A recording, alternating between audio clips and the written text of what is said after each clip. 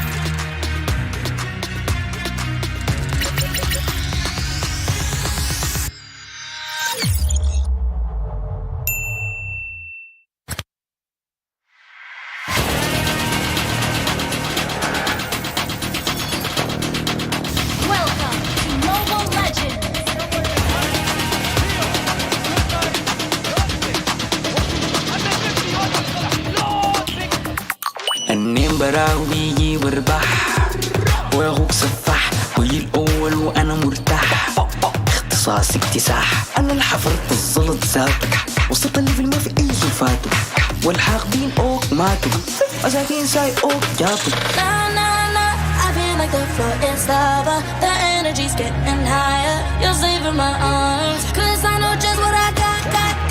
I got you like na na na, and you know I hold the power. There's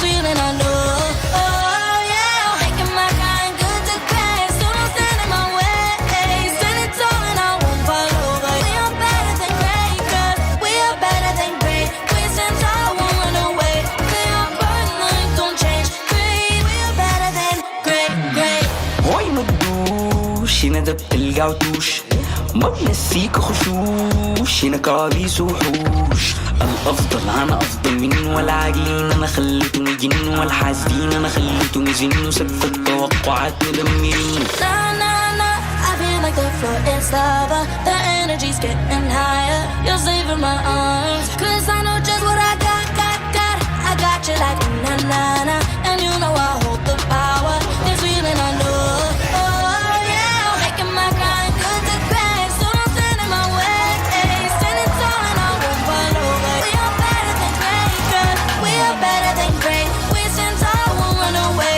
We are first, nothing gon' change. Great, we are better than great, great.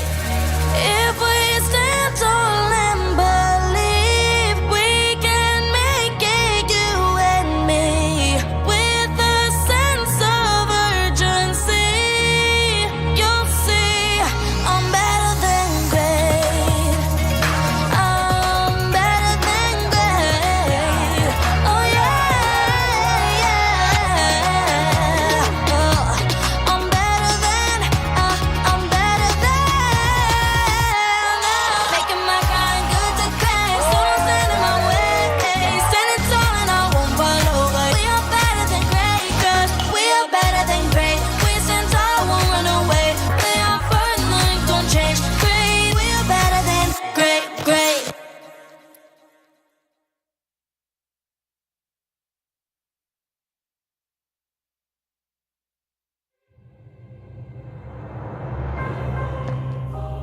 The Shadow Dragon was once my biggest weakness, but now it's my most potent weapon.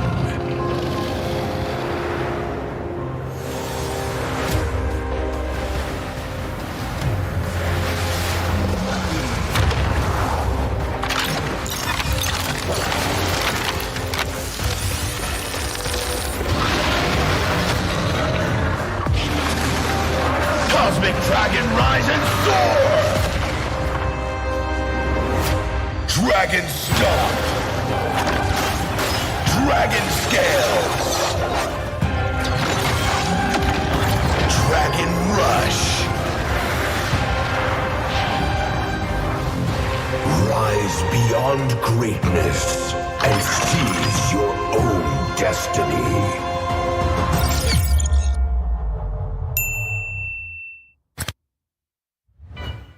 Tonight, we celebrate MLBB Esport. We're driving cars on a Mars tonight. Do the kaldak! Do the kaldak! We're blasting This is the Suman Challenge. ours tonight. Go! Oh! Just it! Just it!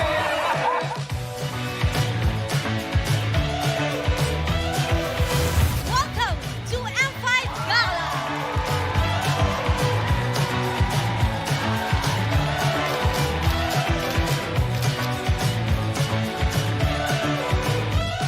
Guess the Hero Challenge. Lapu-Lapu, Iritel, Franco, Nana. Nana! Nana, go! Best dressed team. Ole! Best dressed Super Marco.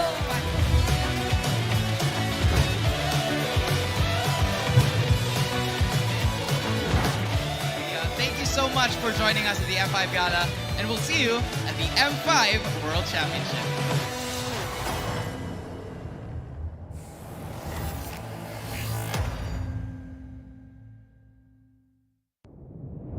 Have you ever wondered what is our identity? Our identity isn't limited to just esport players. Our style.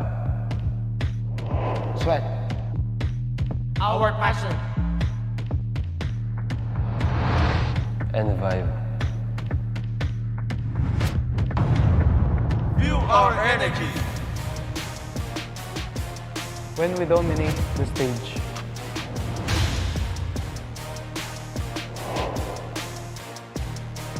the hours of sacrifice. Shape who we are. So, what is our identity? We are legendary.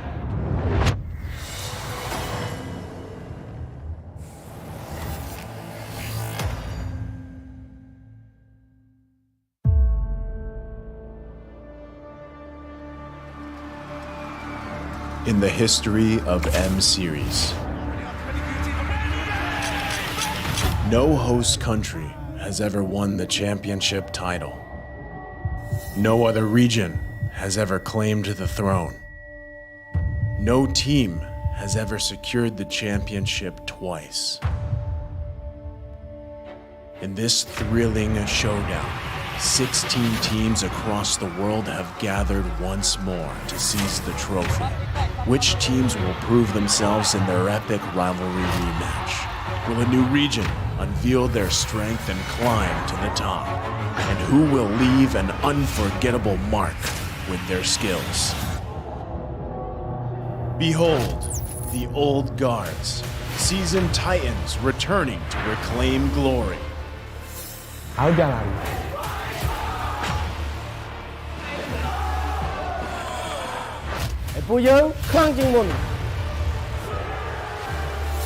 Судьба будет в наших руках. The newcomers, eager to forge their legacy.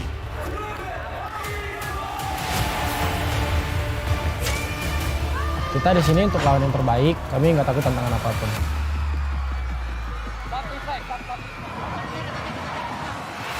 Emerging from the ashes, the rising stars are vying for the spotlight. Kita orang dah tunggu lama untuk momen ni. This is our time. It's now or never.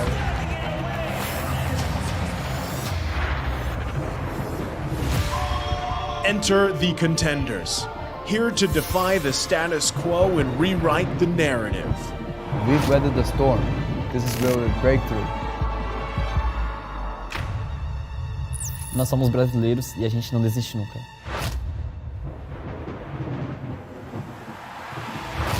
The kings, legends in their own right, descend to defend their crown. Kita sudah merasai kemenangan. Ini saatnya kita menguasai dunia. Naitaas na namin ang kampyonato at itataas ulit namin ngayon. Babawiin namin ang corona para sa aming hari at reyna. Get ready as the stage is set for the most dynamic championship of the year. It all begins here. It's time to see who will be better than great.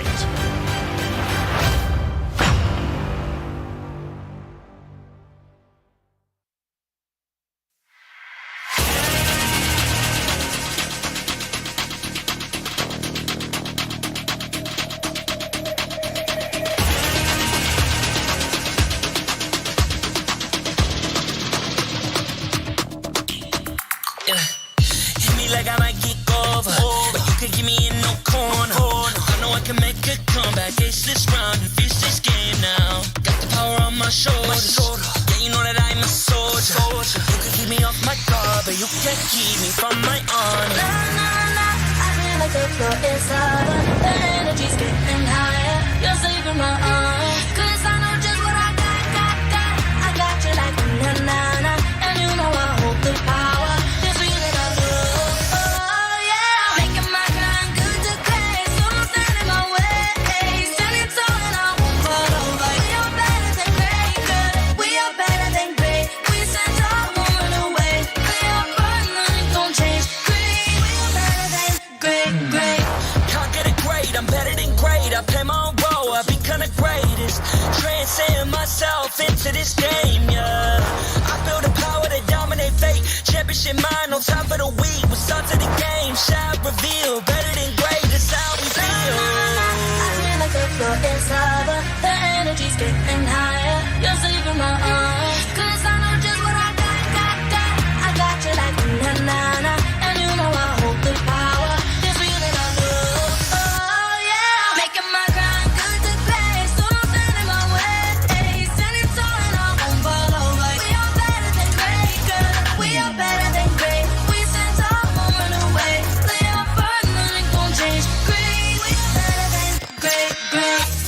If we stand tall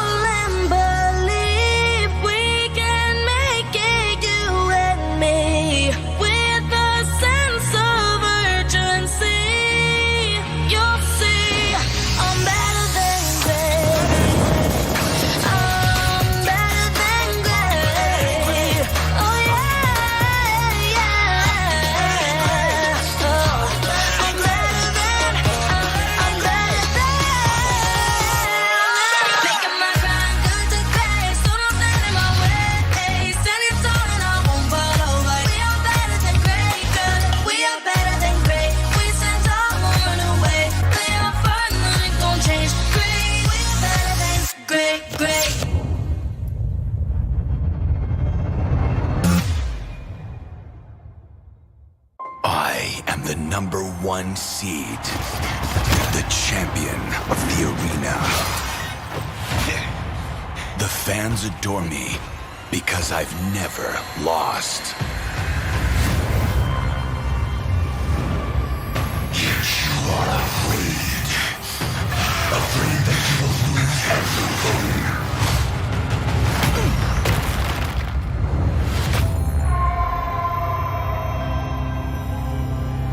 Do you ever get scared of losing, Kimmy?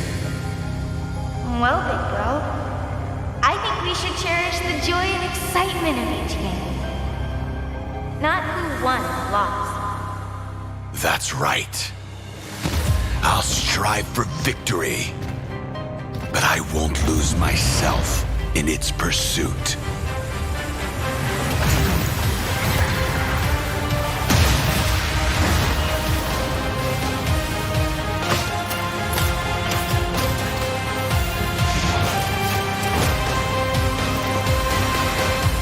World Championship. I'm back.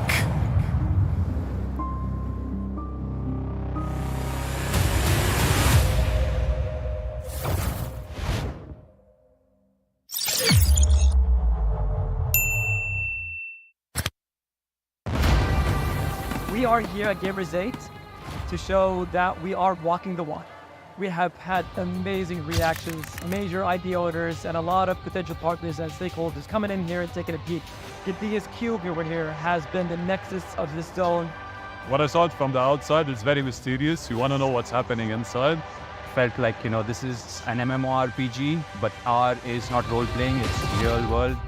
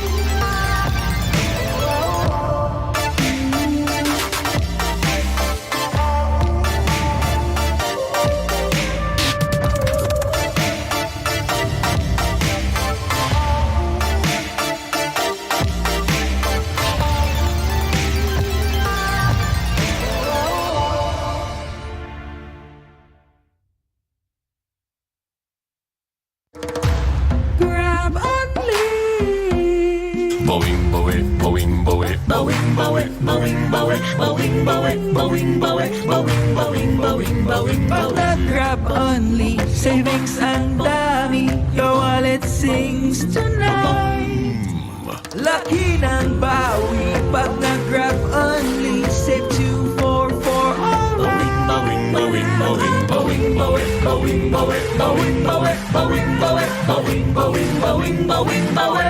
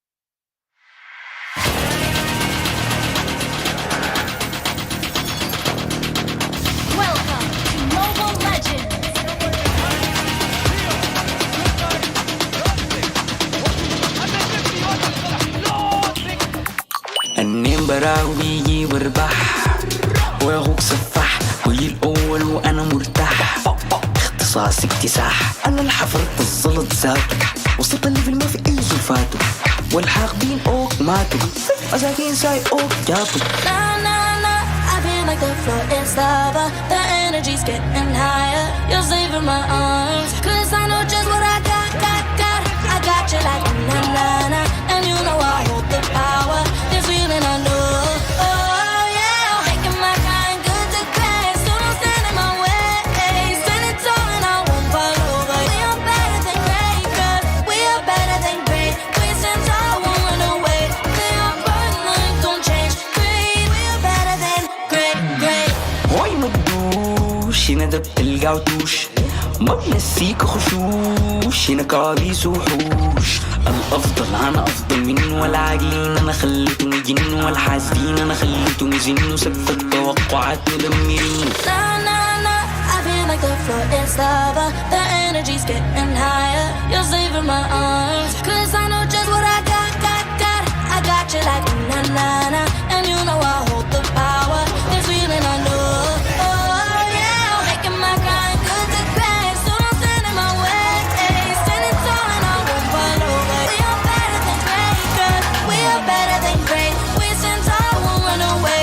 We are burning, nothing gon' change. Great, we are better than great. If we stand tall and believe we can make it, you and me, with a sense of urgency, you'll see I'm better than great. I'm better than great. Oh yeah. Oh, I'm better than. Making my kind good to great. So don't stand in my way. Stand it tall and I won't fall over. We are better than great. Cause we are better than great. We stand tall, won't run away. We are burning, nothing gon' change. Great, we are better than great.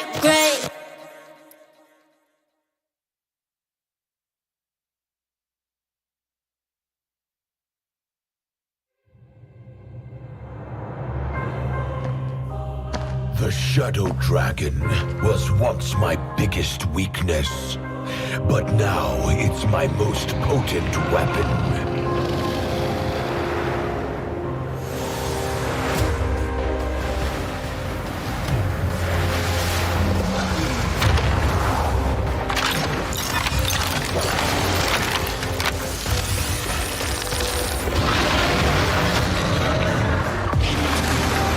Cosmic Dragon, rise and soar! Dragon Stomp! Dragon Scales! Dragon Rush! Rise beyond greatness and seize your own destiny.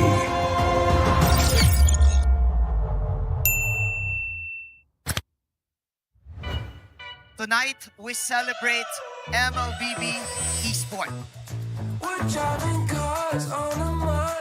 Do the kaldak! Do the kaldak! This is the Suman Challenge. Go! Oh! May This just it.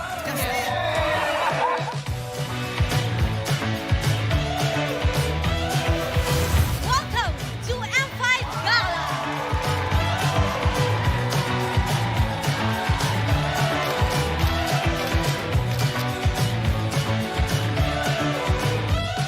Guess the Hero Challenge. Lapu-lapu. Iritel. Franco. Nana. Nana. Nana, come Best dressed team. Best dressed Super Marco.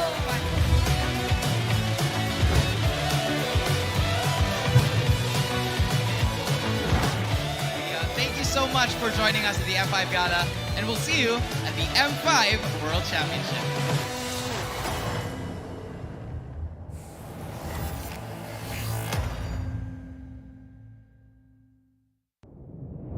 Have you ever wondered what is our identity? Our identity isn't limited to just esport players. Our style. Sweat. Our passion. And vibe. Feel our energy. When we dominate the stage.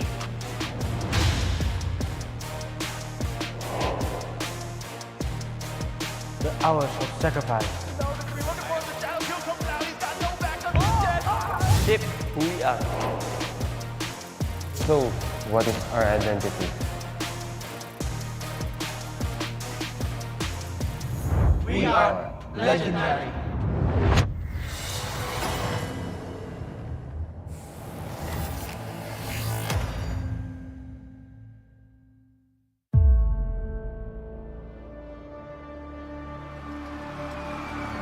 In the history of M Series, no host country has ever won the championship title. No other region has ever claimed the throne. No team has ever secured the championship twice. In this thrilling showdown, 16 teams across the world have gathered once more to seize the trophy. Which teams will prove themselves in their epic rivalry rematch? Will a new region unveil their strength and climb to the top? And who will leave an unforgettable mark with their skills? Behold, the old guards, seasoned titans returning to reclaim glory. Ako jangan.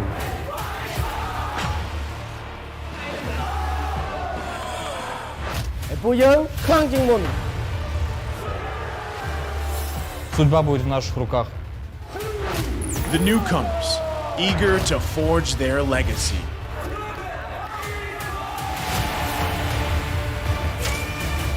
Kita di sini untuk lawan yang terbaik. Kami nggak takut tantangan apapun.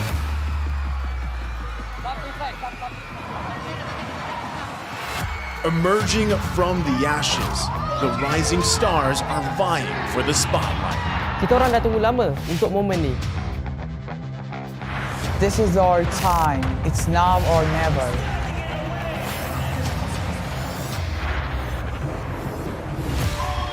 Enter the contenders, here to defy the status quo and rewrite the narrative.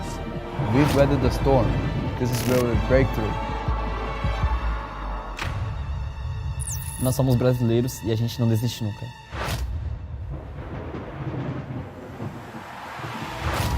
The kings, legends in their own right, descend to defend their crown.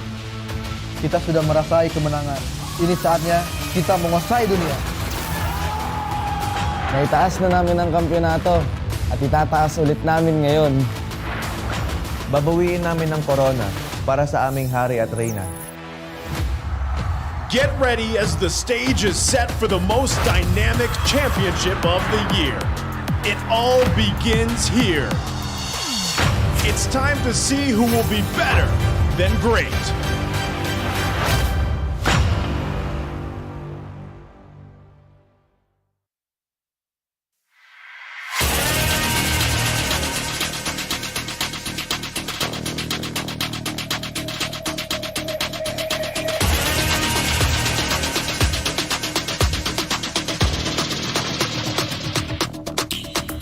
Hit me like I might get over, but you can give me in no corner. I know I can make a comeback, ace this round and finish this game now. Got the power on my shoulders, yeah, you know that I'm a soldier. You can keep me off my guard, but you can't keep me from my honor. Nah, nah, nah, I feel like the floor is over. The energy's getting higher. You're saving my arm, 'cause I know just what I got. I got you like na-na-na, and you know I hold the power. This feeling I love, oh yeah. Making my grind good to great, so don't stand in my way. Standing tall and I won't fall over. We are better than great, good. We are better than great. We send our woman away. We are burning, don't change. Great, we are better than great. Can't get it great, I'm better than great. I play my own role, I've been kinda great. to this game, yeah. I feel the power to dominate fate. Championship mind, no time for the weak. What's up to the game? Shine, reveal. Better than great, that's how we feel. I feel like the floor is lava. The energy's getting higher. You're saving my arms. 'Cause I know just what I got. I got you like na-na-na. And you know I hold the power. This feeling I know. Oh yeah. Making my grind good to great. So don't stand in my way. Standing tall and I won't fall over. We are better than great, girl. We are better than great. We stand tall, won't run away. Lay our burden, nothing gon' change. Great, we are better than great. If we stand tall and believe, we can make it, you and me. With a sense of urgency, you'll see I'm better than great. I'm better than great. Oh yeah, yeah. Oh, I'm better than. Making my grind good to great. So don't stand in my way. Standing tall and I won't fall over. We are better than great, girl. We are better than great. We stand tall, won't run away. Lay our burden, nothing gon' change. Great, we are better than great.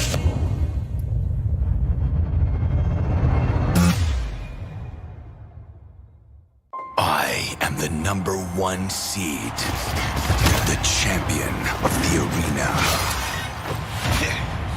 The fans adore me because I've never lost. Yet you are afraid that you will lose everything.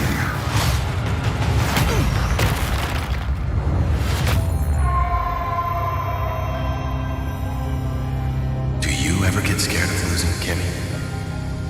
Well, big bro, I think we should cherish the joy and excitement of each game. Not who won or lost. That's right. I'll strive for victory, but I won't lose myself in its pursuit.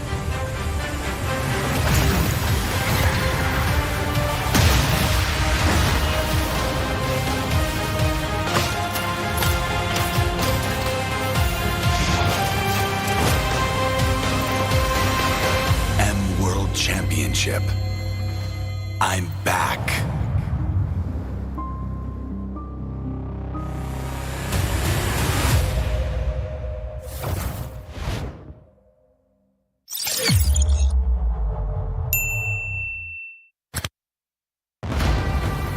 We are here at Gamers 8 to show that we are walking the walk. We have had amazing reactions, major IP owners, and a lot of potential partners and stakeholders coming in here and taking a peek. The DSQ over here has been the nexus of this zone. What I saw it from the outside is very mysterious. You want to know what's happening inside. Felt like, this is an MMORPG, but R is not role-playing, it's real world.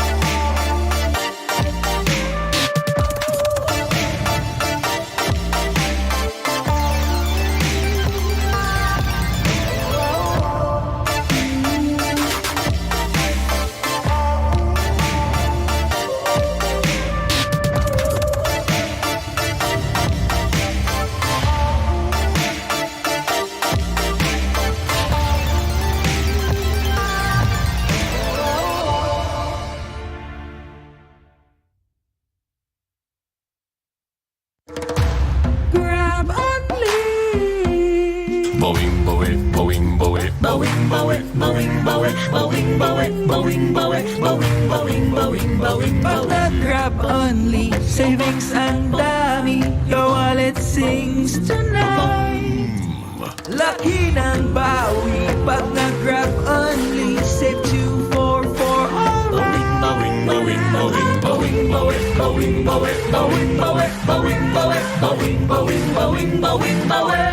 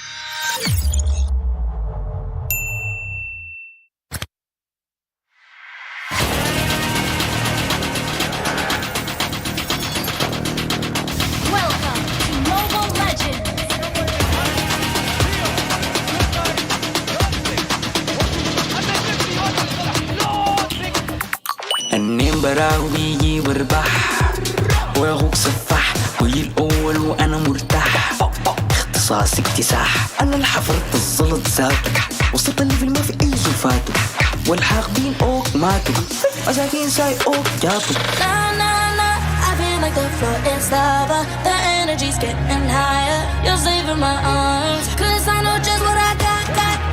I got you like na-na-na. And you know I hold the power. This feeling I know. Oh yeah, making my kind good to great. So don't stand in my way. Stand it tall and I won't fall over. We are better than great, 'cause we are better than great. We stand tall, won't run away. We are burn, don't change. Great, we are better than great. هوي مدوش هنا ده بتلقى وتوش ما بنسيك خشوش هنا كوابيس وحوش الافضل انا افضل منه والعاقلين انا خليتهم يجنوا والحاسدين انا خليتهم يزنوا سقف التوقعات مدمرين I feel like the floor is lava. The energy's getting higher. You're saving my arms, 'cause I know just what I got.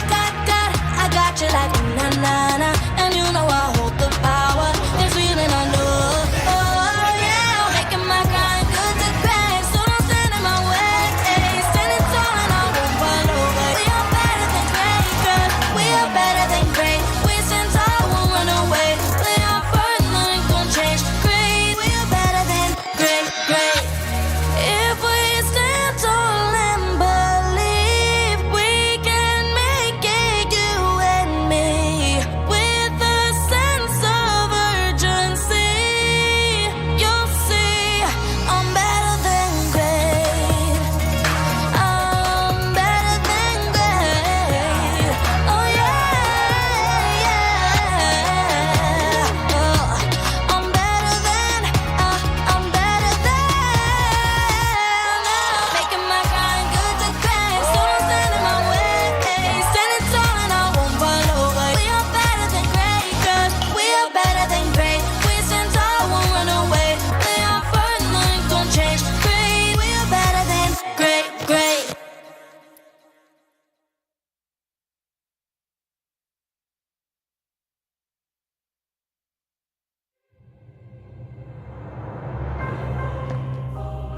The Shadow Dragon was once my biggest weakness, but now it's my most potent weapon.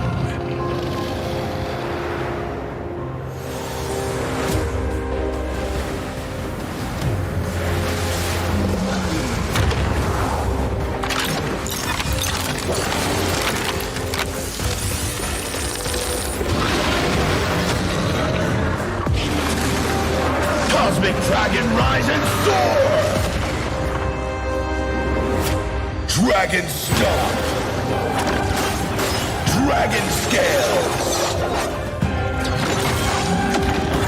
Dragon Rush! Rise beyond greatness and seize your own destiny.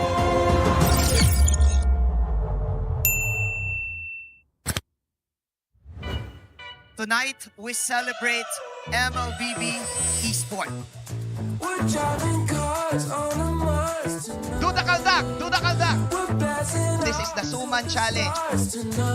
Go! Oh! That's just it.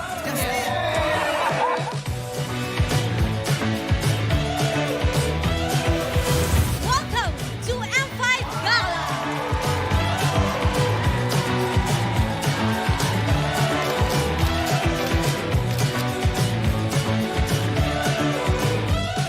Guess the hero challenge. Lapu-lapu. Iritel. Franco. Nana. Nana. Nana. Best dressed team. Best dressed Super Marco.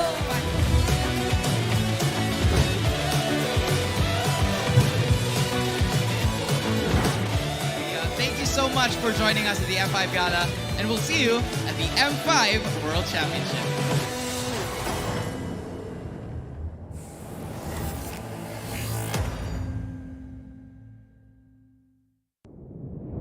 Have you ever wondered what is our identity?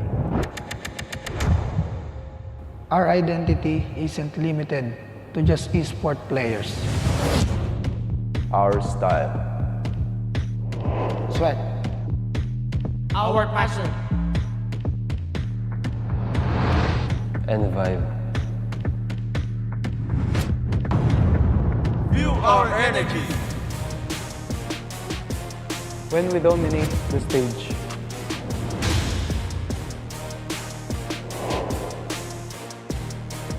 The hours of sacrifice. Shape who we are. So, what is our identity? We are legendary.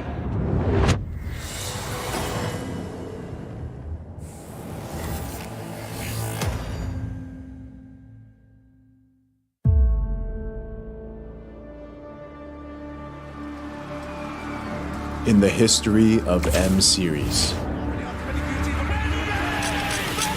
no host country has ever won the championship title. No other region has ever claimed the throne. No team has ever secured the championship twice. In this thrilling showdown, 16 teams across the world have gathered once more to seize the trophy. Which teams will prove themselves in their epic rivalry rematch? Will a new region unveil their strength and climb to the top? And who will leave an unforgettable mark with their skills? Behold, the old guards, seasoned titans returning to reclaim glory. Jangan.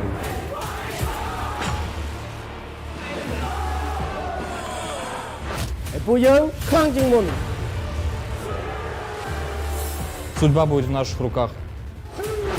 The newcomers, eager to forge their legacy.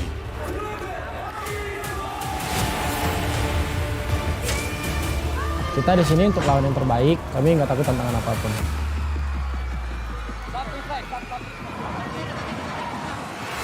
Emerging from the ashes, the rising stars are vying for the spotlight. Kita orang dah tunggu lama untuk momen ni. This is our time. It's now or never.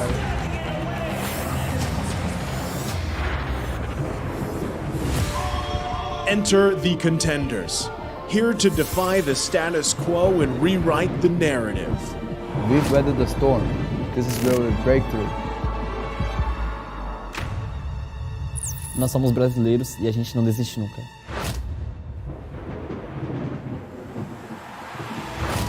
The Kings, legends in their own right, descend to defend their crown. Kita sudah merasai kemenangan. Ini saatnya kita menguasai dunia. Naitaas na namin ang kampyonato at itataas ulit namin ngayon. Babawiin namin ang corona para sa aming hari at reyna. Get ready as the stage is set for the most dynamic championship of the year. It all begins here. It's time to see who will be better than great.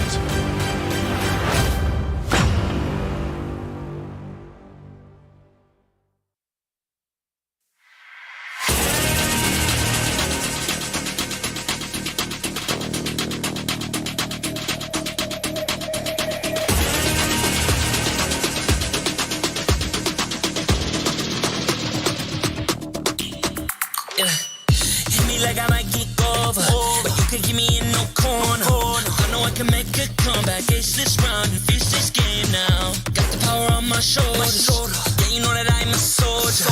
You can keep me off my guard, but you can't keep me from my honor. I feel like the floor is over. The energy's getting higher. You're saving my arms, 'cause I know just what I got. I got you like na-na-na, and you know I hold the power. This feeling I love, oh yeah. Making my grind good to great, so don't stand in my way. Standing tall and I won't fall over. We are better than great, good. We are better than great. We stand tall, won't run away. We are fun, nothing gon' change. Great, we are better than great. Can't get it great, I'm better than great. I play my own role, I become the greatest. Transcend myself into this game, yeah. I build a power to dominate fate. Championship mind, no time for the weak. We start to the game, shine, reveal. Better than great, that's how we feel.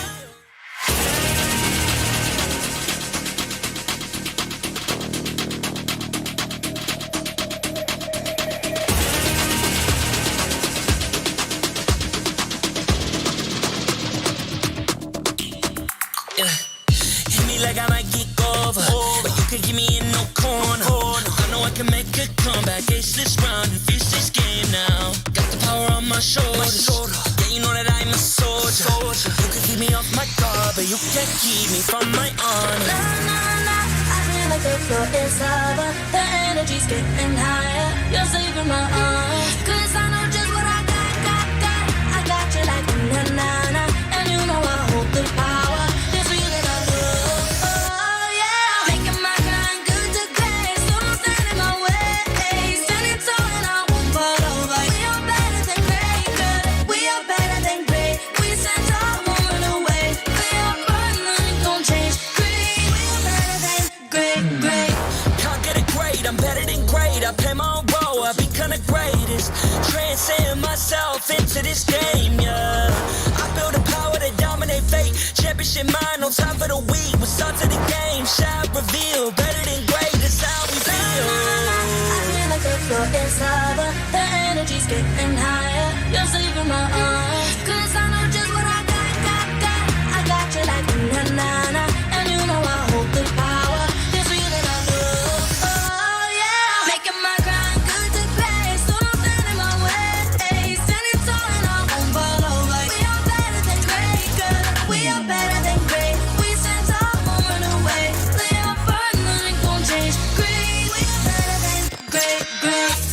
If we stand tall and believe.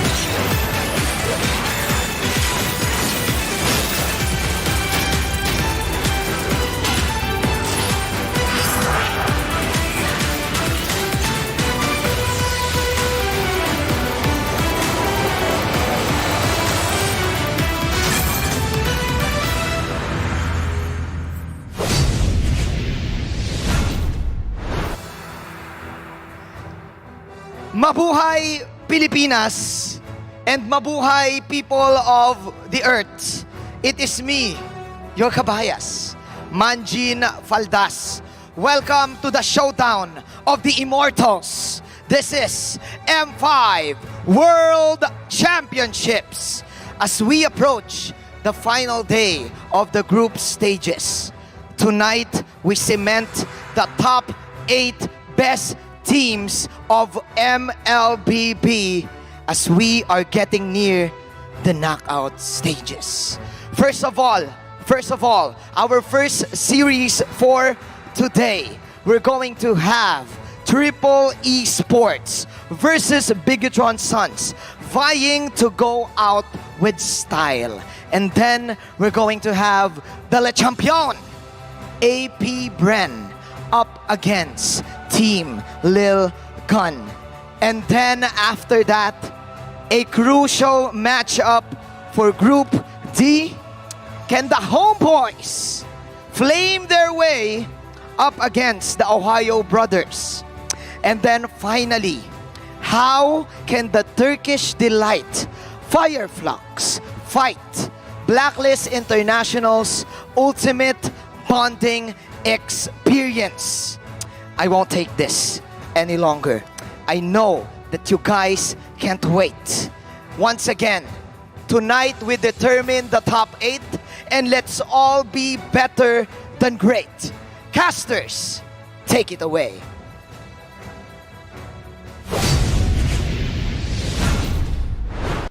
Thank you so much, Manjin, for this wonderful opening. And between two teams who have nothing to lose, expect exciting and explosive gameplay where either team would like to go out in style. Welcome to the final day of the M5 World Championship group stage. My name is Yasu. Together with me are Leo and Wolf to bring you the first best-of-3 series of the day between Triple Esports and Bigatron Sons. How would you feel here today, Leo? I'm great. It's been a while since I was on desk. I was enjoying the action all the way from the comforts of my desk in the office. And I'm happy to be here as we conclude the group stage and lock in the top 8. I was very happy to see Coach Lyric actually just a while ago, and he seems like he's in good spirits. And I think the entirety of Triple Esports are also in good spirits, so that's a sight to see, you know.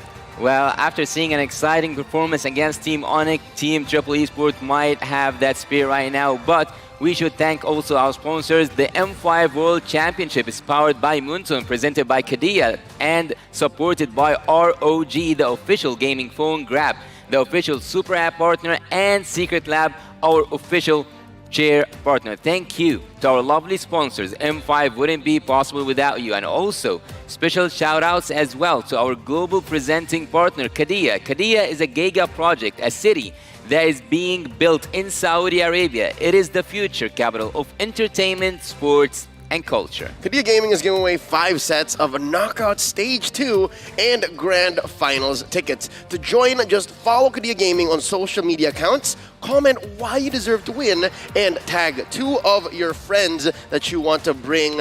Put it down in the comments. The campaign starts from the 2nd to the 7th of December. So 2nd to the 7th. Today's your last day, folks. The winners will be announced on the 8th, that's tomorrow, via @Kadia Gaming's Instagram story. And by the way, the M5 Pass is now live. Unlock the Yuzhong's M5 exclusive Dragon's Shade skin and Prime Cosmic Dragon skin when you buy the M5 Pass. Accomplish all activity tasks to reach level 75 for free. A ton of M5 exclusive rewards are also waiting for you. Get yours or gift a friend right now.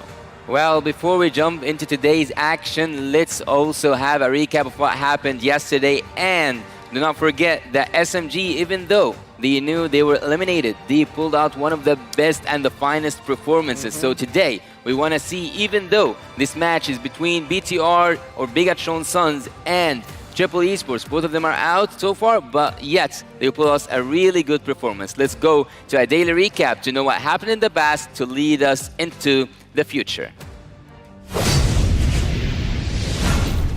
Bomba nails it, but Flash doesn't connect as the implosion locks him down. The attempt Keyboy starts things off, flickers in hard. The NetherRealm is going to protect him. Keyboy ends up losing his immortality, and now they're laying everything, throwing the kitchen sink as well. The penultimate day of the M5 group stage ended with immense emotions and exhilarating gameplay. Team SMG started the series with an incredible defense to prove that they might be out, but they are not done. Team SMG, they start slow, but they finish fast. Look at that, the physical defense shred right onto Luiz's Tyrant's Revenge. The Brazilian Sang Raha bounced back in Game 2 with tenacity. Good shots, and that's a double pick up. Takashi once again finds the back, and it is an equalizer. But in the end, SMG staged an epic siege to end RRQ Akira's dream. The knockout when they want to pull RRQ to the depths of elimination. Next up, it was a clash of two very expressive teams in Homeboys versus Deus Volt. Там крип, что там? Блять, там еле живая карета. Орлот без пульса, по идее, я не знаю. One more gonna come, you need to survive this one. Нету еще шансов, еще нету. Go take Brody away from us. Take Brody away from us. Okay, go. Okay, wait a bit. Go. Okay, go. Давай! Nice. With a total kill count of 54, Deus Volt capitalized on Homeboy's mistakes and took the first game.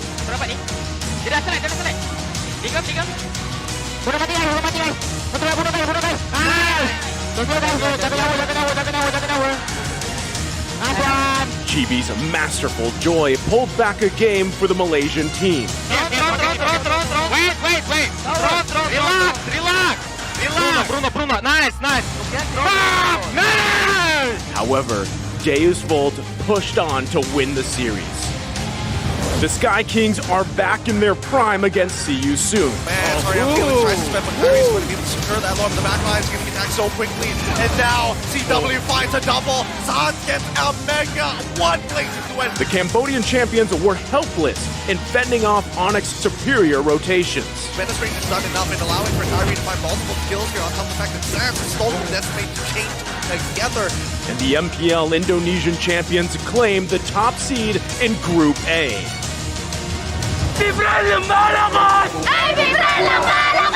Last match of the day, the Filipino champions were looking sharp and ready. Just YOLO, okay, go. Hey, take the thing.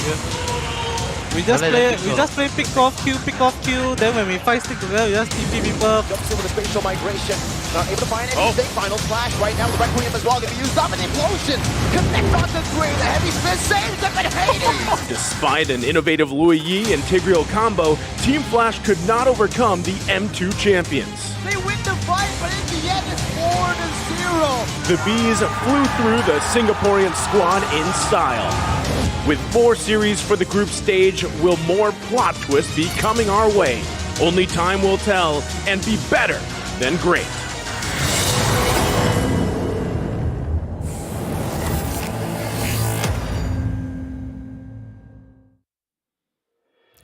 Well, right now, presented by Kadia, let's check out the play of the day of Group Stage Day 5, where Razels rampaging, Brody slaughters, Deus Volt with a Maniac. I'll get 4 kills after this because of their rundown. Look at them. It's like I think we described this as a Royal Rumble, and I'm sure that Leo over here knows a thing or two about Royal Rumbles. That really looked like something like they're just literally chasing each and every one of their opponents. Yeah, no, it also reminded me of War Games!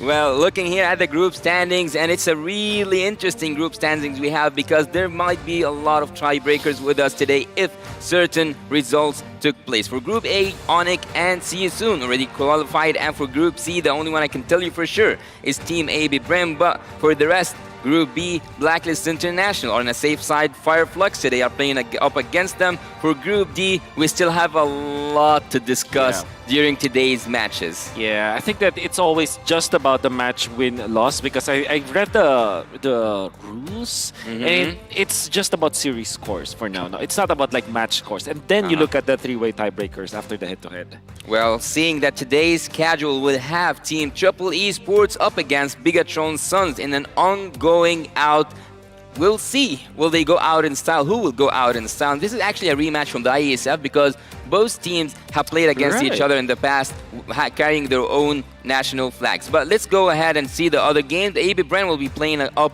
against Team Lil Gun and a tall order for the Mongolian wildcard. Up next, we will have the Ohio Brothers against Team Homeboys, and in a make or break moment for the Homeboys, and we will conclude today's matches with Blacklist International against Team Fireflux, defending the home ground, Pride and the Queen's Legacy, and maybe, just a maybe, it's the time to crown a king.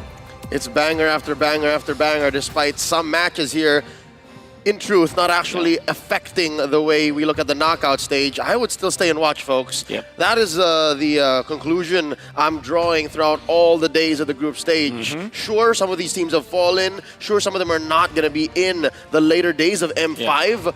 But if you want to learn about the game, if you want to see moments on the grandest stage of them all, then it's worth it. If you actually missed out on the past few days, go scrub back. Go scrub back when we're done with today's broadcast. Yeah, I think that almost every match looks like it doesn't matter. Well, this one in particular, it doesn't affect the standings. But if you go over to AP Brand versus Lil Gun, there is a chance. Obviously, we look at the AP Brand because of their performances. Was back-to-back 2-0s. You would think that there will be no chances at all for a tiebreaker in that region, but there is a chance. And then if you're looking at TOB versus Homeboys, it's even more important because literally TOB can drag Homeboys with them, or if the Homeboys wins, it's an automatic tiebreaker. So that third series, it's gonna be high stakes, you know. Yeah, no, Group D is proving to be the actual group of death now. Yeah, that's right. Apparently, D stands for death in this group, but we have heard really nice words from Kyrie and also from JB about Team Homeboys, and there's a possibility, even though they started strong, that Team Homeboys wouldn't make it and advance from this group stage. Well, I will be casting that too, so not sure Lafel or Gideon or any other caster from Malaysia is happy about that. I think you are up there in the list on the list for Lafel. Yeah, I'm happy to watch. I'm happy to watch. Hey, I got Leo protecting me here. I'm sure that you'll protect me, right? And nice too as well. I'm sure. I'll take your odds. All right. Okay, let's go ahead and see what surprises we will have a cross-region call with the Mena. Welcome. Welcome guys. Okay, so Arhibu means welcome in Arabic. So we have here Zuzu, Koli, and Seven Last. These are the members on the screen from left to right. And we have some questions for you guys today. The first one I would like to ask is, what can we expect from Team Triple Esports? Because right now they have nothing to lose against Team Bigatron. Sons. Nice to meet you, everybody, and nice to meet you all. Hello, Yaso. Hello. Miss you, brother. Miss you. Why you there? Okay, guys. About Trouble, I think we will win because we should win because it's our last match. I don't know how about fully. We think about that. First of all, I would like to say hi, everyone. Hi. I have a special hello for Yasu. How are you? And also, What do you expect from Triple today? We all miss you here, Yasu. Oh, me too. From Triple Esports, I expect a win for sure. There's no way that Triple Esports can lose this best of 3. It's the easiest 2 matches that we will have at this group. So there is no excuses. No excuses. I'm sure it will be 2-0. High expectations. It will be 2-0. Yeah. Oh my God. So there is okay. I want to also know about you, Seven Lost. What do you think of today's match? Before we go to the next question. Okay, like we saw last match against Onyx Esport, Team Onyx. We saw it's a very good match. Where it was first match was an enthusiastic match. Okay, yeah. I think we today will see 2-0 for Triple Esport. Wow. This is يعني like يعني about the game. Yeah. We all expect that. So all Second, of the MENA region can... Yes? Yeah. Second thing, we're really happy to see you, Yasu, on the main stage of Empire.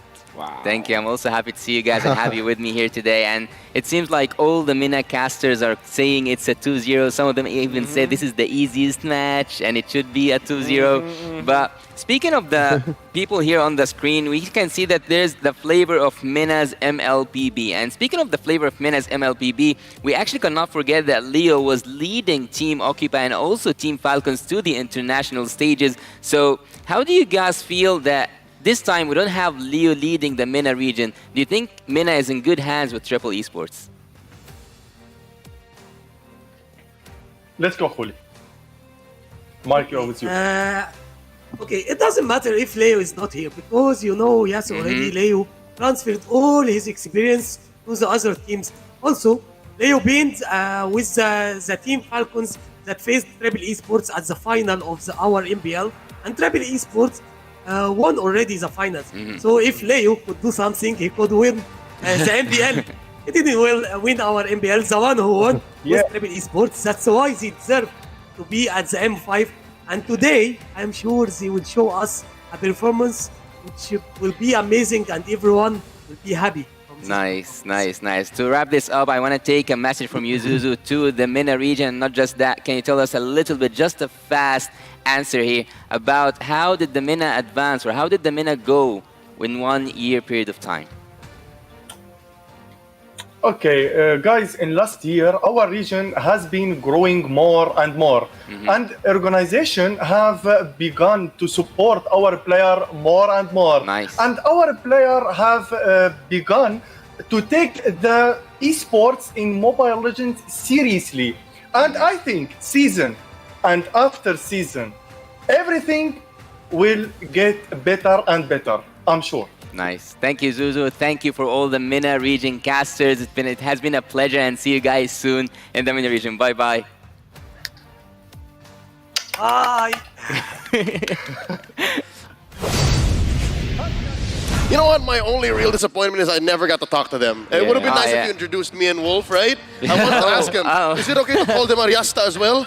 Yeah, it is. All right, that's the only thing, man. I got a couple of questions, but we only had so much time. Yeah, and I'm happy that they are very confident about their team. And okay, so it sounds very confident when they say that this is like the easiest matchup there will be. I think, but we might have just been lost to translation. I think the real translation is like it is the team that they can actually defeat and show up. Low pressure. No pressure at all because they don't have anything to lose anymore. Well, speaking of the game, to officiate the M5 World Championship, we have our marshals making their way onto the stage. They are here to ensure the fairness and integrity of our game.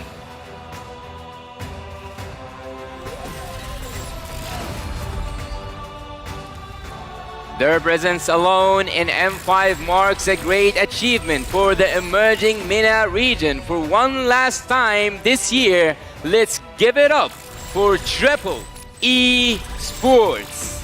Oh, I've grown so fond of these young gentlemen from such diverse backgrounds. A lot of them actually students. These are my yastas. Well, right now we'll introduce Team Bigatron Sons. Their comeback this year may have been short, but all of us can't wait to catch them in action soon. Once more, give it all of your applause, Team Bigatron Sons. One of the most iconic teams in their region, a very strong team and a lot of potential in them. This might be their last time this for M5, but it will not be the end for sure. And now introducing the coaches and analysts to guide our teams to victory. For Triple Esports, Coach Lerak and Analyst Zuzu, and for Bigatron Sons, Darkness and Neo. And right now you'll see some fist bumps just to show the spirit up there on the stage. I almost forgot how huge of a man Coach Darkness was. I first met him at 2021 in M3, and seeing him here, still bouncing back, facing off against Triple Esports. I think both teams are actually loosened up. Both teams are feeling very little pressure. Both teams will perform, And I'm excited to see Sano, Tarzan, Sanji in the XP lane, by the way. Coffin and the Troll show up and show their best because, again, this squad right here has great promise for mechanics. They're good fundamentally. They're very smart and connected. It's just that maybe when it comes down to the late game, they lack the vision. And now we're going to be facing up against Bigatron Sons from Brazil. A little bit of change here as Super Upa, Buzijo, Black, Syndra, and Akashi will be the ones playing for their team. I'm very excited to see them as well. How can they perform when there's nothing else that they have to think about? They just have to play the game. Because I think that when you look at Brazil as a region, that's how they play actually. Like when you look at the MPL, it was very colorful. At the same time, it's very action-packed. And maybe because of the fact that this is the time where they can show who they really are. This might be the most entertaining that we'll ever see BTR. Well, as we said earlier on today, this match actually happened and took place in the IESF. Almost the same rosters because there have been some changes here or there. Yeah. And let's have a quick look on the town prediction. Oh, it seems like everyone here is also saying that Triple Esports will win. I think I got swayed by the MPL Mena talents. Even before speaking to them, I got a feeling. I got a feeling that, hey, maybe with this less high pressure situation, maybe the Mena squad can come out. Yeah. I think this will be 3 games. I think I'm also mentally prepared for this, honestly. And I gotta, the main reason, I'm not saying the only reason, but the main reason why I voted for Triple Esports, I think the influence of Coach Lyric is, it has improved a lot, particularly. And I think you'll be surprised how confident you can feel about Triple Esports when you actually talk to their coach. All smiles, Coach Lyric. I remember when Coach Lyric was still part of Onyx Philippines in MPL. That's right. Yeah. It's quite shy, I would say.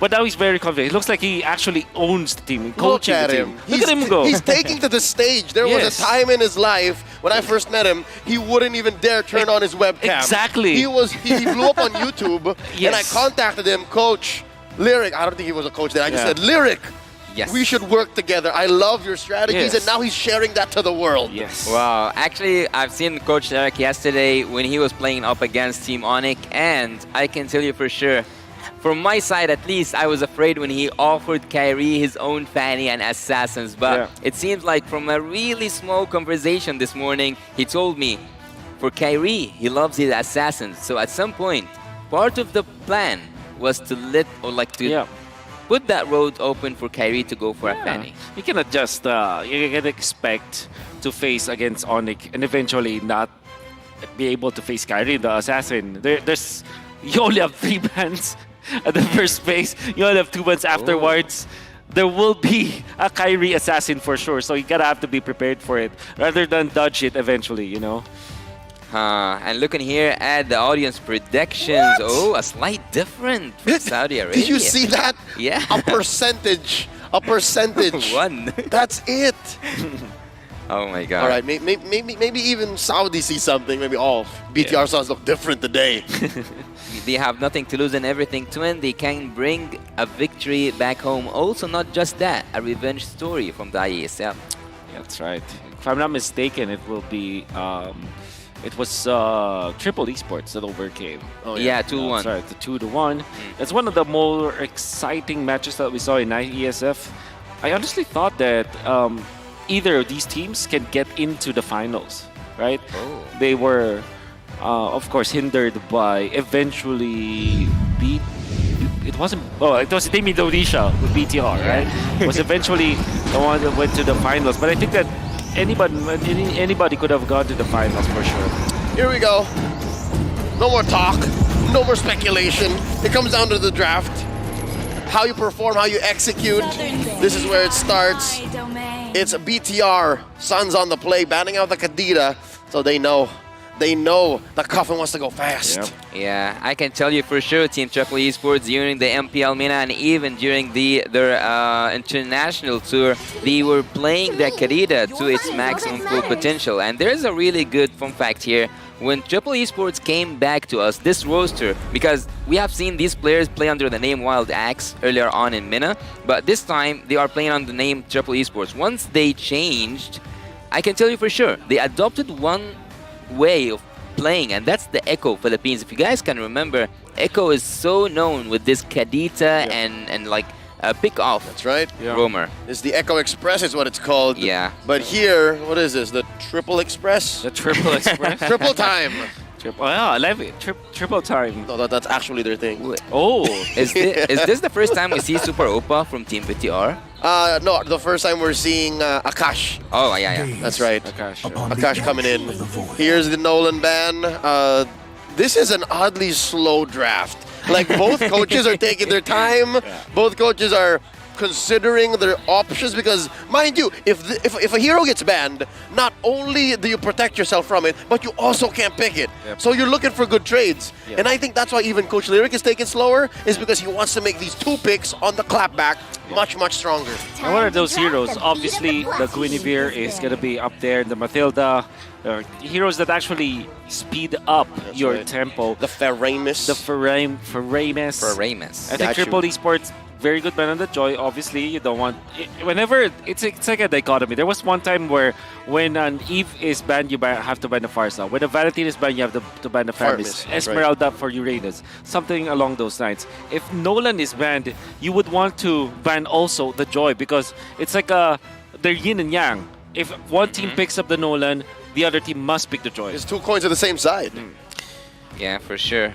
Team Triple Esports and also BTR are taking all the time that's offered by this draft because they are using every second. I don't know if it's about instructions, but yeah, as you said, Guinevere is up there somewhere, and for Team BTR, they keep focusing on Tarazan, but I can tell you for sure, Tarazan loves his utility heroes, so we might expect a Fredrin coming from him.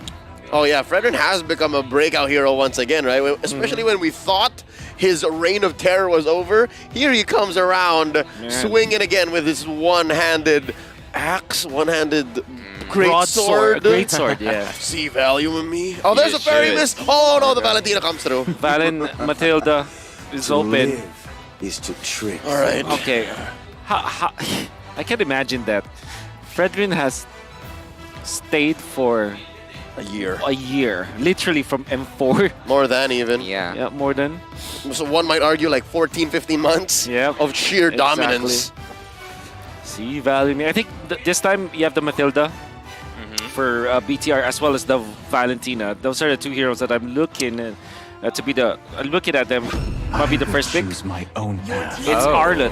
So I think you can still go Bruno Matilda here for Triple Esports. Yeah, we didn't mention the Bruno. Bruno's so good. Yeah. Bruno is usually a first pickable or first bannable. There he is, going into the hands of Triple Esports. Something else to note. What I'm loving, by the way, in the first phase, second pick, right? 2 and 3 for 1, 3 for red. Yeah.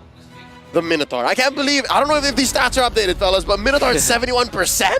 Yeah. He's so good. He also answers the Claude. That's right. Oh. Okay. You can.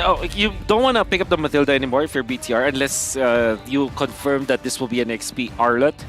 At the same time, you don't want to give the Minotaur to the other side. So this is a bit of a conundrum for BTR. Then again, they can pick up the Baksha this time, as well as the Lilia. Baksha Lilia perhaps is a good option here for BTR. Well, if Team Triple Esports want to go for this, I would say hospital meta kind of support thing. Team Triple Esports actually so far haven't shown me a lot except for a Rafaela, I would say. But as you said, Baxia joining here with the Lilia. This is a really good prediction coming from you, Wolf. Oh, but Team Triple Esports, they pick it so fast. Yeah, but some artists, they want to speed it up, so we don't see the Valiant Fredrin anymore. The Minotaur, which side would you favor to have that Minotaur? BTR, perhaps, because however, the Valentina being available for Triple Esports, they might feel that they don't need it actually. So BTR, they might just be banning out something like a Terizla.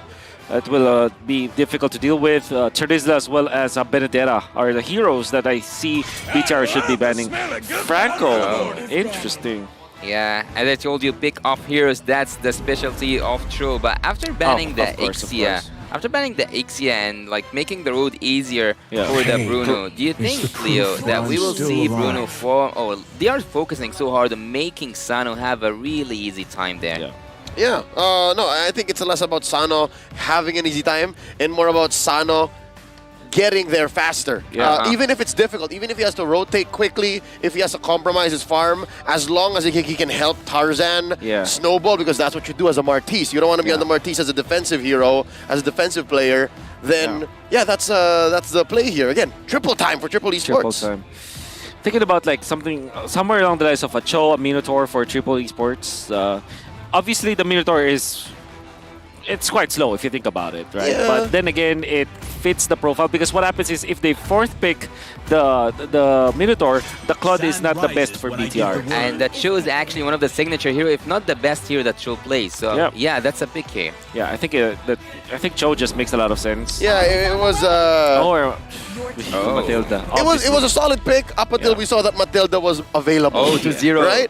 Because again, I watched their matchup against Onyx and Troll was on the Cho, right? Yeah. If it wasn't Matilda, that would have had a little more damage. Yeah. Troll doesn't need the extra out. Troll just needs to confirm the kills. That's right. Helping with the disengage, having that Matilda, do you think that Team Triple Esports will have the better rotation or the faster one at least? Yeah, the smartest Matilda. It's pretty strong. So then you have the Valentina. Triple time for Triple Esports. Matilda. Yep. That means BTR, they need a defensive hero. That's somewhere along the lines of a Terizla again. Then maybe they will be thinking between Claude as well as perhaps the Claude or Beatrix. All right, there she is. Oh, there's the protection Ruby. hero, the Ruby. Okay. There's a lot of crowd control for BTR. Yeah. You can go Paquito, I think, if you're Triple Esports, or a Bennett, or actually Yu Zhong. Yep. Find that a perfect hero. They want Terizla. Okay. They go classic. They go classic. So after seeing the draft from both sides, which side are you leaning towards? I think that BTR have the most crowd control, and you do love that. Yeah, for but sure. do you say that they have a better draft here? The Matilda plus the Martis is just such a scary duo. And then if you add in the mix the Valentina, they have a Ruby, which is, BTR, they have the Ruby, but it might not be enough. It's a defense hero, but against like a Matilda, Valentina, Martis, it's gonna be difficult to deal with. So I think I'm leaning more towards Triple Esports this time. Well, in terms of defense, I would go with Team BTR. I bet they can hold on a really good defense, but I don't know if it comes to this. But let's go to the Land of Dawn. Game 1 in this best of 3. Again, the gloves are off, pal. No holds barred. No inhibitions. It's all on the line here for their last best of 3 here on the world stage. It's Bigatron Suns going up against Triple Esports. Let's check out these early rotations. It's going to be key for Triple to go triple time. Something to note about BTR Suns. Yes, we can mention how they're defensive, right? Yeah. Why does BTR Suns have that tendency? Why do they always, some way, somehow, halfway through the draft, suddenly go, yeah, we're going to play defensive? Yeah. Well, looking at this from my own perspective, I don't know why would you bet on going to the defense. It's a really risky strategy here, but looking at their composition, I think that having the Beatrix will help you so much with the whip clearance, and not just that, even the burst coming from Syndra and the Lilia. Yeah. So the rotation will be also fast, right, Wolf? I think that having the Baxia will make the rotation so fast for Team Bigatron. Yeah. And I think to kind of add to answering Leo's inquiry. Yes. I think it's mainly because of their gold. I think the reason why they go defensive is because they want Super Upa to be a more successful. Like, that's what I noticed, that they go for heal. That's gold lane violence right there. Oh my goodness. And Sano is just not letting up. Sano is not letting up. I think that is in their DNA because Upa is known as Upa the Destroyer. Yes. Different from many gold laners or many athletes in our great esport, he doesn't like attacking heroes. He likes attacking objectives. He likes attacking turrets. Yeah. So I understand why you want to play defensive. You want to kind of have pressure elsewhere on the map so that Upa can do Upa things. Well, even though I kind of expect to see Syndra controlling that mid lane wave, but it seems like Coffin is the one pressuring. Yeah. And you can see that Triple Esports, they're taking advantage of this Matilda plus the Valentina lane. They're already bullying Syndra as well as Akashi. That's gonna be pretty critical eventually. Sanji, the XP laner. Troll commits the flicker, down to a third of his health. Popping that regen. Tarzan with the pull. Turtle here, seeing that close to half health. Gonna get soft reset. Akashi coming through. Turtle stays. Health at a fourth. Look at Boozy. Boozy holding down. Puissance comes through. Tarzan secures the penalty zone from Sanji. Buzizio coming from the side, helping Akashi secure a kill. Circling Eagle. Oh no, Bigatron Suns collapsing. Triple unable to capitalize on their turtle take. And they are gonna have to back off. What a turn from the Suns. That was really good coming out from BTR when it comes to the killing, especially because Black eventually got into position. However, imagine if Akashi just landed the stun while they were going for the 50-50 retry battle. If the timing was a lot better, BTR could have really taken that turtle. But then again, they got the kills anyways, and Triple Esports will just trade off when it comes to like that turtle fight. Well, speaking of Buzizio here, I would say that he was nearly down from the side of Team Bigatron, and when it comes to that trade, it was a kill to a turtle, which ties the numbers here. Team Triple Esports actually are trying... Oh, what is that? Buzizio jumps onto Tarzan. Wrong target. Use the iframe, dodging the stun. Down under. It's a 1v1 between the Arlet and the Terizla. They're just waiting. Circling on Syndra. Uses the flicker. Still has 1 HP. Does not need to use the black shoes. Bigatron Suns gets away. Wow, not having a mana and living like that. What an escape from Syndra. Top lane though, it seems to be like very Sano-sided. As you can see, he's level ahead of Super Upa. Super Upa eventually will get to level 6, but when it comes to gold, that's 300 gold, and obviously the Has Claws for Sano picked up very early means that he can sustain himself. Buzizio. Look at the lifesteal from that. Yep, he doesn't mind. He doesn't mind. And Coffin is just around the corner. So is Troll. Sano, he knows, not gonna force it. Barely in range of this gold cart. He's all right. Yeah, tying the numbers in the top lane and then going back to the mid lane duties, we can see that the turtle fight is about to begin between Team Triple Esports and Bigatron. And so far, Black is the only arrival from the XP lane. But Sanji with the flicker, he can pull off something. Huge presence from both teams. Circling Eagle on the Black does not cancel it. Sanji misses the penalty zone. No one home. Final slash coming in from Black. Flickering on out. Sanji here down to half his health. Guiding wins from Troll. Thank you very much. Turtle gonna get reset here. Triple Esports gets nothing as the Bigatron Suns circle around, patrolling. They know the objective still stands. Yep. Sun almost level 8. Buzizio's just level 7. There's a chance that Triple Esports just waits out their level advantage onto Tarzan. And they may just be waiting. Look at the clear on the mid lane. Gonna be focusing on it. And yeah, Tarzan eventually get to level 8 because of the Lethal Wanderer. I wonder. I cannot help but to wonder why there is no focus whatsoever so far on the turrets. No one committed to any turret dive yet. Here we go. We'll get the answer in just a bit. Penalties on one more time. My God. 4 big targets for Sanji. Akashi falls. Next up on the docket is Black. Tarzan finds the decimate and converts straight into a turtle. Triple Esports going triple time. And that was a turtle dance, if I haven't seen anything before coming out from Triple Esports. Very well done because Coffin was actually baiting out BTR Suns, and when they clumped up together, eventually there was the flicker towards the penalty zone play. Then Coffin just activates the black shoes. All of a sudden, he's in front of everyone, landing the first, second combo, the 1-2 skill combo, and then they just died afterwards. What a turtle dance from Triple Esports. Wow, it was a perfect gameplay out there in the bot lane, but also the brothers' instinct coming from Cho, saving everyone. And now we can see an engage from Troll as well. Uh-oh, Circling Eagle committed on the 2. That's Tarzan dancing on up. Oh, nice pull. He's offended. Troll taking a bit of the turret damage. Syndra pops him, drops him, stopping Triple Esports from assaulting Bigatron Suns jungle. Tarzan goes as well. 2 for none. Bigatron Suns. What a clapback. And that was because of Syndra just activating the black shoes right on time, just baiting out Tarzan. Already committed with the decimate. Doesn't get the kill. Ouch. Good eye sniper. I'll shoot. You run underneath his turret. Super Upa taking quite a bit of damage. Down to a 10th of his health from the backline. Coffin steals away the I'm offended and killing Super Upa at maximum range.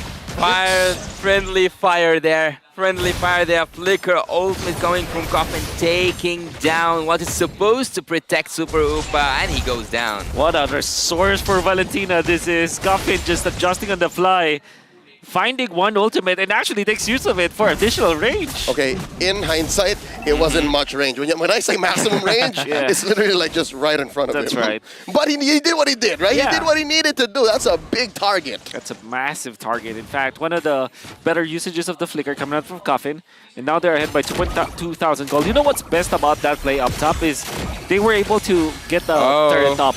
So they were able to push. Yeah, no, and they're also making space for this turtle takedown bottom. Cyclone Eye displacing Buzizio, at least getting him out of harm's way as Triple Esports puts eyes on this final turtle of Game 1. Less than half health. No one from Bigatron's Sons actually contesting. Tarzan scores, but a lot of space made up on top for Black. This fight in mid waiting to happen. Both teams playing footsies, checking. 5 members from Team Triple Esports walking together, clearing the way for a third turtle, actually. So when it comes to neutral objectives, Triple Esports have a triple turtle. That's right. Now that means Genius 1 for Coffin. Oh, the Exhort Boots! Didn't think that I will see this in M5. Oh. Gotta be the Exhort Boots on Coffin. We go... Was it? It is. Just recently picked it up. Before the item graphic showed up. Coffin actually picked it up, that's why it didn't reflect. I was staring at it, yeah. Like, that's not the Exhort boost, but we'll check in just a bit. Black here, in trouble, 2v1, commits the flicker, chunky enough, vengeance from 1, vengeance from 2, the real fight down bottom, in the jungle, Akash committing the flicker, and the old Sano gets taken down by Super Upa. I don't take down turrets, I take down gold laners, son! As Coffin comes in, steals the black shoes, places him right in front of Super Upa. Not a good place to be in when you got a fully cocked and loaded Beatrix. They both disengage. Triple Esports, you saw that. For some reason, Sano was in the middle of everyone, and that's actually a massive play coming up from BTR. They clipped the lead down to 1.7k. They're still trailing a lot. And here comes Tarzan, not going to be able to land any assassination play. Yeah, when it comes at least to objectives for me, for the turret special, Triple Esports are doing a really decent job here, but Team Bigatron once now, and right now actually, even though they are behind in goal, they can go in and dig into the turrets. BTR, I think they kind of gained the confidence after the last team fight, right? That's why they call him Super Upa, man. Upa the Destroyer, just taking down turrets. Even if they are behind by about 2,000, he's still finding a way. Syndra, black shoes into the Cyclone Eye, not enough to stop Tarzan. And the fight continues. Super Upa underneath the turret. Oh, that could have been disaster if he didn't flicker out. Good tumble and then flicker out. Final slash on the cuff and stole away the black shoes. Wolf, you were saying? Well, yeah, good tumble and flicker coming out from Super Upa, but that means that a lot of ultimate as well as resources are spent. Lord, onto BTR side for now. That's a good pull coming in from Buzizio, but they are a man down. Troll commits a surge like Eagle. Akash keeping them in place. Look at this. A big all collapse onto Buzizio. As he uses the Poissons, they take out Troll. Sanji's penalty zone, not in a good position. No follow through. It was all just a sham. It was smoke and mirrors. We were actually going for the Lord. Triple Esports scores. A circling eagle carrying both brothers together, taking one, or at least zoning Team Bigatron away, and a sacrificial lamb there to secure the first Lord for Team Triple Esports. And apart from that, Sano positioned himself well. There it is! Literally in front of Buzizio, the Exhort Boots that you are looking at. I guess for some of the viewers that may not be familiar about this we just use it in the Philippines, where we don't really literally call it Exhort, but it kind of sounds good though. Yeah, it was made popular by an old MPL Philippines veteran, an MSC champion, an MPL champion, Dexter Exhort Martinez. Isn't it too early right now to see the roaming boots on the Valentina? Yeah, it's already 8 minutes. You saw that in 8 minutes, so it won't matter as much. So, yeah, it was neither early nor late. It was just the right time. Here we go, Sanji coming in, looking for a big penalty zone. They find Black, they do find the turret, so it's enough to zone him. Going down to that boot lane second turret, they can make Bigatron's Sons stay behind their inhibitor turrets, and so far they are successful. Team Triple Esports are taking one objective after the other. What does Team Bigatron have to do, Wolf, to get back into the game right now? Yeah, they just have to find a good opening. They still have the combo, you have the Ruby ultimate, and then the penetration. Jinxed it. I would have said that they should be conserving that penetration onto valuable targets, especially if they lock down targets. Let's just say you have the pull already from the Don't Run Wolf King. If you layer that up with the Bandit's Rage, there is a lot of damage that can come out from that. You have killing potential already. Then you have the follow-up. Anyways, if stragglers come up, for example, like the Valentina, if that Valentina survives after the Bandit's Rage, you still have the Lilia anyways. You still have Buzizio to chase it down and Black with the initiation. So Bandit's Rage is going to play a very important role here for BTR. I think that Coffin at this moment is so annoying to Team Bigatron because he doesn't just disengage with Troll's second skill and also having that heal. He also have a heal, or like a roaming heal shoes for his own. Not just that, he also always steals the black shoes. So at some point, I think that Triple Esports and Coffin especially is so annoying to Team Bigatron, hard to catch. Yeah, no, it changes the tempo of the battle. And it already gives Bigatron Suns defensive lineup another layer of aggressive engages to worry about. So Triple Esports, yeah, no, this is a good way to keep this almost 5K gold lead up 13 minutes in. With the Wind of Nature available there for Sano as they are gearing up now for the next Lord fight. 1,000 gold ahead of the Beatrix. Still is a very difficult situation now for BTR Sun, especially because Tarzan is level 15, Buzizio is fresh off of level 14. The damage output coming out from Sano is gonna be critical for BTR to deal with, because I saw in the previous Lord fight, Sano actually zoned out Buzizio after the initiation coming out from the Matilda Martis. Yep. It's not as easy if you're staring down a Bruno that's built up like this, especially when you're down on levels. Lord here getting pulled out. Down on third of his health. Sano catches a face full of bullets with Super Upa. And now the Brazilians come on through. It's our Lord now. Get out of the river, Triple. They reset. Oh my god, Bigatron Suns, they asked for that defense gameplay and now they have it in their hands. It's time to show that their jab will work as magic. Alright, the Lord Dance continues. They engage. Circle Eagle cancelled out by a move coming in. They're committing. Penalty zone on the one. Jumping through. Double kill. Decimate on Decimate from Tarzan. And now Black is in trouble. Black goes down. Sano hits a goal. Syndra and Boozy left. Triple Esports gonna go ahead and commit aggression on the lanes while Tarzan goes for the Lord. What a wonderful dance coming out from Triple Esports. They reset the Lord, and then during the mid lane fight, everybody from BTR stayed in the mid lane, and you saw that Teresa, well, Sanji, the XP laner for Triple Esports, finds a good opening with the flicker play and the penalty zone, quickly followed up by the Matilda with his own flicker play. So Triple Esports have utilized their battle spells so well in that game. It all stemmed from their positioning and the way that they reset the Lord, the idea that they had. You gotta have to say, Coach Lyric really taught this team well.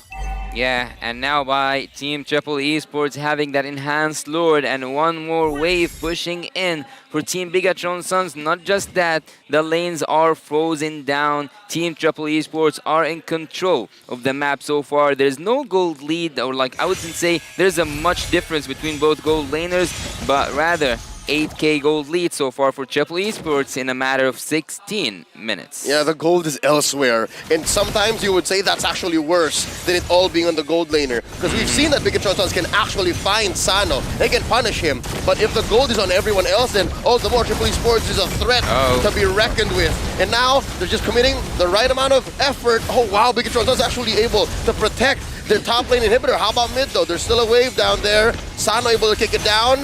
Mid lane gonna get cleared in. Troll playing with range. So far, Bigatron Suns keeps 2 inhibitors. Not so bad at all. Not too shabby at all from BTR Suns with that defense.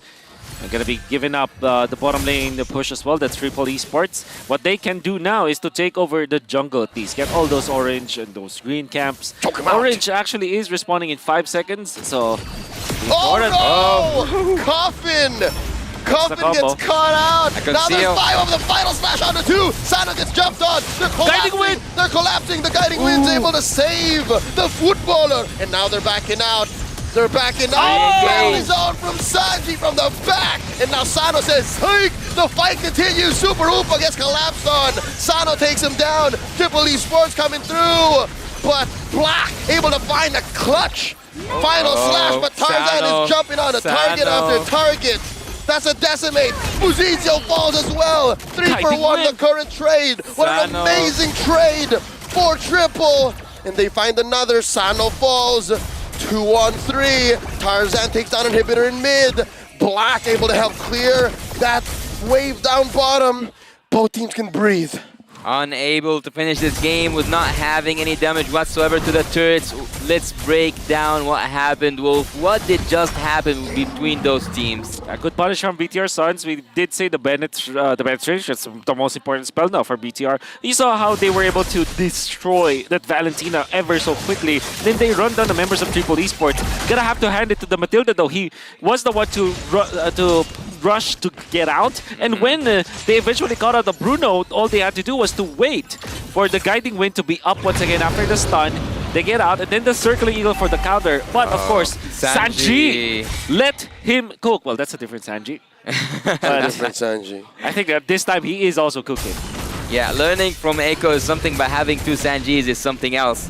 Let's look here. Team Triple Esports are trying to zone or like to control this Lord area, but still Bigatron Suns can go in and commit to it. Having Black as a sacrificial lamb, having Black to go in and just disrupt the composition or like the positionings of Team Triple Esports. 6K, I wouldn't say that much of a lead in the late game because Bigatron Suns have the defense needed and have the damage also needed. Zizio at some point I saw that he's not completing his items, meaning that he's trying to defend multiple damages or like trying to absorb as much damage as he can with the gold he have. I wonder what play Coffin as well as Troll will be trying to do down the bottom lane. Yeah, they're just going to be clearing it out. They're going to try to win this Lord Dance once again, and that's the long lane. And at the first set of trouble, they just back out. That's right, forcing Sanji to use the winner trunch, and it all caught all those ults. What a play from Sanji. Now, Triple Esports, it's their turn to turn around. Big circle plus a penalty zone. Sanji's turn to clap back. Super Upa finding the ground. And now it's a 5v4 as Triple Esports goes in. Guns blazing. Aggression. Pulls to the wall. Putting pedal to the metal as another falls. It's Black. Now a 5v3. Triple Esports let go of the Lord. They thought it was endable, but the waves in mid and top aren't exactly where they want it to be. They want to focus at the bottom lane. That's Sano as well as Troll. And then it's going to be Tarzan to take over the Lord fight. Sano even might be interested in getting the orange. No, it's not. It doesn't have the time. We confirming the push. I think that the Lilia will have enough defense for this after the third push. Yeah, having the best of both worlds. Akash with the Eye of Offended. Syndra uses the black shoes, putting himself up back to full health. Triple Esports just buying time. Bigatron can't leave the base, confirming all but this Lord. Clearing the jungle, taking the Lord, also making the map wide open. There's no inhibitor turrets whatsoever. The Crystal is wide open for the taken team. Triple Esports are now in the driver's seat. How do you stop this? Gonna have to prepare your glooms as Syndra. Gonna be setting those up as a trap. At the same time though, it's 20 minutes in, so the charges will not be, the charges of the cooldown for the charges is quite fast. Especially because of the updates onto the Lilia. In the late game, it's actually a pretty strong hero when it comes to defense as well as offense. Well, I really do like BTR, as I said earlier in this draft. I said that BTR have a potential draft that can go for a long defense. Also, Leo agreed with me on that. And right now, this is the ultimate test for them. With Ruby, with the crowd control coming from her, also from the Arlet, with the clearance that Beatrix can provide. Also, the Lilia. Let's see what's gonna happen. Circling Eagle already from Troll, just spacing out those two backliners from Bigatron Suns. Lord gonna get taken care of. Penalty zone by Sanji. Already up, popping Akash's immortality. And Black here down to a fifth of his health. Sanji losing his immortality, using the Wind Trojan one more time. Guiding Winds out of harm's way. Bigatron Suns holding on, just clearing the way. One more Circling Eagle. Big catch as Muzizio gets knocked up. The penetration clearing the wave. The base here at half health. Final slash. But only before Akash falls. The base has gotten overloaded. Triple Esports take game one. Sano just scored a goal for Team Triple E Sports. Having that crystal wide open was just what he needed. A great draft coming up from Triple Esports allowed them to play their own playstyle, their gameplay. A very fast triple time. That is the strategy now for Triple Esports. You saw how well they utilized this Matilda from the start up until the finish. Laning stage, they utilized that Matilda and the Valentina to kind of bully the Lilia out of that lane, and then eventually transition into the Turtle. And you're gonna have to hand it to Triple Esports as well. They showed us a turtle dance in the first Turtle, where they were able to win it with their ultimates that they've had. They're even like resetting the Turtle at certain points. It was a pretty smart way to deal with it. And then, come the mid-game, their Lord dances were even more beautiful to watch, you know? Well, I really do like about the draft and about how the way Team Triple Esports executed, and especially there's one member, Sanji, whenever he's there, whenever he have this flicker, and at some point we will see it in the highlights when he used that freeze, taking all these ultimates. That was perfect. So good. That one moment in that bush. Yeah. Sanji bought what? 3 ults. Yes. He forced out 3 ults to no response. And I love 9 out of 10 of his penalty zones. Amazing. But who is worth getting the MVP? It was him all along. Sanji on his Terizla. And I think even the first Turtle fight was because of his good usage of the penalty zone. And remember the mid lane, where it was actually the big turning point for the entirety of Triple Esports. The flicker play that caught the Beatrix, immediately followed up by another flicker play coming up from the Matilda with the guiding wind to bring out one damage dealer to eventually overrun the Beatrix and then win the team fights for them. You're going to see through the highlights how good these penalty zone usages were. Yeah, indeed. We will see together right now the highlights, seeing Sanji and his penalty zone. This is the first one. Going to be a very beautiful turtle dance, in fact. Sanji taken out, and Tarzan gets it. And then we're going to see it again. We got 4-man penalty zone, of course, followed up by a lot of damage coming out from Triple Esports. You're going to see it once again. Try for the invade this time. Gonna be another good penalty zone coming out from Sanji himself. Tarzan eventually taken out, and they were duly punished from their transgressions. Try to chase Syndra, but look at those flickers. Unfortunately, will not be enough. They will be taken out once again. Look at that. Sanji catching Super Upa. Immediate flicker from Troll, and then Tarzan was there to finish it off. It was like it was an alley-oop if you think about it, or maybe it's like a baton pass, you know?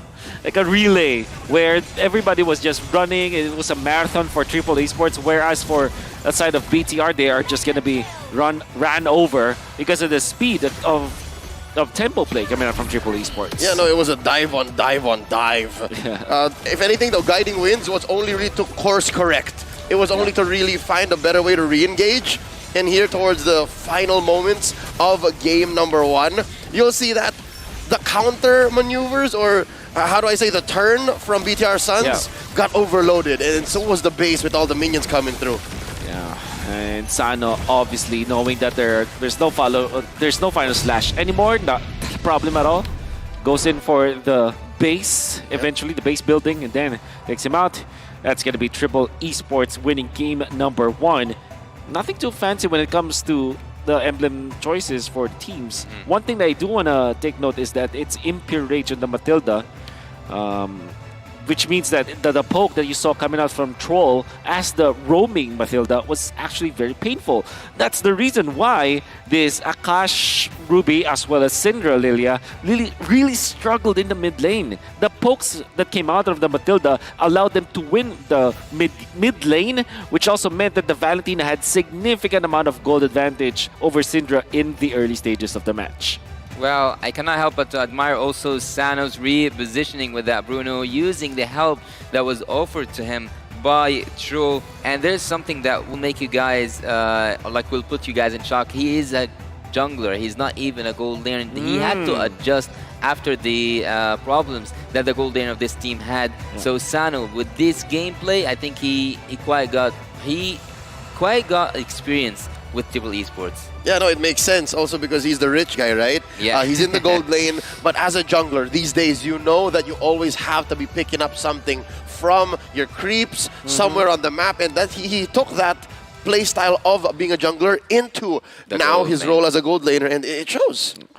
And you can see that eventually BTR will be able to prolong the game. That kind of tells us that, okay, BTR, they're not pushovers. They know what to do. They drafted this set of heroes because they know how to use it.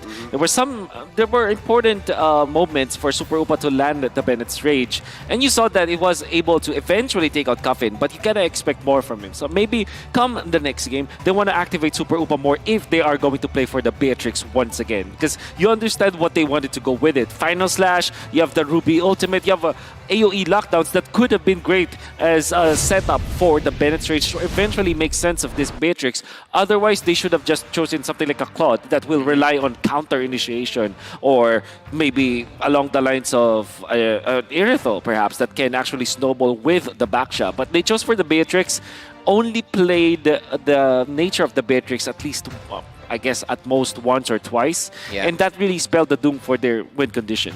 Gentlemen, is it just me, or throughout M5, I have casted 2 out of 3 BTR series, right? They somehow always find a way to be a defensive team. They always find a way to draft defensive, to rely on the turn, and it's weird when you're fighting against a team that is so aggressive. This is what happens. Yeah, and looking here, we have Mena, Super Messi, or bounce back of Brazil, because yeah, we mentioned it earlier on, Saudi Arabia have won against Brazil back in IESF 2023, so this might be a chance for redemption for the Brazilian team, Team BTR, Bigatron Sons. But there is something about the last game that I need to address here, which is Buzizio with the Baxia.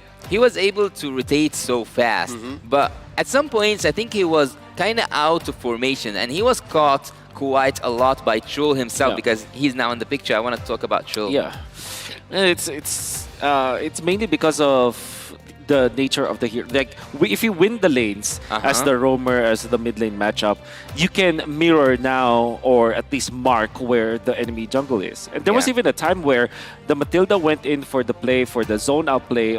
This was the Lord fight, and then the Martis was there together with them.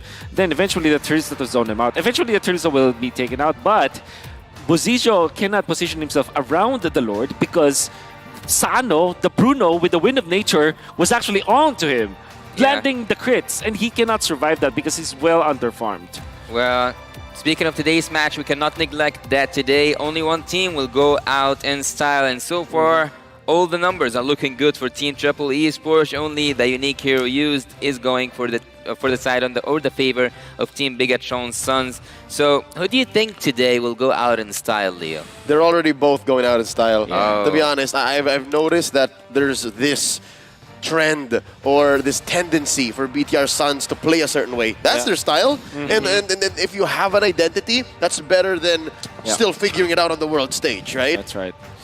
And especially because of the fact that they're choosing their comfort pickups. And this is where I can say that Triple Esports looked confident. You can see like Coach Lyric was like this, and like he was just like really just laughing about. Yeah, Tarzan's always smiling, man. Tarzan's always just smiling. Yeah, and Coach Lyric during the draft was very happy, and I think that I did not see that from him when he was in MPLPH, maybe because it was his rookie season as a coach, so he might not be that comfortable. But it's great to see him very happy with his squad. And I think that they were just laughing a lot when they were just drafting.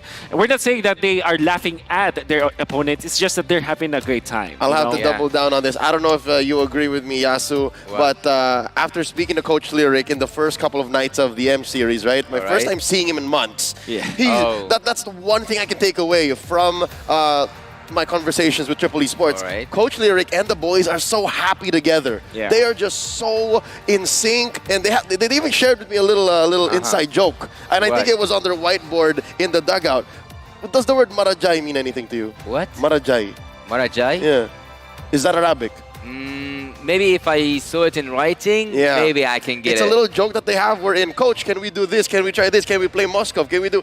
And Coach Lyric says, Marajay. It means later, but he really doesn't mean... But it's just like, no, we're not doing that, guys. So it's so fun to see that kind of dynamic. Well, I can tell you for sure, and as I told you before, in MPL Mena Season 3, this wasn't the level from the Triple Esports. I wouldn't say they were much more worse, but look at the right angle here. Look at the full half of the cup.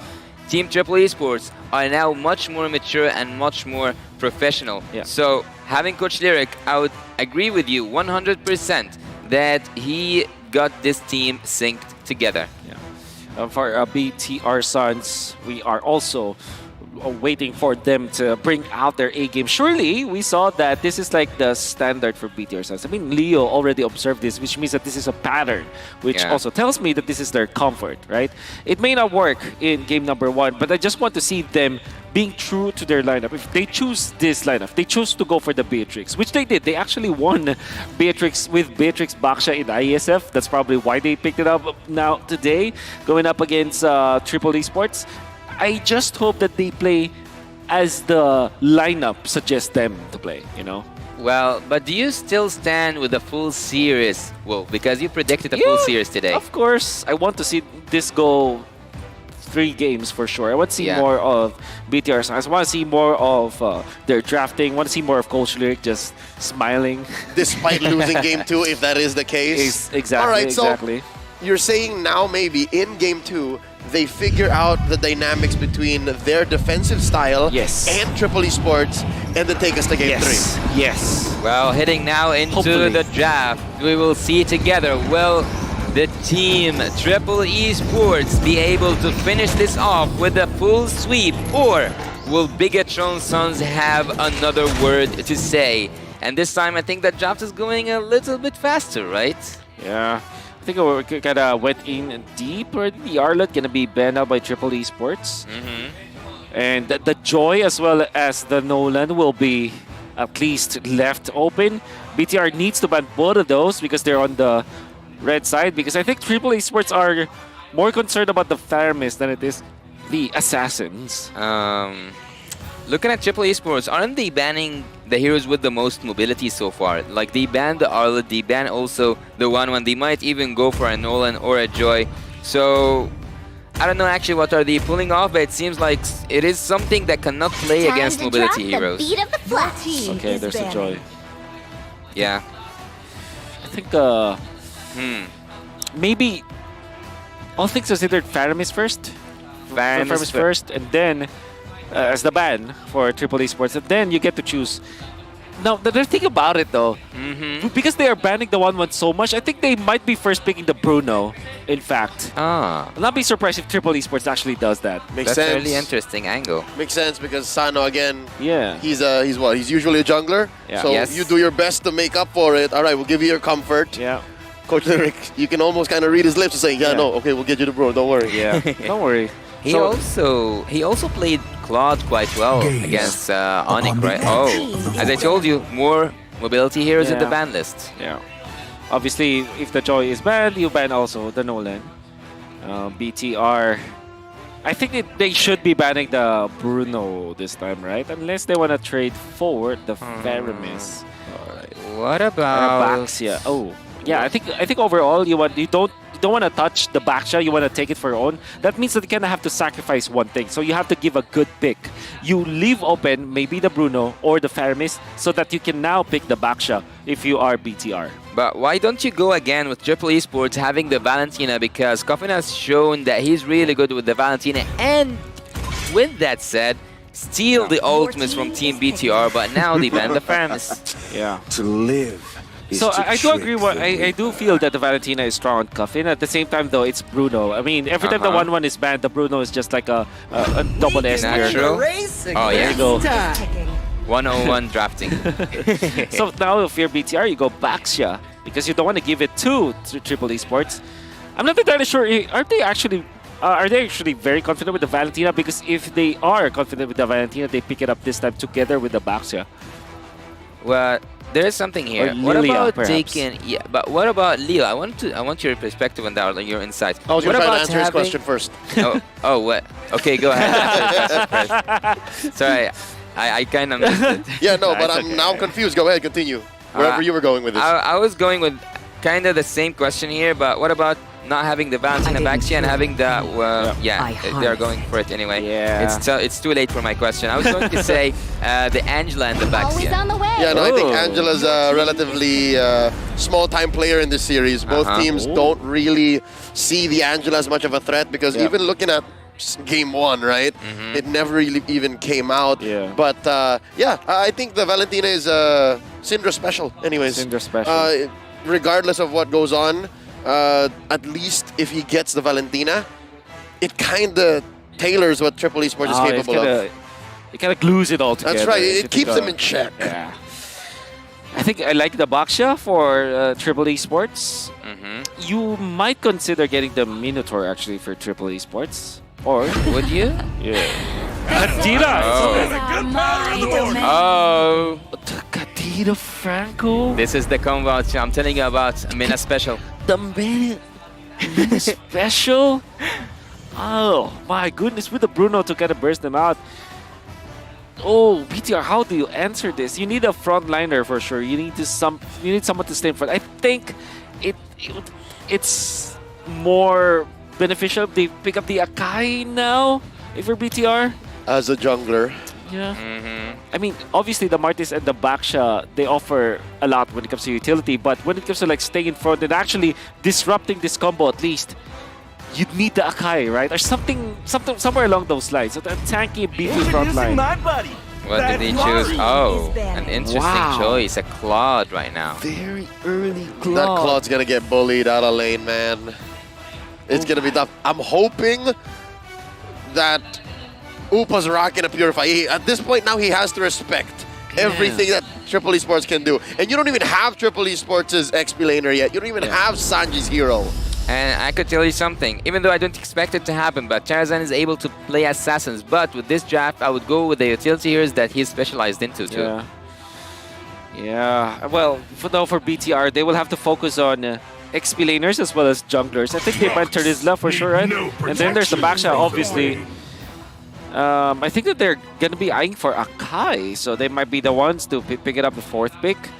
Triple Esports can choose to ban XP laners as well. Something like Khalid, perhaps.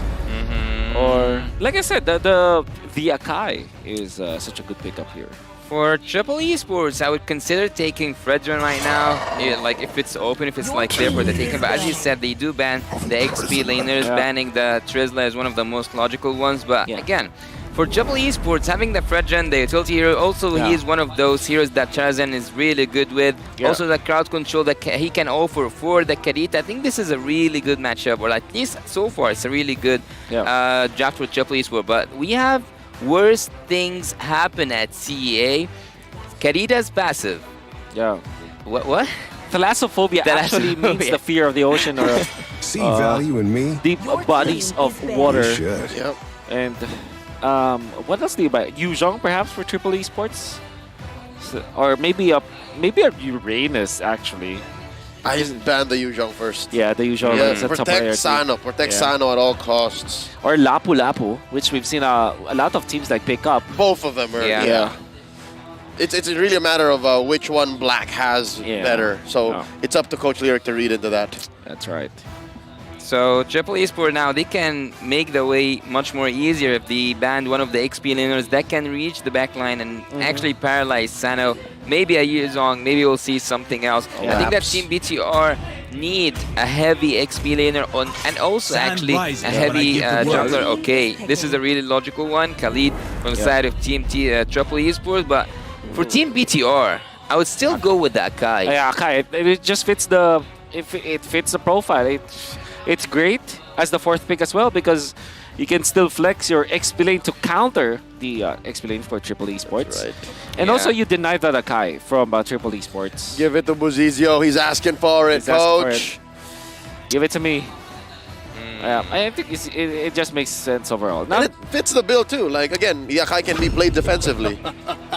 Oh, Martis. Would you agree with the Marts though? I think the Akai makes much more sense to me. Okay, I think the idea here is if Akai is gonna be picked up by Triple Esports because it's the only utility jungler left, it means that the Valentina will be happy. So they're like, okay, Triple Esports pick it up. Yeah. If they go for the Martis, at least they take it away from Triple Esports, because actually Martis looks really good It's for so Triple good. Esports. That's an automatic decimate bounce. Yes, exactly. I get it. So you go Lancelot here if you're Triple Esports, and maybe Dyroth perhaps, or Lapu Lapu. Something about BTR Suns worries me is because they're really going down this road of we're not about being defensive. It's about the turn. That also what gives them that choice. And here we go. Syndra's gonna get himself a heavy spin, and dead lane Uranus, of course. All 4 other heroes were everywhere. Sanji's like, I'm tired of doing big XP laner things. Yeah. Well, if Lafel's here is gonna be so happy seeing that Uranus coming up. I think BTR, you know, there's a big gamble here. You can go for Dyroth if you're BTR. I'm not entirely sure if they're very good with it, but it's the gamble. If you want to go safe, I believe that the Lapu Lapu is the perfect hero for BTR because there's a CC immunity as well to go with it. It's fast enough. Fast enough. With the Matilda, you have a Matilda and the Claude allows you to actually get into the backlines. Yeah. So that's a safer route. The gamble is the Dyroth. So yeah, I was going to Dyroth as well, but what did they choose? It's a Yu Zong. We did mention the Yu Zong. Yeah, after banning the Trizla and Khalid, I think Yu Zong is really good here. Black Dragon Form, that's his name. Touché. That's it. I'm here until the end, guys. Don't worry about it. But the problem I have with the Yu Zong is that it doesn't have the CC immunity as Lapu Lapu would have. So that means that if he does jump to the Bruno, Heavy Speed just messes up his combo. Well, having Heavy Spin on Triple Esports and also on Team BTR, because we have just mentioned that the Valentina will have the best of both worlds. How many ultimates are there for Syndra to pick off? There is the Kadita, Franco, and also the Akai, right? There's effectively 2 that he really wants. The Kadita is like a solid consolation prize, I'd say. But going into game 2, I'd like to think this time around BTR has better information. BTR has better read on who really the beatdown is at what point, and maybe Wolf might get what he wants. Well, it'll be the last match for Triple Esports, concluding their journey here at the M5 World Championship, taking it home with a full sweep, or will Team Bigatron Suns have another word to say? It's just surprising to see like a Matilda just trying to invade against the Akai. It's like alone. It's like something. It's something because the thing is, Akai is not bothered by the Matilda, and Matilda is also not bothered by the Akai in a way that you don't want to spend your spells onto the Matilda. It's just like it's like a nothing. It's an Esmeralda Uranus situation. Exactly. It's a nothing situation. So looking here at the Uranus and looking also at Team Bigatron Suns, I don't think that there's a pick that can actually paralyze Uranus from harassing those backline heroes and also going wherever he wants. The crowd control coming from the Yu Zong, also from Buzizio on that March. I don't think it's quite enough to take down Sanji with his Uranus. Oh. I love the damage that Syndra's putting out on again. He's very comfortable on that hero. Now Akash here in the eyes of 3. Retribution spent in by Tarzan. There's a hook. Akash taking a lot of damage. Tarzan's passive. Tarzan's passive. The extra damage. HP based from that Akai. First blood drawn by Triple Esports. He wants to talk. Is that Purify on the Matilda and Flicker? I guess. I mean, if you're facing up against something like a Kadira, you want to check the bushes and you want to survive afterwards. So it's decent. At the same time, because you have the Purify, you now can save your teammates when you are all pinned down by the heavy spin. I think this is more of a reactive play than it is a proactive play coming out from Akashi. Again, it's the Bigatron Suns trademark. We want to turn, and if not, we're going to play defensive, find the re-engage. First here to the scene, heavy spin by Syndra, stolen away. Not a single save from Triple Esports as the Suns take the first hurdle. Yep. That's the problem, which kind of makes me think that, yeah, surely the Martis as the pick coming out from BTR Suns made a lot more sense than they picked the Akai. Obviously, the Akai would fit in their lineup, but at the same time, they take away the Martis from Triple Esports. I think it's a pretty smart move that they did. Yeah.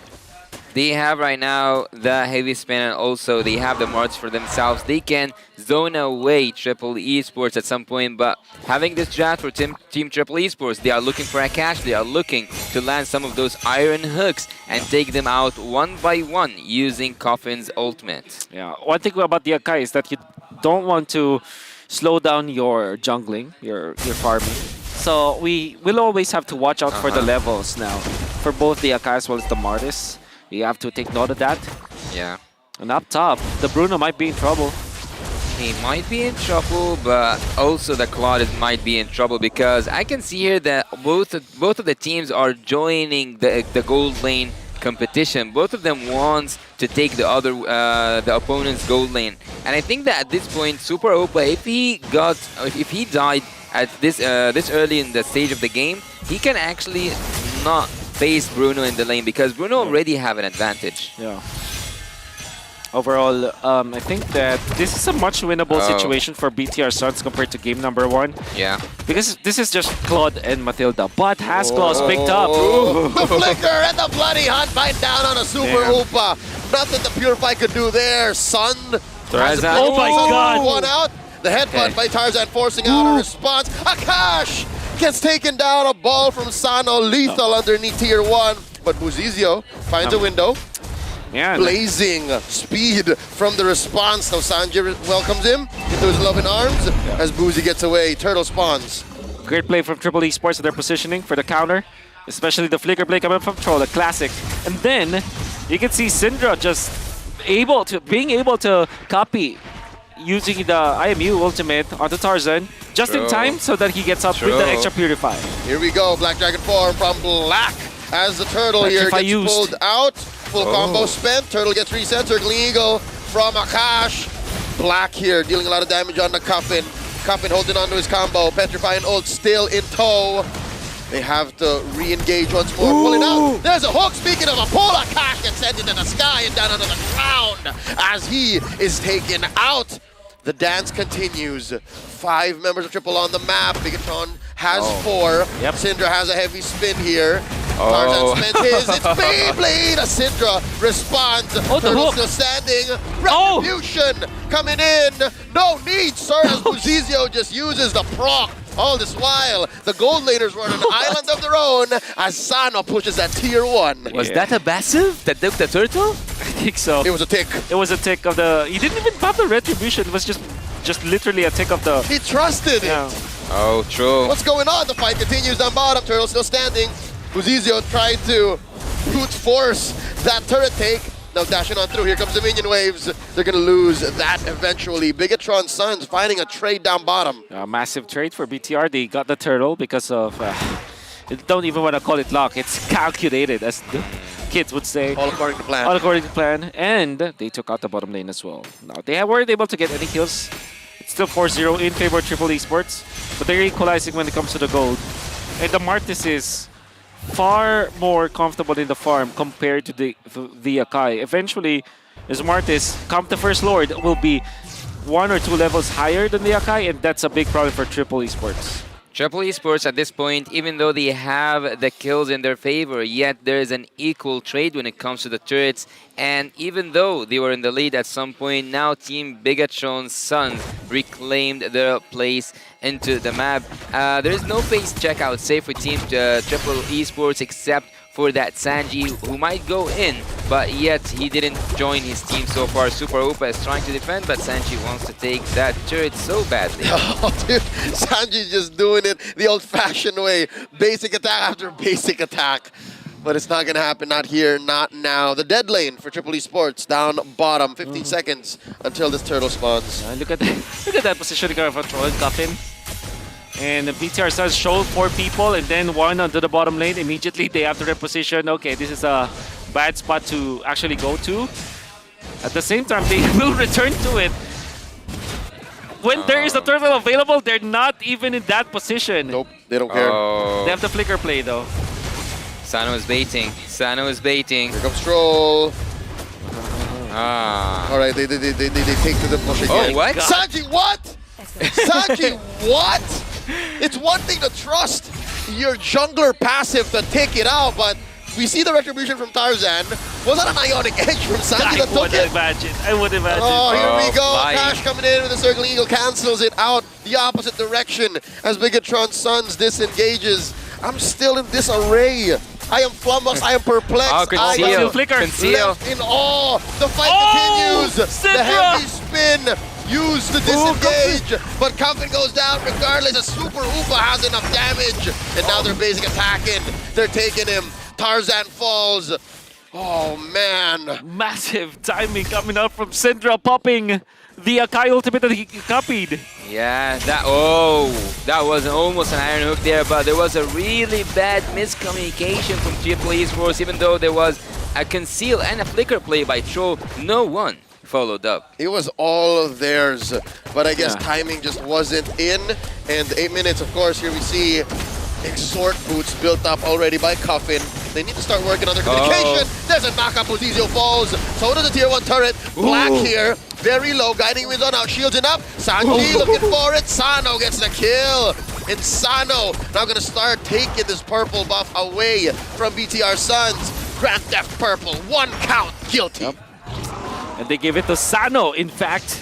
The massive play coming out from Triple Esports as they defend in the middle. And of course, the hook coming up from Troll, now connecting onto one of the better heroes to actually receive it. That's the Martis that they take out. They weren't able to defend their turret, but they got a kill. A very important kill, that, and then objectives afterwards. So Triple Esports is going to be very happy about this. Look at Coffin and Troll waiting for a catch. Good check coming out from Syndra. Troll will have the flicker in 10 seconds. Yeah. Super Upa needs to be extra careful! What? All the damage from Sano is enough. Happened in the blink of an eye. You'll miss it if you looked away. Bozizio does find the revenge kill, and now Bozizio jumps in, decimate on a Coffin. Not enough to take him out. Now here comes the cavalry. Relatively slow. Tarzan. More like tanks coming through. Black here gets caught out. The heavy spin from Syndra to help his XP laner disengage. Bigatron's Sons survive. Man, great play out from Triple Esports, but then even better for BTR. Like we said, there's a lot of engaged potential from them. They have the Yuzhong ultimate, they have the Matilda, they can get into the fights very easily, and they're very tanky as well. I don't know if I cursed Sano by just thinking or not. I was at some point I was saying 2-0-2. He haven't been touched so far, so he must have some damage, and he did deal some damage, but he instantly went away. I think that Sano at this point, look at the Lord. They are just melting it down, but they are not aiming for the Lord. Oh no! Pull onto Bozizio. He gets hot into that combo. The Bloody Hunt committed. Sanji gets the kill. Akash into the back line. Sanji put down a tenth of his health. The Wisp looking to deal enough damage. Here comes Super Uba with a blazing duet. He's going ham on Triple Esports as he gets 2K. And now Triple Esports looking to commit. But now Troll gets punished. Coffin the only one left. Bigatron Sons with the 4 for 2 and the Lord along the way. Triple Esports already got an important hook onto Bozizio, but he's very, very tanky. As you saw, there wasn't any burst.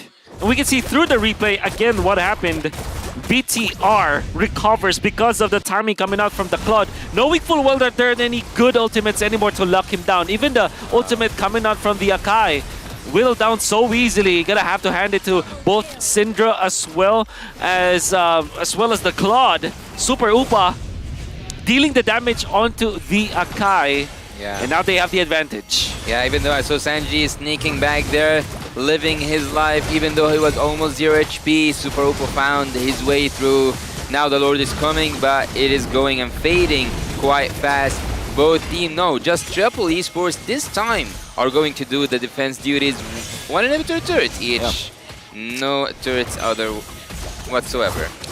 Suddenly, it's now Bigatron Sons who actually owns the map.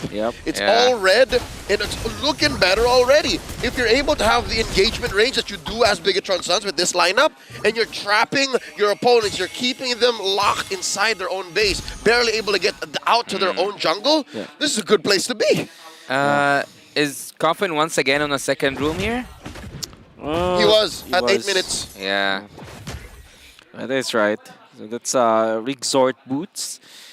You're gonna have to give it now to BTR Sons. I think you're not only controlling the map, you're also scaling better. You have the Claude together with the Matilda that went in for the focusing mark, so that when they do jump with the circling eagle, you have carry in Buzijo, you have so much damage already from the bonus that you get from the focusing mark. Yeah. And you can feel that even Sanji on this Uranus is feeling the damage already. Yeah, he's embracing that damage. 115k so far. And at some point, I'm wondering, even though Super Upa was one of the first victims to Team Triple Esports in the early game, he's now dealing so much damage. But oh, there's a hook. Whoa! Akash spends his Purify. Super Upa taking damage on a Sanji. Yeah, so you were saying? I was actually going to say I didn't quite catch it, but did Super Upa get a Malefic Roar by any chance? No. I'm not entirely sure. Seems like not yet. He's building it up though. Yeah. Yeah. With the DHS Golden Staff, the attack speed items, more than enough for the Claude at this point. Does have the orange buff, but then again, he's one flicker ult away from being taken out. They know that there is someone in here. Oh. It's quite scary. Cuffin and troll. Sanji checks. Gets hit with the AOT. no. Oh, no. Oh, no. Oh, he's caught, but no, Gets it's a far. long way bloody hunt. Oh, the flick of a wrist, the sleight of hand. Super the timing. Upa. Wow. The mechanical genius. Oh my god, that was so close. That was superhuman reflexes. Sanji is now trying to clear that top lane and team. Oh my god. Oh no. Here we go. Akash gets caught out with a heavy spin. That's a man down for the Suns. And the rest of them want to clap back, want to collapse. Black and Syndra, not enough. True. They need their backup. Here comes Super Upa, taking down Cuffin. And he has the BMI on back, 1-for-1. Sanji catches good amount of clips from Upa, and they continue to take the Lord. Now, Syndra doesn't have the ultimate, but so does Tarzan. This will be a 50-50 without heavy spin whatsoever. Now he's being trapped. The damage is just too much. Tarzan gets clapped by Black. And here we go, the hook on the Black. Lacking the damage. Not enough bounces, not enough balls in the world to take down that Yu Zhong. As Bigatron Suns get enough time to take the Lord. The ball just went to the right target, man. Oh my goodness. One more would have taken down Black. Oh my god. Oh my god. Just striking those balls into his face. Yuzong was one ball away, I would say, from going down in the land of Dama. Bigatron finishes strong right now. They have all their teammates still alive, and also almost all of their spells will be ready for that next Lord push. This is an enhanced Lord coming from the mid lane, and it might have the finish with it. Okay, at this point with just Radiant Armor, you have the Sky Guardian helmet. It's not enough to tank damage from BTR Suns. They need some sort of like, maybe a Tikaras actually from some of their players. Sano. Here comes the Lord crashing on through. That's a turret crash. Black with a Black Dragon form. They clear the waves. The cart left out of range. One more basic attack will do it. There it is. Mid lane has been penetrated. Bigatron Suns already inside Triple Esports base. There's the hook. Purified, cleansed by those iframes on the aura from Abuzizio. Bigatron Suns continue the assault, the offensive on the Triple Esports. Yeah, Triple Esports right now are under pressure. They are now trying so hard to defend that base turrets, but so far they are successful. And what were you saying about Charazan's build, Wolf? Yeah, it's not that tanky at this point. We take it out. They need a Tikaras. Or perhaps maybe another dominant size onto Tarzan just so that he has a little bit of a way to tank the damage from the Blood. So far, he's only got the Blade Armor. Yeah. I believe it will not be enough. They need more anti-physical damage. Yeah.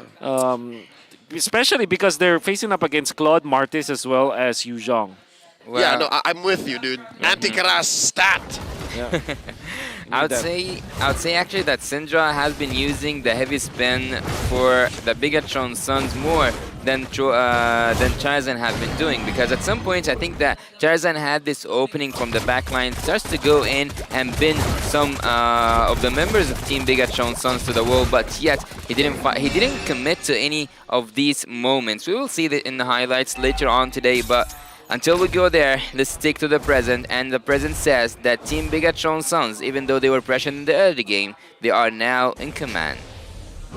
Yep, and so far, They are taking their time. They know that the next big rotation, the next big clash is going to be for this Lord coming up in about 15 seconds. So with that said, they have to make the most of this 5k gold lead. They have to understand that maybe Tarzan isn't ready yet. They'll constantly be checking. Yeah. It'll be another very late game team fight. Eventually, Triple Esports will equalize when it comes to the gold. You know, there's this argument where some teams would be okay if their mid lane is actually the one push instead of the side lanes because it's harder to manage during the Lord dances. The long and the short lanes are much harder to handle than it is the mid lane because literally just your marksman can clear that out. That's right, and you have to cross. You have to cross the map. It's a longer distance from there. So now we continue. Long lane duty on to Sanji. They're going to come up. They're going to try to close the gap here. As Bigatron Suns look for it. Troll walking through these bushes. Conceal already popped. No one home with the hook. Lord here, a fifth of itself. Black with the black dragon form. Sano. Gonna get caught out with a Kaka! As Super Upa gets shut down. Traded out for Sano. Buzizio gets the kill. It's a 4v4. Lord got reset. Gold laners off of the map, out of the equation. Both teams scramble. What do we do? Our damage is not present. I think Troll wants to go for the flicker play. One more time. Doesn't have it. But the best target for Troll right now is Syndra, actually. Yep, if he can stop Syndra, burst him down, that's one big ult off the board. Triple Esports buying time, 20 seconds until Sano actually joins him again. Super Upa, 15 seconds before he is back on the board. Watching that strategy over and over again. Sanji baits Team Bigatron Suns down just to have them into the hands of Troll and Coffin. They are moving together as if they were one.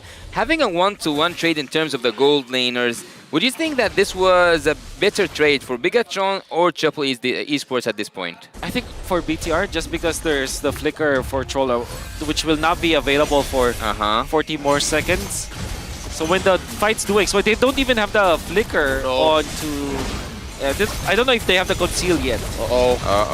Watch out. Lord here at half health. This is a dance. It's very fast-paced. Syndra goes in with the Purify, gets caught out with the hook from Troll. Sano. Black Dragon 4 from Black in the back line. Sano, very low, gonna get hit with the Circling Eagle, cancelled out by Akash. Tarzan with a heavy spin, down goes Super Upa. Kufin takes him down. Then there's a bite down onto one. Buzizio pops his immortality, and Triple Esports have their way with him as he tries to get out of there. Sano takes him out. Balls thrown out to his face at point blank range. Now Sanji and Black and the rest of Triple Esports, they collapse on to the Brazilian XP laner, popping his immortality. Akash trying to save him. Guiding wins out, brother. Guiding wins out, but it's just too much. Black is still standing. Sano gets some balls in. Finally taking him out. 3 for none. Triple Esports going triple time. Well, it went very, very long, and if you'll notice, Super Upa is going to be available for 12 seconds because of how much time Asian was able to buy. But I think this is still Lord confirmed for Triple Esports. So the Lord dance was there. You do have to understand that the reason why they won is because of their lane management of the short and the long lane. And now, what happened was, Sano showed himself. Immediately Tarzan was gonna be peeling for his teammate. So he used the heavy spin, not to literally protect Sano, but to stop the Claude as well as the rest of BTR to actually get into the backlines. And Sano was able to survive because only 2 people were going onto it. That's just the Matilda +1, which meant that there wasn't any actual damage. And then Coffin, back-to-back Lord dances, he finds Super Upa. Did I just call him Kufin? I think I did. He did. That's how amazing it was. Exactly. What I really liked at the last play was Sano when he triggered that Wind of Nature. Not just that, he also bought the immortality, so he bought more time and he just kept hitting those balls left and right. Team Triple Esports, after being on the defensive, now they are on the offensive side. Triple Esports with the Evolved Lord and with the, I'm not going to say synced minions, but at least mid lane and top lane are in their favor. And the Lord's gonna crash in. This is an Evolved Lord. Triple Esports gonna try to do their best to do the extra damage, but it was off of the angle. They pop Black. No Black Dragon form for disengage as Bigatron Suns try to defend. Middle lane inhibitor falls as well. The only one left is Bot as these minions stand. Balls getting thrown at it. Sanji. Sano. So tough to kill. Finally gets his immortality popped to jump in. The winner Trudge saves him from the decimate. as no one from Triple Esports falls. Heavy spin from Tarzan. Barely alive. Super Upa coming in, blazing duet. But Triple Esports able to juggle the damage. Sano gets his immortality pop. He gets damaged out. Syndra finds the kill. 1 for 1. A costly attack. Siege, Salt on to Bigatron Sun's base. Very costly, but they can defend this time. Fortunately, they just get out. I mean, they cut their losses. Fortunately, there's only one death on their side. And that's Triple Esports clearing out of the other turrets. There's freshly bought Wind of Nature actually coming out from Sano as he first bought for the Immortality, then sold it. Sanji going in for the Blade Armor. If you're looking at the Akai, still no actual physical defense apart from the Blade Armor, but he did go for the Winter Truncheon. Yeah. So that's how you can see that he's melting away from the BTR Suns members. Yeah. I don't know what to say actually about this, but Team Triple Esports, after taking all the inhibitor turrets and after equalizing this game once again, I wouldn't say that there's someone in lead right now because both of the teams, especially the gold laners, they can melt down whichever member on the opponent team. Super Upa with that blazing duet, also Sano with these bowls. His bowls are indeed on fire. We saw him once again and again and again just hitting left and right, and at some points he was scoring them goals, man. All right, not to get you too excited, Yasu, but I think it's Triple Esports in the lead. I think the way that they've been playing the past 5 minutes proves that they understand the dynamics of their team fights better, especially since Bigatron Suns have to rely on their purifies very clearly. There's a conceal, a defensive use of it too, that may even the odds. Yeah, the BTR, this is great. I think that the real problem now is actually this troll Franco. And the Kadira, obviously. It's not just about the Bruno, because if anything, I think Triple Esports are setting this Bruno as a trap. Would you expect to see a split push here, Wolf? Full split push, perhaps. Yeah, look in the long lane. Look at bot lane. There's 3 of them. Yeah. Oh, nice scout. Spotted. Nice entry. Spotted. Okay, Spoiled. Drats. Drats. Not today. Not having these inhibitor turrets actually kinda reminded me of a lot of gameplays we saw on international stages where the roamer and maybe perhaps having also the mage with him or the mid laner and joining just by the gold lane, they just go for a split push. Black coming in, using that combo, Petrify spent. Sano. Black Dragon form coming up as a follow through. Sano used the Wind of Nature already. He's got 2 on him. Cinder gets popped. Sano barely alive. Sano gonna get taken down. Black gets the kill. Knock up on the Black. Tarzan spends the heavy spin. It's a trade. Gold laner for mid laner. I'm very happy if you're if you are BTR Suns. That's the Bruno they were able to take out. Yeah. He used the Wind of Nature early, right? Yeah. Too early. I mean, it's a big problem though. I think it was the flicker that was mistimed because it kind of allowed the Circling Eagle to kind of they basically allowed the Circling Eagle to be of maximum value because of the timing of the flicker. So Can they contest the Lord though? Yes. I guess because Syndra is out and they have the heavy spin. Heavy spin. What they're waiting for. It's off a cooldown. Troll coming in with a conceal. Circling Eagle from Akash as a response. Sanji laying down Ionic Edges on the chunkiest of heroes. Super Upa spotting Coffin. Coffin still has his combo on now cooldown. Sano in 10, Syndra in 5. Troll has a flicker also. That's very important to take note. Yeah. He can catch Super Upa at some point. He can bite Buzizio even, Yeah. if just for the Lord. Long and short lane, well managed by Triple Esports. Lord here at half health. Both teams say it's time to dance. Hook thrown out. Coming. No one home. Thrown out between the gaps of Bigatron Suns formation. Triple Esports looking to prop up. Syndra and Sano back on the map. Yeah, Sano is just all the way through coming here to the Lord. It's gonna be so hard, it's gonna be so tough, it's gonna be so nasty when it comes to the team fight. The Lord here, a third of its health left. Coffin and Troll parking themselves in a bush once more. Coffin. If Triple Esports makes the call, if they Syndra. spot anyone, Syndra. Syndra, don't show yourself, Syndra. Oh, Black. Okay, it's a better target. All It's a right. better hero to use. To check. To check. Oh, Super Upa. Yep. This is so sweaty. I'm so nervous. This is a dance, man. This is a dance. This is what I call a cultural exchange. A cultural exchange. But aren't bigger Samba for BTR, right? Yeah. I wonder what's a dance for, like, what's a common dance in the Mena region? Belly dancing. Oh, yeah. Right. Then a belly dance it is. Belly dancing versus As Samba gets forced out of position. Sanji with a winner tranche clocked in, taken out by Buzizio, and now Akash spaced out. Immortality used. Sano in trouble. Syndra gets a kill on the Sano. 2 for none. 2 for none. Bigatron Sons happy with this outcome as Troll gets taken out. Make it 3, sir. As Triple E Sports left wondering where it all went wrong. It all went wrong because Sanji went in so deep against BTR. They didn't have the follow-up. And then Sano, somebody has to protect that guy. It's a problem. Yeah. Well, fortunately for Triple Esports, they have good waves. Indeed. And actually, Bigatron Sons, if they had just one wave coming in, it was outnumbered. It was a finish, right? Yeah, it's even at this point, it's close to a finish. It's close to a finish. But then again, like in the mid lane, it will be cleared out easily. So Sano will be enough. However, I would say the typical high ground defense of Triple Esports is not that good. Nope.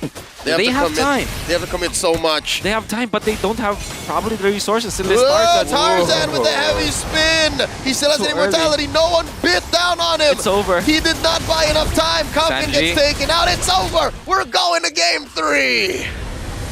Oh my. Oh my god, Team Triple Esports are falling down to the Brazilian Giants, and if we are talking about dancing, it seems to me like it's a Samba. Samba will reign. A beautiful Lord dance at the end, but naturally we know that the Claude does have better scaling compared to the Bruno, and with the Matilda intact as well as the Yu Zhong, that allowed them to always have access to the backlines. And dare I say, the last clash, it was the entirety of BTR just being well in sync to find where Sano was. And it's just, you know, a lot of attempts coming out from Triple Esports to go for the Franco as well as the Kirida. Yeah. That was their goal. They always tried to go for that. But because of the fact that their positions 4 and 5 players were always out of the formation, and always relying on the concealed plays, they lost ground, they lost territory. Yeah, they tunnel visioned essentially. They focused too much on the potential of Coffin and Troll to pick one off, and when they didn't get that, they end up going back to plan A, which is too late to execute on. That's the problem there in the last 5 minutes in the last Lord Dance, and that's how we ended up with game 3. Well, having Sano is the most priority for Team Bigatron Sons was quite clear that once he's down, Team Triple Esports cannot have this damage output that they imagined that they could have. Also, not just that, the defense around Sano, it was almost Tarzan's duty at some point because Coffin and also Troll, they were busy with these camps. Yeah. And we can see our MVP. Who should it be? Okay. I think well, who do you actually like pinpoint as the MVP? Because everybody played well in the last I would say exchanges, but there was a very important Super Upa ultimate that we saw, which was the blazing duet that net about 3 or 4 kills eventually. It was spread out across all of BTR Sons, but yes, I'll agree. Our MVP's gotta be Super Upa. He was always on. He was always woke. Yeah. Maybe not in this picture here, but he was always on point when his team needed him, even if he had a hard early game. As soon as he started to feel his mojo, when he did the BMI Bloody Hunt dodge, I guess that's where he woke his superpowers. Yeah. I was, you know, so ultra instincts that we saw. That's right. And we can really see that Triple Esports have been doing well in this particular game. And in fact, they were leading, but Sano again being compromised. The Matilda plus the Yu Zhong, it's just perfect. Super Upa going in for the play. Look at his spacing. He wasn't even hit by the heavy spin at all. I mean, it will not stop him from doing his thing, but what I'm trying to say here is that Super Upa is hyper aware of his positioning, gets the triple kill against Triple Esports eventually, but gonna have to hand it to Coffin, finding Super Upa back-to-back in 2 clashes. As Busicio is going to be taken out. Eventually, this game will be drawn out, and the common theme is if they get a kill, that is going to be Triple Esports winning the team fights. But if not, they get obliterated by the dive, like you can see from BTR Suns. BTR Suns, at some point, I was thinking that Super Upa was too perfect when it comes to his positioning, but Sano, at this moment, this was one of the moments where Team Triple Esports were falling down. And Sano, I think at some point, he didn't just miss that flicker, also a second skill cost him his life. And more importantly, it was Syndra who was tasked to take down the Bruno. If you're going to be looking at the Bruno and his itemization, for obvious reasons, you will not see magic defense. There's no Athena shield. Yeah. And sometimes when you're playing the Valentina in the late game, it can actually one-shot marksmen if those marksmen will not have Athena shield. Yeah, right? just and a full-on combo. Exactly, and that's crazy because will you actually be looking for Athena shield in the latter portions? You can't afford it. You can't afford it because you need to deal the damage. That's a lot, yeah. That is the weird power spike of Valentina in the latter portions of the game because his skill 1, skill 2 combo, 1-2-2-1 combo is very, very strong in the late game.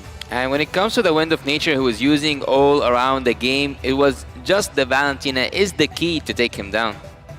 That's right.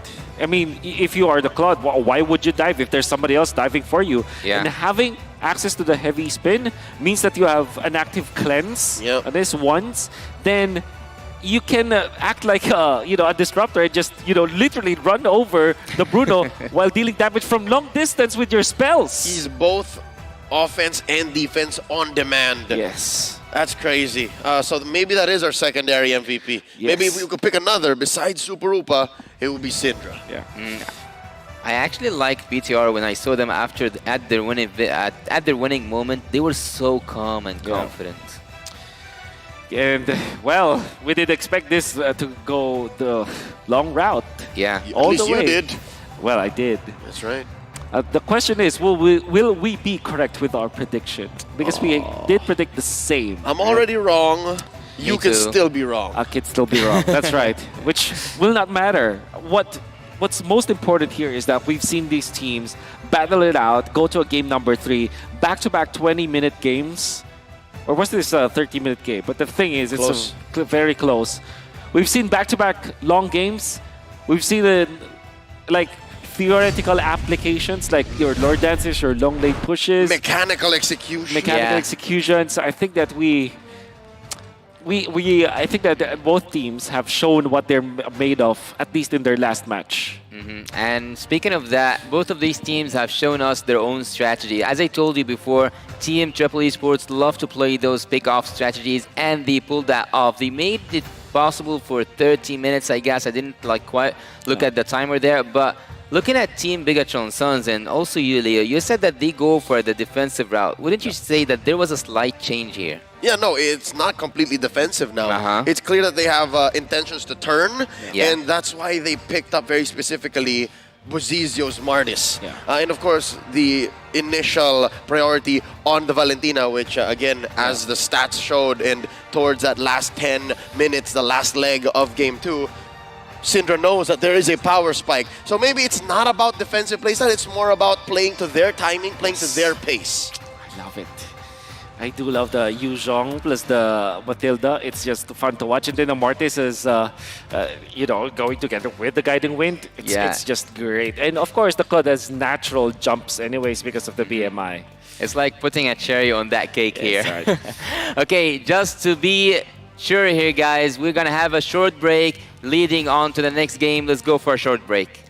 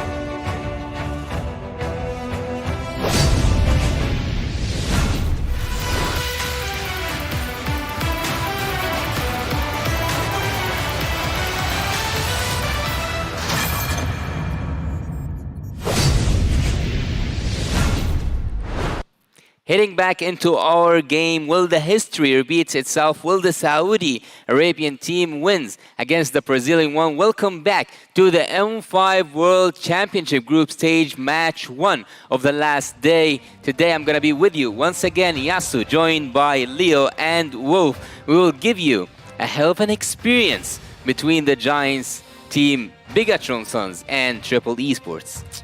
Yeah, I think we don't even have to try because just watching the game is already a treat for everyone out there. I mean, I myself, I'm enjoying watching these two teams just trying to battle it out. And what really surprises me and what amazes me about these two teams is that they have these... Where are you going? They have these applications of their theories, which we really like the long lane pushes or the conceal plays.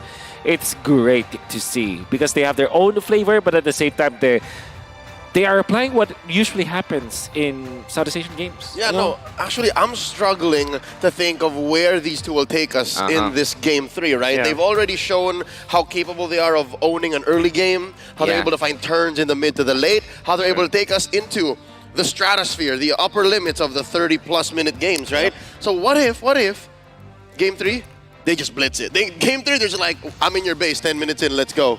What about pulling off some of these picks that we are not used to see? We have seen a Lu Yi yesterday. From Flash. Which, by the way, they were doing since MPLI. Yeah, that was a very Flash thing to do. You know, I think that they're the only team probably that likes it a lot. What I do want to take note of that particular game is that it's a tie group plus Deluyi. So it's a different beast. Sounds like a rank game nightmare. It sounds like a rank game nightmare.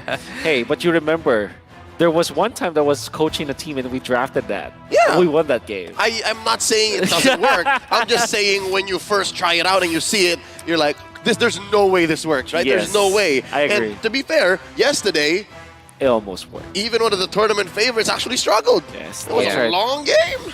Yeah, but it was just for the small mistakes again.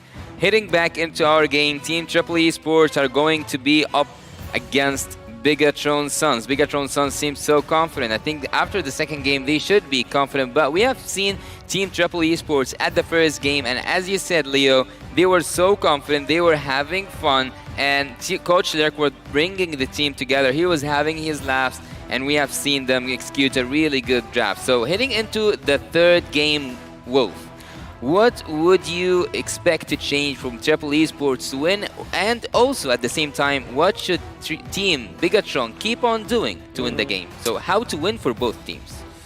Ooh, okay, so I think the Claude late game composition fits the BTR well because they're defensive anyway, so they have to look for peel heroes like that.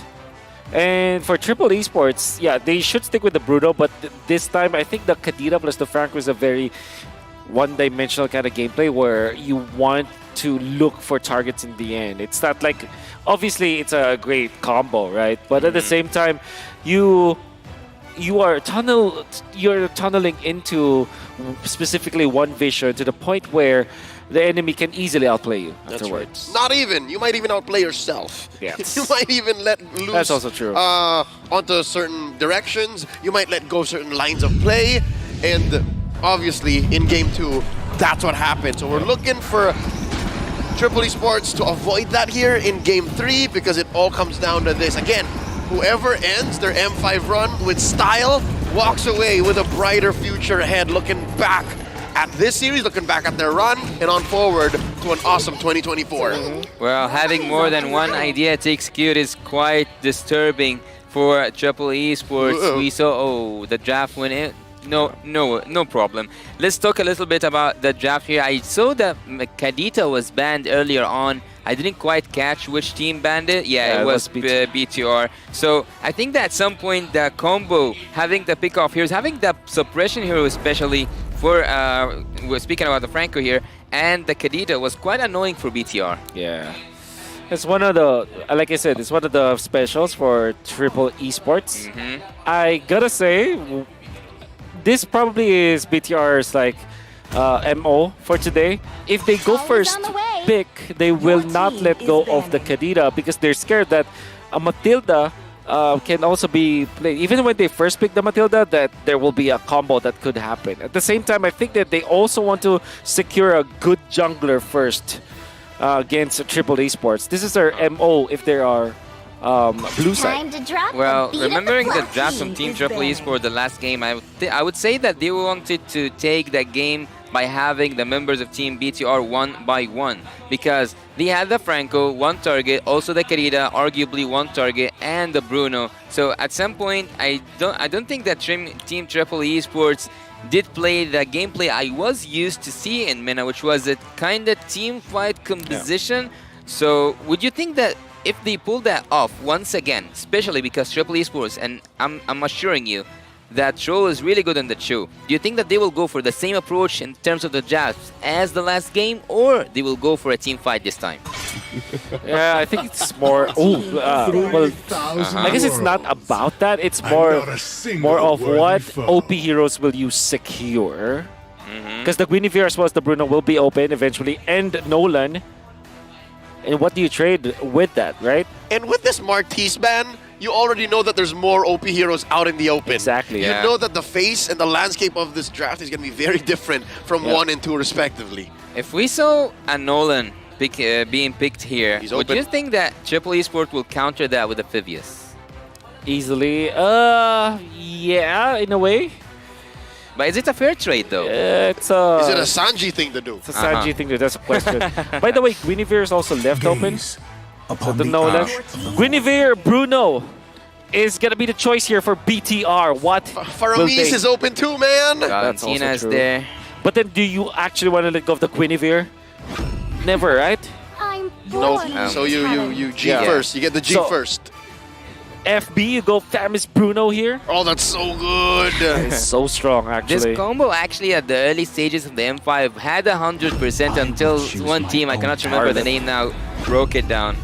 The Bruno and the Faramis. But we can see that the Arlet has been picked up by Triple and the Faramis here. What happened? I love it. Do they Claude or Bruno? Yeah, exactly. Oh, I love it. They gotta choose. Coach Lyric like, hey, Darkness. Yeah. And you choose. Yeah, I think they will go Claude better. I think Claude is better. Claude Valen or Claude Lilia, actually, for BTR. Because Super Open's good already. That's right. What about a Claude Minotaur, though? Claude Minotaur is also pretty legit, yes, because they want to go Bruno. Bruno. Never mind.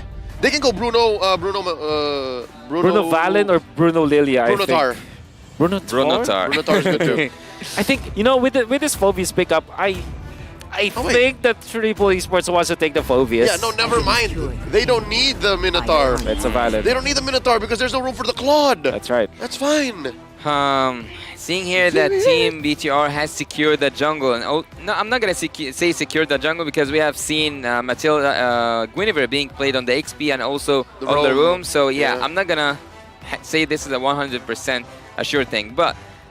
Yeah. Speaking of numbers, mostly it's going to be a jungle. So Team BTR right now are missing on the roam and on the XP lane. Who would have you say can go up against an Arlet in the XP if, like, look, whenever I look at someone and I start speaking of them being in a certain lane, I remember this all or like mostly are flex picks. Yeah, flex picks. Okay. That guy turns out for sure is important to take note. Lapu-Lapu eventually, but then again, I don't completely know if BTR likes that hero. Atamus maybe? Thams for BTR? Arlet. Yeah, to counter the Arlet. Thams, I think there was a time where, yeah, surely. But then again, you're against Faramis, you cannot kill that, you can only like shred it. True. You're not necessarily frontlining for your team because the Fredden will just knock you up, like constantly just not let you attack at all. Come on, Dexter. It's our show. But the Claude themselves. Interesting so far. Obviously, the Faramis plus the Fredren is such a very strong combo, so that's a good one. Khalid perhaps is the ban from Triple Esports. Khalid for Triple Esports. Yeah, Khalid's the ban. That's the ban. Khalid's really good. Yeah. Khalid doesn't care. Yeah. I'm now thinking of both teams' composition because I think that more crowd control for Triple Esports will work like magic for them. But for BTR, they can also have some use of that crowd control. Having the Yuzong though banned, Do you guys think that Brody? at some point, I'm gonna say maybe a Brody or an Ixia actually, Yeah. since she's still open. I think it's more worth it to ban a Brody. Uh-huh. It's easier to execute. But then again, yeah, surely if it's like the last game of the season for them anyways, of the tournament, yeah, sure, ban the Ixia because that's I think you would rather see a Brody on the other side than an Ixia that can come to the late game very strong. Especially with this kind of lineup, right? Yeah. They have a really good front line. They have a way to protect the Ixia, and they read into it. Good read by Coach Darkness here. Yep. And now Triple Esports, do you pick up XP laner? Since you rather, no, that is the XP. Yeah, I think you know what? I don't know. We don't know. Yeah, yeah, that's right. That means that you go Brody instead, or Marksman, or any other Marksman, right? So Brody comes to mind. I believe that some teams will pick up the Beatrix. This is the first time that Sanos will play something else, by the way. Yes, that's correct. So, yeah, I think overall Brody is going to be the safest choice for Triple Esports. If they want to be kind of spicy about it, yeah, Beatrix should be an okay choice as well. I haven't seen Sano play on the gold lane until we reach this point here at the M5. So after taking the Bruno away and after taking the Claude, we can see here that we have an airfield, ladies and gentlemen. This is like a green light to go Minotaur if you're BTR. That's right. Yeah. And we go back to it, right? When I give the word. Okay, Khalid. Like you said, he should have been the ban, right? Yeah, and then Minotaur. Khalid Minotaur, it's just, yeah, that's BTR taking it home. BTR, if they took the Minotaur, is going to be so hard for Team Triple Esports. I don't know if they will take a Diggy to counter all this crowd control, but it's going to be so hard, though. I haven't seen Troll play Diggy at all, if that's the choice. And it also kind of feels like a non-troll hero. Yeah. Or a Tigreal, that's... Hey. I like it. The Tigreal? Yes, please. Yeah. Come on, you see it? Or what is it? So that's Kufra. A Kufra to stop these mobilities. Oh, a Ruby. I haven't seen Troll play Ruby also. This is more of a troll hero, though, than the Diggy. Yeah. So this kind of makes sense. Sure. Big setups, big CCs. Yeah, he loves the tanky heroes. But Ruby, though, I haven't seen him play it in the regular in the MBL Mena or even on international stages. Well, I don't know. Sometimes you gotta show up. Sometimes you gotta, try something you have never done, especially on the world stage. You gotta grow. That's what these two teams have done before our very eyes. Yeah.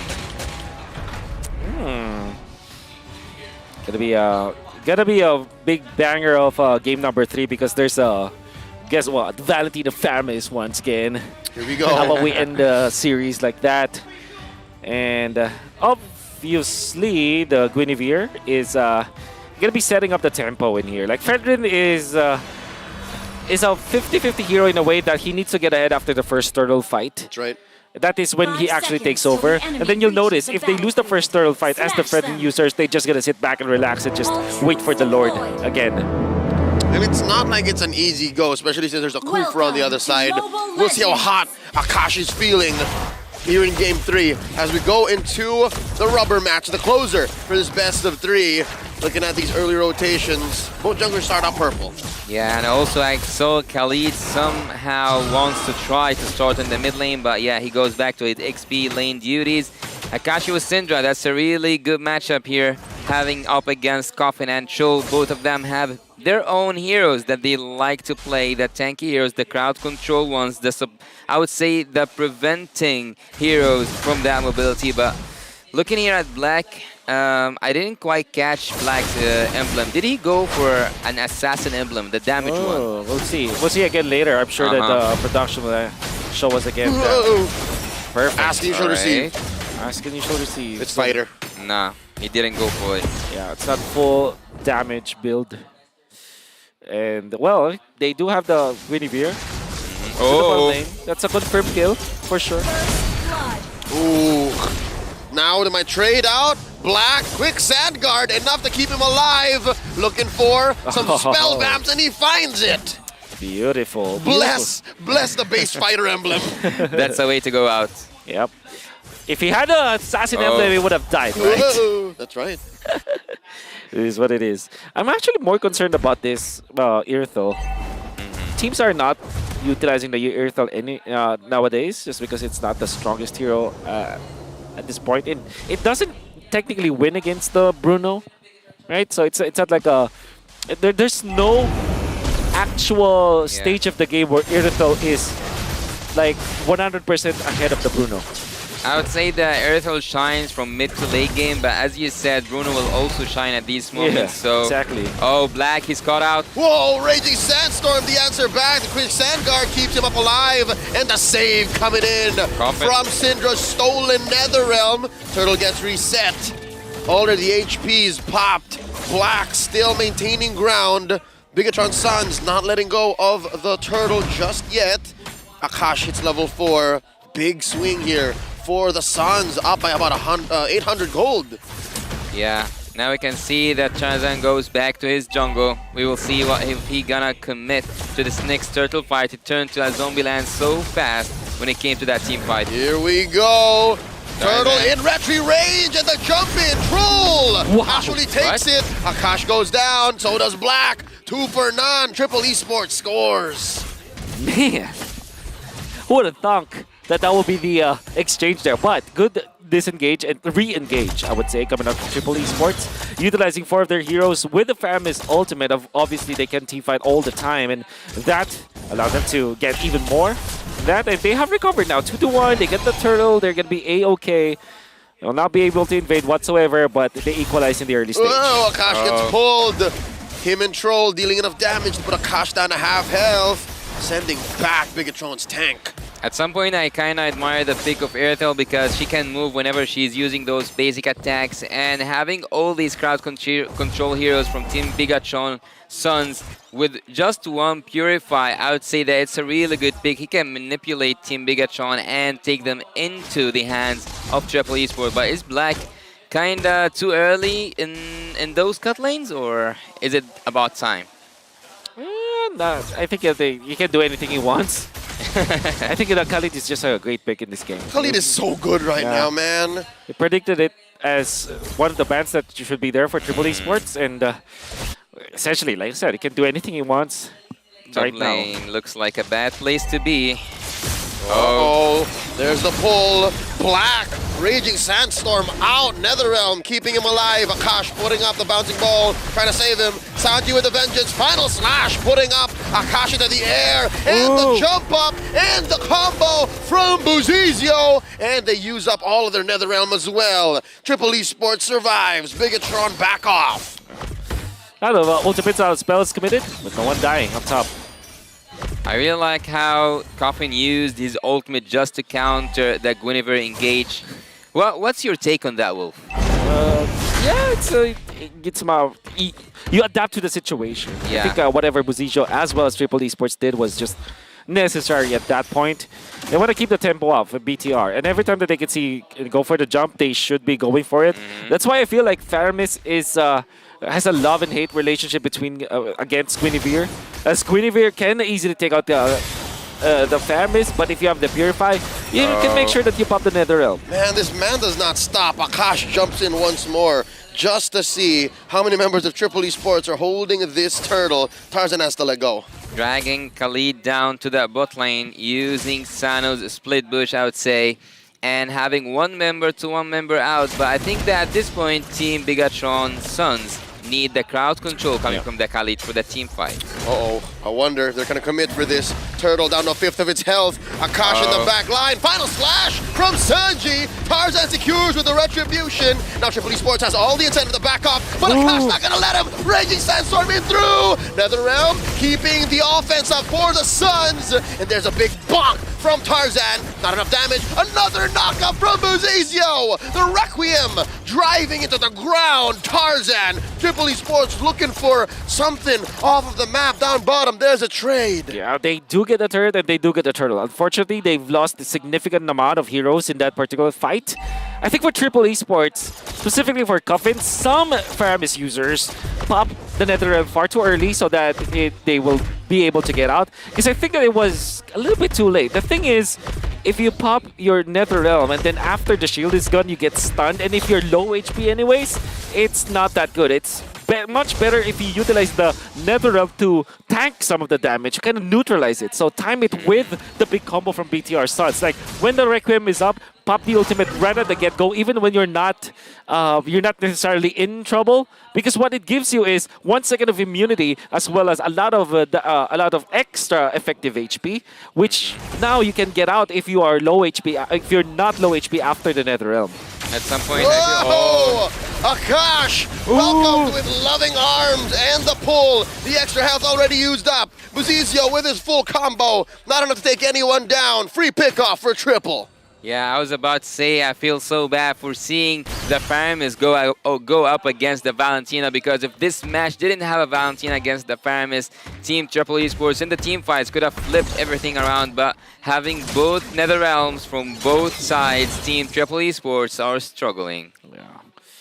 It's gonna be that's gonna be an even trade-off at the same time. At least Irithel is reaching its peak, getting that trade-off on the turrets, and then eventually this turtle, a very important one.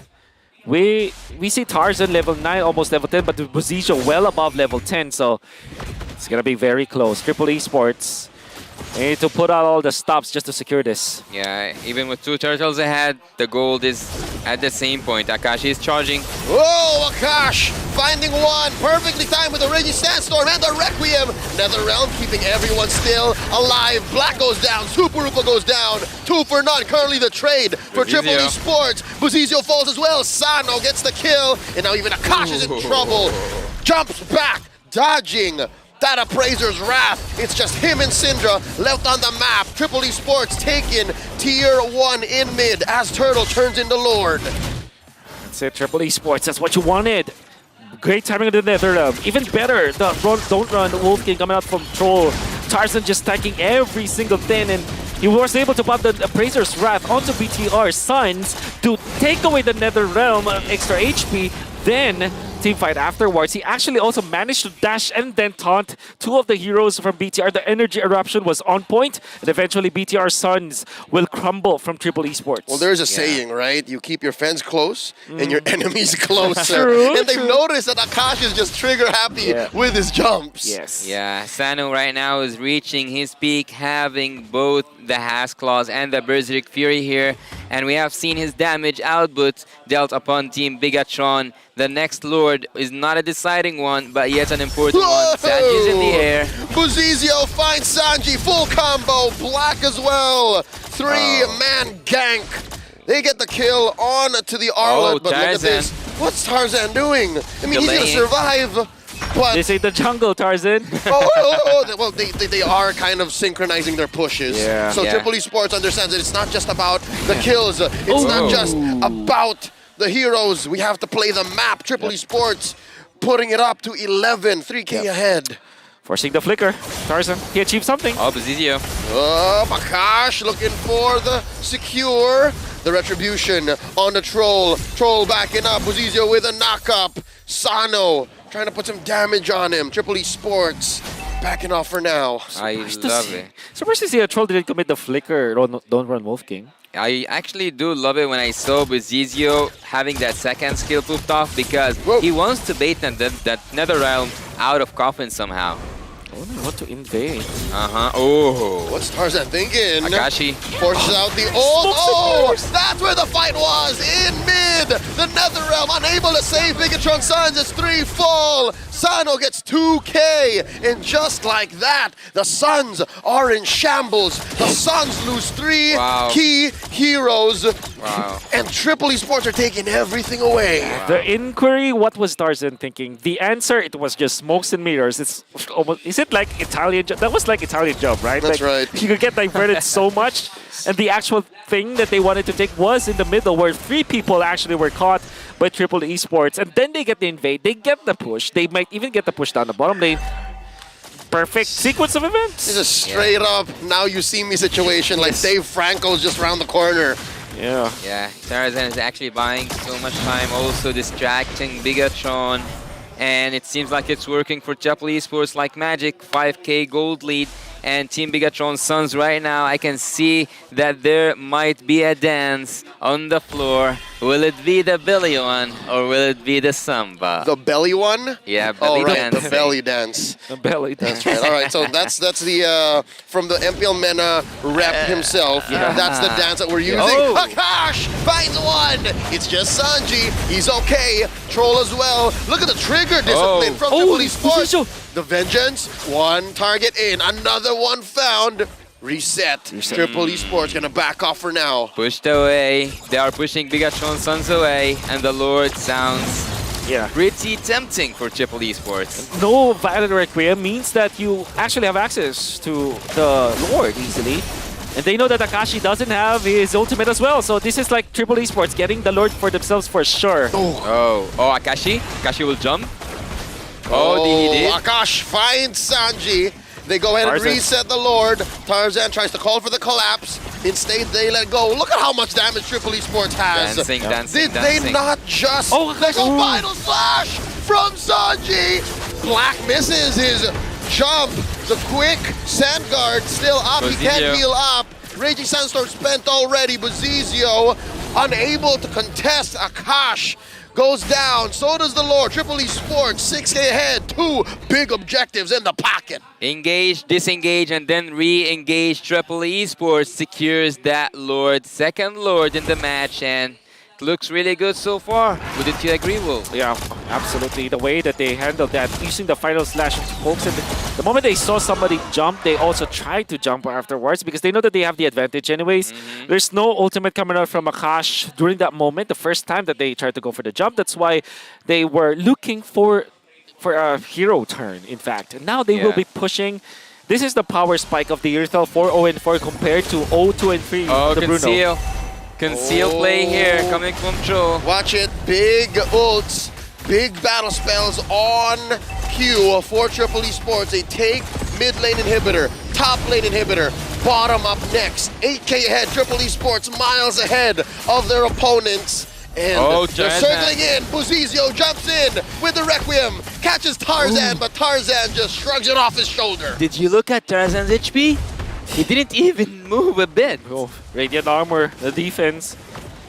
Of course, he went for concussive. Oh, going home for Akash. He gets dived out. Final Slash from Sanji, and they get hit. There's a Raging Sandstorm flickering on out. Akash gets punished. Sanji finds his man. All of the inhibitors fall. Triple Esports are in your base. All the waves crashing in. Bigatron Sons are a man down. 4v5. Big wave in mid. Big wave in bottom. They can feel the pressure. It's getting closer now. There's the pull. I'm offended by Troll. They pop Buzizio. Now a 3v5. They go for the base. They go for another. Black falls. Syndra's next. Syndra survives, but only for a second more. He backs off. The base goes. They take out Tarzan. They take out Super Oopa. Looking for the minions. Triple Esports takes the series.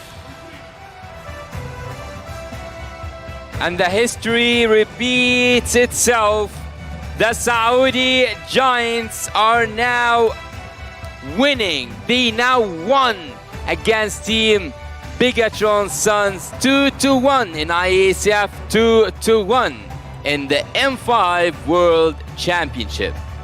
Well done coming out from the Fredrin during the first turtle fight. It was kind of delayed turtle take eventually from the side of Triple Esports. But it's not late, nor is it early. What they did was really just in time. They utilized their Fairness Netherrealm, a good unison with the aggression that they've had. And then afterwards, the Fredrin, you saw all of the usage of the Retribution as well as the Appraiser's Wrath was so on point, and I was just shocked to see these two teams for one last time on stage. Man, I would have loved to see more of this defensive turn-based gameplay from a BTR, but Triple Esports, well played. What a show. Super entertaining squad this. To let them go out in style and to give them one of the last words, let's go to the stage and see what are we going to have in the next upcoming interview. Where is Manjin? There he is. Where is he? Okay, Manjin's there. Let's go to the host, throw it to Manjin. Ladies and gentlemen, winning their last game and exiting the tournament with a banger and with style. Let's give it up for Triple Esports. There you go. There you go. Triple Esports, congratulations. Ending your run with a victory. In the Philippines, we call that the Mamba out. You guys Mamba outed. Yeah, that's it. Anyways, since this is your last game, of course, thank you so much. How is the M5 experience for you guys? Tarzan, please answer. Well, it's a great experience overall. We kind of disappointed in the first 2 days, but overall we learned a lot. It's a great experience facing all these great teams, and we're going to try our best in the upcoming World Series. Still, congratulations. Congratulations to Tarzan. There you go. There you go. Let me ask Troll. Troll. All right. Troll, how proud of you of your teammates? How proud are you of your teammates? I'm very proud of my teammates of what we did today, but we couldn't qualify to the playoffs. But then again, we're proud of you also. We're proud of you also. Mena is a fast emerging region in MLBB. Can I ask maybe Sanji? Sanji, there you go. Because Mena is still growing. What do we expect for Triple Esports in the near future? What are the plans? In the future, I hope we do the bootcamp in BH, so we can improve the BH or into teams. So I think this is just the start. This is just the beginning for Triple Esports. Don't worry, I'm asking Muntun right now. Muntun, you heard that, of course. You know what it is. All right, and now finally, let me ask Coach Lyric. Coach? Coach? Hello. You carried this, you were a big part of this team's success, especially for this year, 2023. What is your message to your teammates? Message to your teammates, bro. To the teammates, yes. Thank you very much for the sacrifice because they sacrifice really a lot. The time that they should be studying, the time that they can be with their family. Instead, what they do is always go to the practice, try to improve every day. So there you have it. It's a very big sacrifice for me. There you go. There you go. Coach Lyric, everybody. Coach, please give a message to your fans. Give a shout out to your fans. Anyone? Go. Yeah. No, anyone can do it. Yeah. So shout out to everyone supporting us. We're sorry that we didn't do our best today and the past days, but hopefully in the next series, the next M6 maybe, next MSC, we'll try our best to qualify and do our best. That is Tarzan, ladies and gentlemen, Triple Esports. Smile and wave, boys. Smile and wave. Thank you so much. You may now exit the stage and claim your walk to victory. Triple Esports winning their final game of the tournament. Of course, still props to Bigatron's Sons for also showing up. That it's just the first series of the day. Let us now throw it back to our shoutcasters. Shoutcasters, it's your turn.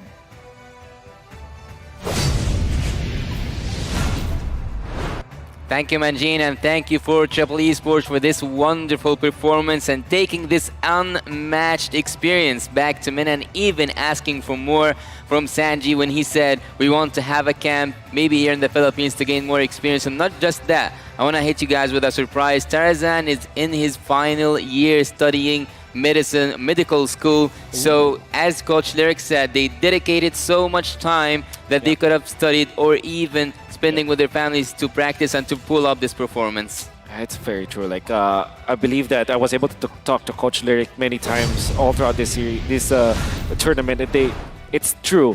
Some of their players even like do homework or do online classes before their matches, and they don't have enough sleep, you know. The sacrifices that they had to go through, the Triple Esports, but in the end they win with 100% kill participation on our MVP. Wow.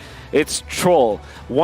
Landing that Don't Run Wolf King during the third turtle of the game, where he saw that it was the Fredrin going for the sacrifice, the Netherrealm layered afterwards, and then landing the ultimate on multiple heroes to eventually take out the Bruno. It was such a great sequence of events, and you're going to see all throughout this game how they were able to recover from the laning stage. Troll punished BTR Sun so much. Yeah. Again, how aggressive Akash was, he got that in check. How sometimes even Black would be off position.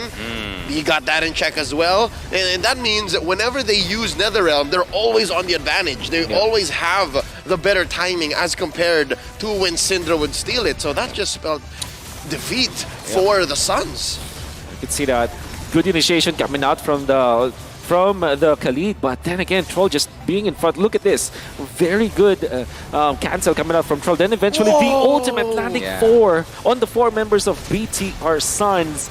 And even after the Netherrealm that was copied by Syndra, it will not be enough. And this is it, the Italian job we saw coming out from Triple Esports. Smokes and mirrors were given, and it was Tarzan who distracted them, but it was all it was not part of the plan. It was onto the left side. Then they find the good initiation onto Akashi once again. Buzijo found, and there's the stuns connecting. All the combos that you see. Then another pull coming out from Troll to end this game. Taking out Buzijo means that there wasn't any defense afterwards. It looked dicey, but in the end, Triple Esports win because of their team fight and their coordination. Yeah, speaking of the team fight and speaking of the coordination, we have seen Sanji more than once commit to his flicker and final slashes, and he was not just distracting BTR or even interrupting their composition. At some point he was so annoying that no one could have stopped him. If you remember back the draft, the Guinevere was first picked by BTR. And it was a great pick, and then you go for Faramis and the Arlet. Very good heroes overall in the metagame that we have. And the thing with the Faramis is that you can easily just pick up the Purify instead of the Flicker, and all of a sudden you don't have any more problems facing up against the Guinevere. And we saw that in this game, this Coffin Faramis was uncontested. 1-0-13. So also 100% kill participation on this Faramis. Not only being able to dish out the damage, but also supporting his teammates so many times. There was only one Netherrealm that we can say that it was kind of a little bit off, but overall, all of his Netherrealms afterwards were on point. What about this mana boots on the Bruno? Would you agree? I don't think so. I think he wanted to just really speed up his farming together with his team. They want to just stay in front of Triple Esports, always want to fight. Unfortunately, it didn't really help them in the end. Yep, it's all about Triple Esports finding the better windows, and that was mainly served up by Troll. Maybe the fact that Akash was so aggressive put BTR in a weird position. It always made them feel like we have to lean hard, we have to move forward, even if they were obviously not the beatdown. And it just led Triple Esports to say, all right, they're playing into our strategy, they're playing into our pacing, into our timing. True. We're taking this. Oh. I gotta say though, when I was just looking at the draft, I thought that it would be much easier for BTR to execute this. In fact, this Bruno, I was kind of banking on the fact that it's just a very strong hero in the metagame, that it can actually bring them to the victory. Unfortunately, it was just Triple Esports having the better Netherrealm executions, having the better or easier utility jungler in the form of this Fredrin. Some players actually, when they see a Guinevere jungler, they would resolve to just picking up the Fredrin, not because of the fact that it's a utility jungler, but because of the continuous amount of small crowd control that you can layer. And also, you can be in the front lines. That's the thing with Fredrin. If you pick up the Radiant Armor, the Guinevere is a non-factor for you when it comes to dealing the damage. So after the history repeated itself, and we have seen Team Triple Esports or like Saudi Giants win against the Brazilian Giants as well. What are your final thoughts, Leo? I'm looking forward to see what these two regions have to bring when they do come back. Because again, even Brazil, even Latam kind of struggled here in this World Championships. So we can say the same for MPL Mena. I wish them the best, and I'm always looking out for them. I'm hoping that 2024 looks brighter from here on. Well, after concluding this for this current match and going ahead to the next one, once again, the M5 The M5 World Championship is powered by Muntun, presented by Kadia, our global presenting partner, supported by ROG, our official gaming phone grab, our official super app partner, and Secret Lab, our official chair partner. Up next is the best of 3 matchup featuring hometown heroes AB Bren taking on Team Lil Gun of Mongolia. Stay tuned. The M5 World Championship group stage will be right back.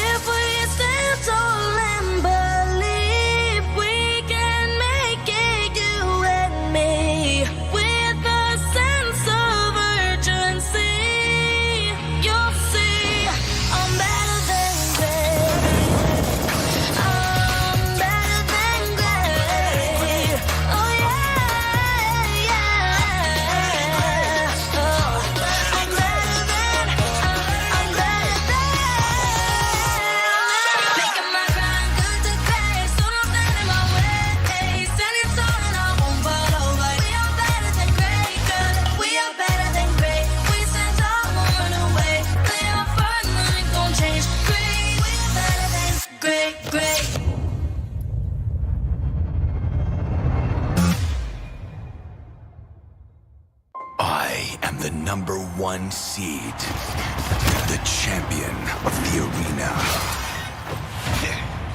The fans adore me because I've never lost. Yet you are afraid that you will lose everything.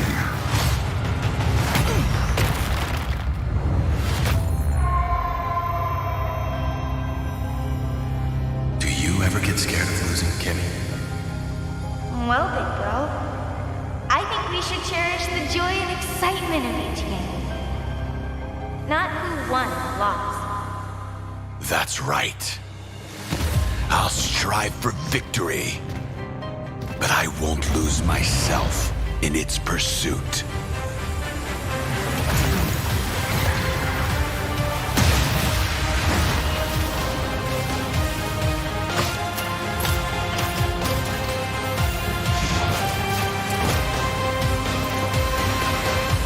World Championship. I'm back.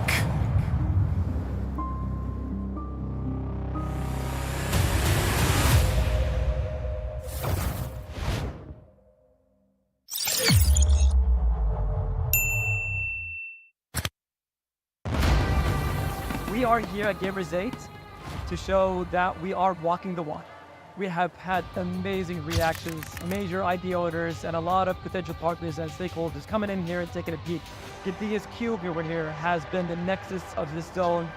What I saw it from the outside is very mysterious. You want to know what's happening inside. Felt like, this is an MMORPG, but R is not role-playing, it's real world.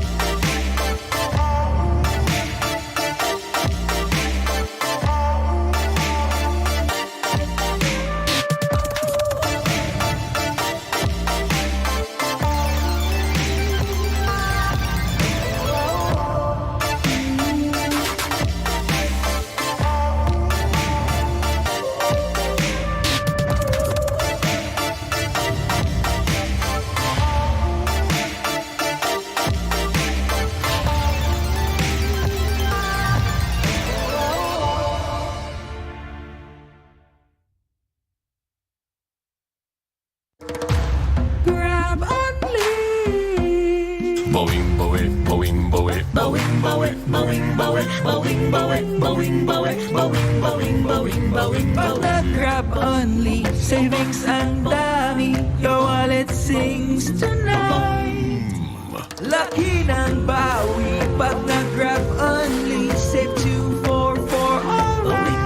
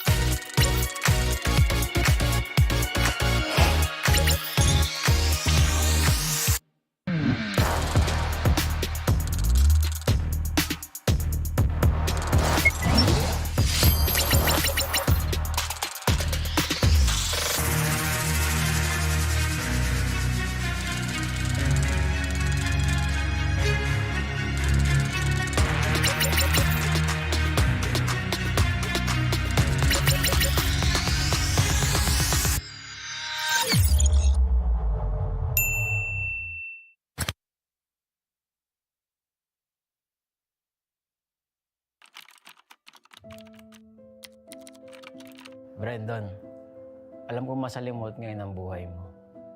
Kung kailan ka nabigyan ng break as a head coach sa pro scene ng Mobile Legends, doon ka pa nagkaroon ng malubhang sakit. Iindahin mo ng 1 buwan. Itatago mo kasi akala mo ngalay lang naman. Hanggang sa isang gabi, hindi ka na makatayo. Hindi ka na makalakad. Wala nang choice kundi dalhin ka sa ospital kasi grabe na yung sakit na iniinda mo. Magsisimula ang season na wala ka sa tabi ng team mo. Sobrang lungkot at depression ang dadanasin mo dahil sa sakit at kawalan ng pakiramdam sa kalahati ng iyong katawan. Munti ka nang sumuko sa buhay. Buti na lang at may mga nurse, mga doktor, mga physical therapists, at mga kaibigan na nagpatibay ng loob mo.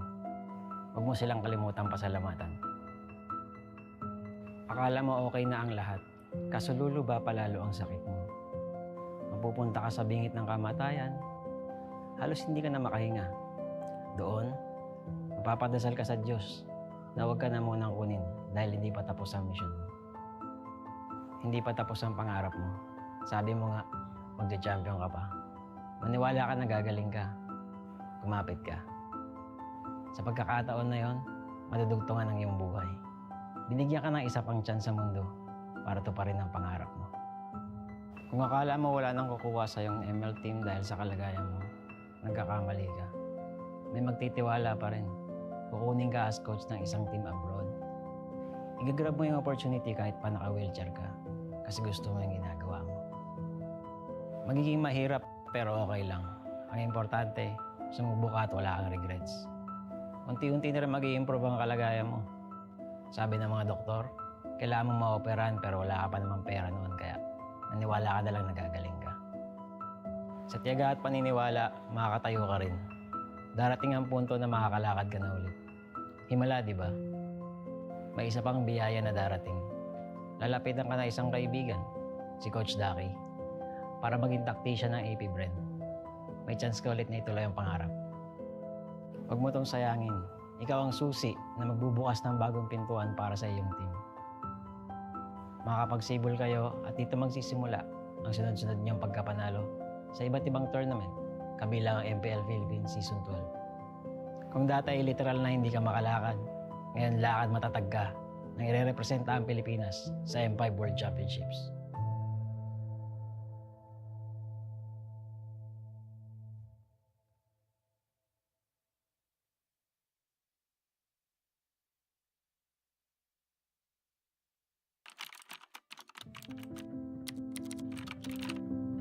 David, nakakatuwa manood ng MPL, no?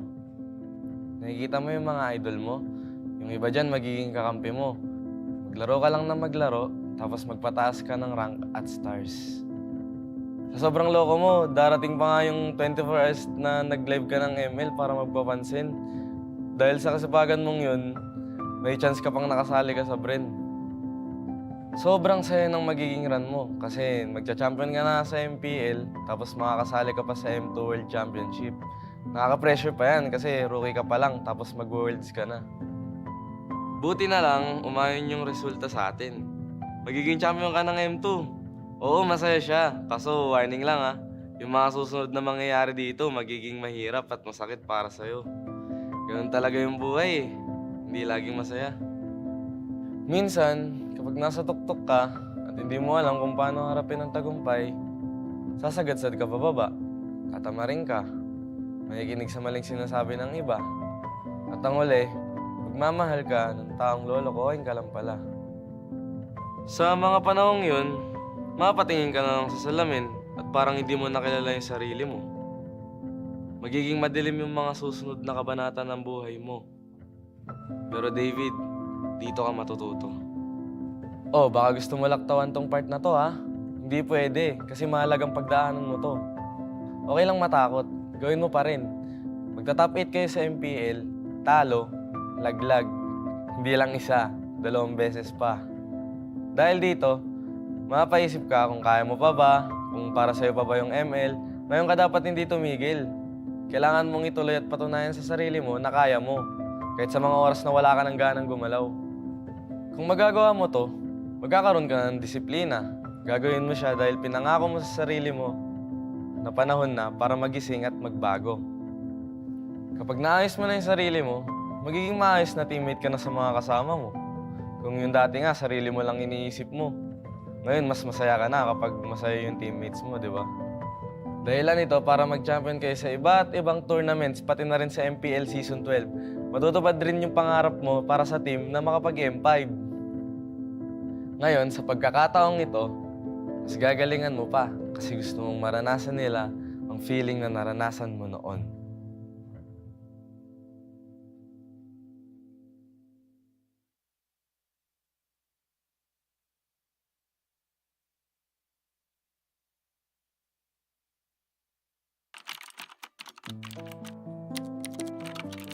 Kyle, siguradong may echo pa dyan sa banyo kung saan ka naglalaro ng ML. Hindi ka kasi pwede maglaro sa kwarto nyon dahil sure na mapapagalitan ka na naman. Tatagan mo ang loob mo kasi masasabihan ka pa ng magulang mo na wala kang mapapala dyan. Huwag mong i-take yun negatively. Instead, gawin mong motivation yun para mapatunayan sa kanila at sa sarili mo na may future ka sa ML. Magpasalamat ka pa rin sa parents mo. Kasi kahit na pinapagalitan ka nila palagi dahil sa kaka-ML mo, lagi ka pa rin naman nilang pinapahiram ng cellphone para malaro to. Mangarap ka. Gawin mo lahat ng makakaya mo para makilala ka sa ginagawa mo. Iwasan mo yung pagiging tilted. Hindi yun makatulong sa'yo. Magpataas ka lang ng stars. May amateur team na makakadiscover sa'yo. At dahil dito, makakasali ka sa maraming tournaments. Marami kang matututunan. Hindi lang sa in-game aspect, kundi pati na rin sa pakikitungo sa ibang tao. Sa tamang panahon, makakapasok ka ng AP Brain. Magiging ganap na pro player ka. Oh, huwag kang kabahan. May mga coach ka na gagabay sa'yo. Tsaka mabuting tao rin mga magiging teammates mo. Kapag may napapansin kang mali o kailangan i-improve, magsalita ka. Mas okay maging totoo kaysa maging pabaya. Matuto ka rin tumanggap pag ikaw naman ang may mali. Hindi ka rin naman laging tama eh. Magkakaroon pa nga ng pagkakataon na hindi ka makakaretry sa isang pinaka-importanteng laro sa karera mo. Pero alalahanin mo lang rason mo kung bakit ka nandito. Kung bakit ka naipagsapalaran sa ML. Magpapagawa ka pa ng bahay para sa pamilya mo, di ba? May pangbubong ka na, di ba? Kaya laban lang. Triplein mo ang sipag mo. Marami ka pang pagsubok na pagdadaanan. Ihahanda ka ng lahat ng yan para sa M5 World Championship. Malay mo, ang kasunod pala ng tagumpay dito, sarili mo ng bahay at mas maginhawang buhay.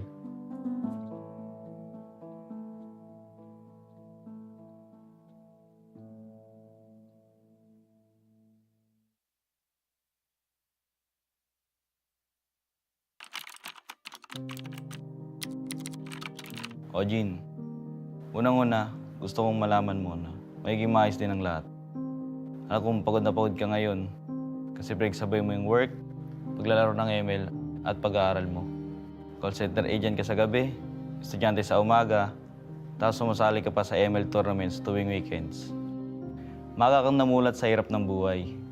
7 kayong magkakapatid, at walang ibang maasahan ng mama mo kundi ikaw. Kahit minsan, ang sakit-sakit na.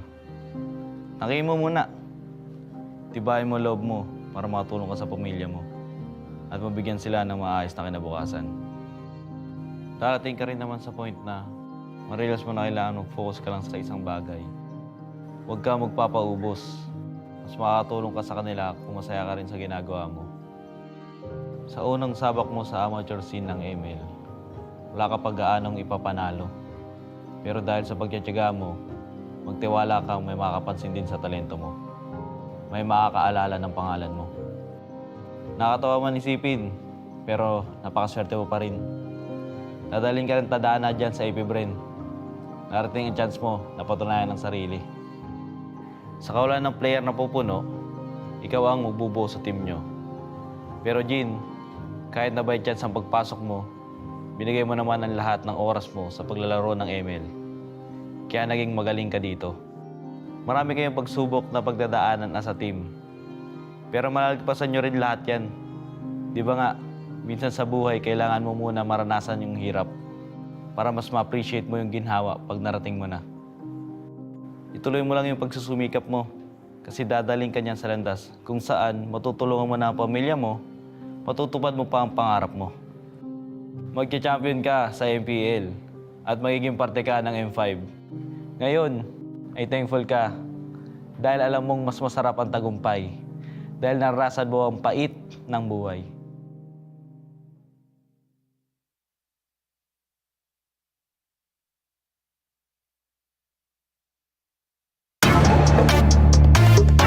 We're better than great. We're better than great. We're better than great. Nanditong mga bida, the kings and queen of MOBA, kasamang kabugera at 7,000 isla. Nagsisimula pa lang tayo. Look at your face, so kabado. Dito sa aming teritoryo, can't get this ground sa amin ito. Ang laban na to ang magiging binhi. Di na papayag masakop muli. Lahat ng daraanan namin ay mahawi. Alab ng puso'y di mapapawi. Sanay sa ating maandugong palaban. Babangon, babawi kahit sugatan. Sinag ng araw, 3 bituin. Pilipinong may giting nagniningning. Sanay sa ating maandugong palaban. Babangon, babawi kahit sugatan.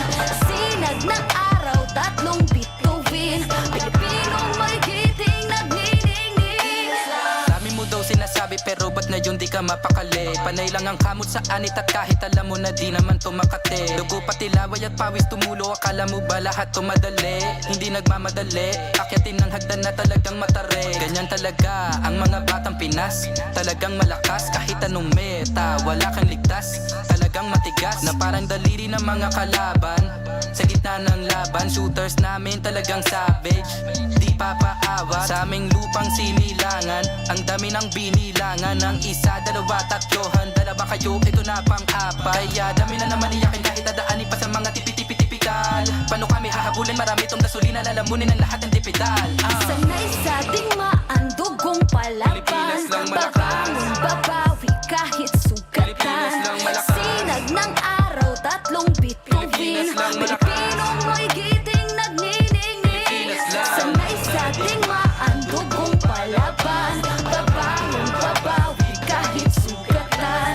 Sinag ng araw, 3 bituin. Pilipinong may giting nagniningning.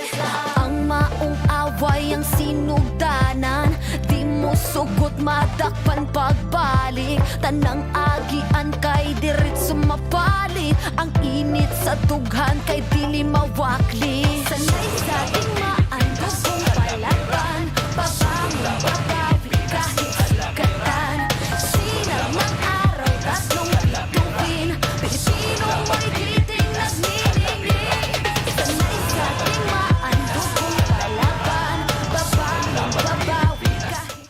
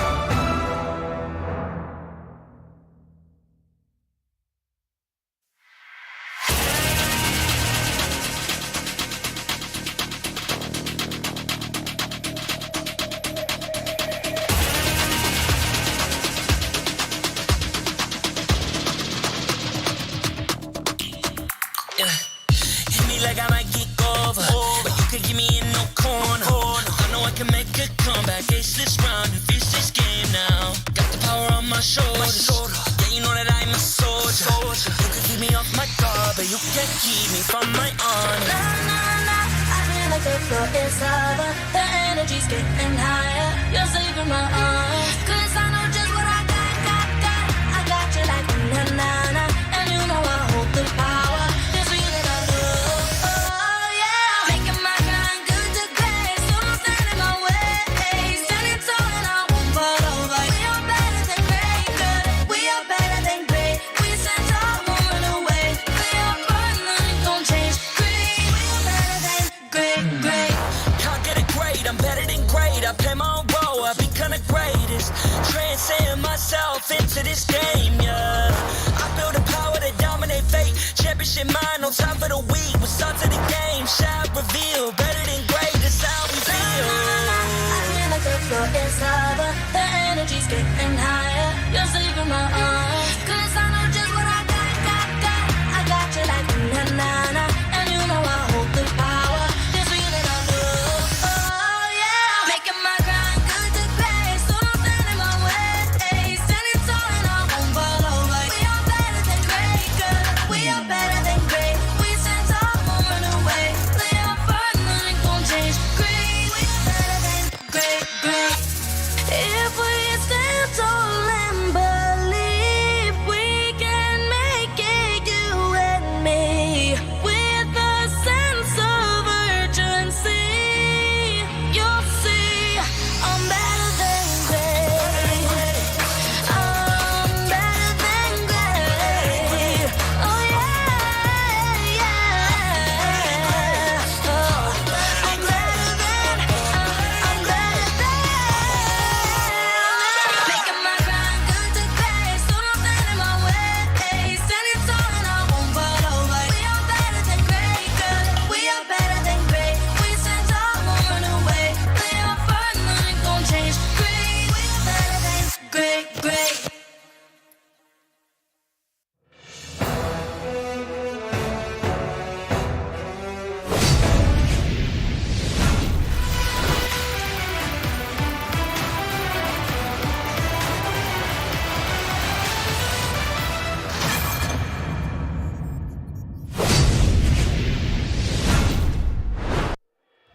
A deciding match that will determine the fate of Group C is about to unfold. Welcome back to the Mobile Legends Bang Bang M5 World Championship Group Stage. Yasu is here with Mirko and Leo to bring you the best of 3 action between the Filipino champions, AB Bren, and the Mongolian downloaders, Team Lil Gun. How are you feeling about this, Mirko?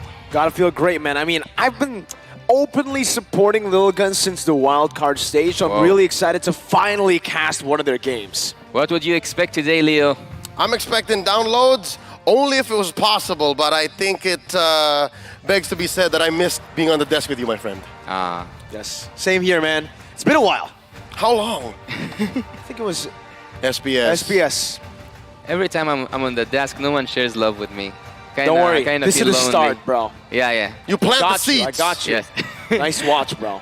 Oh, thank you. And also, speaking of thanks, we should thank our sponsors. The M5 World Championship is powered by Munto and presented by Kadia, supported by ROG, the official gaming phone Grab, the official Super App partner, and Secret Lab, our official chair partner. Thank you to our lovely sponsors. M5 wouldn't be possible without your support. And before we hit the game, we should also know that if you do not already know, the ROG Phone 6 is M5's official gaming phone, and it packs the game-winning power of Snapdragon 8 Plus Generation 1 chipset with the class-leading game-cooled 6 thermal system that lets you break every limit. Just take a look at the screen right now. It also comes with a spectacular 165 Hz of AMOLED display and a monster 6000 mAh battery life to power through your gaming needs. My fingers start to hurt and the phone still wants to chug.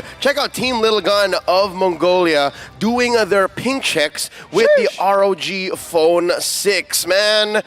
Look at it in action. All of the things that you've seen happen, the amazing plays, was done through that phone. I'm gonna tell you the downloaders right now, I'm afraid that they are inserting the virus for Team AB Bren, because today, if the history repeats itself and Team Lilgun lost that first game, we might see a reverse sweep. And today, actually, any win with any numbers for Team Lilgun qualifies them. But if Team AB Bren takes it home, Brimmy's Ghouls are the ones who are gonna qualify from that group.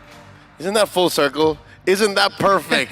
That in the end, we all hyped up Burmese Ghouls versus AP Bren. It's a rivalry for the ages, and now they are as close as friends as it gets, mostly for the Burmese. For sure. I mean, the Burmese are definitely the biggest AP Bren fans, maybe even more so than the Hive, right? They are rooting for AP Bren. I've been seeing a lot of the comments on, like, in chat, live chat, everywhere on social media. Even Ducky's having a poke and having a little bit of fun at it. Well, look, we have the M5 wildcard qualified team right now going up against the Filipino champions. And looking here at the match headline, it is time for Lil Gun to bring out big guns. So not this gun. Not this gun. This gun. The big one. Yeah. They got to come in loaded again, right? Because, like you said, their style has been, I mean, it's been weird, Leo. It's been downloading. Sure, they lose their games in the first game, and then they process it to the next one. Unfortunately, against Burmese Ghouls, that has cracked. Yeah, loaded and downloaded, and now they have to come in reloaded, because any win that they get here helps them secure the knockouts. But otherwise, AP Bren helps cut through to the Ghouls. So here's the math, all right? Yes. It's pretty simple. That's all you need to do. You have to win against AP Bren, either 2-0 or 2-1, because this is what the standings look like. And the reason why this is if they lose to AP Bren, whether it be a sweep or not, they lose the head-to-head to the Ghouls. The Ghouls are the ones who broke their download streak. Yeah, indeed. As I told you, simple math here. Whoever wins, we will see another, like, let's say AB Bren, if they win, it's Burmese Ghouls Prime. They go and advance to the playoffs. If Lil Gun wins with any score, they also advance. But look here, bring out the big guns. Lil Gun, can Bibex serve as Super Marco's kryptonite? Okay, here's the thing. Super Marco is one of the cleanest, most mechanically gifted gold laners I've seen in years. Wow. And the thing is, Bebex still has a lot to go through, right?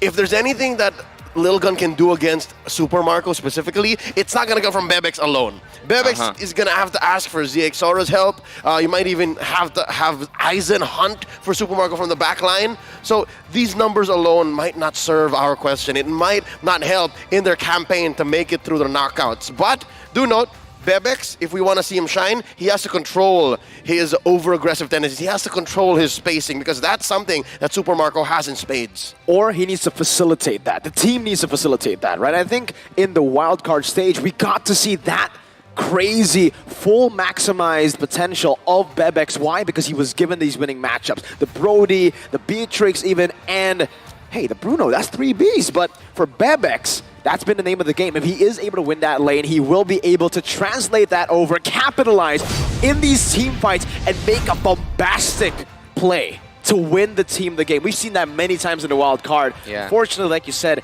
Leo, on the other side of the spectrum, it's the most consistent gold laner in this tournament so far. Super Marco probably rated as the best, in my opinion, for now.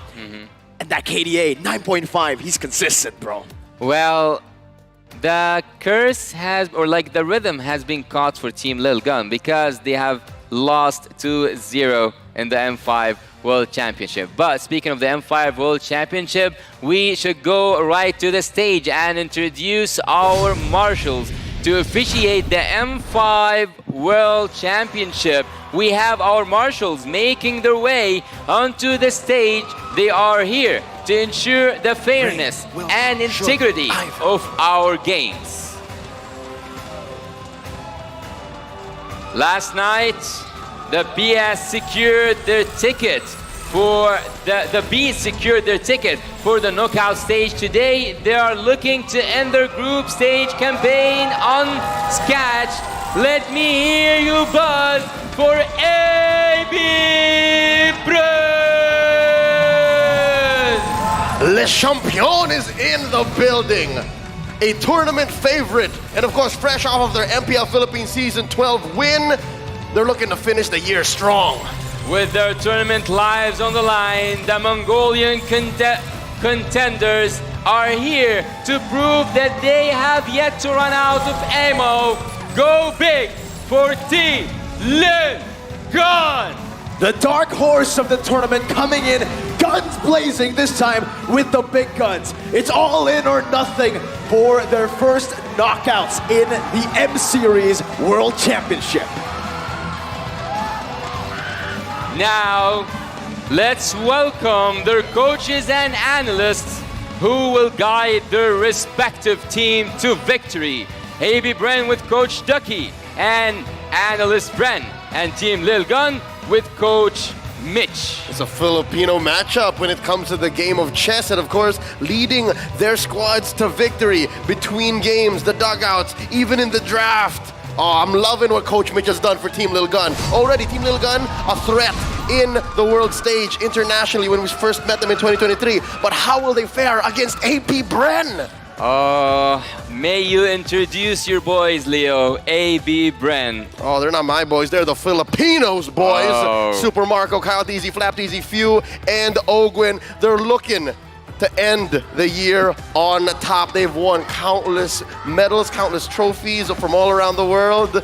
And I think, just like Onyx, they're on the golden road. Wow. 2 golden medals just this year, ISF and SEA Games. But Mongolia, and specifically Team Lil Gun, I need to talk a little bit about Mitch coming into the fray. He's really refined this team with Bebek, Zixora, Aizen, Forbid, and Ethan. We've seen this team even in the ISF Asian Championships. And when I first got to lay my eyes on this team, they were still just very raw, right? Aizen and Forbid were the 2 main carries. But now, ever since the wild card, ever since they got here to the Philippines, Bebex, Ethan, every single member on this team can carry the game, and that's what makes them a real dark horse. Oh, seeing the potential in the eyes of Team Lil Gun, whether it was in the IASF or even in the wild card, and now carrying on the road, making it to the M5 World Championship group stage. They just can. It's in their hands to advance to the playoffs. Victory,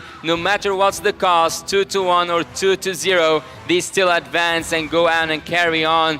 Mirko, here you go fully for Team Lil Gun, while I am and Leo go for AB Bren. Why did you say it's a full sweep to Lil Gun? I told you, I've been a fan of this team since ISF, since I first saw them, and I will still, predict them here. I will give them the benefit of the doubt. Maybe they can download AP Bren, even though on paper, AP Bren do look a bit stronger. Where's the download here, dude? Usually you have a one for the other. They used the download quota for Burmese schools. That's why they took 2 losses in a row, baby. So they're loading that in. Yes, sir. That's how it works. That's the cope. You asked Coach Mitch. I asked him personally. That's the program. That's the program. That's the virus. No. Shadow is the virus. Oh, yeah, Shadow's the But we don't know how far Shadow can go. But yeah, no, again, it's clear as day. I think even in last night's matchup where AP Bren went 21 plus minutes against Team Flash, where it looked like Flash was in control, I'm guessing maybe this can be the same situation. Maybe Lil Gun can get as aggressive as they need to be, and then AP Bren might find an angle because they always have found a way. To make this group more complex, Team Flash just needed 1 victory. Not a full victory, just 1 victory would have made them now into the calculations. But speaking of numbers, the audience projections are screaming AB Bren. 96% of the Burmese picked AP Bren. I wonder why, Leo. They need AP Bren to win. Hope it's just the same. Almost 90% of the Mongolians. So sometimes, really, you're playing with the little inches. You're playing with these little chances, these odds to make the mile, to finally get one game at a time, upset the world, show that Team Lil Gun has what it takes to give AP Bren their first game loss in the groups. Recalling the M2 finals right now, who would have thought that Team Brimmis Ghoul's fate will be decided by the AB Bren themselves? I think that somewhere in the audience we might find the players of Brimmis Ghoul's rooting and buzzing for Team AB Bren. They're probably dripped out in full AP Bren merch as well. Should be, right? Probably with those varsities, man. I don't doubt it. I don't doubt it. More hilarious if they were in AP Bren's dugouts. Like, yes! Yes! They're just backstage. Let's go, Hive. Let's go! But it's time to get into the drafting phase. Without further ado, ladies and gentlemen, Game 1 awaits us. Let's get into the draft with Utah for this matchup. Who will rise and qualify to knockouts? The question is here, who's gonna be able to make it through? Will the downloaders do as they have been doing since the wildcard, or AB Bren will continue sweeping this group? Team AB Bren starting this draft having the Phibius and also the Bruno maybe sitting up for a Nolan, and the Nolan is banned by the Lil Gun team, and also there is the Joy. Why am I seeing so many bans when it comes to the jungler from Team Lil Gun? I mean, it's just that the meta demands that. If you don't respect what Kyle TZ can do, how much he can control the map just from the fact that he owns everything and might even start living in your jungle, then that's why. You see here the Matilda ban, so still open up is the Faramis, and I think AP Bren, Coach Vren, Coach Taki, they were watching. Hey, you guys are very Faramis reliant. So we're gonna start taking it away by picking it. I'm seeing that. Might be a first pick here. Well, speaking of the Faramis, I cannot help but to remember that Mirko told me that MPL ID is specialist when it comes to that Faramis. So, would you, Mirko, choose to take Faramis first or a Valentina to steal that Netherrealm and it serves the same job? I would say right now, AP Bren will not go for either. There's still so many heroes up for grabs. Even something as strong as the Wanwan is still up for grabs for Super Marco. Haven't seen it in a while for Super Marco playing that Wanwan, but the fact that the Phobius has been banned out, a whole lot of the counters. Bruno's banned out too. Yeah, they might just pick it up. Oh, this is weird. Hey, there it is. Got it. Yeah. He is gonna be first up. So the odds be damned. Again, even if the Faramis does come through, you can pick up the Valentina on the clapback. So it's not so bad. Yeah. Team Lil Gun are overloaded with options. Well, I think that the ones who have the upper hand now are Team Lil Gun, even though we know that there is that 1-1, yet Team Lil Gun gets to choose from all these heroes opened up. Arlott comes through, and also as well as the Faramis. So you can pick up the Valentina here. You can go Valentina Jungler, Valentina Riz. The Riz might be good to pick up as well. And for Team Lil Gun, they're not worried about the Claude anymore. So there's very few things that actually threaten the Faramis straight up. I'm liking the odds of AP Bren here coming in, winning from the gold lane. I can hear, I can hear her coming through. Angela. It's been a while. We haven't seen Angela in a while. Yeah, Angela with the Baxia, as we said before, it's a disgusting combo. It's one of those combos you don't want to play against, but yet Team AB Bren, they have the early game pressure, and also they have the hard guard to serve Super Marco's best. Oh my god, I think that AB Bren at their first stage are really, I'm not gonna say dominating, but look here.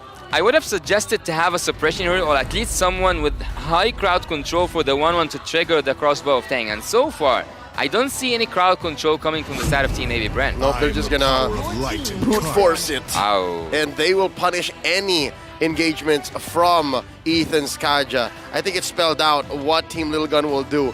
They missed out on the window of flexing the Arlott, so now we know that this is going to be an XP laner, a mid laner, and a roamer for the Mongolian squad. They're going to start choking out the XP lane, which shows that they might actually put the Beatrix on Bebex.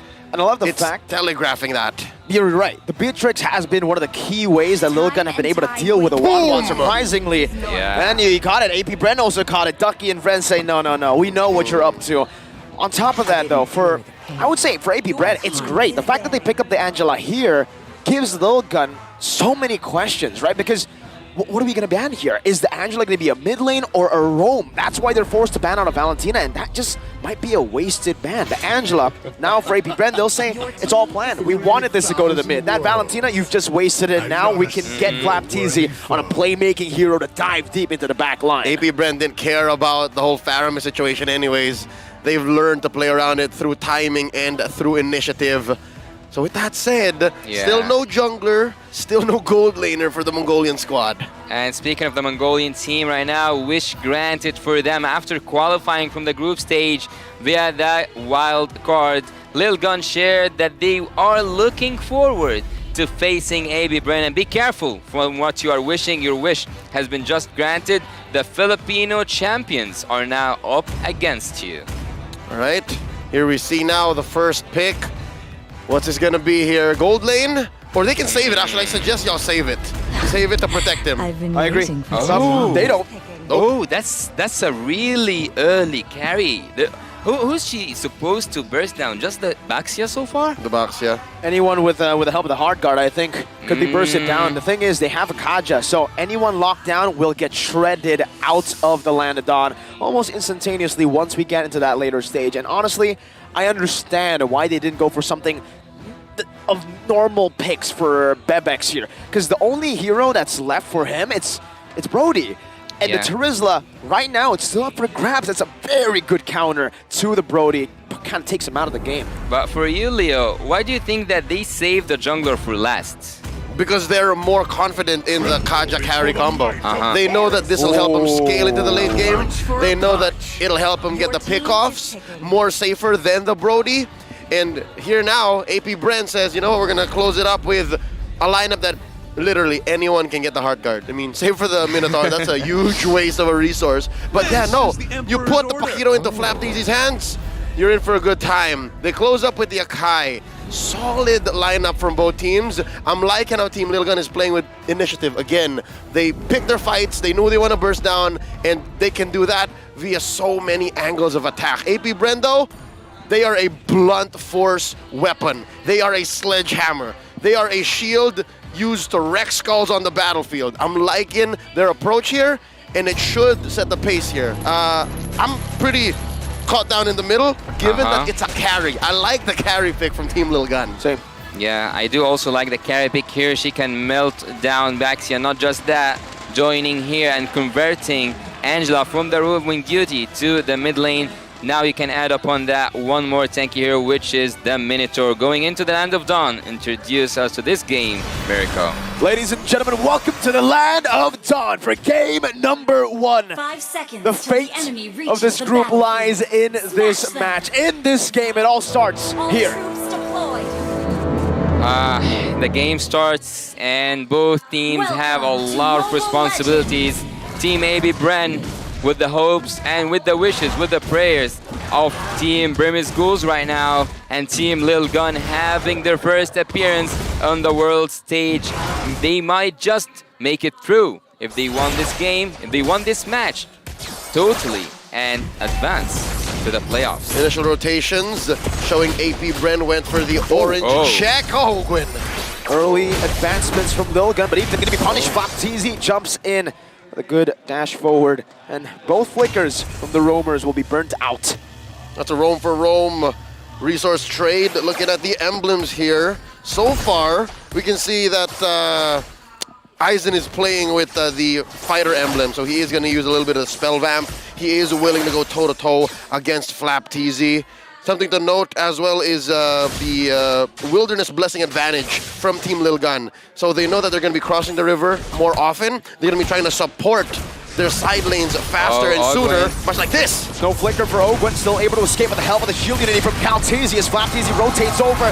Zixora caught in enemy lines. Aizen flickering forward, looking for an exchange, finds one, but now he's caught as well. Forbit providing some support. Aizen again with a vengeance. 2 times getting the sustain. Ethan body blocking, but now Few ties him up. Shield unity to the back, finding another. Now it's Ethan and Forbit caught under siege. It's another kill from Forbit, and it ends up just being a 3-4-2. But wow, what a fight. The damage from the Ghost Bursters stacked up. Again, the more targets there are, the more damage you're going to output, even in this very early stage of the game, under 2 minutes before that turtle spawned. We're already looking at a bloodbath. 3 and 2 at 2 minutes. First builds here. Swift Crossbow on to Marco. And you're seeing here, Bebex just isn't built to fight just yet. Kyle TZ has a physical defense. Even with the heavy spin, it's a brilliant Minions Fury to help Kyle TZ find that red tree. And now with the help of the hard guard, Kyle wants to go for more. Going into enemy territory to get a little bit more of a lead. After draining the resources out of both teams, that was what I expected to see in the team fight. Minotaur couldn't find his way out, neither Few and also Aizen at this moment. Aizen yesterday said that he was embarrassed. Oh, not Aizen, sorry. I kind of got confused because there's an Arlet. Flap Teasy said that he was embarrassed by the performance he made up by the Arlet, even though he was one of the most effective, if not the most effective out of AB Brand's team. But today it seems like he's taking another route to 0-1. He's dealing the burst damage at its finest in front of us. And looking so far at the performance of these two teams, at how Team Lil Gun are actually ramping up for that power spike on to Bebex, it's hard to find the window because if the damage is real, it's going to have to be AB Brand overcommitting. Look at this. Kyle's just walking Forbid down, forcing a Netherrealm and a heavy spin. Two massive resources, but also AB Brand did use 2 ultimates as well. So far, they're holding strong onto this lead, 1.2k. See, until Team Lil Gun are ready to ride on the Bebex Express, then that's the only time AP Brand will have to respect that. Because right now, damage-wise, they only have Forbid earlier. That's how they got the 2 kills, right? Only if Forbid is able to Ghost Bursters out AP Brand, that's the only real reliable source of damage. Magic-wise, physically, it's so easy to build physical damage protection. You have your... Forbid. Forbid! Okay, he has a flicker. You held your breath there, but he has a flicker. He spent it. So, what I'm saying is you have your basic pants, you have your Dreadnought armor, and this is more than enough to ramp up AP Brand into a power spike in the mid-game. And with all this heal for Team AB Brand, the Nicholas of Durance triggered by Forbid is a kill. It should be, and Kyle just takes it alone under the turret. Wow, that was so fast. That was so fast from Team AB Brand right there.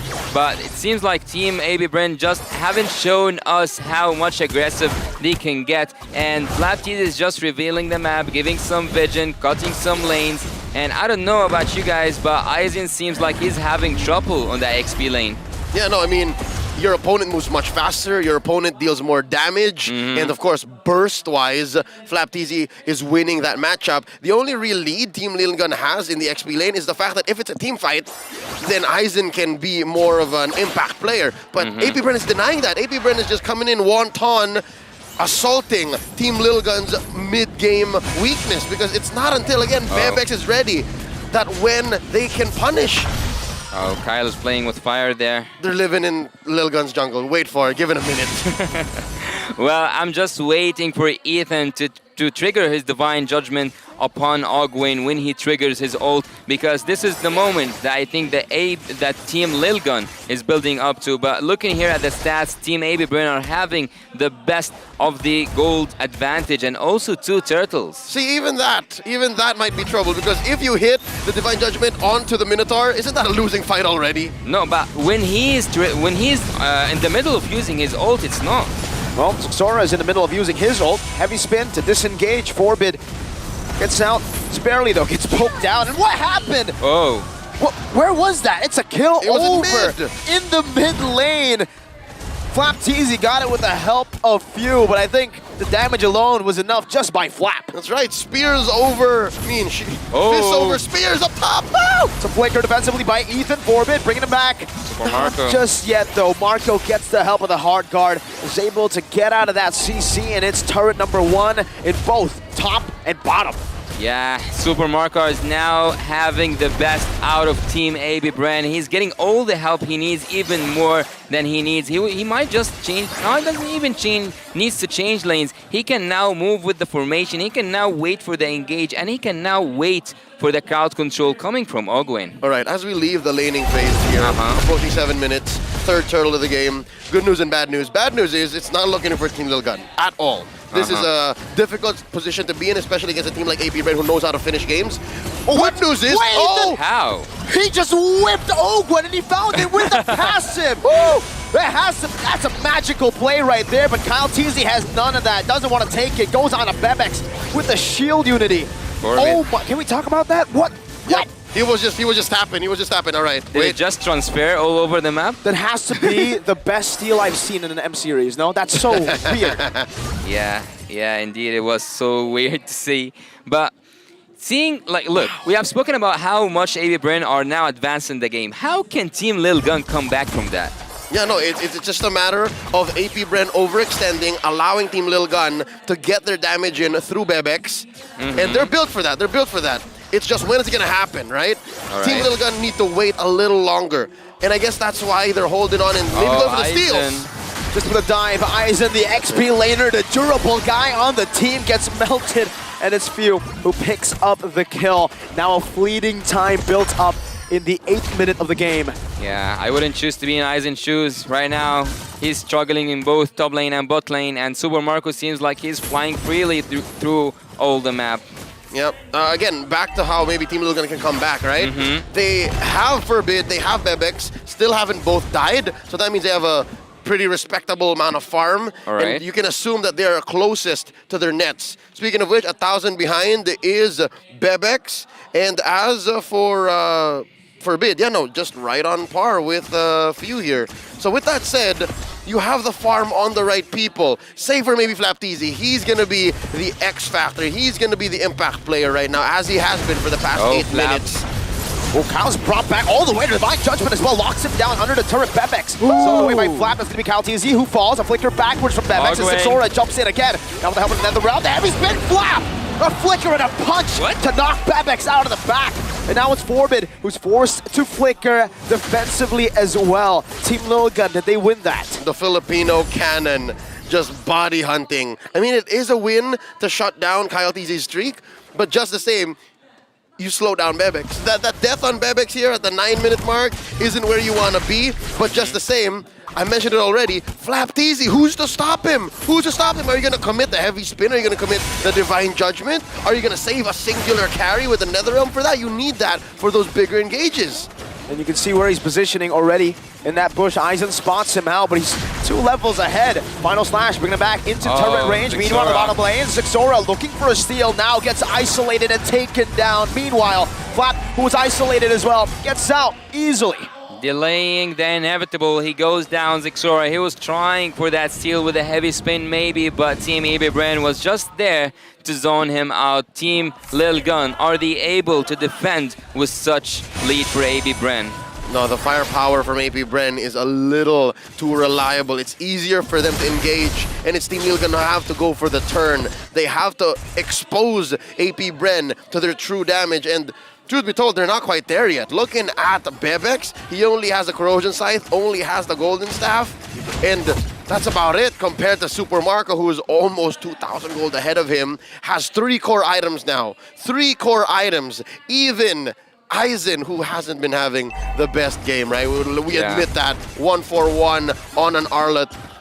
Even him alone is not able to stop Super Marco, because Super Marco still has the roses. He can cleanse anything that Team Lil Gun bring on. So the best thing for Team Lil Gun to do is to hunker down on their base. Wait for that next window. Wait for them to allow AP Bren to overextend and maybe hit someone with a heavy spin. Push him in too deep. Yeah, layer by layer, turret by turret. Team AB Bren right now, they put Team Lil Gun to the defense duty. They cannot go out of that enhanced inhibitor turrets, but here comes my question. Team Lil Gun at this moment, will they be able to defend 1 crossbow of Tang if Super Marco triggered it? Because so far, we haven't seen him flying. Divine Judgment, now it's Ogwen under the turret. Sora trying to zone with a heavy spin, now pins them down. Ogwen still has the immortality. Aizen baited to the back line. Meanwhile, Kyle brought back again under the turret. Aizen, that's a crossbow attack. Your question will be answered. It's Super Marco on the back, deleting, melting them down, but only finding one.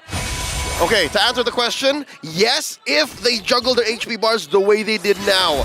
They knew that there was just barely enough to keep them alive. But AP Bren! They're just going in. Zixora now going to be immobilized, then taken out. It's Flap going massive. A knockout strike to zone Ethan away, but now it's going to be Bebek stealing some damage back. Marco, he doesn't care. He wants to go in. 1v3, no problem. He likes those odds. A killing spree for Super Marco. It's as if Marco wasn't enough. The true core for AP Bren. It was all started by Flapteezy coming in like Ipo Makunochi, coming in with the Dempsey roll, threatening bodies, and they took 2 on the way out, plus an inhibitor. AP Bren, they know that they're playing with time here. They know that if it extends to a longer game time, Team Lil Gun might actually have a chance. Wow, AB Bren at this moment, they like living on the line. They were almost dead, mostly 3 of them, yet they committed to the team fight until the very end. Super Marco with 308, he's now a force of nature. At this moment, it's so hard to stop against the crossbow of Tang, but what's harder is to get into this Lord area because it looks to be a prevented area by AB Bren. They have drawn the line, but a conceal is committed. One final play, a desperate play, called in by Lil Gun. This is the big gun coming in, and they find the Lord, but they get knocked up.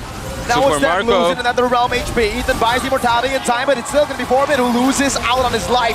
Ethan chased down Divine Judgment to buy some time. He loses another immortality. Aizen is running for the hills, and look who's chasing him. It's Ogwen. It's the Minotaur, delaying him from the recall while the rest of the team deals with the waves. The big guns get responded to by the big bull. Look at this. He knows he's not going anywhere. Ogwen knows he has his man. He's a house arrest. What? That's why he has the title Super. He's not just Marco. Zixora gets out, and now the turret in mid lane. They don't just call him Super Marco for no reason, man. Nope. You see this? This means hope. That means AP Bren are hoping that this game ends soon because they did not expect. Are we just going to allow that to go under the radar because Zixora stole the Lord? Final slash. Truly is going to be the final slash for him here as AP Bren take him down for the 6th time in this game. Seems like there is no kryptonite that can stop Super Marco at this point. Team Lil Gun are falling down to the pressure. They cannot keep up with the momentum. Team AB Bren at this moment, they are dealing so much damage that Team Lil Gun cannot do anything but to take it and wait until this late game. Will Ethan be the solution here, Leo? Oh, Ethan, you're talking about this Kaja that currently has fleeting time, is playing with the immortality's cooldown. I'd say he's a key to this, but alone being the solution, I don't think so. I still think you're looking at Bebex. Bebex is your only way out of the situation. You have to allow for him to win against Kyle TZ and Flapteezy first. Do you think who has the most goal? Do you see how it's the XP? That's right. Yeah, no. That's because Flapteezy's been doing this job since minute 1. He's been pushing the tempo. He's been forcing Team Lil Gun to play to his pace, and that's why AP Bren are ahead this fast. Team Lil Gun, it's not looking good for them. They can find an opening. They have a lot of crowd control, but yet the execution is key. 10k, almost 10k behind, 8k behind right now in terms of the gold, and in terms of the damage dealt, no one can stop against Super Marco. As I told you, there's no kryptonite with Team Lil Gun so far. Recalling, as the MPLID likes to call it. Tas. Enjoying their time here with an 8,000 gold lead. Welcome Zixora to the death bush of AP Bren. He'll just spin around and get out. Oh, that's tough. That's a good amount of time that they don't have the heavy spin. At least for sure, until this Lord comes up in about 15, they will not have a heavy spin. Team Lil Gun, I'm trying to think with you. I'm trying to find a solution. I'm trying to look at the items at some point, but it doesn't seem anywhere near possible for me so far. It's nearly impossible, but that's how it takes. That's what it takes to win a team like AB Bren. It needs you to achieve the impossible. At the bot lane right now, spotted from Team Lil Gun. They are away from the Lord. They leave it easily, they leave it freely, but yet they release some of the pressure. Until Team Lilgun has their items built, the only real clapback they have against AP Bren is inside their base. They're going to have to use their structures and their base to be able to close that gap. But aside from that, they can't fight AP Bren toe-to-toe the way it's happening now.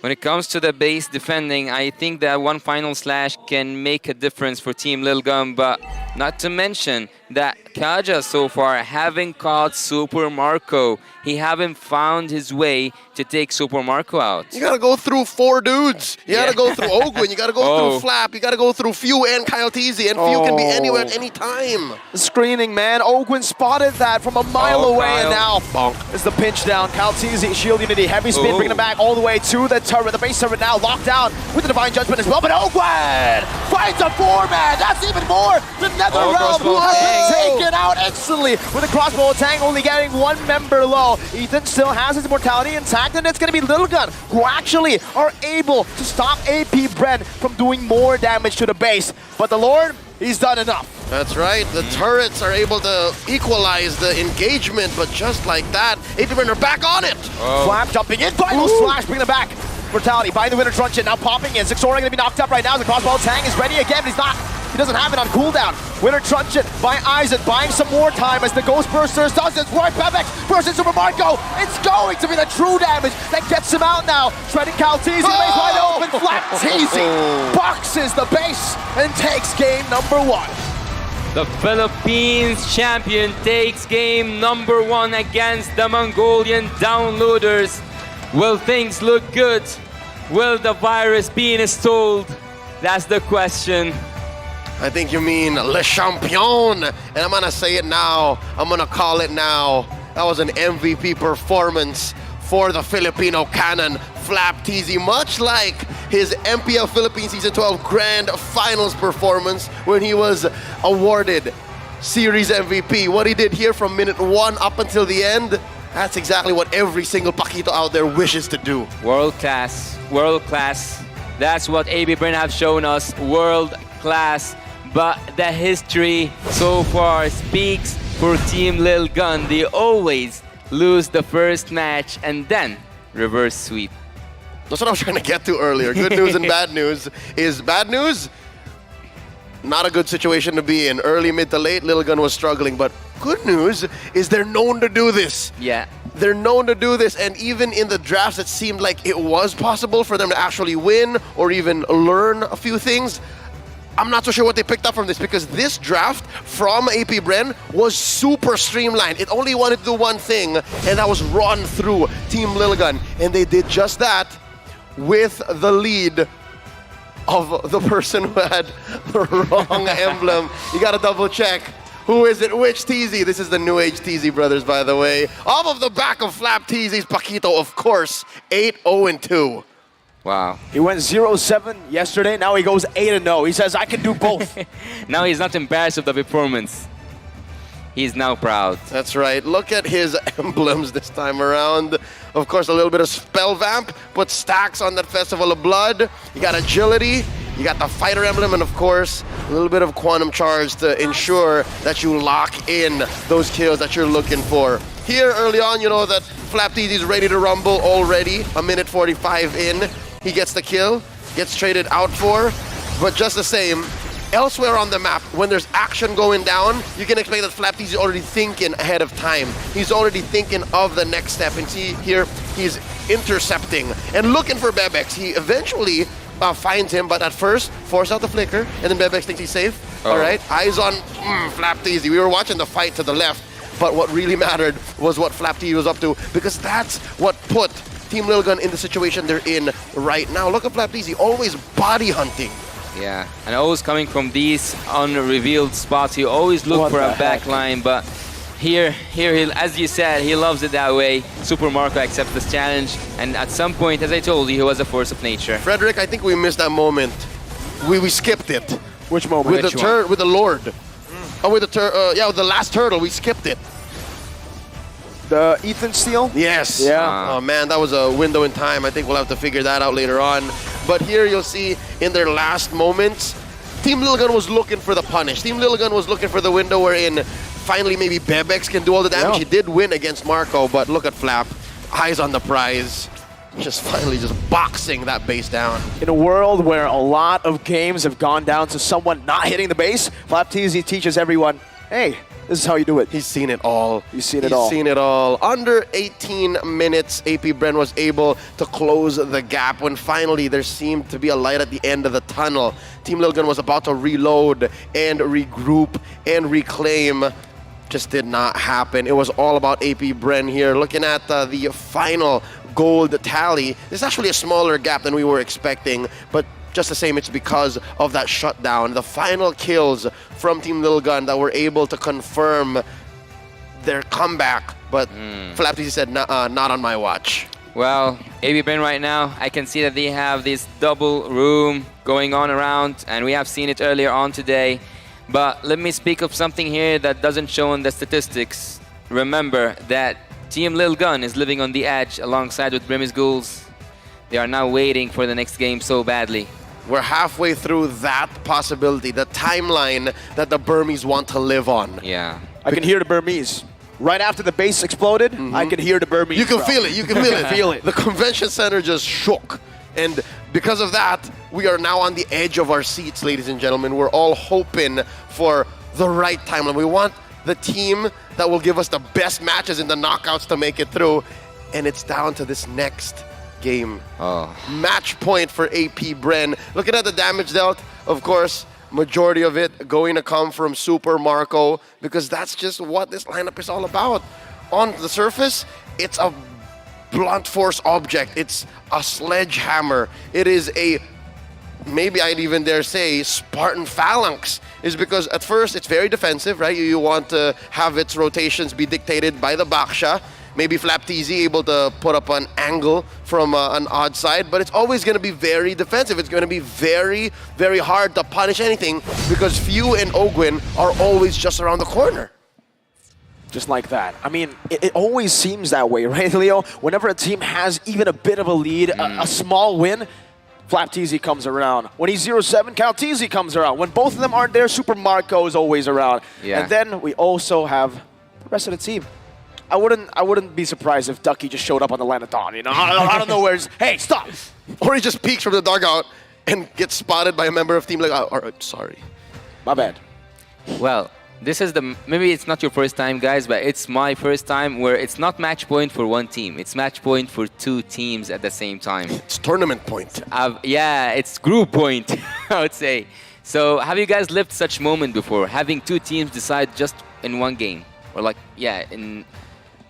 Just 1 point, yeah, I would say. Plenty times, plenty times. But here now, it's a little more memorable and it's a little more sentimental because number one, of course, it's the whole Burmese-Filipino rivalry, right? And then the other is, I want to see more of Team Lil Gun. I want to see this team that we've been watching all throughout 2023 and defying odds, showing us a brand new way of playing our beloved sport. And now they're at the cusp of elimination. It's bittersweet. It's hard. I'm getting torn in different directions. And also having this really good story to tell. Having a team come up from the wild card to the playoffs. That's also something I'm looking up to. But that doesn't mean that I wish anything bad for Team Brimmy's Ghouls. Do not hate me for it. Let's see together what's going to happen to the next game. And speaking to about the next game, what should change? Is it the macro or the draft itself? Something tells me it's more of the macro. I think there was very little that the draft showed problematic. All right. Because Coach Mitch, Team Lil Gun, they could have made many different choices, especially in the second half, right? True. Looking at their closer, it was Carry Akai. Yeah. And AP Bren, Coach Bren, attacked very specifically Bebex's Beatrix. And Team Lil Gun knew that. Team Lil Gun knew that going into the second phase, they picked the Kaja. First, Faramis and Arlot, those are solid draft picks to start off your red side. So now, for the download game to finally make sense, you have to be on the blue side. And then you have to make those first pick gambits, all right? I gotta set up the Nolan, ban the Phoveus if I wanna do that. I wanna be able to play my Faramis still and deny what you did via game one through the whole blunt force object strat. So, yeah, no, I'm expecting that maybe it is indeed truly a download game. For they you, really Miracle. have. They need a lot of high-speed internet. They need to hope that they have high-speed internet right now. If it's going to be a download game, because that one was quite quick. You know, from all the Lil Gun games, even in game one, usually when they lose, it's a bit closer. It felt like it was close up to a point in the mid-game when AP Brent just utilized their mid-game power spike and understood that this is where Lil Gun are going to be weak as well in the mid-game. I can smell something cooking from your side. Yeah, Leo. no, actually, you know what, Frederick, I think there are some findings. Things are changing amongst the landscape of Team Lil Gun. All right. Because in their first series loss, that was not a reverse sweep, right? They actually lost to the Burmese Ghouls. And those were also very fast games, right? 12 and 14-45 respectively. Not just that. Number two, they also lost because of an impact player that played from a very specific role, the XP lane. So I'm seeing a trend here. I'm seeing a pattern here.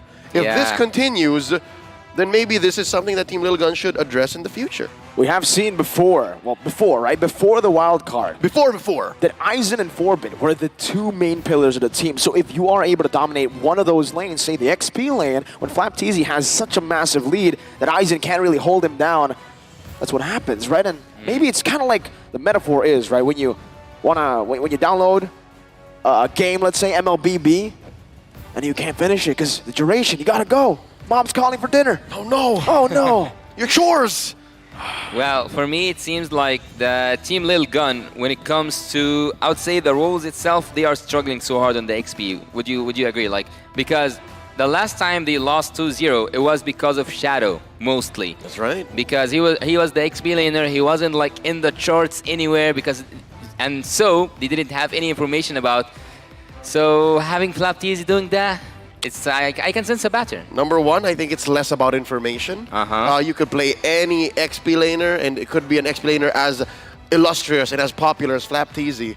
It can be a relative newcomer in the form of Shadow from the Burmese Ghouls, but I'd hate to put the onus on Aizen. I'd hate to say that, oh, it's because Aizen isn't performing. Aizen can't step up to the opponent's XP laner. I think it's a problem and an issue that needs to be answered by the whole team. Dare I even say, before, you're looking at Ethan and Aizen to carry the team, I think now more than ever, ZXR has to step up. ZXR has to be more than just an Akai that allows for Bebex to make space and deal true damage via a DPS hero like Carry. Maybe, again, with my theory of them playing blue, they're able to put a Nolan on ZXR and then go from there. Here indeed they are. Never mind, not the Nolan. Maybe the Gwyn. Maybe, just maybe. Into the draft we go as Lil Gun made that adjustment. Blue side now with the Nolan banned out. The Wan gets taken out as well by AP Brent. They know how much of a force it is. After giving a taste to Lil Gun of how it feels to have a 1-1 against them, they now take the 1-1 away from the whole equation. Team Lil Gun starting off by banning the Nolan. I would say like it's a safe ban, it's a safe choice. We're still at the very early stages of the first phase of banning, but the spicy bans right now for me seem so tempting, at least for Coach Mitch, because this is the time, if you have anything that you have been waiting to use for like advanced stages, this is the do it. This is the be or not to be moment. This is the moment where you, if you have a Louis, show it to us. If you have a Tigreal, that's the time for it. If you have something that the other teams don't know about, this is the moment. So go bold. Go bold. Yeah. Again, try to shift the meta, turn it on its head. And with this Angela ban, it seems like Team Lil Gun are both covering their bases, shifting their tempo, and also stopping what shenanigans we saw in Game 1. You want to be able to deny AP Bren this sledgehammer, this brute force weapon approach. So with that said, Ogwin and Few now have to think about it again. We can't rely on the Minotaur Angela as often anymore, and we have to wonder what might end up in the hands of Kyle Teasy, because I still stand on this theory that ZXR also has to step up. He has to show Kyle Teasy that he's not afraid to play aggressive. He has to step up to Kyle Teasy's aggression, because again, the Baksha from Game 1, that Baksha was just crossing the river more often than it should. Well, speaking of the thoughts, I think that Coach Mitch should think more about the gold lane competition, because there's a strategy here coming from AB Bren banning both gold laners and focusing so hard on Bebex, even though he played that carry last game, but yet he haven't shown the true damage needed from a carry. But again, as you said earlier on, Leo, it was about the macro, but not the draft. It's all about the winning lanes as well for Bebex, right? If you can secure a winning lane for him, if you can get him to snowball early on, he takes the game into his own hands. And yeah, you're right, the Wanwan, the Bruno, two very good answers. If they want to get a winning lane that's been taken out, and now the only real bully that's still there is the Brody, the Beatrix. Beatrix, I don't think you want to pick up first pick. Brody, same thing. And you can't even fire him his first pick because best believe AP Brent's going to go Claude on you. Yeah. So you have this whole dynamic. But would you choose a Paramis knowing that there's a Valentina? Oh, they just leave AB Brent to decide this. They just leave AB Brent to either choose one of them or at least, or maybe actually pull off both. We have seen Paramis play Rome. Yeah, it works. But not as often. It's been a while. It's been the better part of 6 months since we last saw Rome Faramis. But I like this. This is as safe as it gets. You're getting your cake and eating it too, so to speak. But on a diet, like this is a sugar-free cake right here. The Matilda, not exactly a win button already as it once was when it first got revamped. Now AP Bren can go ahead and pick up some of their power picks. This will definitely define what Game 2's tempo will be. Arlot's still out there. You can go Arlot X. Arlot's Paramis, Arlot, and the Nova. Oh, Nova. That's a lot of range. That's an interesting choice there. I thought that we will see a Paramis for sure, but it seems like Team AB Bren, with the damage that they saw yesterday coming from all the Novaria players, they are tempted by it. This is technically already an answer to the Faramis, right? The range to poke you down, to maybe bait out another realm, and heck, if you're Nether Realm, if you clump up, that final slash will sweep you places. And we've seen Flapteezy just do exactly that. That's right. We dare you. Make our day, says AP Bren. Team Little Gun now, they have to consider, do we allow for that? Do we do that? Can be Lilia. Lilia Fred. Lilia Fred seems good. Makes sense. The Neo Beast. Alchemy. The Neo Beast skin duo. But they go for the Brody, so they're still actually going. They don't have to yet. For Bebex's hero here in the gold lane. They know it's going to get banned out completely. And now that they have a little bit of a hint as to what's going to the XP, the Arlet, they feel it's safe enough. Unless AP Bren pull a sneaky one here and pick up a Terizla, then the Brody is going to find himself in quite a bit of a pickle. But technically with the Matilda, I think it already kind of helps the Brody out of the Terizla counter pick, right? Yeah. It allows for Team Little Gun to actually Bebex to protect himself. But now, that's it. More range, more initiative, more space control from AP Bren. And the only thing that Team Little Gun have for that, in that case, is the Matilda.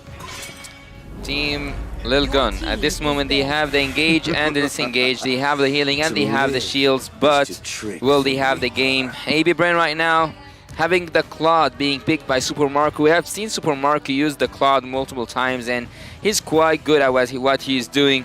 And I would actually suggest for AB Bren to go for a Minotaur, to go for an area crowd control hero. Would you agree with me on that, Leo? Yeah, the Minotaur is still open. They don't have a clear roamer. And I don't think the Novaria's Ogwin hero, or even the Arlot. Actually, the Arlot might actually be a swap here because, again, you can send that to the roam and then put something else on Flapteezy. And that might actually be the case because even AP Brenner actually cracking down on good XP laners. There goes the Khalid. And again, the Riz, the aforementioned Riz is still out there. For sure. Lil Gun, now it gets to a tough spot, right? They would, I think, love to have a Terizla in their picks, but AP Bren could just deny it over with the first pick in red side here. With an Arlet already flexible into that roam position for Ogwin. We've seen him be absolutely lethal on that Arlet pick. He takes the kills. He's not scared to take kills because he knows he will be doing the damage in the early to mid if he gets that Arlet on his hands. The base damage buff adjustment has given Arlet so much more power now. Flapteezy's memories on that Arlet isn't as good as he wishes because yesterday that was the hero he didn't like playing. But speaking of that, we see a Fanny coming through for AB against AB Brand, but Team Lil Gun at this moment, and especially Fredrin. Have we seen Fredrin gets flicks to the XP in this M5? We haven't, right? Not yet. But What I remember. Would you suggest that though? I've been hating on the idea of Fredrin XP for the whole entirety of Season 12, so I hate it. It's bad. It's Yeah, bad okay. right now. Like it just doesn't do what you need it to do. The fact that Dairoth is also a very legit pick now makes it all the more worse. You're tanky? What? Not physical defense. Doesn't matter. Doesn't matter. The Arlott and the Dairoth sucks. Like it sucks for you if you're Fredrin. So we don't talk about that. I am the priestess Not of here. primal Edith. lightning, Oh. the hunter of Still all doesn't the say evil anything. gods. It really has. You still can't confirm it. Who's going XP? Yeah. But it's a 60-40 though. It's a 60 Edith Rome. 40. Yeah. 40 for Arlott the Rome. XP. Yep. Yeah. Thanks to Rizla, the Riz himself will be a bit of a safe choice to go for if you're Lil Gun. Yeah, Lil Gun actually got the Riz back on the swing. So they got to do that plus a mid laner. Or they could go for just something a bit more aggressive. If they really want to dive, give the Novaria some problems, the Yuzong makes more sense, right? If you want to chase down the Novaria, the Terizla, good initiation, good engage, but I don't think you can really catch up to that Nova. Yeah, I was just about to say, maybe Valentina seems so tempting here. And also, as you guys said, there we have the penalty zone master, Trizla, for Team Lil Gun. How's the draft so far? Okay, so Team Lil Gun wrapped up already, and it's kind of clear. I kind of see how they want to engage and what kind of range they're working with. Again, it's true. You have to admit, let's call a spade a spade. They have very little ways to actually find the back line, and they are going to lose out on that range, especially if you're looking at a Novaria on the other side. Now, with that said, it's much, much better. This is a good Novaria and Arlott game for AP Bren. Whatever this pick is right here will actually fix up how the whole tempo goes, because that's a Fredrin marching up to a what? An assassin? Is this AP Bren looking at an assassin setup? An assassin setup actually seems a little bit tempting here, but no, they go with the safest route. They go for it. The utility junglers once again. Martis for Team AB Bren. A pseudo assassin, right? I mean, it's a pseudo one. It can work in the early game. You get a snowball and you just death ball all the way. But if you lose, hey, safe. Anti-CC, tanky as well, durable. That's all you need for the team to set up for the Claude and Novaria. Homies is a hybrid. Homies is pulling both. He can play for both. And with that, the only question is, can AP Bren get aggressive enough to afford this snowball for the Martis on Coyote Easy? If not, then Team Lil Gun can actually get us to a Game 3. Because Team Lil Gun, despite their range being much smaller than AP Bren, their play with space being much smaller, they can actually confirm kills much, much better. Yeah, the numbers are here, so close between Team Lil Gun and AB Bren, but lead us again, Mirko, to the land of dawn. Match point for AP Bren to qualify to the knockout stage with a perfect record 3-0. Lil Gun, their odds of making it to knockouts on the line. Ladies and gentlemen, welcome to the land of dawn for game number 2, the decider of whether we see Lil Gun or perhaps the Burmese Ghouls with the help of their arch rivals, AP Bren. I'd like to think it's less about the help, it's just how the cards are dealt. It's just how fate has drawn this M5 World Championships to be. Looking at these early rotations, it's an orange start for Kyle, and for ZXora, the opposite direction. Early presence coming in from both. This is as clean a laning stage as it gets. Ethan spots out the rotation quick from orange to purple. And yeah, Coyotes is not going to feel much pressure. Ogun going to answer back. Looking at these emblems, yeah, no, both teams know that it's fast rotations. That's the name of the game, Wilderness Blessing everywhere. Yeah, and Super Marco goes for a little bit of a tanky approach when it comes to emblems, and that actually justifies the early game, because he's gonna, I'm not gonna say struggle, but at least he's not a balanced matchup in the gold lane generally. Yeah. So if you were Team Lil Gun, would you take like the highest risks? Will you like say go bold or go home at this moment? No, I'd still say play your best game. Yep. Don't get too hot, don't get too crazy, don't go loco. Don't go loco. Because AP Bren is so good at punishing. AP Bren knows where to find these windows. Phew. Throwing it out right there. No one home. On cue though. Something to note as well, Super Marco, he isn't being allowed to double lane just yet. We're looking for the next wave to do just that. Oh, they are marching toward the top lane, and it seems like the one who's getting help is the XP lane. Bebex and Super Marco looking for that kryptonite approach from you, Bebex. Will you be the one? Vengeance used up with a stun there, but Forbid was able to escape from Kyle Teasy's pin down. And Forbid has actually chosen the Decimate to utilize in the next neutral objective battle, with Zixora holding it down. Ogwen barely to level 4 now. Let's see the setup, Ethan.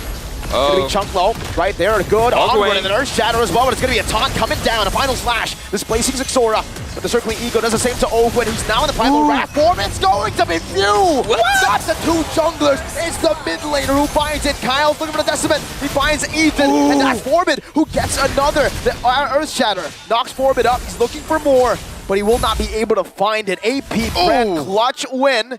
You want to go for more? Flicker! And they stun Flapteasy! Vengeance into the turret, and now slashes Zixora into the team. One last hit is what they need! But Zixora places himself in a very tough spot to hit for Few. What a massacre. Walk us through that, Leo. All right, Team Little Gun, they understand the threat, they understand the... Was that a steal?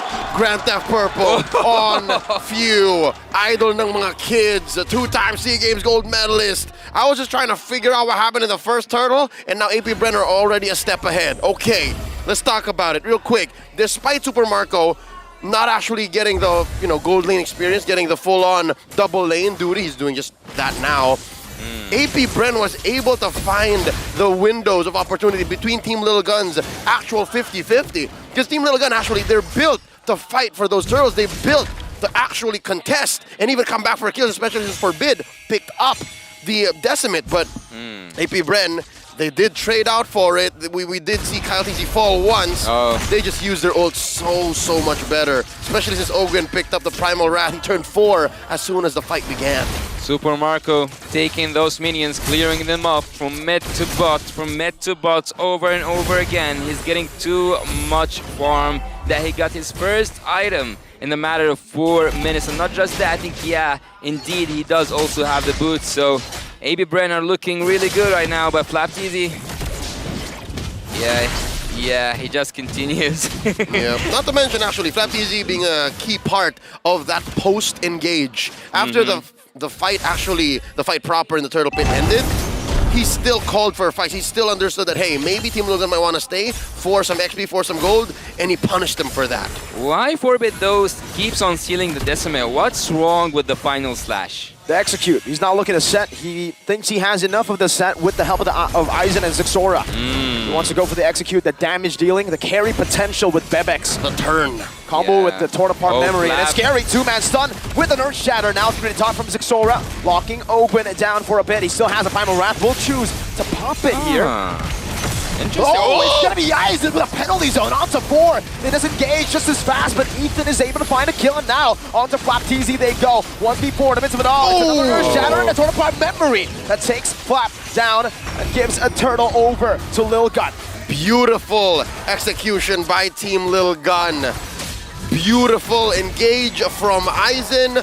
Beautiful stacks laying by Bebex. And it was all started by a circling eagle that was set up by Ethan from the backline, forcing AP Bren to respond. They were holding on to their ults. Again, I'm looking at that green dot on Flapteasy's portrait, and that was what forced Team Lil Gun to get the victory. Forced AP Bren to respond when they weren't ready. That's why that Primal Wrath felt so weird, because Ogwen needed the extra health to actually contest, and it didn't happen. So when Kyle TC died, it all fell apart. Yeah, both side lanes turrets are now down, and Team Lil Gun, even though they tried their best at this turtle fight, but didn't turn out well for them. Looking at Team AB Bren, actually there is something quite funny here, is that whenever Zixora is trying to get his blue, someone else takes it. We have seen Few earlier on in the game takes the purple buff from Zixora, and now actually Ethan was the one who's stealing the AB Brand's blue purple buff. So here we go. Let's look at something else. Let's look from another angle. AB Brand, they are going to utilize bot lane. Remember pre-game when we were talking about how Lil Gun has evolved? It seems like it went back. Aizen was one of the pillars. Yeah. And now that Aizen is gone, his comfort pick, they play around Aizen. They say, you know what, let's stick to what works, right? We don't need everyone to get a lead, especially against a team like AP Bread. Pick our fights and choose the ones where Aizen can set. Yep, and if you go back to your old ways, you go back to a much stronger chance of actually going for the reverse sweep. Yep. So if you're all in on Aizen, then you're more likely to snowball into a comeback victory. 7 minutes in, 1,000 gold head. I was looking at the lane per lane item and gold gain matchup, and Team Little Gun is looking great. Team Little Gun is gaining where they need to, because if if Coyotes is up, then that doesn't mean much. Oh, just deleted instantly. Deleted from that mid lane. Flapteezy walked up a bit too over aggressive. If I am Team Little Gun, I would be worried about Super Marco. He's building up his items without any contestant whatsoever. But yet, as you guys said, Team Little Gun are on the right track. Ethan gets out. He gets out indeed. But again, Team Little Gun are winning in terms of lanes and also right now in terms of turtles. Would you say that they are on the right path to go for a victory, or is AB Brem building something that just needs time like the Claude? Man, I'd be a liar if I said no. This is exactly what Team Little Gun needs to do. They are on the right path, being 2K ahead, having the most of it on Bebex. They're actually forcing AP Bren to have these odd engages. And now look, Kyle's down.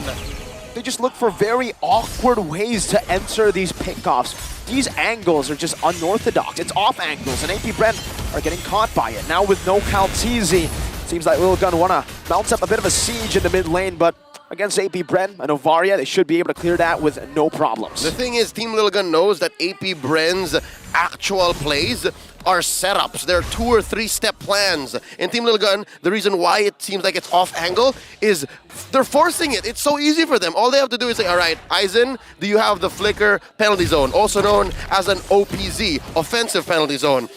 Ethan, do you have the circling eagle? Do you have the perfect target? All right, somebody come in with me. It can be forbid. Bebex, are there enough stacks? Yeah, let's force it. You just need 1 bit of CC for you to confirm a kill. And if any of those are checked, then AP Bren loses 1 or 2 members. It's that quick of a decision-making process for Team Little Gun. For AP Bren, it's more of, okay, Echoes first. All right, where are they? Can we get a 2-man, 3-man onward? Okay, final slash? If not, we try to regroup, we try to re-engage. It's that difficult for AP Bren, and that's what dictated the pace. That's what made Team Little Gun here almost 2K ahead in about 9 minutes.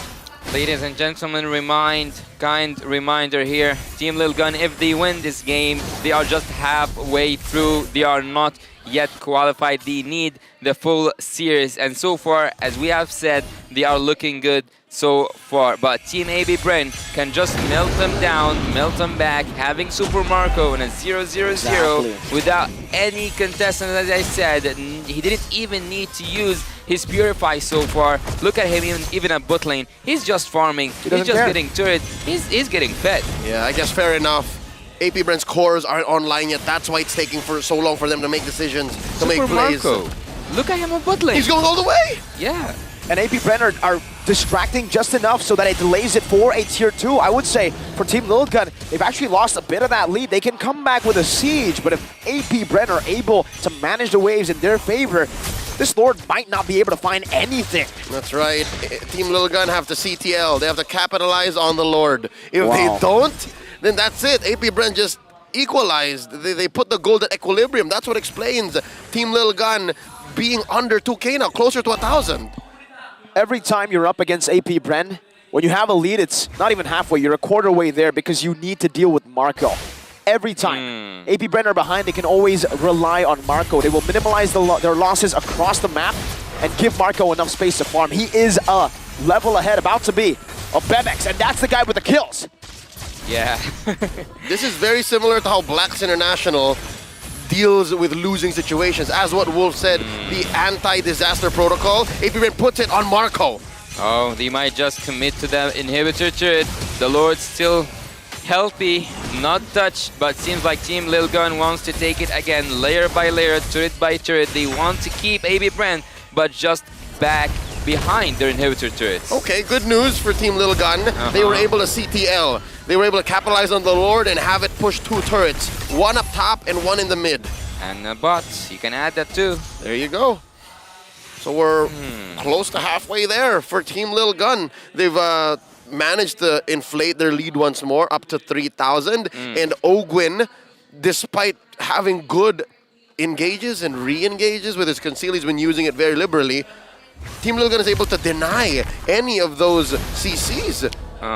And speaking of lead, would you consider like 2K or 3K lead for Team Lil Gun 12 minutes into the game something to be mentionable? Because I think that with the Team AB Brain can contest around anything actually. They can invade at this moment. They can go for a Lord contestant. They can go even for a catch-up. So I think that AB Brain are building just fine. And also having most of that gold for Super Marco alone is scary. All right, you know what I always say, man? It's not about what you got, it's how you use it. So even if Team Lil Gun are a significant amount of gold up, unless they capitalize, there's not much. Aizen! He's getting melted down. That's the damage that Super Marco does right now.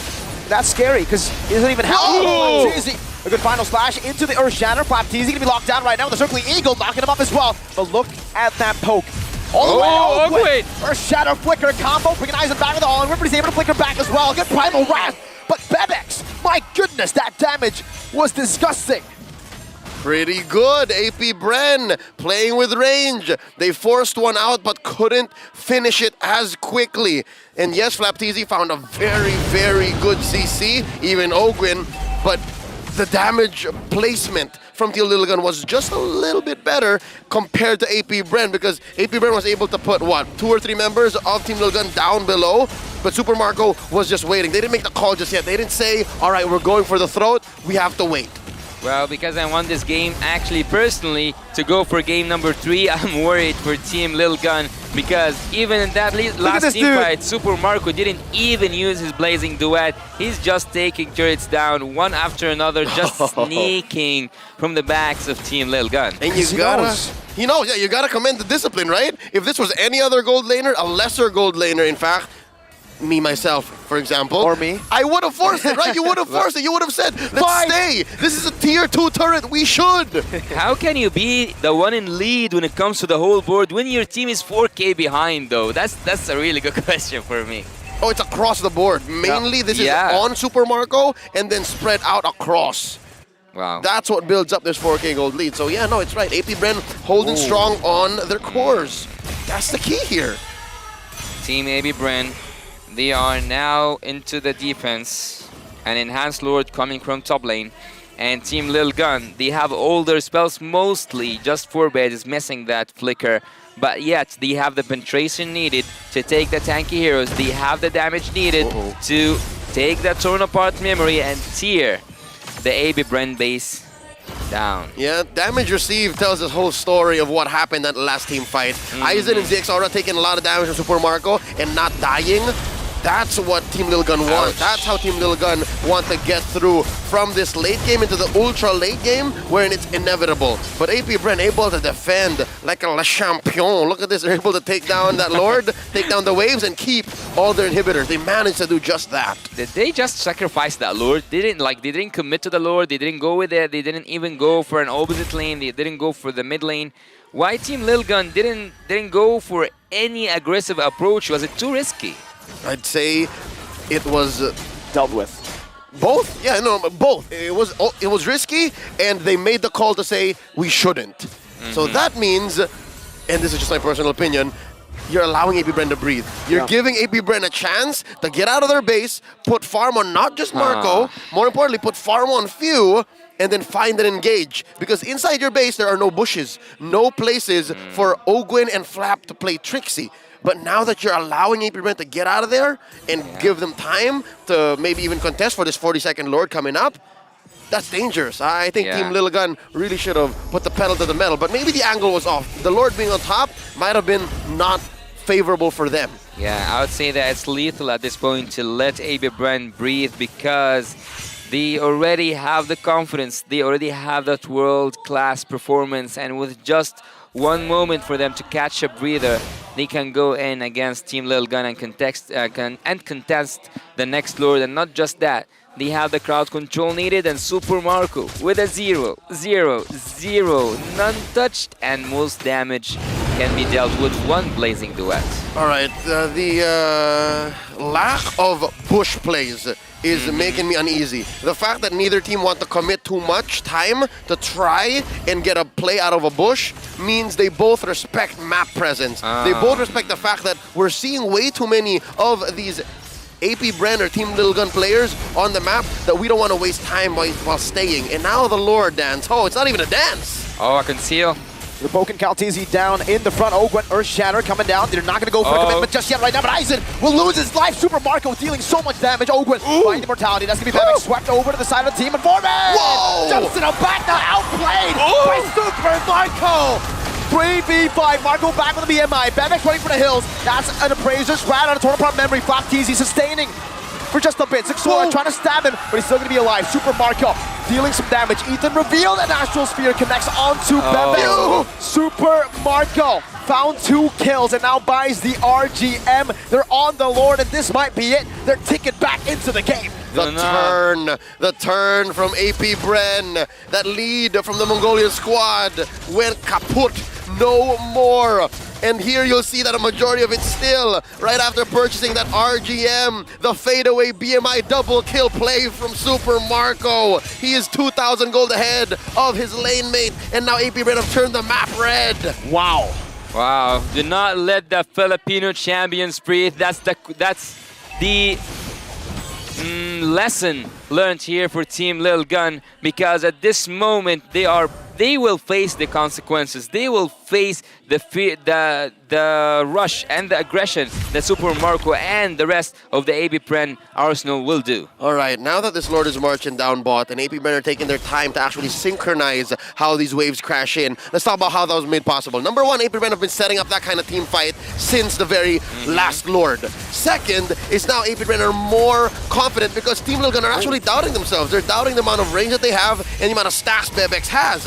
And now, AP Bren are inside Team Lil Gun's base. They're playing with the inevitable here. And look at the difference instantly. That's a base turret taken down. They have 1 Lord, and they're utilizing it. Now it's 2. It's about to be 3 if they push in the other wave, synchronized with the mid and a bottom. But you can see, man, 2 base turrets down. And not to mention the vision advantage that AP Bren has. Vision and range. You're trying to chase down a Novaria, you're trying to chase down a Claude. That's a losing battle, even if you are an amazing Terizl player, even if you're able to put the stacks on as the Brody. Hell, even Forbid found a moment where he thought he could blast Super Marco, but Super Marco held on just in the nick of time, able to heal up with the Haas Claws. This is AP Bren just coming in. They know their win conditions. Yeah, that's almost. Oh, there it is. That's all 3. Wow. AP Bren was just having 1 turret left to take down. That was the last protecting turret for Team Lil Gun. Team Lil Gun at this moment, they are struggling so badly, and the crowd control from Team AP Bren is just suffocating at this moment. Team Lil Gun, Bebex 301, the damage is there, everything is there. I wouldn't say that there's any... Oh, what happened? What did I miss? You know that there's a secondary damage source now. Oh. You see the Starlium Scythe built on Ogwen. So now, even if Few or Super Marco find it hard to re-engage, the damage from the Primal Wrath is now more real, especially since Team Lil Gun want to play with time. Team Lil Gun want to have these overextended team fights with the hopes of maybe Forbidden Bebex putting down damage. That's because they wild. have a solid front line. Yeah. Look at Fuse damage dealt, man. It's like the double. 97,000. They also can't find him, by the way. Yeah, no, because the Terizla, again, it's a good center, but you can't really dive to the backhand yet. That's what we were talking about in the draft. The Yuzong would be a better choice, but you have to give over some of that setting pressure in the early to mid, and they chose the latter. They chose to have this Terizla, and now AP Bren, they're looking for the final fight of the game. A hybrid Super Marco, that's the last thing Team Lil Gun wants to see. The next team fight is going to be so nasty. The next team fight is going to be so messy. Oh, Super Marco took some damage. He needs to go back a bit. Fine. No, never mind. Oh, wait, what? Something Never to note. mind. Forbid pulled the trigger, stole away the Astral Echo. That's how important vision is to this Lord. And look at Bebex. He's all the way up top. He can't rotate fast enough. Aizen gets bursted down. Yes, that looked like burst, but it's actually DPS. That's just how fast Super Marco can get it done.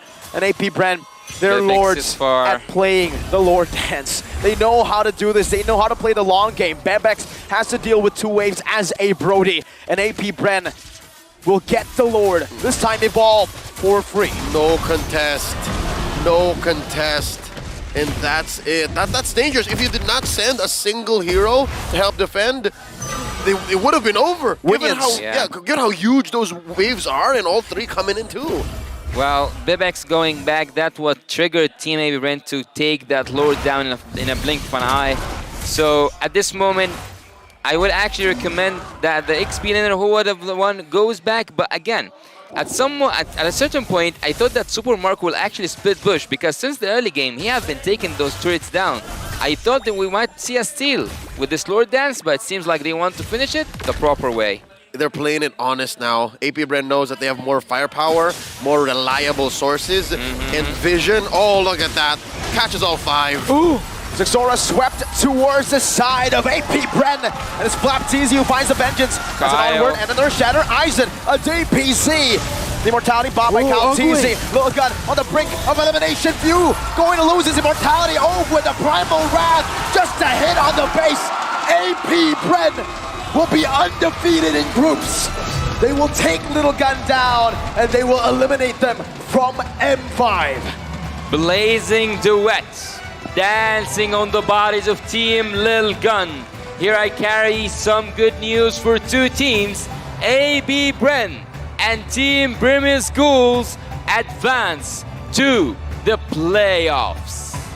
Truth be told, the Team Liligan fought with heart here, and they presented quite the threat coming in from the early game. And I'll admit, they actually showed that maybe this time around, our download game worked. We understood the amount of range, we understood the tempo at which AP Bren is capable of advancing and forcing fights at, and they were in control up until a point wherein Super Marco and Few presented the inevitable with, I'd say, superior vision and better range.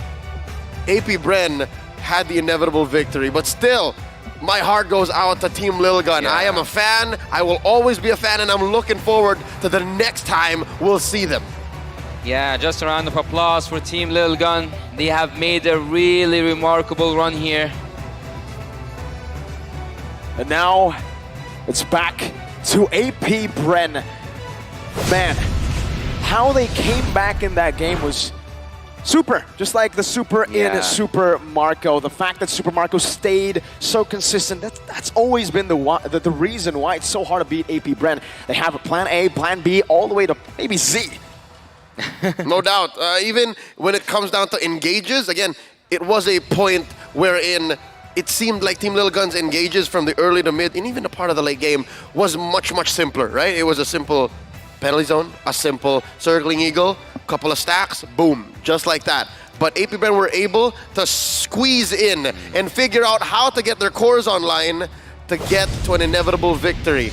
And of course, who's it gonna be? You know what? It's Marco!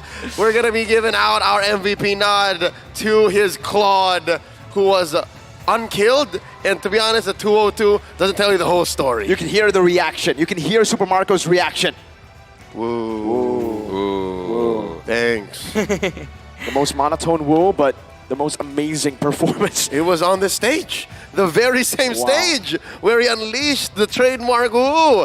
And we'll be seeing in the highlights exactly how Super Marco helped his team crawl out of a losing situation. Because even in the very first turtle, with AP Bren winning that, it seemed like Team Lil Gun were poised for a comeback. Seemed like Forbid had the killer instinct.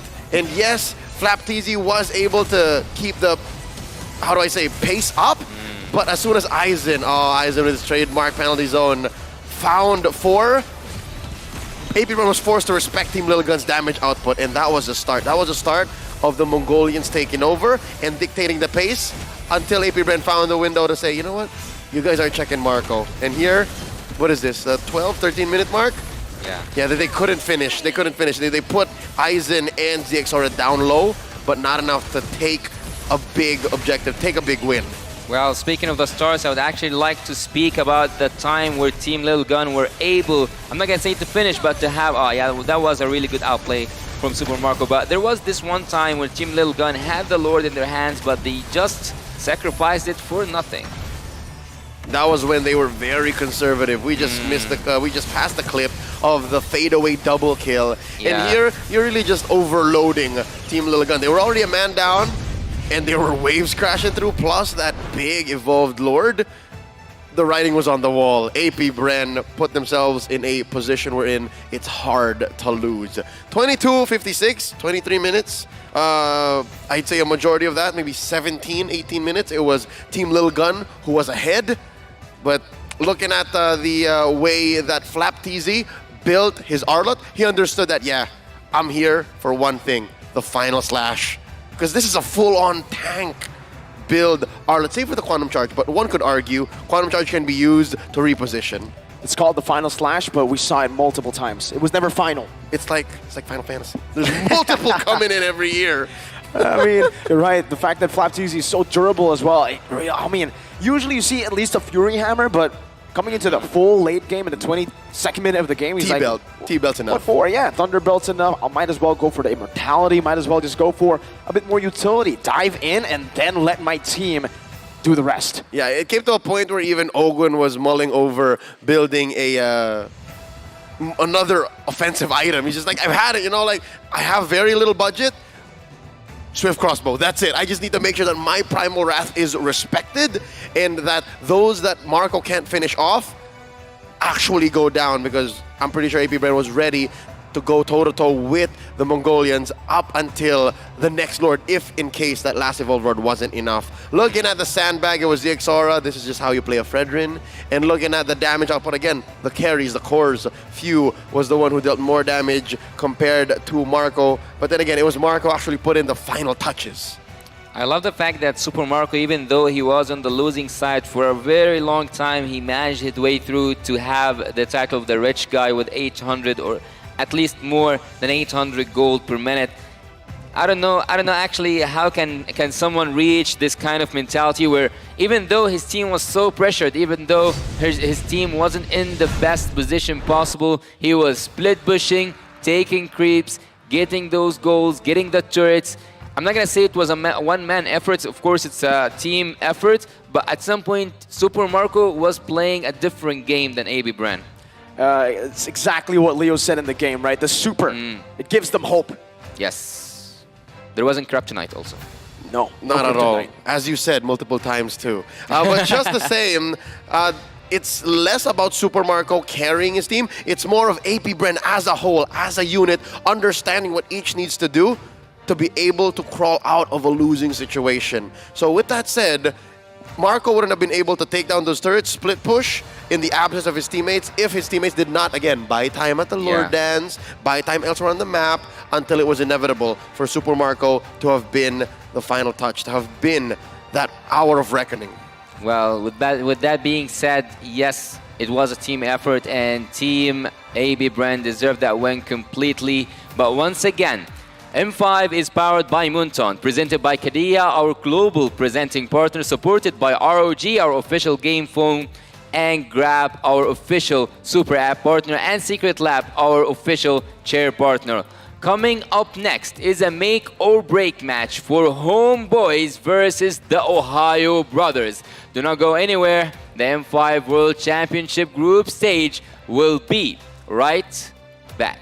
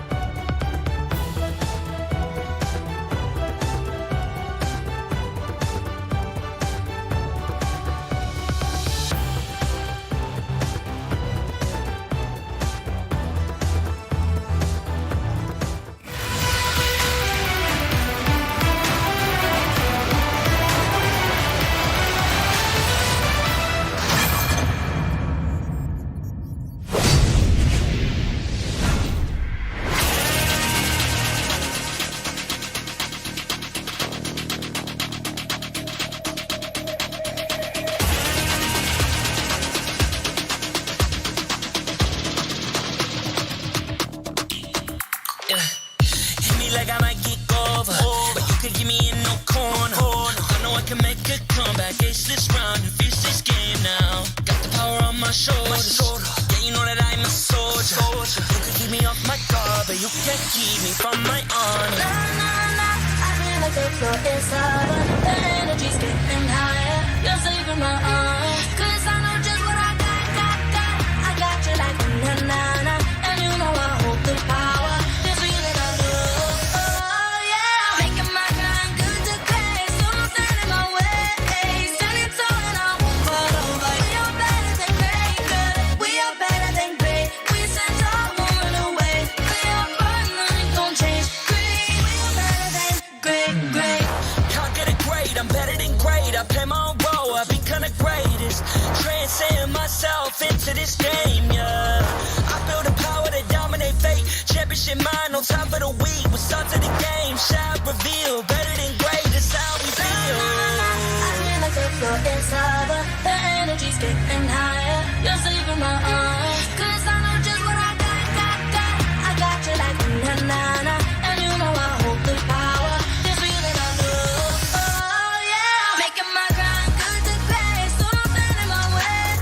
Standing tall and I won't fall over. We are better than great, good. We are better than great. We stand tall, won't run away. We are fun, nothing gon' change. Great, we are better than great. If we stand tall and believe we can make it, you and me, with a sense of urgency, you'll see I'm better than great. I'm better than great. Oh yeah. Oh, I'm better than. Making my grind good to great. So don't stand in my way. Standing tall and I won't fall over. We are better than great, good. We are better than great. We stand tall, won't run away. We are fun, nothing gon' change. Great, we are better than great.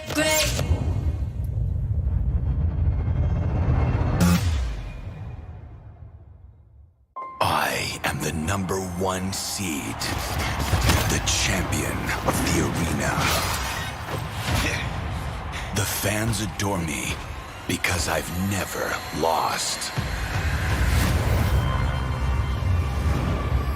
You are afraid that you will lose everything.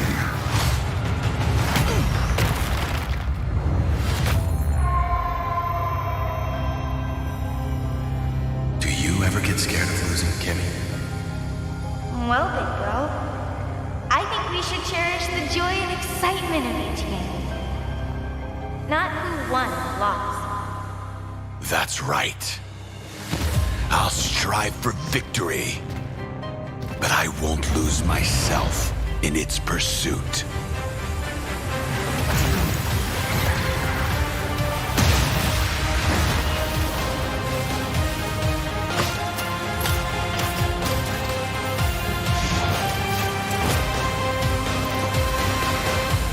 World Championship. I'm back.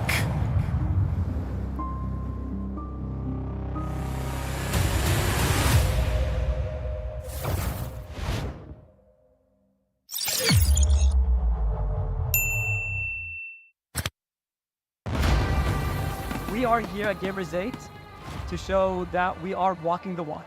We have had amazing reactions, major idea owners, and a lot of potential partners and stakeholders coming in here and taking a peek. The DS Cube over here has been the nexus of this zone. What I saw it from the outside is very mysterious. You want to know what's happening inside. Felt like, this is an MMORPG, but R is not role-playing, it's real world.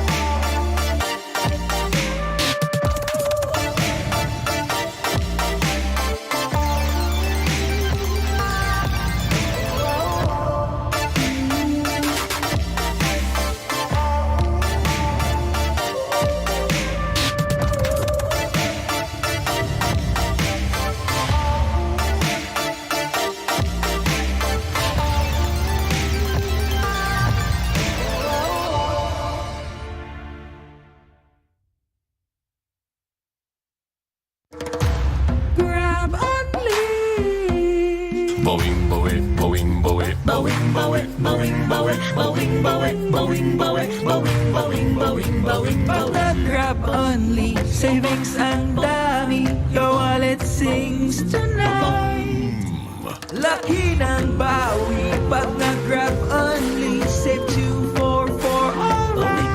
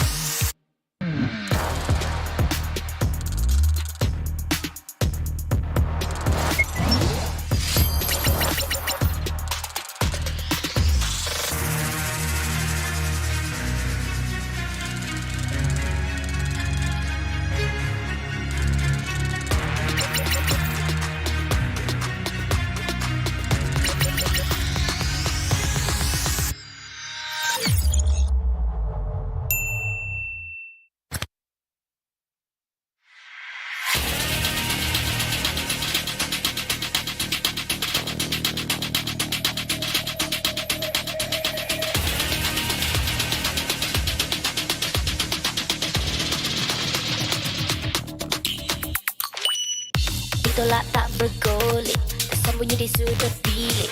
Kau mampu melawan balik, is this round masih yang terbaik. Kuasa ada di bahuku, kau tahu aku soldier.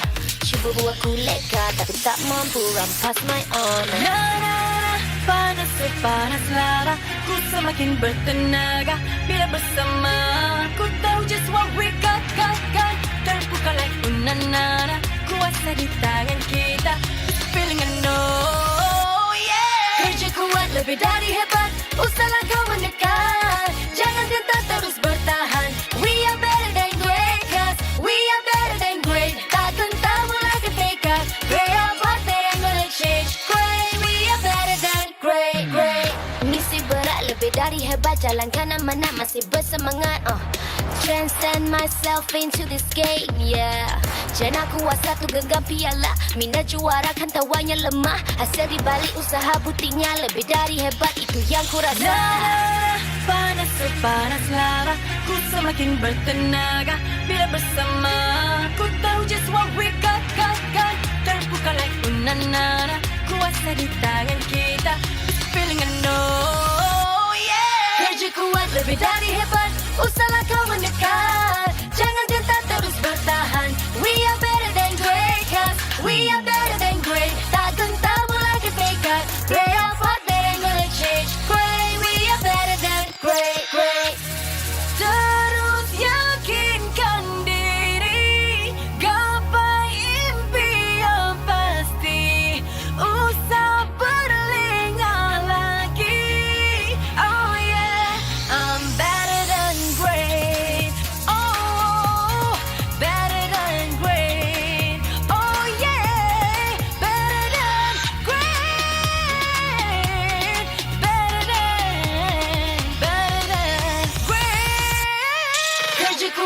dari hebat, usahlah kau mendekat. Jangan gentar terus bertahan. We are better than great, 'cause we are better than great. Tak gentar mulai ke tekad. Play our part, that ain't gonna change. Great, we are better than great, great.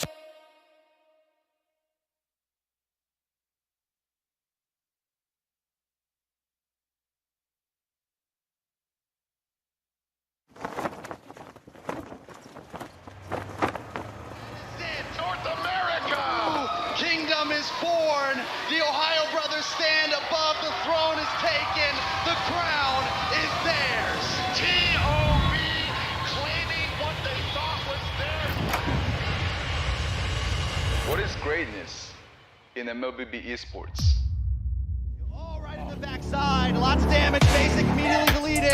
Whole world will be Tell the them next that on the nobody's block. safe. Top down. Gotta put food on the plates. Right now I'm taking the safe. Whoa, wait, I just been doing the race.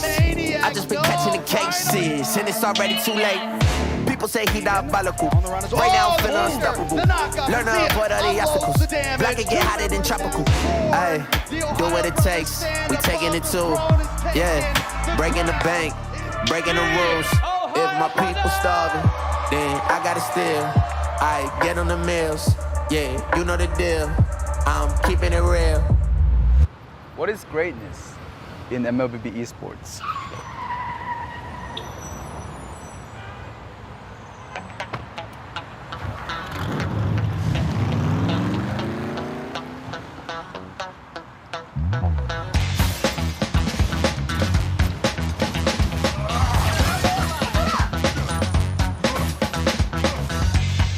You have been slain. Is it saying no to distractions?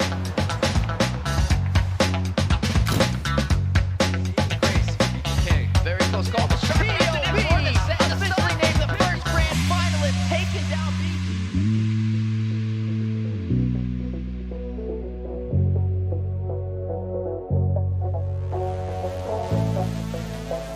Is it unwavering amount of focus?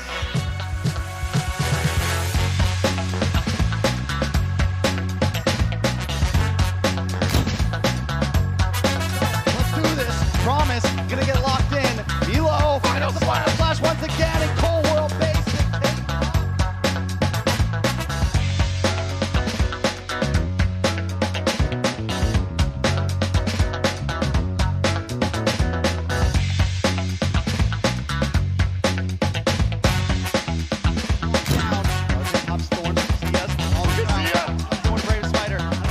Is it just pure passion that's more important than the food?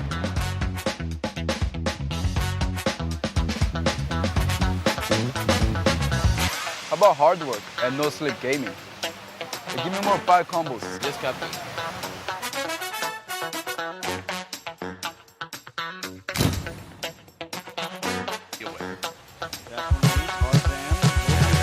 Territory. Cold World comes in, gets a suppression. Superstar still to get away. Hoon uses the rider with IMU, basically gets stunned up, taken out. 3 members down already. Cold World and Tarzan also in trouble.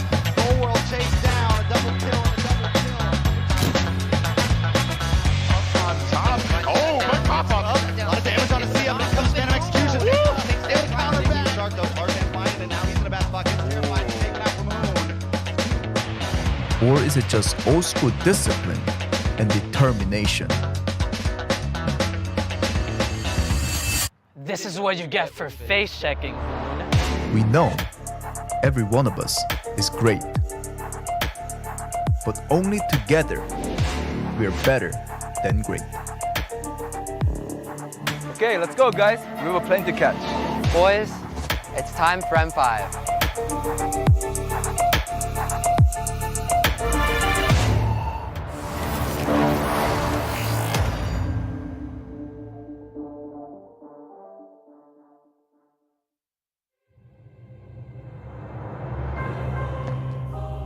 The Shadow Dragon was once my biggest weakness, but now it's my most potent weapon.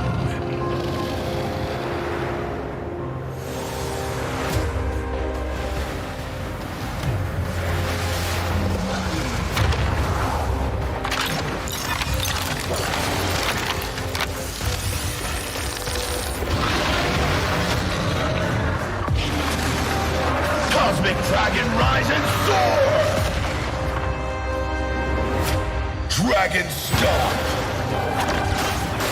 Dragon Scales! Dragon Rush!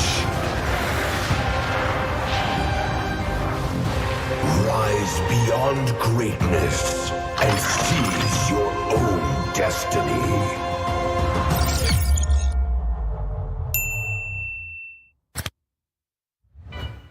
Tonight, we celebrate MLBB Esport. Do the kaldak! Do the kaldak! This is the Suman Challenge. Go! Oh!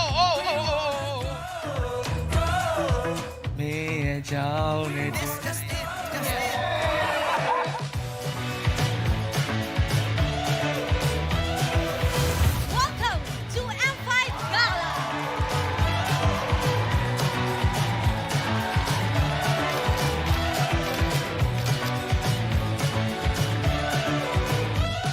Guess the Hero Challenge! Lapu-Lapu, Iritel, Franco, Nana. Nana. Best dressed team Best dressed Super Marco!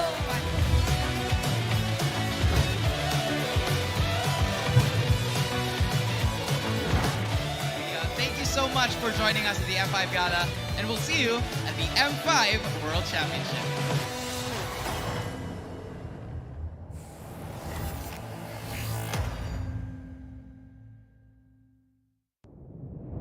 Have you ever wondered what is our identity?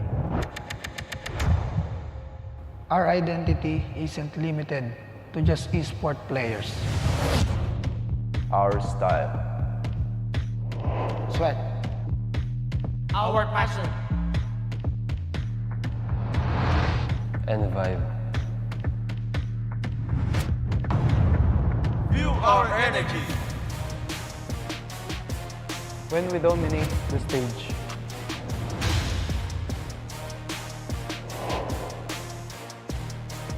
the hours of sacrifice, Shape who we are. So, what is our identity? We are legendary.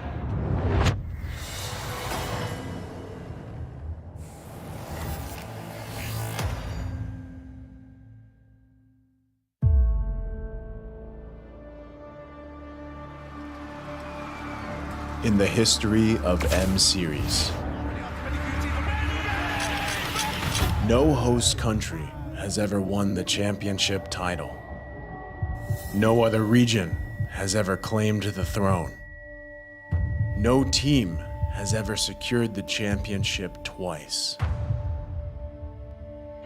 In this thrilling showdown, 16 teams across the world have gathered once more to seize the trophy. Which teams will prove themselves in their epic rivalry rematch? Will a new region unveil their strength and climb to the top? And who will leave an unforgettable mark with their skills? Behold, the old guards, seasoned titans returning to reclaim glory.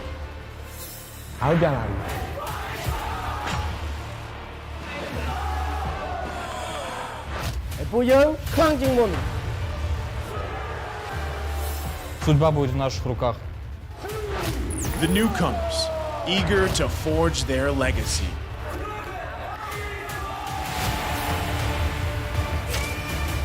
Kita di sini untuk lawan yang terbaik, kami nggak takut tantangan apapun.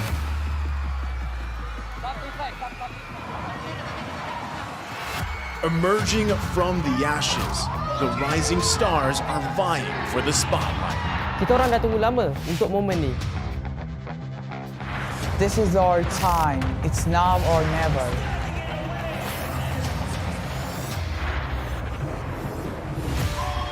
Enter the contenders, here to defy the status quo and rewrite the narrative. We've weathered the storm. This is where we break through. Nós somos brasileiros e a gente não desiste nunca.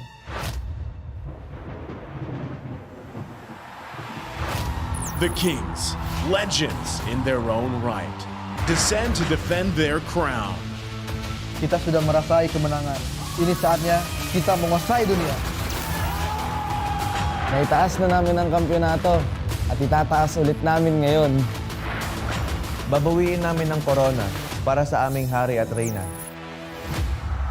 Get ready as the stage is set for the most dynamic championship of the year. It all begins here. It's time to see who will be better than great.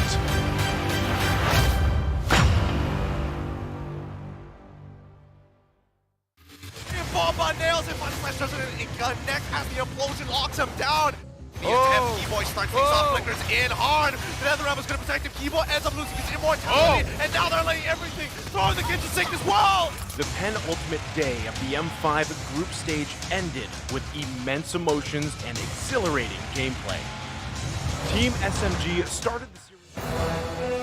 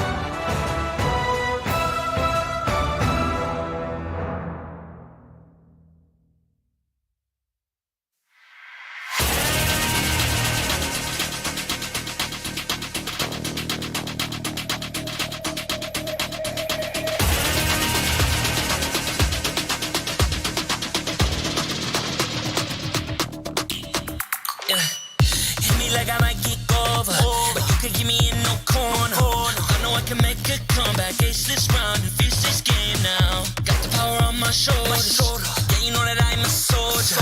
You can keep me off my guard, but you can't keep me from my honor. Nah, nah, nah. I feel like the floor is lava. The energy's getting higher. You're saving my arms. 'Cause I know just what I got. I got you like na-na-na. And you know I hold the power. This feeling I love. Oh, yeah. Making my grind good to great. So don't stand in my way. Standing tall and I won't fall over. We are better than great, good. We are better than great. We stand tall, won't run away. We are fun, nothing gon' change. Great, we are better than great. Can't get it great, I'm better than great. I play my own role, I be kinda greatest. Transcend myself into this game, yeah. I build a power to dominate fate. Championship mind, no time for the weak. What's up to the game? Shall reveal. Better than great, that's how we feel. I feel like the floor is lava. The energy's getting higher. You're saving my arms. 'Cause I know just what I got. I got you like na-na-na. And you know I hold the power. This feeling I love. Oh, yeah. Making my grind good to great. So don't stand in my way. Standing tall and I won't fall over. We are better than great, good. We are better than great. We stand tall, won't run away. We are fun, nothing gon' change. Great, we are better than great. If we stand tall and believe we can make it, you and me, with a sense of urgency, you'll see I'm better than great. I'm better than great. Oh yeah. Oh, I'm better than. Making my grind good to great. So don't stand in my way. Standing tall and I won't fall over. We are better than great, good. We are better than great. We stand tall, won't run away. We are fun, nothing gon' change. Great, we are better than great.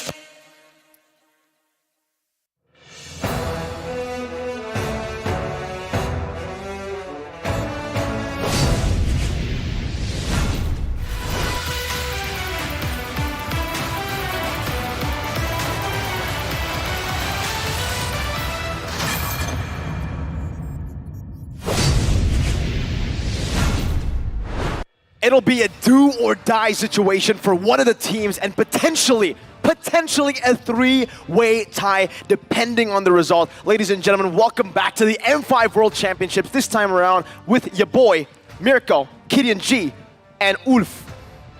How you guys doing? I'm not okay with that anymore. I thought I was going to be okay with that. I'm not okay with it anymore. I'm actually scared right now. Are you? Yeah, I am. The fella has tagged me in what, maybe 50 messages already and 50 stories about this particular cast. But I'm very excited though. It's Homeboys going up against TOP. You better hope that this result goes well. If not, I'm calling over Lil Gun. I'm here on the side, so Gideon will do whatever he wants. All right, I can't stop him, Wolf. You just have to pray for your curse to be non-active. We'll see about that. I already called on Leo as well as Naisu, so I think... Oh, you gotta be careful there. But before that, the M5 World Championship is powered by Moonson, presented by Kidia, and supported by ROG, the official gaming phone. Grab, the official Super App partner, and Secret Lab, our official chair partner. Thank you to our lovely sponsors. M5 wouldn't be possible, wouldn't be as great. Heck, it's even better than great without your support. Hey, quick shout-outs, actually, to our global presenting partner, Qiddiya, because Qiddiya is a giga project, a city that is being built in Saudi Arabia. It is the future capital of entertainment, sports, and culture. Qiddiya Gaming is also giving away 5 sets of Knockout Stage 2 and Grand Final tickets. To join, just follow Qiddiya Gaming on social media accounts, comment why you deserve to win, and tag 2 of your friends that you want to bring along in the comments section. And keep in mind that the campaign starts from the 2nd all the way to the 7th December. That is today, the final day, and the winners will be announced tomorrow on the 8th of December at Qiddiya Gaming Instagram story. And you know, while you're at it, Wolf has a specific recommendation. You know how good he is with his recommendations. He's sitting on possibly the best chair ever. That's right, and I probably will take this home after the tournament. Don't just stop at the best hero builds and combos. Get ahead of the competition and reach mythic or mythic glory with the Secret Lab Talent Evo Gaming Chair immortal, that's true. Outfitted with the pro-grade ergonomic features engineered for maximum performance. Shop match-winning comfort and keep yourself at the top of your game right now. It's a do or die for the teams, but it's also a do or die for Wolf here. And even maybe the Malaysians, because Naisu and Leo are backing Wolf up. But the headline for this matchup, it's crazy. The fact that we have a chance of getting a three-way tie again, despite already changing a bit of the format, right? Yeah. It's already games, points, etc., but we're still going to see it. The Homeboys dilemma. Are they going to go big or go home after a start of the group stage, beating Geek Fam quite dominantly? They weren't able to do that against Deus Volt, and now we're in this situation. I don't know how on-brand the Malaysian teams are going to be. It's in the name Homeboys, but hopefully they're not going home this time, especially after dropping the game against the X-Factor Deus Volt. I mean, if they could tie this up, or at the very least cause that tiebreaker to happen, we might get to see Geek and Deus Volt duke it out once more. And it's going to be very, very tough because, again, pressure. So much pressure is on the line, especially for Zorn. It's crucial for him, who's exploring the possibility of this being his last dance. He said it in an interview after winning MPL Malaysia. What are your thoughts on Zorn, his entire career so far, Wolf? Like I said, I think I mentioned this before. I'm a big fan of Zorn, especially after what he did during MPL. I think especially his banter. I mean, surely as a Filipino, that those words are spicy, but at the same time, I like him as a player, as an influencer. And most importantly, the unforgettable "well played, bro" sticker. That's just amazing. And thank you so much for that, Zorn. However, here is the big conundrum, right, for the side of Homeboys. It's interesting because they started day 1, right? And then they will be ending their last 2 games were like day 6 and 5, which is weird because there's like an in-between, a big in-between. And the thing is, people were already talking about Homeboys being like, surely they'll go to the knockout stages, right? Surely they're strong because of how they performed in MPLI and against Geek Fam. Now they're in a point where if they don't win against the team with a 0-2 match record, right now they cannot make it to the knockout stages. If the team with 0 points right now are the ones to take down one of, yes, you heard it right, one of the tournament favorites. Coming into this tournament, a lot of people have finally given Homeboys, and specifically Malaysia, a chance. Again, hey, they're back. Homeboys with stellar performances like you mentioned, especially starting off strong in the group stages. We're really excited to see if Homeboys can come back to that and get that momentum back. Gideon? Any thoughts on Homeboys? Are you optimistic? We're just believing and praying. We're living to the Malaysian brand. We're the most entertaining region, but hopefully this time we still keep our brand of getting out of groups. Well, let's see as we are moments away from seeing the stage. The pressure keeps on climbing up, but don't worry, to officiate the M5 World Champions, we have our marshals making their way onto the stage. They're here to ensure the fairness and integrity of our games, as we have seen the entire tournament reign, Wilbert, Sean, and Ivan all the way. Now it's time. Making the entrance is the NACT champions. Will they redeem themselves by dragging their foes down with them? Give it up for the Ohio Brothers! My goodness, every time that the M Series is up, there will be an NA representative and they will always make the waves. Now, unfortunately, they can't make the knockouts, but they can drag someone with them. Next, it is all for nothing for the surviving Malaysian representatives. Let's make some noise for the rowdy and cheery Homeboys! Hopefully this is the last time they'll be holding up this flag. They're holding country pride, but more importantly, they've worked for 3 years to get to this point. 3 years to make the difference. 3 years to become a representative. The team's heads as well, now walking up to stage. T.O.B. Pikadiv as their coach. And for Homeboys, it's Pops and Saiful. You would imagine that this is such a nerve-wracking event for Homeboys. Imagine starting with a 2-0 win against Geek Fam after performing so well in a tournament outside of the MPL, outside of the M5. Now, it's Team USA, the Ohio Brothers, Zia, Best Player 1, Milo, Hoon, Shark. They are the ones that can actually stop Homeboys from getting into the groups, getting into the knockout stages. And it's strange because for TOB mainly, it always seems like they do super well domestically. They are undefeated in the regular season of NACT, but comes the international tournaments, nerves have always been able to get them somehow, despite them having, this time around, 2 very experienced players. Heck, you can say 3 with Hoon, also part of the Valley roster, top 4 at M4. But that's the thing, it's just showing the state of the region, right? Malaysia took a long time to develop to get other teams to a point where Todak isn't going to be a representative, and now the Homeboys have taken that moniker, and it's stressful even for not only an entire community watching, a young community in a matter of fact, but a competitive region looking to reach new heights. Now we're looking at Homeboys with their winning lineup, still sticking to Rizzo, Chibi, Zorn, as well as Warlord and Sapat to play this game the way they need to. From MPLI all the way to the first day of group stages, comfort picks, especially for Zorn, it really dictates the matchup, right? And that might be something that TOB are looking to just cancel out, deny away from them. They've had 2 days where they didn't get to play at all, and that 2 days have just been them strategizing in the back. I've heard a lot of crazy compositions that they're telling me. I don't know if it's actually going to come out here, but hey man, Mr. Mao. Mr. Mao. Oh, okay. Oh, whoa. Okay. I don't remember doing that. Thank you to our producers out there that have been paying off in the scenes to make sure that the Mirror Bless is going to be coming around this time. Hey, yo. What do you mean? You totally did that. 100%. You totally did that. This sneaky. I was literally. That's crazy. Why, you gonna take it back? Yeah, Are you gonna take it back? They're playing with my mirror curse. I'm telling you, it's not based on the graphics. It's based on what I said before the match. Sure, I won't buddy. say what I said. Sure, buddy. Sure, buddy. Sure. Oh, man. All right, you know what? Let's just get into the game. Let's just get to what they can do right now, all right? Okay. For Zorn, how important is it right now to get his comfort picks? Has he evolved? Can the team actually rely on him playing something passive? Can they have another form of initiator? I think it's not about the comfort heroes. It might be about the comfort job or task in game. For example, I've seen that he was very successful in MPLI going for those catch heroes. But I think that right now in this M5 World Series, he's more of a protector for Rizzo, for example. I think that when they went for Minotaur, Baby Tigrel eventually, his performance is actually pretty stellar, you know? So I think that it's a comfort task that they should give him, not much about the comfort picks.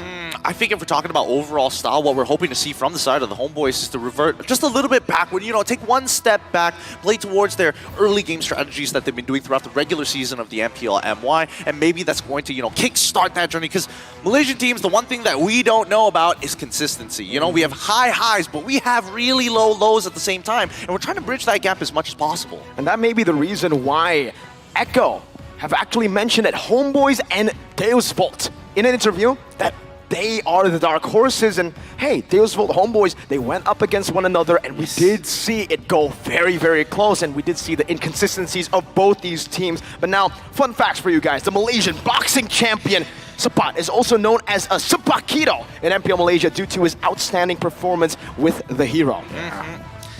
You know what?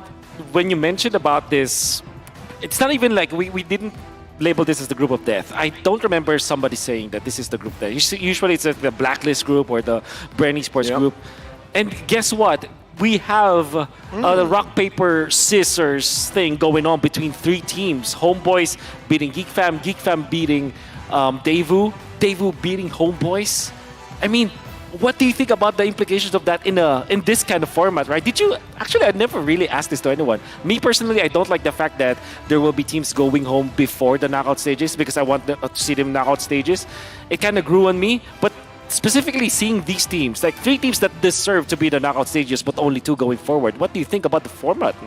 Ooh, personally for me, I think it's going to force teams to actually play at a higher level because again, I agree. The risk of having no lifeline at all is going to force you to be consistent as possible throughout the tournament, and that's kind of what you want to see, right? You don't want to just have outstanding performances, big upsets, and you have these great storylines, but at the end of the day, you're not going to be able to see them consistently coming to the M Series year after year. That's right. I love it. The fact that the knockout stages is already double elimination, not single, that's already so much of a chance for all the teams. So the knockouts have to happen in the group stages, and we're about to see one of these teams either win the game and maybe help another. Maybe they get a point to prove that their region is in here to win. Ladies and gentlemen, the drafts for game number 1.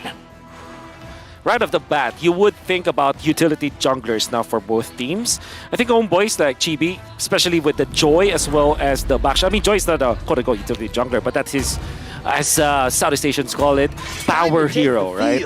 Is it also called power hero in Malaysia? Power pick for the English. Right. I can tell you the BM one, but I don't think it's going to be as relevant. Yeah. What is it? Power pick. I think BM one. Guasa? Guasa. Yeah. All right. But yeah, anyways, speaking of power picks, homeboys do love that Joy. And I don't know if they are willing to trade the Nolan for the Joy, specifically against TOB. Maybe they are, because they kind of... it has been proven that TOB, even when they play assassins for best player, like your Fanny, like your Nolan, they are beatable in that regard. I think it's one of those situations whereby even if you are going to go for an assassin, there are a lot of strategies that are heavily leaning in towards, especially if you are on the blue side of the map, right? Again, EXP, mid lane priority, being able to push in and take away purple buff, because so many assassins are dependent on it, and then you start avoiding and start thinking about the other picks that may not necessarily come out as often. Hellcrit, for an example, didn't really show up that much because Fredrin is just dropping off that much more, and everybody's like, box it, give me more. Now TOB don't want more. They want to just deny it away instantly from homeboys. We've seen that Chibi, if he gets his hands on a utility jungler, someone that can last hit really well, his red trees are almost impossible to beat. And for best player 1, even on the utility junglers, he does struggle in that red tree department. So that's something that TOB wants to just get out of the way, and maybe they want to get... See, that's the thing about best player 1. Do you want to get an assassin on him early on, play with his potential, or do you want to force him on something like a utility and give the carry role over to Zia and Shark? But Nolan as well as Joy's open. I think TOB are looking towards a Nolan, obviously. And homeboys kind of love the trade because now they get the Joy, which is, like I said, the power pick for homeboys. Then they back it up with something like a Valentina, which kind of now limits the heroes that could be available for Hoon. I mean, we talked about... there it is. Yeah. It is. We're talking about these power picks. We're talking about picks that have dashes, inclusive of Valentina. Let's not forget that Warlord was willing to bring out a mid-Fovius. I would say for some people, questionable. For other people, kind of interesting. You're in one of two camps here. As we look over to the homeboys, Joy gets locked in, as well as the Farmers. The Joy is going to be a good pick, honestly, for homeboys. They love playing around these neutral objectives, especially controlling the river. Joy gives you exactly that. If you are able to utilize that maneuverability to get a lead early on with a cheeky little gank, a cheeky little invade that Chibi loves to do, with the help of the Farmers controlling that mid wave, it's going to be tough for TOB to respond. Yeah. Well, maybe the response is get the Nolan now, obviously, then get the Minotaur with it. Or maybe they rush the Kaja this time for Super Shark, because Super Shark, I think, is much more comfortable with catch heroes. There's the Nolan. Obviously, the Kaja is great versus the Joy overall. It's a Super Shark hero. Minotaur is like the safest route because it's quite in the middle. It's also a catch hero, but it's a sustain. Hilda immediately. Okay, that's a strange choice to go for, because not because Super Shark isn't good at it, but it's not what we're used to know, what we're used to when we see Super Shark. Initiation, pick off heroes. I would have expected the Kaja because the Phobius was up for grabs, but it seems like homeboys want to take it a different route as well. They go for the Minotaur instead, and now TOB, they find themselves in a bit of a tough situation. They're good against the dive because they can steal away that minion's fury, but they also can't dive. This will come down to how they can actually just, I feel, isolate and get early advantage through ganks and through pickoffs. And the thing with revealing your Hilda as well as Valentina is that homeboys will not have to ban the Diggy anymore, even though it's a good hero for them. Maybe the only thing that I'm kind of scared about for homeboys is that they give two big ultimates for the Valentina. But surely they're prepared for it, because sometimes, you know, having two good ultimates to copy is like an overload, right? You don't know what you will copy, be it the Minotaur ultimate or the Farmers ultimate. Good ban on the Iksha, and you mentioned this Mirko. The dive coming out from TOB, it's not that much. I personally think that at this point, it's now starting to boil down to what the EXP laners are going to look like. I think that match in particular, Serpot versus Mielo, is going to be, I mean, it depends on what you consider the GOAT. You know, there's also Flapteasy in that argument, and I think it's important to have priority, right? It's not necessarily about winning the matchup, it's being able to respond first. I don't know whether TOB is going to lean into that, or they're going to be a little bit more lane focused, considering they've already got the Hilda to be annoying. Therefore, do you want to just win lanes knowing that the jungler is always going to be monitored, or do you just want to help out punish the jungler by pushing waves? Yeah, if I were TOB, I would go for priority, you know, because that just makes sense. You have the Nolan, you have Valentina, you have the you have this Hilda as well. So that means that you will want to go for your staple XP laners that actually win or at least get the lane prio on their side. Like Terizla, for example, comes to mind. I'm not sure if TOB actually played the Lapu Lapu, but that's also a hero that they can also pick up against Homeboys. And for now, Homeboys, they are going to be banning out Brody. Still alive. Makes a lot of sense.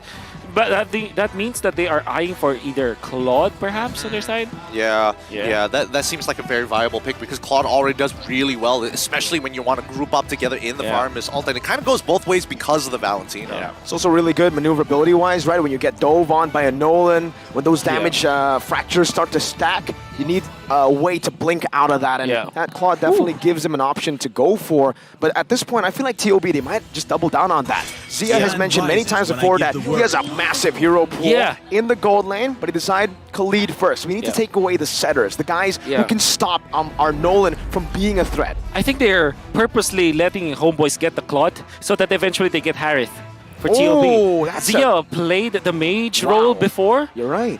And it kind of makes sense because, again, your resilience allows you to kind of have, you know, essentially immunity against the Minotaur. You deal so much damage that you overload the Joy when the Joy is locked down.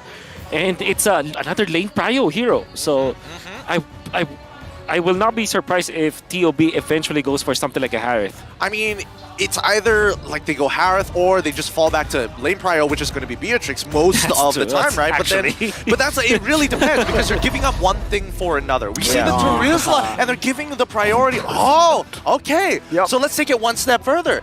Now that we have lane priority on the EXP side, the gold lane says no matter what you pick, TOB, you take Claude, you take Beatrix, you take Harith, at the very least, I'm going to get one of the picks back to actually force back the gold lane into our favor. And Ryzel getting on a hero with a winning matchup is very, very important, right? That's one of the reasons Homeboys have been able to snowball and also yet play for the late game with Ryzel. So keeping this as a counter pick for the last choice is smart, but TOB, we can go for the hair, dude.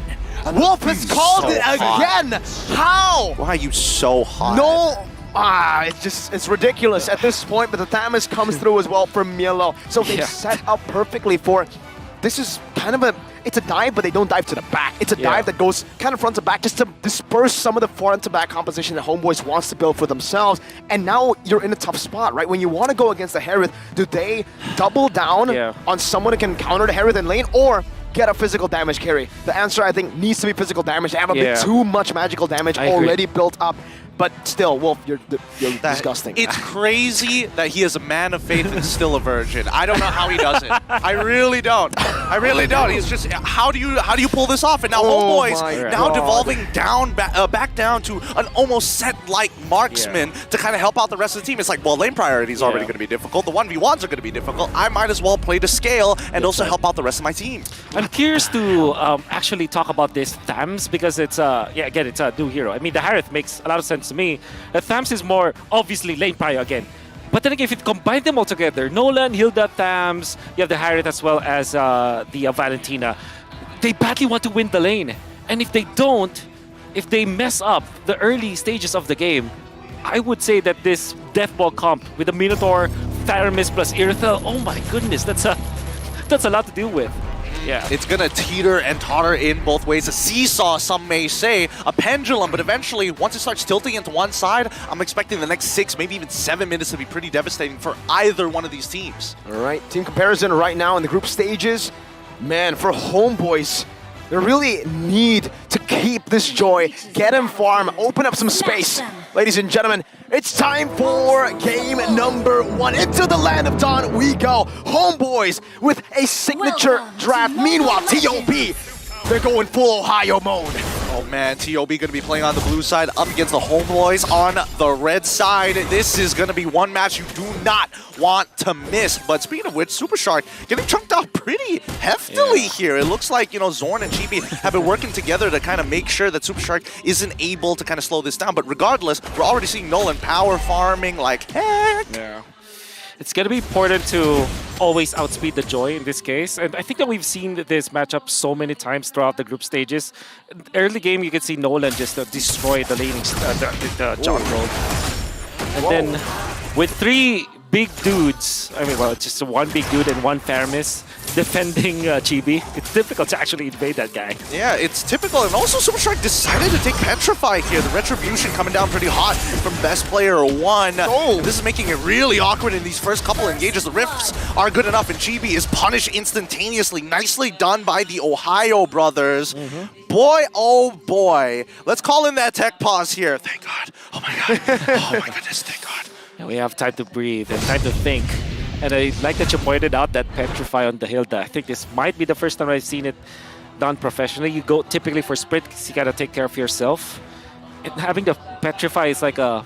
Perhaps what they wanted to do was to also use the, you know, the CC rhetoric kind of thing when it comes to like the turtles, the neutral objectives. But you can also do that during the first few minutes of the game when you're jungling, right? You Petri the enemy jungler and then all of a sudden the stacks are, you know, are better. The odds are better on your side. Kaja at home, you know, when I'm Kaja at home. Mom, we need a divine judgment. We have a Petrify. We got a Petrify. It's okay, all right?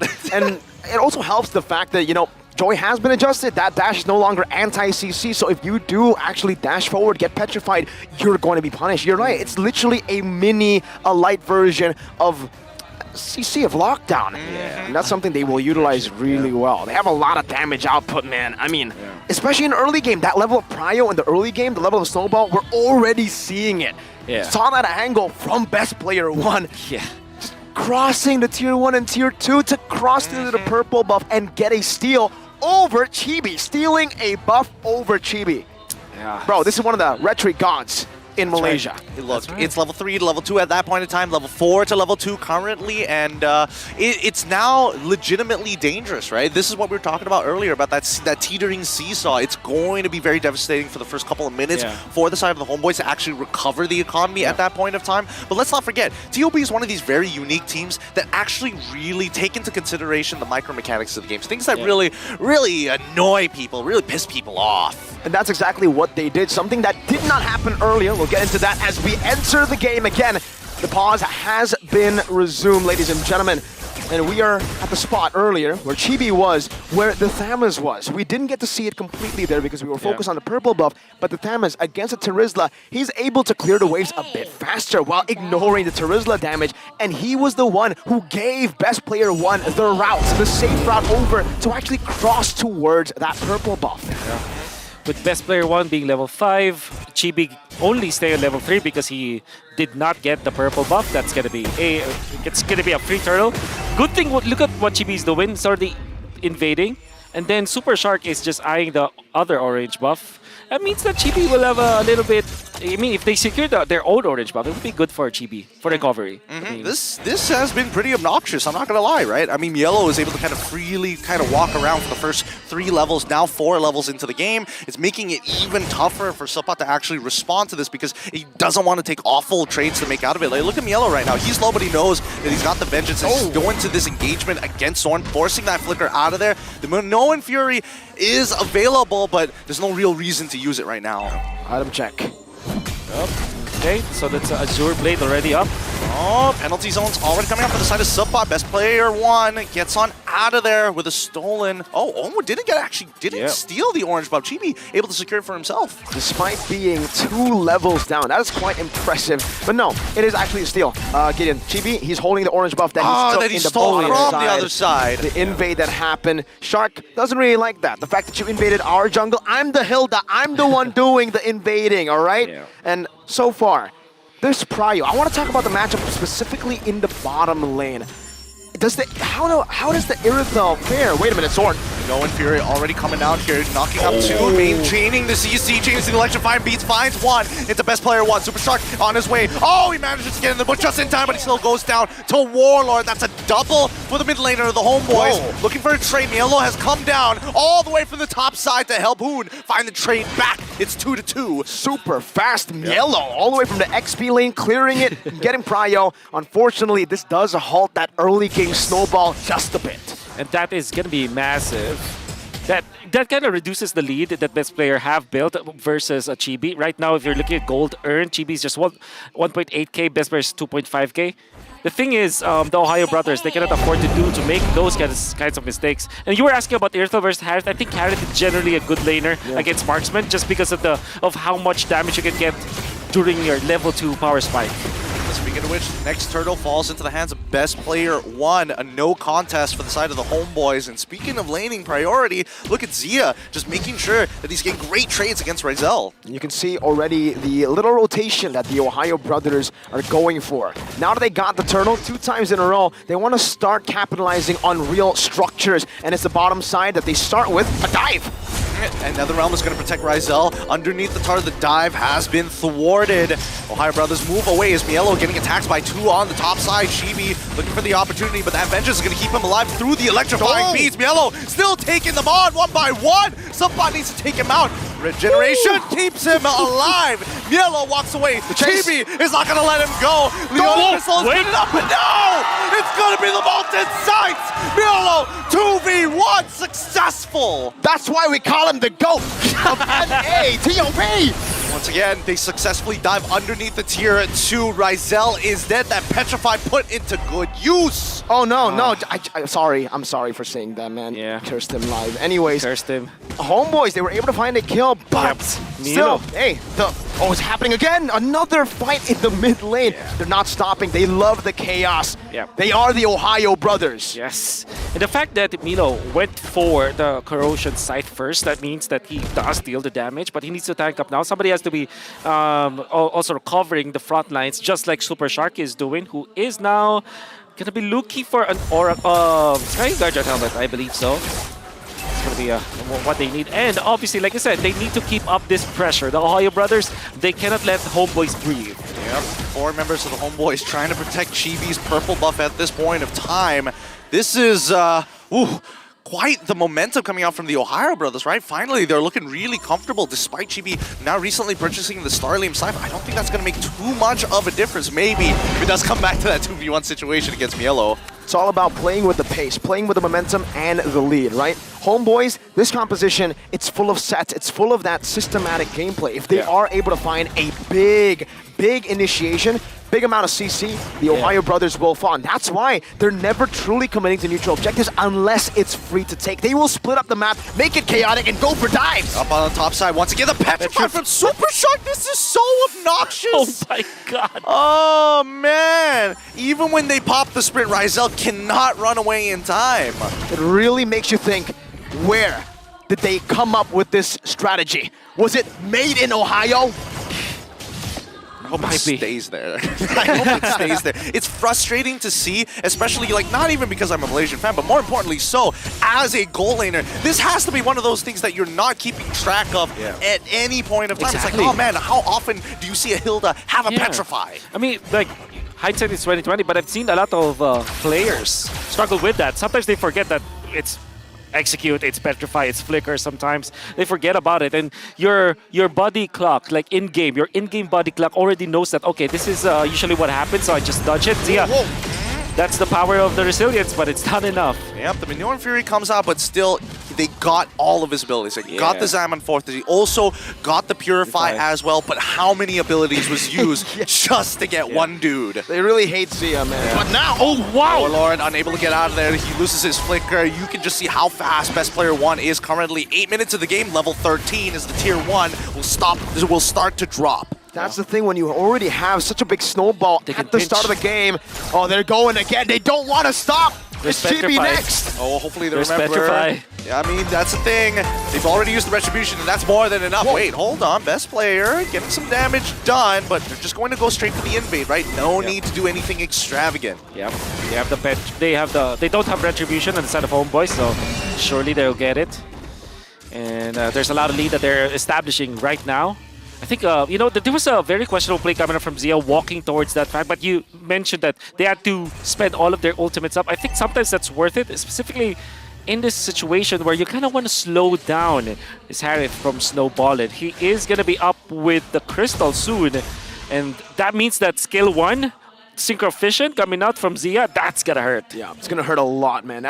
He's coming to his power spike. That's mainly the reason why the Harith isn't really meta. The fact that you need to get that snowball, you need to get rolling in the start. The fact that the OB have Prio all over has given him so much more. He's actually doubling as well. Yep. Oh, this is so obnoxious. Tell me.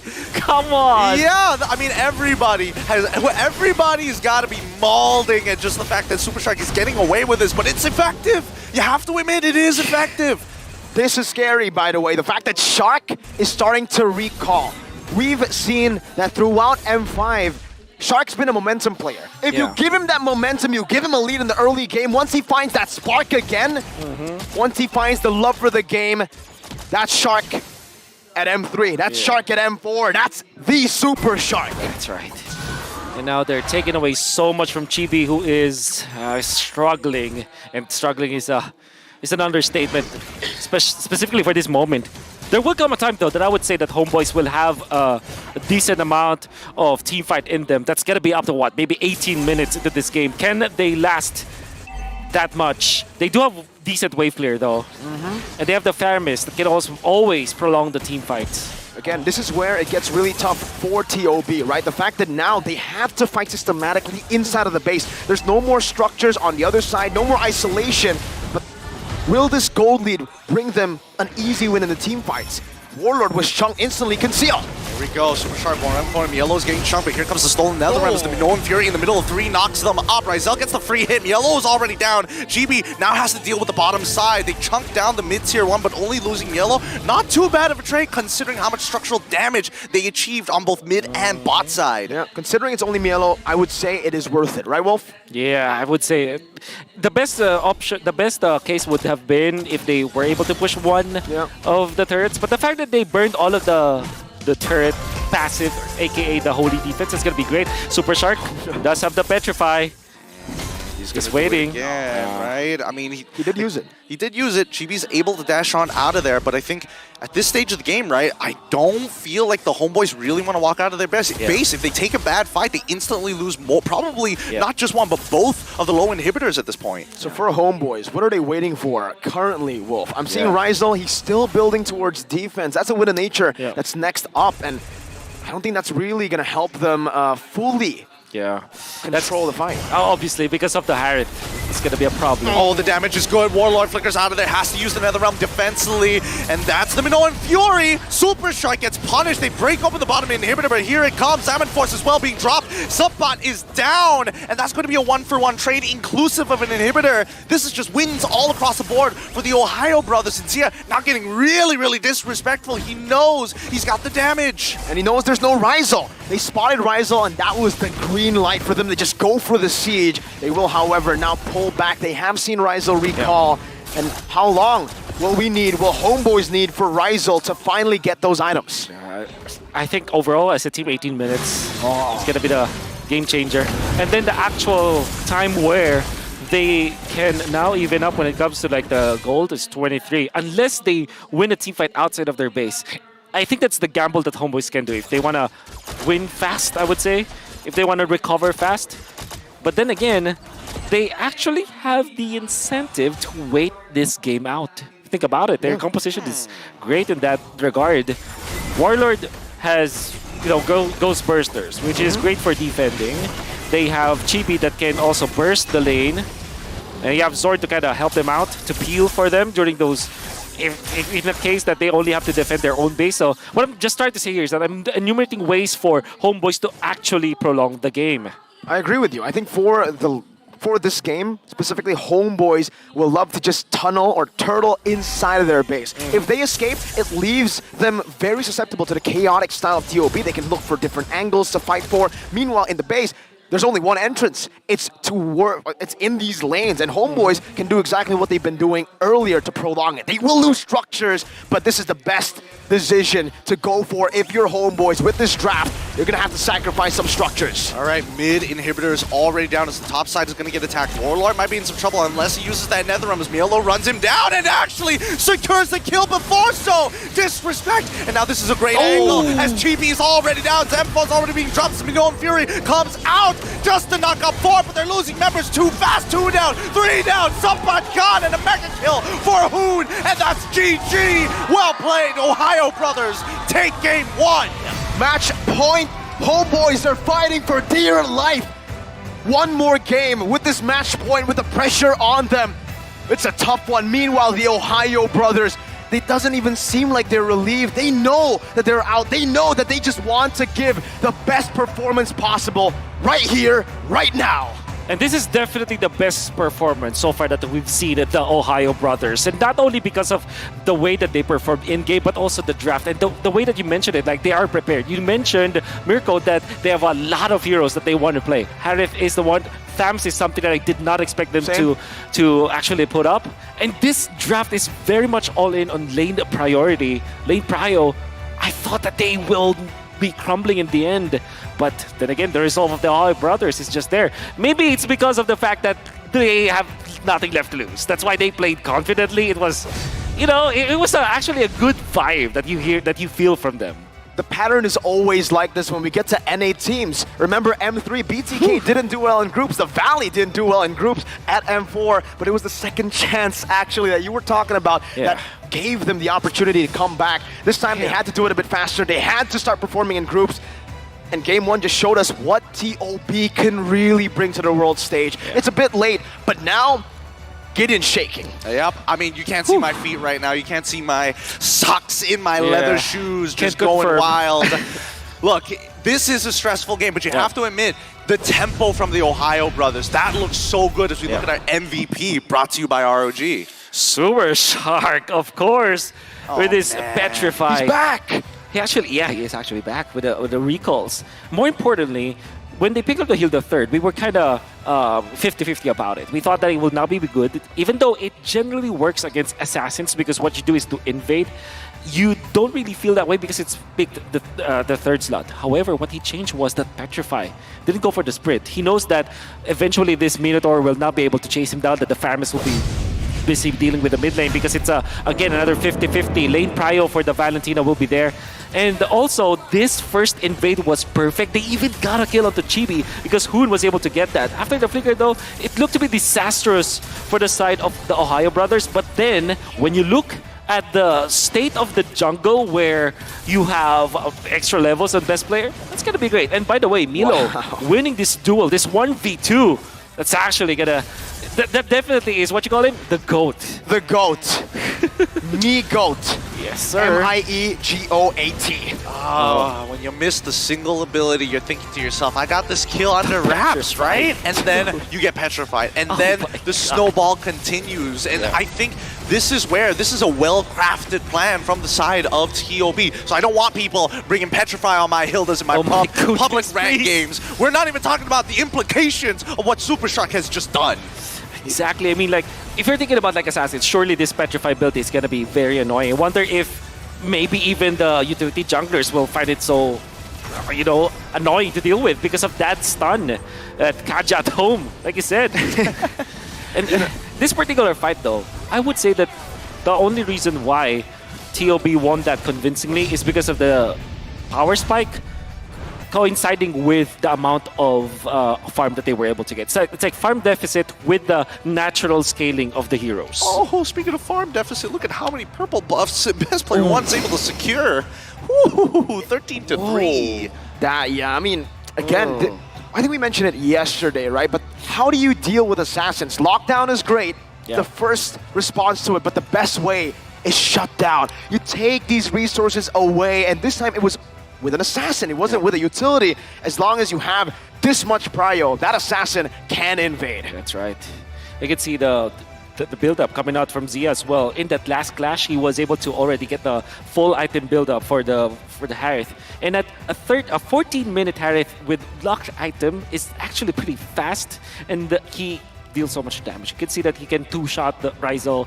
With the sprint, he can do anything as the Irithel, because of the Synchro Fission. Skill 1 and Skill 2, plus the normal attack coming out from the Harith, it's actually pretty strong already. And then, when you pop the Nether Realm, you receive so much damage from the Synchro Fission, the Skill 1 of Harith, that in an AoE, that your extra HP from the Nether Realm just melts. And after that, you're just sitting ducks in front of the Harith because you get stunned up. And there's a lot of setup to following over that. And I think that more and more teams will now consider this Harith to answer Faramis/Joy lineups. Especially when you already have a very dependable physical damage threat in your composition, you can just flex that. That Nolan pick, sure, it's gonna go in the jungle, it will deal damage, but they're still gonna go for marksman, is what Homeboys thought. They pick up the Harith and then they're just like, all right, what do we go for? We were waiting to counter him with the last pick. How do you counter this guy? He's a Harith with a marksman. Ryzel's not known to go for these, mages, unfortunately, but and even so, even if they wanted to go for that, it couldn't have worked. They had too much magic damage. They already banked on that marksman counter. It kind of felt like, what if they picked the Claude and then they last pick something like a Phoveus, right? After seeing the Harith, after seeing there's the Nolan, and they have this weird combo of the Faramis plus the Phoveus, which is actually pretty ridiculous, right? Because you have the pulls, you have the extra shields, and overload of shields that eventually the Harith cannot pierce through. But then again, hindsight is 2020. Obviously, Homeboys did not expect the Thams as well as the Harith, because I think the reason why they prioritized the Terizla was to remove the comfort picks coming out from Milo. Who thought that Goat can play the Thams, right?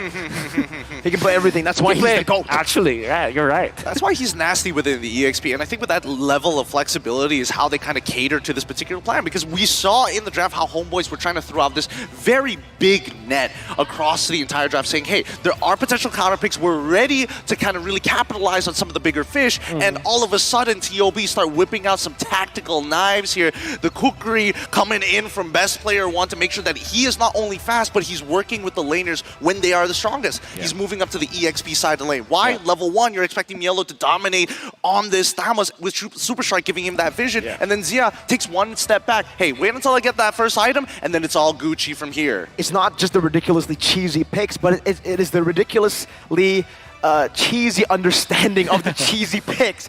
The fact that they were able to utilize it completely, like you said, they utilized just every little inch of advantage that they had. And that's impressive. The 2 days that they had on break really gave them a lot of strategies.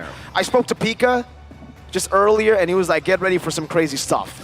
Okay. I mean, Harith alone is not that loco, It's kind of goofy, without the proper setup. But petrifying Hilda, that's Hilda loco. in Ohio. Yeah, that's it. I guess, Yeah. Now it makes a lot of sense now. Exactly. Well right? done, yeah. You need a prio XP laner, Terizla, Yuzong? No, get the Ohio version. It's a Thamus in the XP lane. That's right. And yeah, it's not cheese anymore, it's just Ohio. It's just Ohio at this point. Oh, man. It's a little frustrating, of course, but now it kind of forces you to think differently about the draft now, especially against the Ohio brothers. It's so tactical, I could have sworn I saw Arashi. He's got to be around here with a ghillie suit. He's gotta be, right? He's wearing a ghillie suit, is he? Yeah. He's hiding somewhere, he's camouflaging. I don't know, man. We might have to throw it to Manjin because he's on stage to look for Arashi or to look for a way back for Homeboys here. So Manjin, take us to the interview, man. How are we doing? We're doing fine, and it seems like the Flame Boys are back and they're nervous because Homeboys is down 0-1. But before anything else, let me introduce to you one of the very famous KOLs, MLBB KOLs in Malaysia, and plays a very important role in Homeboys. Sir Daddy Hood, please introduce yourself to the fans, and what role do you play in Homeboys? Hello, hi. My name is Daddy Hood. Okay. I the founder of Homeboys, and I play Joe Head. Okay. World class Joehead, yes. You play Joehead, and he is the owner of Homeboys. He's Mr. Homeboys over here. All right, so before we ask any questions, I know that you're a little nervous. Okay. Nervous and disappointed, but I think we still have to. Okay. You got this. You got this. One thing I love about the Homeboys is your jacket. Your jacket is lit. Thank you. Your jacket is lit. Can you explain the concept of this jacket? Why is it called the Public Enemies? Oh, okay. I think why we call it Public Enemy Collection is because before we release this, too many people troll us, but they love us. Okay. So I think even we are the what we call macam mana nak cakap Kan aku English aku ni macam kelaut sikit. We are the champion, but you love to be the villains. Yes, you love to be the villain. Come on, flex the jacket. Come on. Let me see the back. Oh, okay, all right. There you go. There you go.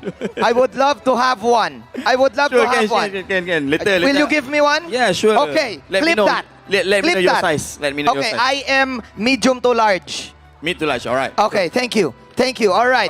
Public Enemies, ladies and gentlemen. All right. Of course, you said that you are disappointed. Did you give the boys, I saw you back there, did you give them any pep talk? What did you say to them? Yeah, I just say we still have a chance to win. I still optimistic with my boys and I trust them. Hopefully we're going to make it, go through playoff, win 2-1 against the Ohio brother. Okay, okay. You still have 2 games left. Okay, again, look at the camera. You're talking to them right now. You're talking to them right now. What is your pep talk to them? Give them a pep talk. To my boys? Yes, to your boys. They're listening. Okay, kepada anak-anak buah Daddyhood, insyaAllah jangan bersedih. Kita masih ada peluang, masih ada ruang. InsyaAllah ada jalan dia.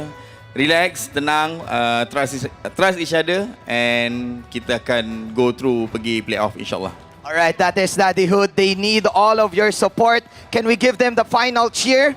The Flame Boys cheer? Let's go! Go!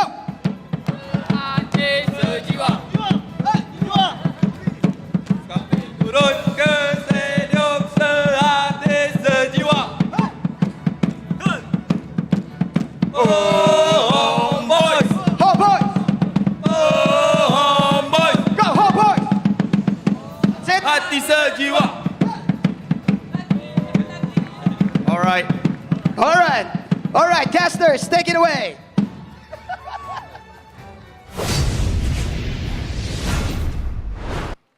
We will take it away. Manjin, thank you so much for that. And to the Flame Boys and Daddyhood, all the support here, yet Wolf is still casting.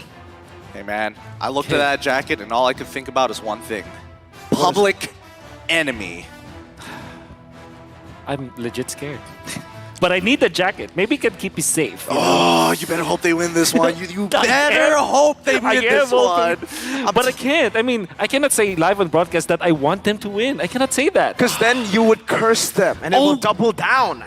So what do? I just don't exist? Look, at the end of this game, one of these teams are giving you a jacket, that's for sure. I'm telling you, whether it be TOP or Homeboys, they're going to need something to get themselves going. And right now, the momentum for the side of the Hyatt brothers is looking great, especially with the way that they're forcing you. You got to think like the Hyatt. But the thing is now, right, it gives, I mean, the curveball is crazy. Now, if you're at Homeboys, are you going to try to expect that? Because if you expect that, then they go back to normal, and then what happens? You're expecting something that may just be cheese, may just be Ohioan? Is that it? Ohioan for game 1. They might go back to normal in game 2. That's right. And I think that you just have to make sure that at least your second half of the draft is adjustable, right? That time they were all into the Tirzla plus the Minotaur. That's why when they picked up the Irithel, they actually just really had no choice with the last pick. Now, what I'm scared about for TOB, however, is that, okay, you win game number 1 with cheese strategy. Let's just say it's just cheese strategy at this point. How many of those do you still have? And do you think it will work again against a team that's even, I would say Homeboys is a more established team now, right? I've spoken to Mr. Mao. They have a lot. How many times have you spoken to Mr. Mao? Bro, the man speaks. Yeah, And I know. listen. The man speaks a lot, and I listen. I love to listen to his ideas. Sometimes the team doesn't, but now they're fully listening. Look, that's why the Supreme Leaders make sure that they set the pace for the team. And now, for the Homeboys, I feel like, as we've seen many professional teams, you drop game number 1, it's time to kind of like really focus down in game number 2, whether it be comfort picks or having an extremely honest draft. Oh my god. Okay. The respect given. And Picadiff enjoys it. Okay, so they better both Nolan and Joy. That means that we are going to be back at the utility jungler role. I think Baxia still is the priority for Homeboys. Whereas for TOV, I don't think that they will let go of the Valentina once again. Hoon is just very comfortable with that hero. Can play so well with it. And we know for sure that when you activate Hoon on TOV, it just changes the dynamic. It's like when Super Shark and Hoon together are like in the zone. TOV looks to be a very strong team. Momentum-based players, right? Not just momentum-based team. And you're right, Super Shark, Hoon, especially that game, we saw exactly when he started recalling, you knew he was back in the zone. He was back to Super Shark, no longer just the Shark that we saw in the last 2 matches. The Baxia ban still comes through. They're still setting up for whatever it is. They need to get best player 1 a winning matchup. A matchup that can snowball, but now that the Guinevere is left up for grabs, Homeboys, Chibi would love that choice. Yeah, it's also a very good pick for Homeboy, especially knowing that TOB is a cheese strat kind of team. You want to make your heroes flexible as possible, and we know for sure that Gwyn is that hero, and it's just impossible that they let go of it, especially because they can still pick up Faramis afterwards. I'm only thinking like Faramis as well as the Guinevere as their probable choices of priority. Always on the way. And they go... we forgot about the... Because of the ban on the Fanny, I totally forgot that the Matilda was let go. And because it just doesn't ring like with Zorn, you know? Like Matilda, Zorn, you expect them to go for Cho, especially in these type of games. These are big games. Every time, even in MPLI, when the going gets tough, they resort to Cho. They resort to playmaking heroes. What does this say? Does it say that Zorn has evolved, or does it say that they are scared to bring it out? Well, let the record show that Mirko looked Gideon in the eye as he was saying all of that stuff. Yes. Well, that means an answer. Look, I don't have much. The only thing that I can say is about the philosophy of how Zorn plays, the overall style, right? Yeah. He likes to be very annoying, and I think, you know, Matilda is one of those particular styles of heroes that actually, you know, benefit you, profit you even, excel at walking in and walking out of the jungle and annoying your opponents. So I guess it's alongside with this style, but to give up both Faramis and more importantly, to give up Guinevere, that's a bit of a question mark for me. Yeah. I understand why they pick up the Matilda, I truly do. I think it's a hero that, you know, it should be like every single roamer should know how to play the Matilda, you know. It's not just inexcusable. Then there's Lilia, there's Claude, the 1-1 obviously. Against the Faramis? That is oh man. And remember, Phobius is still up for grabs, but okay, they go for the Minotaur instead. This will already halt a lot of the dive. Even when you have a Mortal Coil, right? This Faramis, this Guinevere, there's so many layers. I'm just telling you, there's so many layers of CC. I'm telling you, right? Okay, so I have a #1 rule when I want to draft the 1-1, which is, well, #1 rule is don't draft the 1-1 when there's Faramis. #2 rule is when there is Minotaur. I get both. This is a difficult 1-1 game. And the fact that they are able now to ban the Lilia, it even limits the heroes for Homeboys. Well, obviously there still is that maybe Diggy factor. I don't know if they play that in position 4. Or maybe Zorn plays the Diggy? Zorn can't, I mean... It sounds off. That's even more off than Matilda, right? Exactly. It is a little bit more off. I don't know how much... I don't know. Because when we're talking about this particular group, everybody feels Sawo-pilled at this point, right? Everybody's just like, Diggy's going to be able to do something, right? And after Sawo, things have changed. And for the side of TOB, they're approaching this the correct way. Banning out the Lilia, making sure that it's uncomfortable. Homeboys now making some bans on the Brody. The Valentina as well for the side of TOB. Like, this is just well done. Well done drafting Picadiff. This is well done. Absolutely, man. I gotta give them credit for this amazing draft because they're not only did they force that 1-1 pick early on, that's one of the spearheads for Homeboys, but they've also basically taken out the second Warlord, the secondary carry now. What is he going to go for? Lilia Novaria is up for grabs, Novaria, but that perhaps. might just be a setup for TOB to pull off an assassin. Yeah. How vulnerable is a 1-1 and a Novaria? Very. I mean, especially if you last picked up. But then again, okay, so they pick up the Claude because they want to pick up Milo's hero last. Lapu Lapu is available for Homeboys. I think that they should pick it up. Or maybe something like an Edith. There still is Gord, though.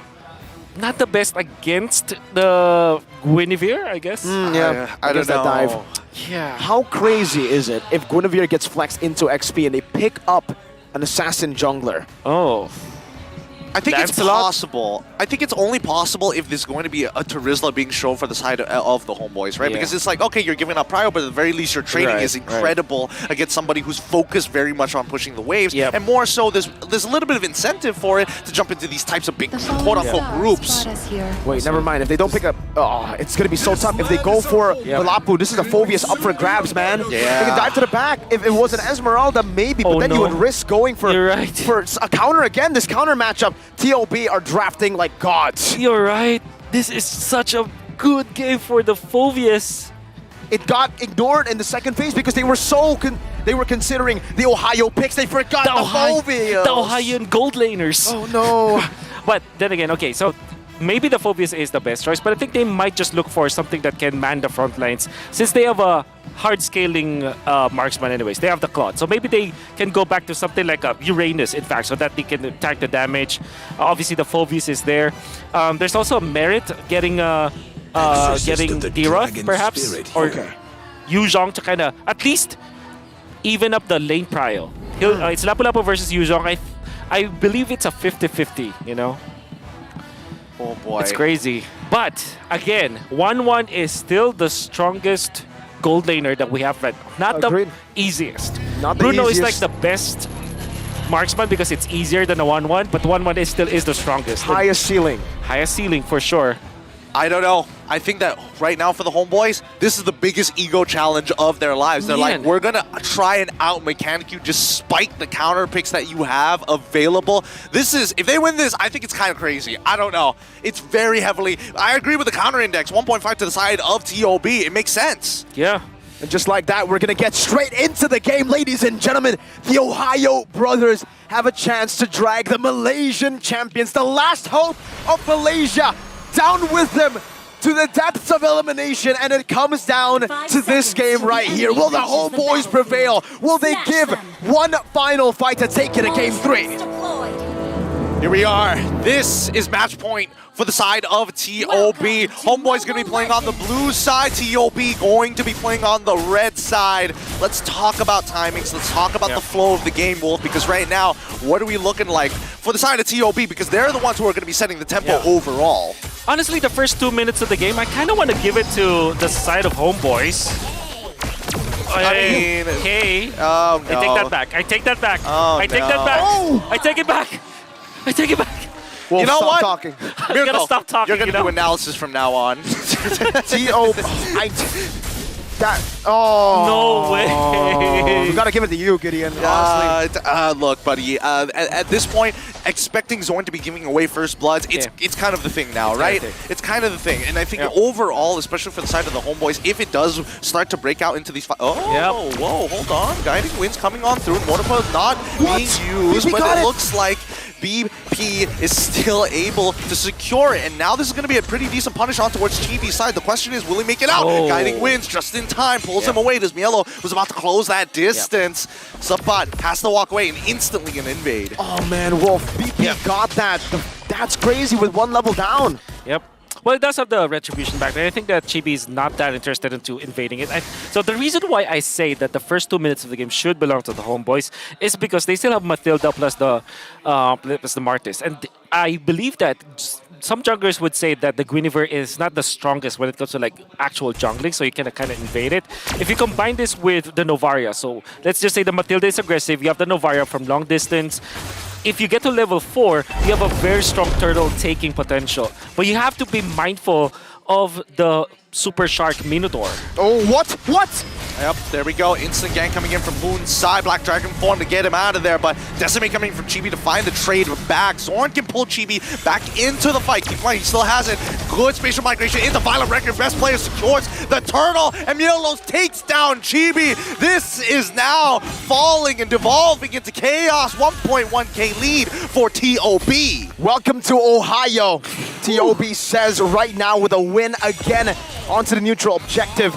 And Wolf, gotta talk about this matchup in the gold lane. Though Wanwan has a high skill ceiling, I would say Claude has the same. Yes. And in this matchup, it comes down to the skill matchup. Claude, all you need to do is dodge away from the back weakness point, and that's what Zia's been able to do. He's actually controlling the wave and the lane. The way I'm seeing the 1-1 versus the Claude, it still is 1-1-sided. When it comes to ease of execution in the laning stage, and when it comes to natural scaling, you would have to give it to the 1-1. That's why teams pick up something like Bruno, something like Clint, perhaps going up against the 1-1. Sometimes the Brody, right? Because they're natural, quote-unquote, lane prio counters. But some gold laners will argue that if you want to win a series, if you want to win tournaments, you better pick up the Claude versus the 1-1, because at least then and there, you can actually win with mechanical skill and with good team fighting. It actually gives you a way to win games. And with the confidence that they have coming from game number 1, the momentum that they have, I know Zia, he's also a momentum-based player. Every single member on this team, they want to just go for ego picks, but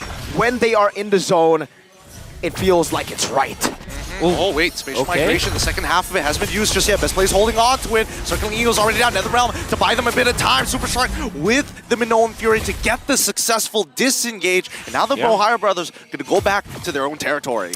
Wow, I understand why Best Player went for that play. I think it was a bait play.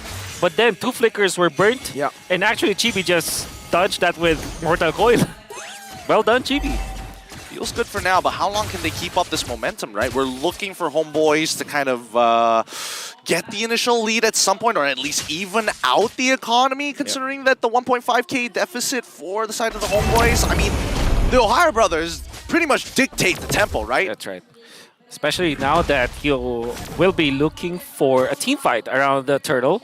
Then again, Super Shark and Hoon both don't have the flicker, and their ultimates are also down, so that's a nice reset that Ohio brothers did.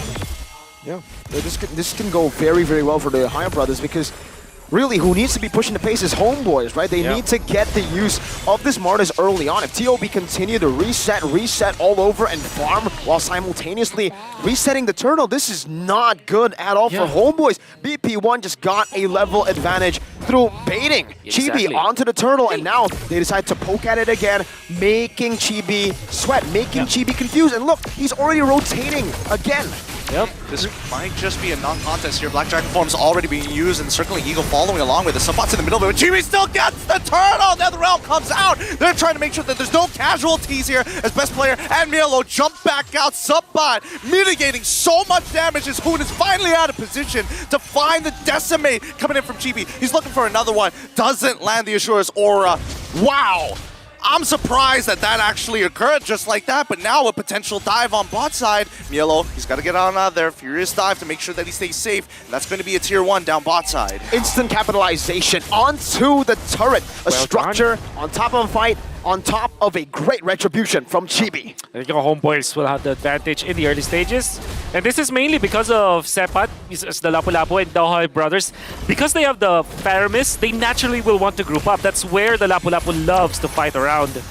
And now Best Player in trouble. He's in a lot of trouble now that Ryzel is chasing him. He goes for the Violent Record, knowing that he can't run away. Ryzel secures that kill. Do we see another capitalization from the side of the Homeboys? And it looks like it's on top side, actually. Zia using the BMI. He should be able to get out of here because he's got Super Shark nearby unless Zorn. So Zorn's not going to die, right? Okay, he's fine. He's fine. It's fine. That's the shields.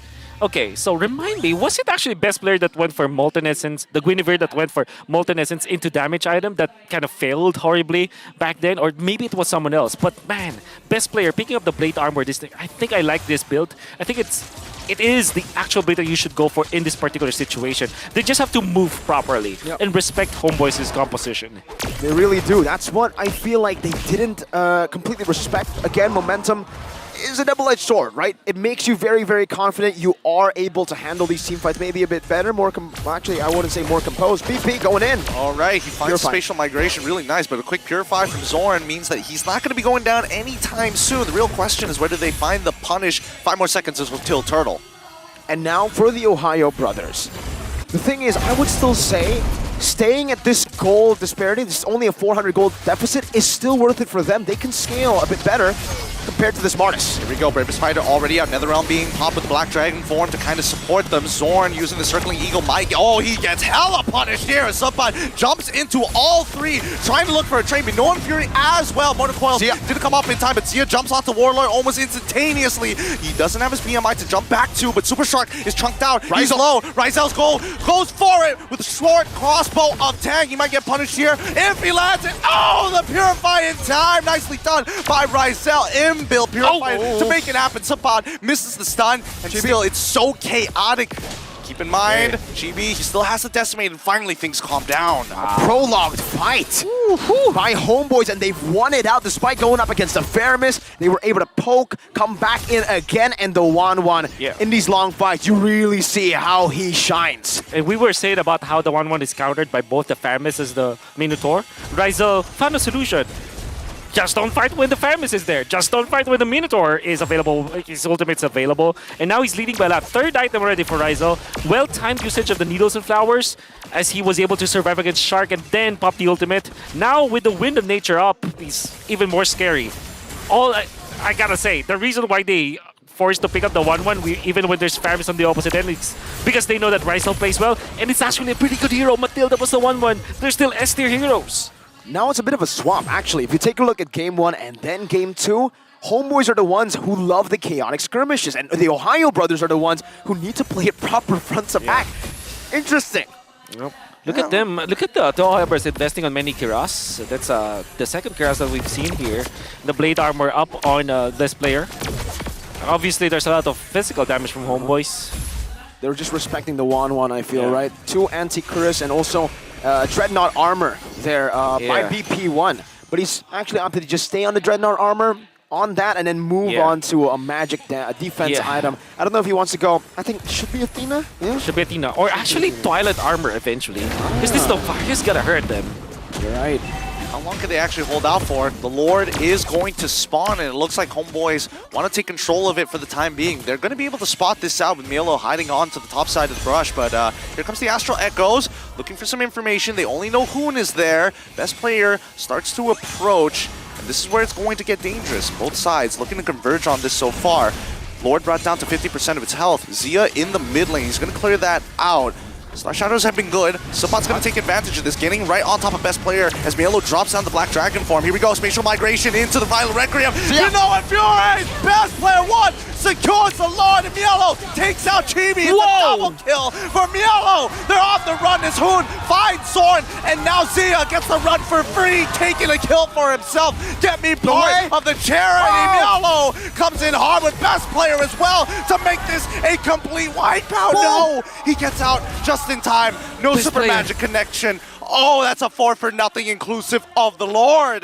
The gold lead for Homeboys turned around by the Ohio brothers with a synchronized initiation. When one man went in, the entire team went in. They don't care. They know that the 1-1 will be a little bit late, and they know that they have Zia eventually. Sepat already showed himself and committed the play, the combo with the flicker and the ultimate. And Best Player just literally dodged that. And it is crucial to kind of take care of the HP of the Lord. I was actually surprised that Homeboys are still damaging the Lord during that time, because that actually, it failed horribly for them, because now Best Player can go and use the ultimate to set up for the additional damage from Ohio Brothers. The Violent Requiem is only for the setup. It's the initial stun. The real stun is the Minoan Fury. They 50-50'd it as well, right? They had the lead, they took it back. Now they're going for another 50-50. Yep, Sapankan's good engage coming in for the Circling Eagle. It's going to start down to Super Shark in trouble. NetherRealm comes out as well as the Minion Fury. The Black Dragon form is going to peel as Spatial Migration finds Warlord, takes him out with the Violent Requiem, and Sapan tries to get on out of there. Chibi decimates, doesn't get the reset, kills one though. He ends up dropping still to Best Player 1, and now Zorn has nobody to pull away. He's on the run as Sapan goes for the recall, and the Ohio brothers, they will be able to get this inhibitor off the first Lord. They can end it. It's possible. It's so possible. Sapan's going to try and clear the minions. Bravest Fighter is already out. He's going to be able to use the Raging Slash to clear it up in time, but that was too close for comfort. Unbelievable. That was Homeboys' decision, active decision to go for the play, for the chase. Understandably so. But then again, you can see that Supershark played it well. The timing of the NetherRealm as well coming out from Hoon was perfect because that allowed Homeboys to actually commit. Now, what they only needed to do is to make sure that Milo now lands in his Petrify as well as the ultimate, and it actually was chained together because of Super Shark's ultimate afterwards. Then Zia comes in, baits out Sepat with the initiation to the backlines, then they punish afterwards. Great box from the Ohio brothers. My goodness, my real question is, why do we only see this now from the Ohio brothers? I don't know. Maybe they've taken a page out of Deo's vault, because the last time we saw Homeboys actually drop that game is when Ryzel was getting engaged on both Sawo and Kibomba as they move together, right? We're seeing the exact same thing with Super Shark and Mielo. It's an NA passive. It's always like this. For NA, right? M3, BTK, horrible performance in their first 2 matches, and then they recover. M4, same thing for the Valley. And now it's TOB that is basically having the same fate, and they're looking alive, they're looking great here, but also Homeboys, they keep gambling here with their initiations, with their engages. Super Shark wants to go in! Here we go, Minoan Fear's already out. Ryzel's in a lot of trouble. He's got the crossbow attack of the BMI just in time to get out of there as he cancels it, not getting out of its range. And now Zoran looking for an opportunity. GB with a nice motor call as well ensures Aura will find the decimate. Subot doesn't land on anybody, forcing the flickers out from Shark, as well as the sprint. Now this is going to be dangerous, right? It's a 4v5 against the Lord. Yeah, I don't think that the Ohio brothers should be fighting now. No. They don't have their ultimates too. All of them, they don't have the ultimates. And whereas Homeboys, they have all of the battle spells. Well done, Homeboys. Really nicely done. With no retribution, Zorn's going to go with the Circling Eagle. Astral Echo's going to give more than enough information as they get on out of there. Wait, they might pull Subot. No, he takes the Guiding Winds. They're out. It's clean. It's good. Okay. Homeboys have fought their way into a Lord take again. And now it's the Ohio brothers who have to do housekeeping. They need to do this really, really well. A few turrets and that gold lead is gone. That was the perfect find that you will ever get for the Ohio, for the Homeboys. They have found the best player. Well, the first thing that they did was to force out the NetherRealm as well as the Minoan Fury. The rest is history, as their time in the game will have to back out. You know, I think that when it comes to items, these are the proper items. Surely I said Twilight Armor earlier, but then again, with Athena Shield, that's even better because now you can actually hold the bushes. Yep. They had to layer it, right? Yep. The CC, and that's when Super Shark went in a bit too aggressive, all alone as well. It was isolated, and therefore Homeboys were just able to bait it out, get out with the Guiding Wind. Heck, they even had the Purify that was not used in that fight. And now it's TOB who are trying to defend an enhanced Lord in the bottom lane. Yep, they're going to be able to break at least one of these inhibitors, right? TOB all being touched by the Astral Echoes. Oh no! Oh no, GB! He had Mortar Coils. He gets punished by the spatial migration, and now the Ohio brothers completely thwart this Lord push. Yep. Well, they did lose this inhibitor turret on the bottom lane. If anything, that's quite even for Homeboys. Surely that was a mistake coming out from Chibi, but I don't think I will be punished at all by the Ohio brothers because they need to manage their lanes anyways. But no one from these two teams can afford to do that. No, you really can't, Nobody man. can. We saw exactly what happens if you continue to do that. RQ Kira proved to us that, you know, Gusta going for the last hits, it proved to be literally costly because they lost their tournament lives. And now we're seeing it from kind of both of the teams. It was BP1, now it's straight to GP's like, all right, let's make it even now. And now no more mistakes. They can't afford it. Yep. It will be equalized now. Winter Truncheon's coming in. Very important against the 1-1. I think best player, as well as Hoon, should also get it afterwards. Zia, Wind of Nature should be enough. And Ryzel is just too rich at this point. Rose Gold Meteor, there you go. Winter Truncheon available for best player 1. Man. These are the items that you need. Yep. That's when it gets tough. It really does, and more importantly so, I think for best player 1, it fits his style, right? He's been finding some really good engages with the spatial migration, whether it's this game or even previous. His Guinevere's has been some quite fine work. And so far, if you look at the pattern, the Ohio brothers, they win not from Super Shark's initiation, it's from best player 1. Super Shark is there to layer it on top of maybe Homeboys attempt of disengaging. That guiding wind, circling eagle, the bravest fighter, anti-CC, and the mortal coil. If you layer it, give Zia and Hoon enough space to deal damage. That's how the TOB have been winning. And right now, despite Homeboys getting a base turret, it has only equalized the minion wave in the bottom lane. It'll still come down to a big fight around the Lord. And I would still say it still favors TOB here with more structures that they have. Yeah. Okay, so TOB, they really need to take care of the long lane. A winner truncheon that we expected from 3 members, it's already available.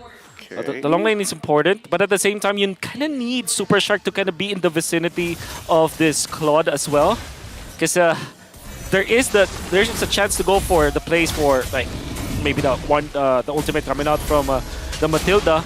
Oh, especially because Zia doesn't have the Purify. Oh, it looks like they're going to rush it. They're going to try and 50-50 this. Here comes best player. He tries. Ryzel's the one that secures the Lord. And Yellow with the Black Dragon form will try and chase anybody. Doesn't find anyone just yet. Homeboys go for the reset. Man, what is this game? The Blitz. The Blitz. I like it. I wonder what the communication was and what information were given to Homeboys. Surely they saw that best player 1 is still dealing with maybe a buff or is actually out somewhere. No, he was poked down. He was poked down by the Novaria. I'm just looking at the replay here. So, best player 1 left the Lord. It resetted, but it was at like a third of his HP, and then they took aggro of it again. So it didn't completely reset. That definitely messed up with TOB's calculation. And I just gotta say, well played at Homeboys. That was very, very good. That decision might have just given them another shot at getting the game 3. Well, they might just try and close it out here, but it depends on who makes that very first mistake, right? Yep. The first Lord empowered minion waves are starting to crash in. The mid-tier one is already going to collapse. They're going to take their time with this to synchronize this wave with the mid one just to look for another inhibitor, right? Zia's going to be putting some work into it. No engagements just yet. GB in the front this time, making sure that he doesn't get engaged on so freely like last time. Yep. And that's going to be another outer turret destroyed. This is Novaria's playground. Can pop the Astral Echo, all of the Astral Sphere. Very difficult to deal with. Like that, Hoon just receives a ton of damage. And big props to Talia Brothers, actually, not losing more inhibitors. And this is mainly because of the Faramis, right? It's a really good defense hero when it comes to like high ground. Oh, a great engage from best player 1. They find Chibi once again, breaking his immortality. Can they save it with guiding winds? They're going to try. Motor Coil's out. They get pulled in. Nicely done. That's a resource down. Man, BP1, best player 1. He does not miss. No, he doesn't. The only time he misses isn't a miss, right? It's a Mortal Coil. Anti-CC. You can't really blame him for that. But TOB, that play has given them another chance. It's just chances being made left and right at this point, right, for Homeboys and TOB. And we're getting to a point where one of these big mistakes from any one of these members will end with the game being ended. Yeah. Very important to take note of the immortalities for the teams. The fact that they forced out that on Chibi, sometimes it's more valuable actually than a pickoff. Because when you die, you just respawn after 40 seconds. But if that's immortality, that's about what? 3 minutes, 5 minutes, that you're basically out with what, 2,000 gold. Yeah, and speaking of, right, I mean, Chibi there, he didn't lose his life, but he did lose an immortality. Meanwhile, for TOB, they're still pretty good on that. They can just item swap to the immortality later, and it's going to be all good. Just these small resource advantages, especially for a Martis in a later stage of the game where you kind of already lose a lot of your power. It's going to be tough for him to survive in these skirmishes, knowing that the Claude will be able to dish damage and jump back to that BMI. The poke is real for TOB. They just got to be very, very careful up against that Novaria. The 1-1 up top. It's going to be forced out long lane today. Long lane this game is the top lane. Well, not this game, but in this Lord fight, it's Lord number 4. Yep, this is where it gets dangerous, right? The death timers are starting to stack back up, and more importantly, the wave management is going to be highly important. You got to make sure you do your chores, do your housekeeping. You can't let anything slip anymore, especially for the side of the Homeboys. The Ohio Brothers, on the other hand, they've got some pretty decent, overall management all across the board. They're going to start pulling the Lord first. Just pulling it back and forth. I'm not too sure if they are misplacing themselves to reset it constantly or if it's planned, right? Because they do have the Claude up top. The reset makes sense, but now that they have to reset, they don't. Yep, the Astro Echo is already out. They figured out 2 of their members. They see Hoon and Super Shark as well, and they might actually consider blitzing this. Sapat already throwing out Smash Shaker, and now they're going to make an effort. No, actually. They see the mid lane getting shut down. Here comes the Black Dragon form as well. Lord hasn't been reset just yet. It's still danced around. They can actually take this away. And now Homeboys looking to re-engage this back and forth. Circling Eagle has already been called to try and get out of there. GB is nearby. Super Shark going to try. He's going to make it with him in Owen Fury. GB's in the middle of it. His spatial migration actually missing. And then Super Shark takes one. GB gets the Lord. They're all low. The Netherrealm is out. No more resources. As One finds the pick. They try to get on out of there, but it's too late. Myself has to use the winds of nature to get back out of there. The Winter Trunks were good to minimize damage, but it's too late. Despite everything, it's a 1-for-1 trade, and the Lord falls into the hands of Homeboys. GB coming in hot with a big retry win. 22 minutes in. Zorn's dead. Best player won as well. Is it defendable? Wolf. For sure. They have the Faramis, they have the Claude. It's just up to whether or not they will make the mistake. Best player is responding soon anyways. And what they need to do is somebody has to take care of the mid lane and then the top lane, so they can manage the lanes properly. You know what happened in that particular fight? It's interesting because Zia knew exactly that there's someone into that right bush in the mid lane, but missed the Art of Thievery. He lost the stacks. That's why he needed to ramp up first. That's why his Blazing Duet wasn't as... I mean, his timing for the Blazing Duet was a little bit late for the Ohio brothers. And that... They wanted to kind of converge with the Blazing Duet and the Dragon Form, but it didn't happen. Even if they defend, they're definitely going to lose structures across the map. Zia's taking long. Yep, he's so chunked out right now as the rest of the Homeboys. Oh, that's a 2-man knockup. He's been knowing Fury to try and disengage any kind of follow-up, but best player finds Sapat no problem with Black Dragon form to chase down the rest. Petrify being utilized as well. The Crystal is brought down to 50%, but Sapat is down. It's a 4v5, and I don't think they will be able to get this next inhibitor regardless. T.O.B. defending well. What a game. The Ohio brothers and Homeboys going all out this game. Nothing to lose for the Ohio brothers but their pride. And for Homeboys, their tournament lives still on the line. 7-15, but the gold lead is irrelevant at this point. The kill lead as well. 24 minutes in, it comes down to one small mistake, one brilliant play. Oh man. They've shown they use some skills into this left bush in the mid lane. I'm gonna be waiting for the Lord once again. That should be the priority for both teams. I believe that Chibi already has the Immortality. Our Immortalities are very important. Super Shark will not have it in the next Lord fight, which is very crucial. That's also true for Hoon. And these are important pickups for both teams. It really is. And I think at this point we can finally take a breath, right, between these two teams going back and forth, time and time again. As we have a quick look at the items, right, 27 more seconds until we see the next Lord spawn. What is going to be the difference maker? What is the miracle play that we're hoping to achieve for the side of both the Ohio brothers as well as the Homeboys, right? Number one, Sepat, I think it must be better on point. I think that so far the last Lord dances is missing the shots, but at the same time the way that he forces Ohio brothers to this position kind of puts Ohio brothers, Homeboys in a winning manner, so maybe that. And then for the Ohio brothers, surely they want to combo their spells. So far the Dragon Form hasn't been deployed properly by T.O.B, and it's mainly because they get rattled during these Lord dances. Especially these scuffles, right? I think that's what we've been looking at so far. When the Ohio brothers come in simultaneously, it feels good when all the abilities hit. But there are times where you kind of want to layer it, just have a slight delay between each. They're all spotted for now. They're not going to rush this, are they? They're just going to reset this. That should be the case, right? That's what we should expect as Zorn is getting in, back and forth into the bushes. They got to reset. They have to, right? Shark's way too low. They got to reset unless they go in for a big fight, but then again, Shark, technically he'll only be useful for that minion's Fury, right? So maybe this might be the curveball. This might be a way to go in. They've gotten Zorn very low. Super Shark's healing back up. Best player one is holding it in. Okay, they want to fight. Good. They're going to jump back in, and now Sapat jumps into the middle of it. Mignon Fury is going to be deployed, flickering forward, advancing time. Chibi gets him regardless. Zia takes out Sapat, and even the Netherrealm to make sure nobody else goes down. Nicely played by the Ohio brothers, but it seems that Chibi is keeping the boys in it to win it. At this point of the game, 26 minutes in, what's more worth it here? A kill with 60 seconds on the death timers, or an Evolved Lord? Wolf, I have to ask you. I think Evolved Lord. I think Evolved Lord, especially when it does not respond as soon as they die. You know, sometimes you cannot delay it, but this time the Lord spawned quite quickly, so they might not be able to use it.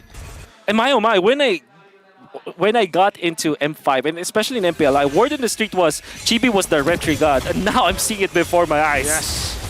It's happening again, right? Best player won. I feel like for the last few Lords, outclassed in that retry department. Yes, even now, Chibi, look at him. He's dealing with the wave bottom, and TOB are actually sacrificing a lot of the pressure on the other side to defend that base turret. This could be winnable. This is 4v5. Best player, he finds the initial engage, gets the knock up towards Chibi's side. Shadow Stampede gonna pull him through. Yellow now with the Black Dragon form, making the attempt, but Super Shark goes in with the Neon Fury. They're getting poked out here. The next wave from the bottom side, they might just try to muscle it through. As Zeo comes in with the Winds of Nature as well as the Blazing Duet. They're trying their best to keep them out, but they keep going back and forth, in and out of the fight to maintain battle perimeters. The Crystal holds. Fresh set of minions in the mid lane. They're all caught. They don't. This is now the 4v5 in favor of Homeboys. Oh! Oh no, Zoran, he's really deep in there. But now we see that Warlord is in a lot of trouble. He's got to get out of there. GB lost his immortality. He's right up with the crossbow. Tank breaks Mielo, and now they're going to try and muscle it through for the Crystal, and they get it, pulling it to a game 3. There could be no other way that it goes. We're going to game 3 for this series to decide who makes it to the knockout stages. Do we actually expect a clean sweep? We gotta do it. We gotta go all the way. And my goodness, Homeboys tried and tested. They're showing here that it's not just the mechanics, but also the mental prowess. And what do we say? This is on brand, right? This is just so on brand. It's so on brand, man. For Homeboys. We did say that it will be a very difficult game for the 1-1. I still think it is. I still think that we saw that it was very difficult. But the thing is, you have the Matilda onto Sorin. The moment that he got that momentum, the way that he was reminded of how he should be playing against the Ohio brothers, the mental game, the mental aspect of like recalling in front of your opponents, and the way that he is poking with the Matilda ultimate, he actually gained a lot of space for the team. And then it was just the experience, perhaps, of Homeboys that paid dividends in this particular game. The shot calling was great, but I think the main MVP of this was definitely the retributions of Chibi. So 3 times, in fact, or 4 times, in fact, they were able to get it. Outclassed completely in the later stage of the game. Best player 1 was nowhere near the level of Chibi when it comes to retry battles, man. You might as well call him the retry gods, because that's what he proved on the Martis. In the later stage of the game, you'd expect, hey, this hero falls off, this hero will become useless, but on the hands of this man right here, he proves that he truly is better than great, especially on those retries. What a disgusting game this was. Oh my god, the pucker factor, and because of Chibi, he's able to kind of drag the game out in favor, somehow in favor of the Homeboys, despite everything that has happened, and the swapping of personalities even with the overall compositions. Unbelievable, actually, and especially because it's 100% of 50-50. The thing that you will have to...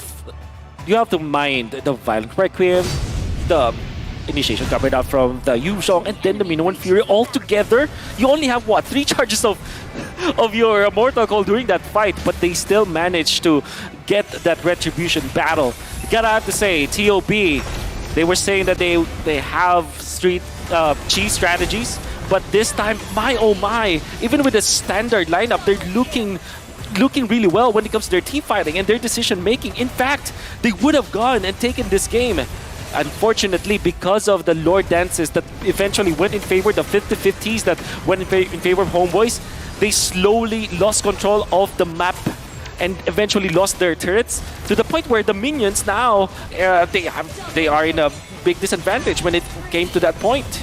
What's most impressive to me was the approach of how they deal with the cheese. Most teams would play it a bit more disciplinedly. They would have actually pulled back. You know what? If they want to dive, we pull back. Homeboys say, bring it on. That's their way to play. And I love the fact that they stick to the comfort instead of forcing something new, something strange for the composition. and they just say, GB, we trust you. We want to go for 50-50s. We gamble it out. We know you're going to win it for us. Yeah, I mentioned it at the beginning of the game, like, this is one of the few compositions, especially, you know me, I'm the standard straight and narrow kind of guy. I like the composition coming off the side of TOB. It's got clear win cons, it's got clear tools, got really great ways to kind of approach every type of situation, and Homeboys were like, I'm going to ego challenge that, and I'm going to win.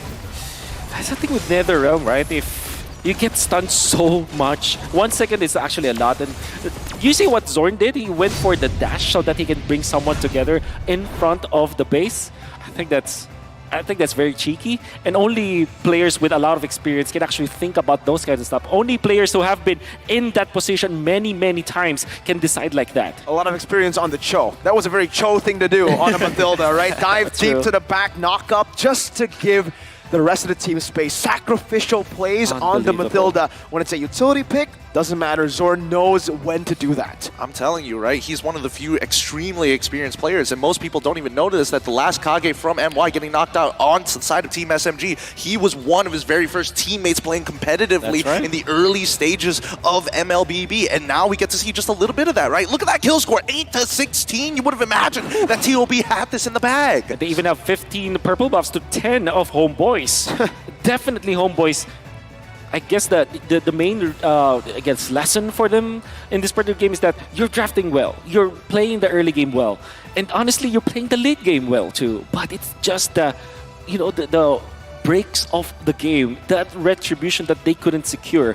If they, the first try or the second time, the first time they got it, and then the second time they lost it, another third time they lost it, they should have not been trying afterwards, right? Because you don't have the momentum anymore. What you need to do is to actually play out the Lord Dance for Homeboys, maybe go for heroes instead. But because they were kind of dead set on going for the 50-50s, that's what bit them in the end. And this basically shows us, this M5 particularly, KDA does not matter. We saw Flap TZ go 0-7 winning the game. Now we're seeing Homeboys go 8-16 in a game that a lot of people would have written them off, especially in that mid game. But Homeboys say again, we will fight till the very end and we will win with those retries. Warlord, the poke, we saw many times Best Player 1, he wasn't able to fully reset or fully commit to a Lord Dance. Why? Because he was poked down by Warlord. And in the end, though we did have a little bit of a discussion on whether it's better to go for Twilight Armor or Athena Shield, I think this game, the Twilight Armor would have been the best choice because the Athena Shield one shot, and earlier he still took damage. It was just a bit of a passive. Exactly. And Best Player 1 was not able to handle anymore, even with this damage taken.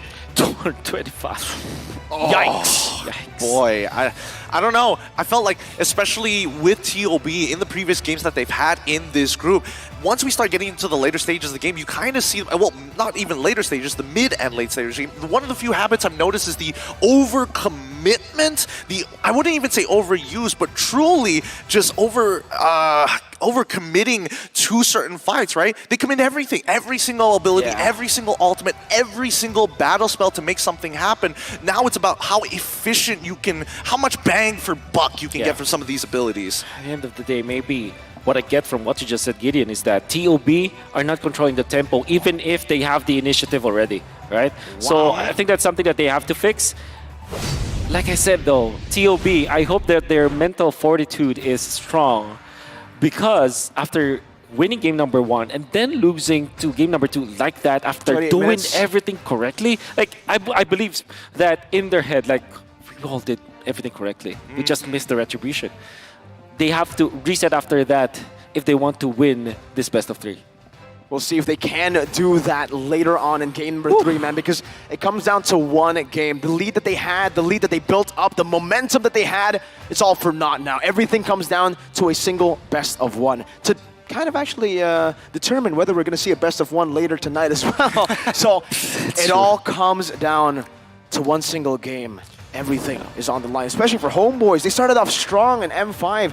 To see them in this position is already interesting, man. I'm telling you, if it wasn't for the GU leather of the Secret Lab chair, I probably would have sweat right through the chair, man. My cheeks are the same down below as it is up top, just constantly holding on to the Secret. Oh my Please, God. just something happened. I can definitely feel you, man. I mean, after that game, how close it was. Oh, man. I mean, at this point, we got an interview with Daddyhood. I think that really gave Homeboys some, you know, he did give him pep talk, right? Yeah, it that's gave right. him motivation. It's like, we got to do it for Daddy, man, right? We got to do it for the boys, for the Flame Boys who are coming here all the way from Malaysia to the Philippines. And now we'll see what Manjin has to say next. Who's he going to interview? Maybe some TOB fans? We'll see. Manjin, take it away. Things are getting intense between Homeboys and TOB. And anyways, I'm here with maybe not a fan, but a rival. Is that right? I am with Basic, the gold laner of Avalon, who fought TOB in the grand finals of NACT. And Zico, Coach Zico, the former coach. Is that right? Of Team Secret and Burn X Splash.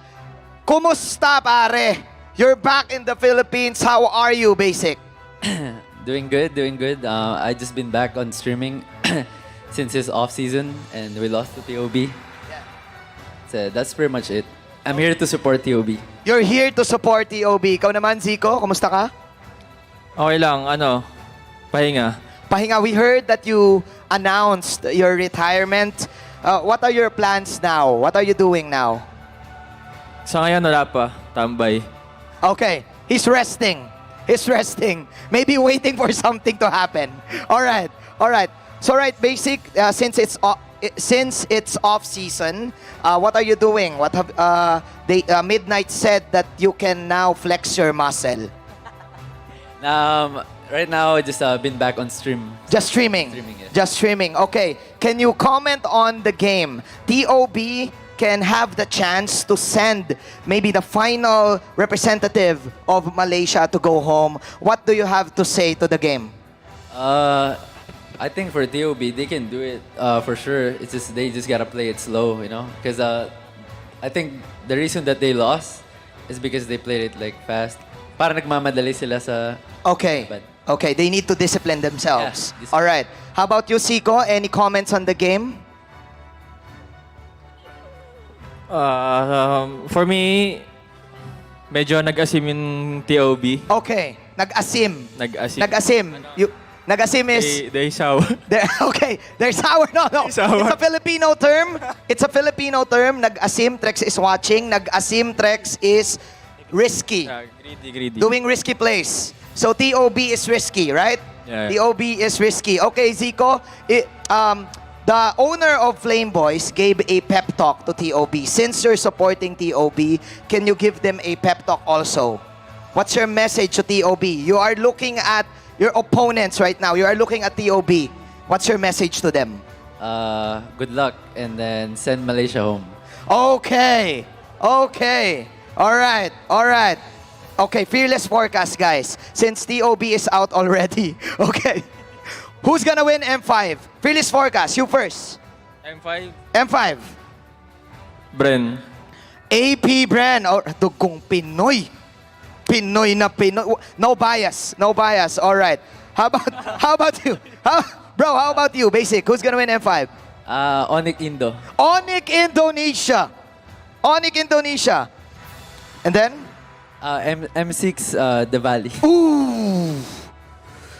Basic giving us a little bit of hint over there. All right. Guys, please, your final messages to your fans. Give your final messages to your fans. Guys, keep supporting TOB and wish them good luck. You too, Zico, to your fans. Thank you so much for supporting us all in the Mobile Legends community, and I hope you all enjoy M5. All right. That is Coach Zico and Basic. Let's throw it over to our shoutcasters and casters. Don't be maasim.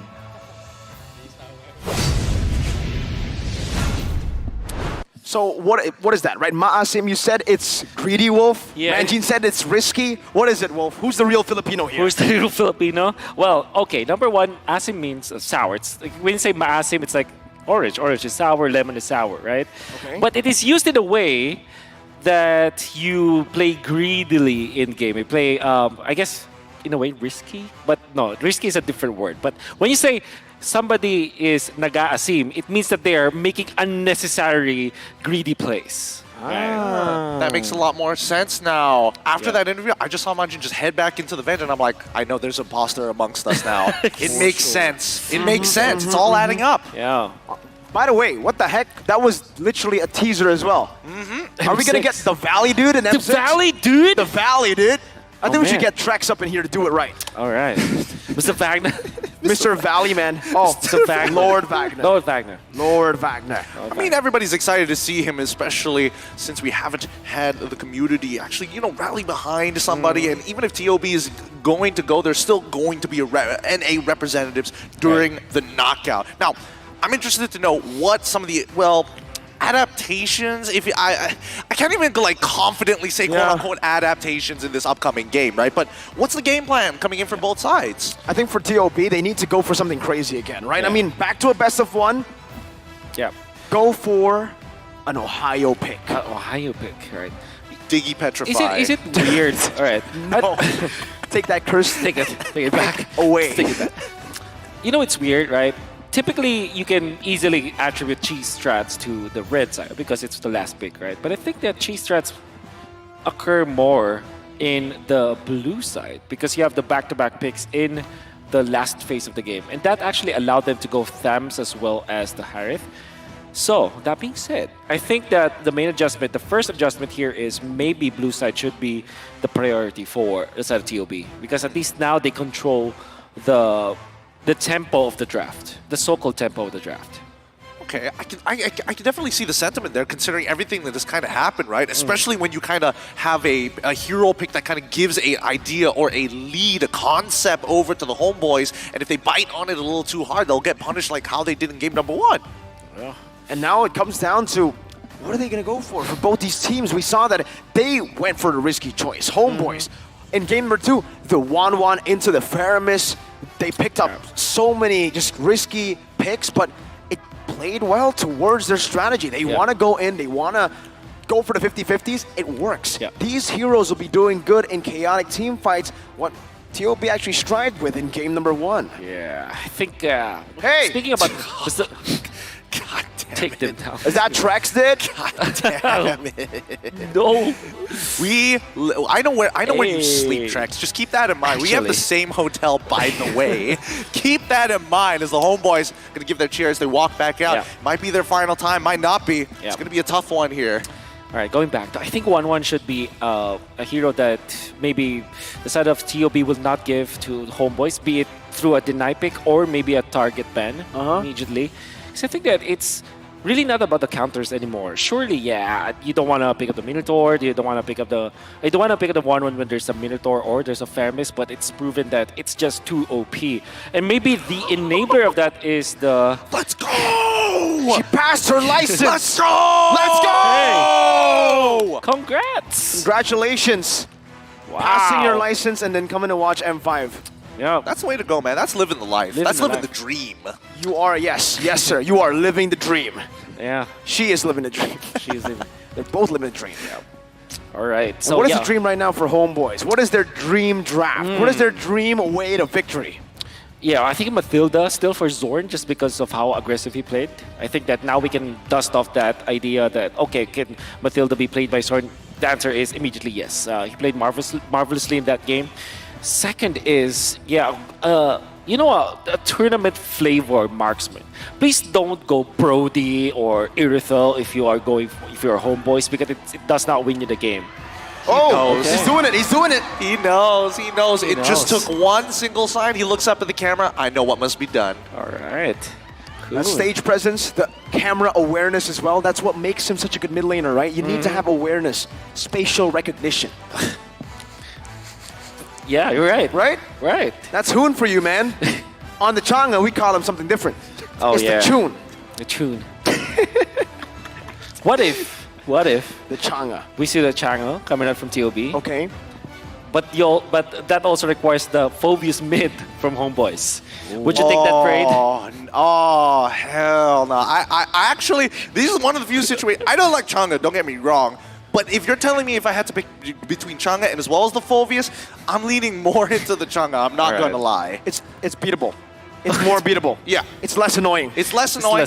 And you can guarantee that you get priority. Yeah, that's right. Yeah, I just hope that Homeboys will not result to that Phoveus mid once again. It really doesn't feel like a Homeboys kind of. Well, it does. It does appear on brand though.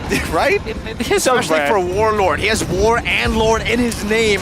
But ladies and gentlemen, it comes down to this. Game number 3, back to a best of 1. The Ohio brothers, this time on the blue side. Homeboys going on to the red. Nolan banned out. They do not want a repeat of game number 1. And the Arlet also going to be taken away from TOB with a Baksha. 3 games, 3 Baksha bans. You know, at the end of this game, regardless of what the result is going to be, I'm just happy that at least for the Homeboys, they're able to break Wolf's mentality when it comes down to drafting style. Because really, this one's really tough to predict overall. Hey, gotta say, I saw you. You were kind of. It was kind of nerve-wracking to you. we don't talk about that. We don't talk about the chair I'm sitting on.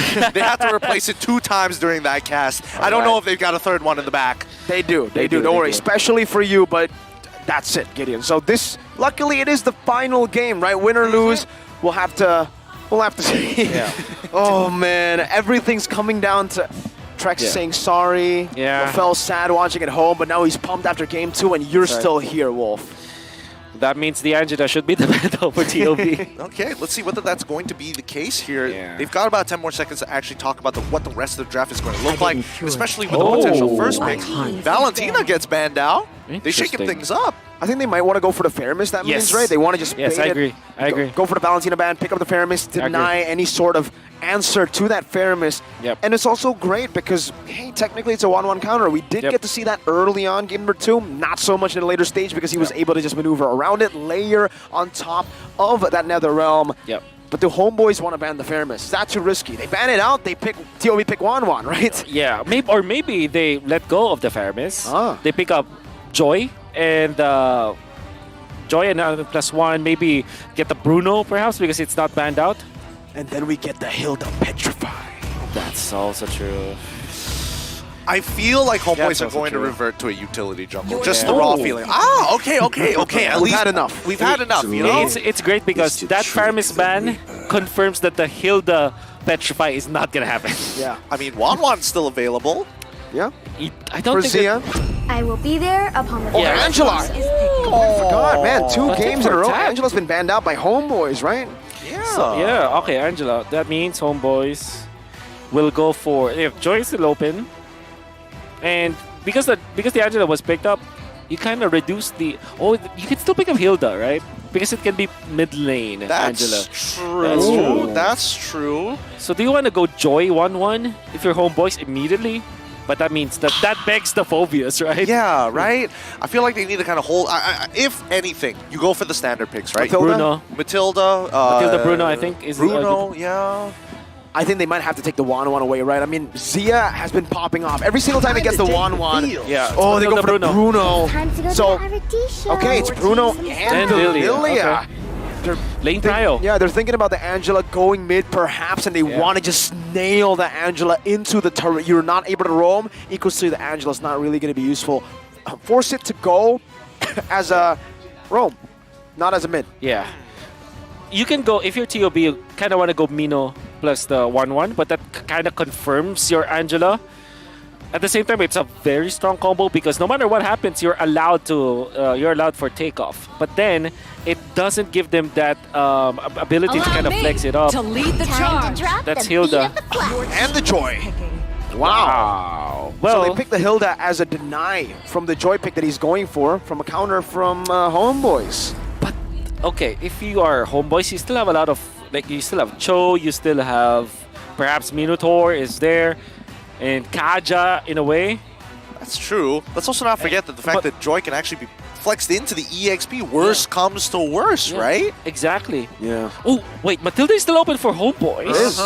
It still is a pretty good hero in this particular case. Agreed. It's not bad. Not bad. Can get you out of the engages, the dives coming in from TOB, from Joy. Yeah.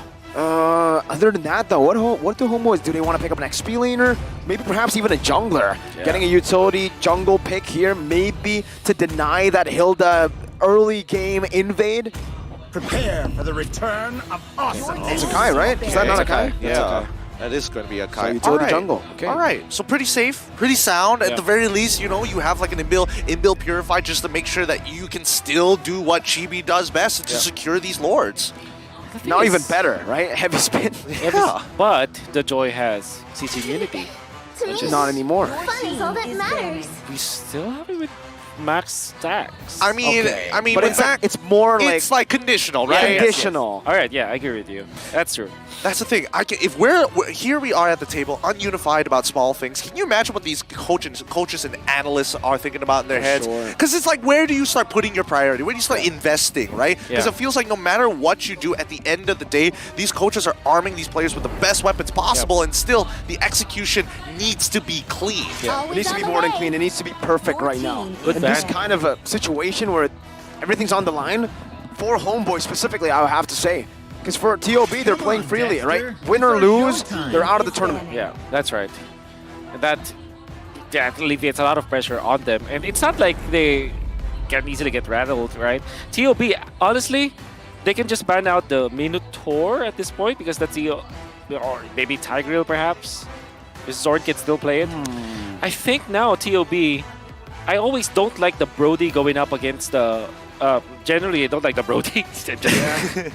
It does win against the Bruno. And I guess it will be different now because you now have the Angela. Angela plus Brody is quite strong. It is quite strong. Yeah. You don't like Brody. I don't like the way he said that. Yeah. It feels like Why? it had a motivation behind it. It does not win games. It wins games, but it does not win like tournaments, you know? I mean, Bebex didn't win on the Brody earlier. You're right on that. Okay. Minotaur banned out with the Mathilda as well. Hey, do homeboys go for a signature Cho now that Akai has been, picked in? They can go for the Joy lockdown with a Cho. Yeah. The Paquito first, right? Just hide that Roamer choice. I think for Zorn as well. This is weird, but he can also flex that Akai to the... if they really need it, they can do it, right? But if they don't, then they can just pick up a signature Zorn hero with the Mathilda and the Minotaur banned out. I think TOB doesn't have a choice. Brody should be the pick. Irithel is also considerable since they have the Angela anyways. Yeah. You can sprint, you can pop the Purify. Maybe if they want to risk it, they can go carry. Because they might be... Yeah, they might have a good shot at that hero. And with no lockdown though, that's a bit tough. That's quite tough. So carry, and then maybe, what, they get the full... You get Uranus? I guess Uranus should be the case. Uranus. This world. No, they go for... Whoa! Okay. Edith and the Brody. The Brody, with all the heroes banned out, that's probably the only viable choice. Maybe a Beatrix, but very tough against this kind of comp. Edith, though. Edith in the XP. It should be Edith XP. We haven't seen it. I think this tournament, we haven't seen Edith XP. Yeah. No, we actually have seen Edith One XP game? before. One game. Win or lose? What was it again? It's not coming to me. I don't have my notes. The worst timings possible. I'll get back to you on that one. I'll get back to you as we look at this final pick coming in for the side It's of actually homeboys, TOB right? going up against Daewoo. Ah, there we go. There we go. There we go. Thank God we got Wolf. Did they win or lose?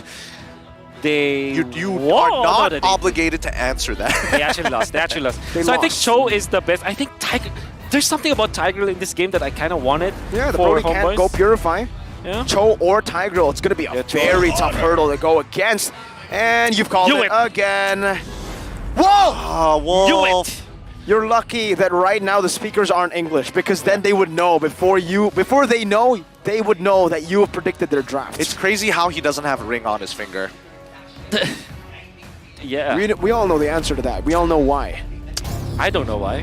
B or WB. Wolf. Boom bang bada bing.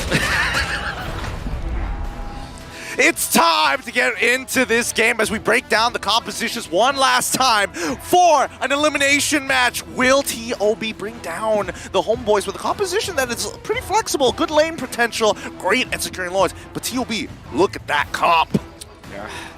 It's again all in on the laning stage. I'm gonna be very basic about this. Late game, it belongs 100% to, well, actually, not 100%, maybe 70% to the side of Homeboys. I like their odds better in the late game. Then when you're looking at 5 Homeboys, seconds till the they enemy gotta reaches make the do with battlefield. the late prio Smash once them. again. Okay, so there are two ways that you can use the Tigreal in this particular game. You can go invade where you just reset the objective.